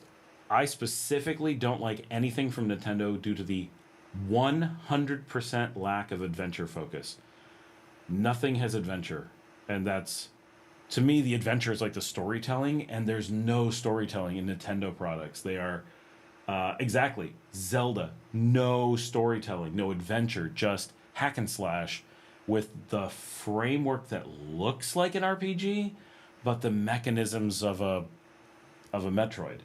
And I tried Zelda. I've always been like, maybe I can, maybe. I beat Ocarina of Time. I had the gold box. I had the I've played Wind Waker so much. Zelda is so horribly painful. It feels like people who hate storytelling and adventure trying to make, I really feel this way, they made a game series that makes no sense, has no cohesive story, and goes to great length to mimic storytelling. Zelda is to storytelling what cohesive logic is, or what modern LLM is to logic, right? If you're casually looking at someone playing it for a minute, it looks like they're playing an adventure. It looks like there's a story. But when you actually play it, you're like, wait, so nothing's ever said. You go great lengths and explore. Everything's empty. Nothing actually happens. It's just action sequences hitting bosses in often a very beautifully drawn world, but there's no cohesive story within a game. There's no cohesive story between the games. There's no adventure or progression or character development. There is nothing that gives you adventure or role-playing. It is the least satisfying, most painfully depressing thing. Like, I feel empty playing those games. Like it's an existential crisis when I do it. And my kids pushed me when they were little. They didn't want to play because they didn't like Zelda, but they felt like it would. They had this feeling like, oh, everybody what does it? It's got to be. So they made me play the upgraded version of Wind Waker, which is one of the best ones. I truly hated that game. It kind of hurt to play. Oh yes, adventure, you can relate it to storytelling, so in this case it must be more of an action focused. Right, yeah, Zelda's very action focused, and I don't mind action, but for me, if there's going to be action, generally there needs to be for the purpose of storytelling. So Skyrim's a good example. Skyrim has good storytelling, not the best, but it has okay storytelling. And it uses action as part of the storytelling. So you are up against a situation, and the character needs to feel stress. And so the action is a small part of the overall storytelling, but it's important for creating adrenaline and providing stress and giving perspective and helping you connect to the character. And in that case, the action to me is a valuable component. I often prefer games that don't have it. I prefer a Dragon Age where they do storytelling and use strategy instead of action for the same purpose. But I see the value in forcing the adrenaline rush in something like Skyrim. And there's value there. And Mass Effect, from the same people from BioWare who did the same Dragon Age, they chose with Mass Effect to go for the action instead of strategy for that purpose. And it makes me less want to play Mass Effect, and definitely less want to play it again. But it also gives me really good memories of just how immersed I was in Mass Effect. So I totally appreciate and enjoy action as an appropriate storytelling mechanism, but that's what I feel is missing in Zelda. It has the action and the graphics of an adventure, but then once you start playing it, you realize it's only the facade of a story. It's like a book whose only a cover. It's a beautiful cover. It has beautiful pages. You crack it open. You sit down with your kids. You get ready for the evening of reading a book, and you turn to the first page and realize it's blank. And you're like, it looked great on the shelf, but there's no story to tell. And so it's just this disappointment. Diego says, I never really got into video games. I got into video game making and level design, but never really played video games. I only played Mario Kart and 3DS and mobile games. I've really never gotten into mobile games because I don't like the form factor, but I love video games. I never wanted to develop video games. I got into programming because I liked business. I liked solving business problems. For me, but I always liked playing video games, but always ones that told a story. Back in the Atari 2600 era and the Coleco era, so I'm old, the idea of video games like drew me in, but it would be like, oh, the box, says it's you're this character and this is gonna happen, and then you actually play it and it's like, Donkey Kong or something. Like there's no actual it was just so disappointing. But when I was 11, we got a Commodore Amiga and started playing games like Fairy Tale Adventure, Bard's Tale, Deja Vu, Uninvited, the D&D Gold Box games, and they did have stories. Not a lot of story, but you could only tell so much given what the technology at the time. They could only put so many words in it. They could only have so many scenes. They could only have so many events. They had very little to work with. But games started having a story. King's Quest, right? They started having stories even if they weren't very big, and they used puzzles and pacing and quests and things to take a very short story and stretch it over a period of time and invoke emotion and struggle and challenge. And while they didn't do a great job of it in most cases, they started developing this, and it was like, oh, okay, this is the beginning of things. And then through the 90s, it started developing a bit more, and every so often you'd get a really good game. And then in 94, I discovered the MUDs. That's why I make a MUD now. I think that there's a real amazing storytelling and interactivity element to MUDs that is just unequaled by anything else. I don't know if anything will ever compete with it in that particular way. And absolutely love that. And so I went from in the 90s, in the early 90s, I really started getting into Secret of Mana, JRPGs, some stuff like that. And then when I went to university, got into MUDs, and when I was home, I was playing Earthbound and some of that stuff. And Eric, have you... Wait, side scroller right now. Like right now you're looking for one. I got into programming because I wanted to know how to make a Clash Royale or Battle Royale. After a few months, I realized I did not have enough money to be a video game dev, so I made pivot to web dev. So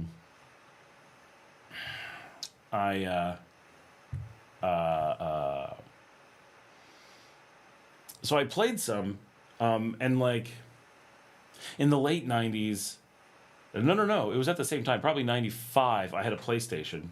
And then I kept it for a little while, so I played it for a few years. So Final Fantasy VII, Parasite Eve, had some good stuff on there.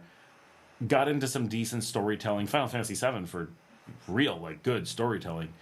Probably the best JRPG anyone's ever really come across, right? The game that taught gamers how to cry, as they used to say. That was a good game. I really enjoyed it, even with the terrible graphics back then. And then I got out of gaming. I went for years without gaming at all. Completely got out of it. Like, didn't have time. And then when I was on Wall Street, and we had lots of money, right? My wife was she had been a forensic biochemist. She moved into pharma research and then into pharma IT. So she was doing really well. I was on Wall Street running the US dollar on the trading floor. And so, like, we were doing great. And hold on. And so we had, two working professionals, both very senior in our field, with no kids and one little Boston Terrier. Like, we were doing fine, right? So things like, let's go. So and the PlayStation 3 was just coming out, and I didn't want to buy one because I'm like, I'm not spending that kind of money on, and because that's how cheap I was. And but I remember being like, I missed the entire PlayStation 2 era, and people tell me about all these great games. And my wife's like, so buy one. Like, who cares? Go get one. And I'm like, okay. So I did some research and found a list of every game from the PlayStation 2 that I'd be interested in. And I went out to the store and I bought a used PlayStation 2 and every single PlayStation 2 game I could want. Came home, hooked it up, and played Dragon Quest VIII, and it totally hooked me back into video gaming. That game was so good. And it was over 90 hours of playtime, and my wife sat and watched it with me, and she's always liked video games. And before this, when we were younger, she had been really into The Sims, and she would play things, and every so often I'd play a little bit, but it was always, Age of Empires or something like that, not like a game you really got into. And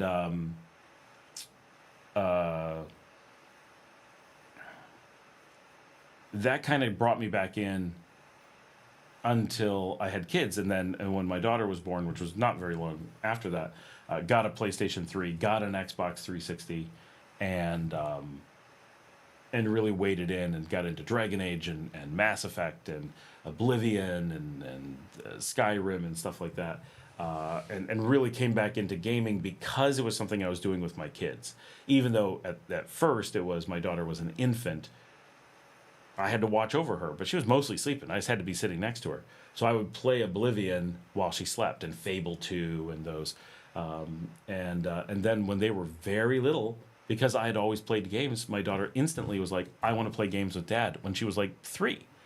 And so playing video games together was at first a thing that me and my eldest did when the youngest was an infant. And then she immediately, at like 2 years old, was like, well, I want to hang out with my dad and my sister when they play video games.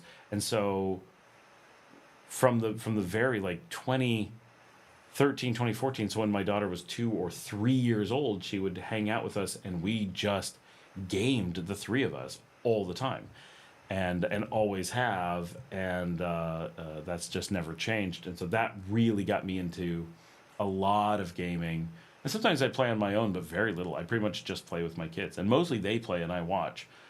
Even though I love video games as a literary mechanism, and I love getting into them, I've learned that I really don't like controlling that much, but I like being a part of the experience. And so there's a lot of games that we play like that are really good. And once in a while, I'll be like, I'm going to go play Dragon Age, a Veilguard. I haven't played that yet. Like, I'm going to play that, not my kids. And I really want to go through and maybe do Mass Effect again. I love the Mass Effect trilogy so much. But right now, I'm taking a break because all the games that I want to really get into, I need a new computer. Our old one actually burned out, so it's not like I need a faster computer. No. I need a working computer for a lot of stuff. So that's something that is gonna have to change. Diego says my $400 laptop could not handle Unity and rendering. I remember I made a Pixar animation replica, and my laptop rendered that 5-second animation in a day and a half, and 2 fans pointing at it. It says, back in the day, I played Myst. I've played a little bit of Myst. I played Seventh Guest back in those days. Oh, Jordan. That's Jordan. Wait. Is that my Jordan? What? Okay. Did I ever play Morrowind? I have played Morrowind. I've not done a ton of Morrowind. Just a little bit. I mean, a relative amount of it, but not like a ton. Probably 5 to 10 hours, maybe. A couple times I've been like, I'm gonna play Morrowind, and I really like where it's going, but for some reason I never get into it. I've played all the way through Oblivion. I've played Skyrim all the way through twice. My kids play those; they really like them. I'm kind of just waiting for a situation where they really upgrade Morrowind and I can just pop it in and play. I know there's ways to, get stuff to do that, but I never end up really doing that. But I constantly want to play Morrowind. At some point, I'm going to have a Steam Deck. My wife has one. My kids have one. Sometime I'm going to get one, and I'm going to get into it. Undertale is one of my daughter's favorite games. She absolutely loves it. I mean, loves it. She was so excited when Deltarune came out, like freaking out. And she likes it because one of my all-time favorite games is Earthbound, and Undertale's an homage to Earthbound. And she really wants, she's played it through and played through Deltarune. She wants me to play Undertale, and she'll watch me play. And because it's an homage to Earthbound, I'm going to do that. So pretty soon, I'm going to play Undertale myself. But it is like she wears Undertale clothes. Like she's really, really, really into Undertale.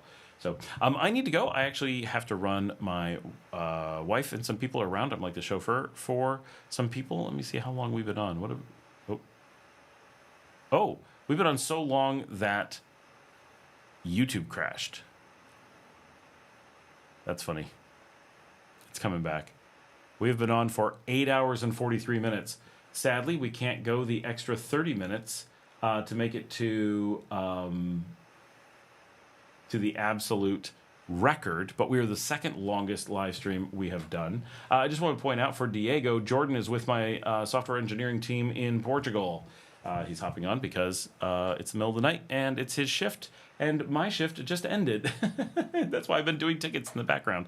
And thanks everyone for joining. So glad that we managed to pull off a nearly 9-hour live stream. That's freaking fantastic. And yes, that's about it. Everyone knows what's going on. I'm actually not that tired. If I didn't have to take my wife home, I would stay on for a while yet. But don't have to take my wife home. I have to drive people home because my wife has been out, and then get her back home. She rides around with me as I take people home. So I have to take them out, bring her back home, and then I'm going to go to bed. And in the morning, going out. Oh, we've got 15 people on. We're actually back up to 15 people. 16 people at this. Sorry for the people who are just coming back on. We are just wrapping up as we come up on 9 hours. I'm so sorry that people are joining at this time and we're shutting down. I really wish we could stay on and keep going, but we got to call it a night. So thanks everyone for joining. I will try to get these started earlier, more often. It seems to work really well. So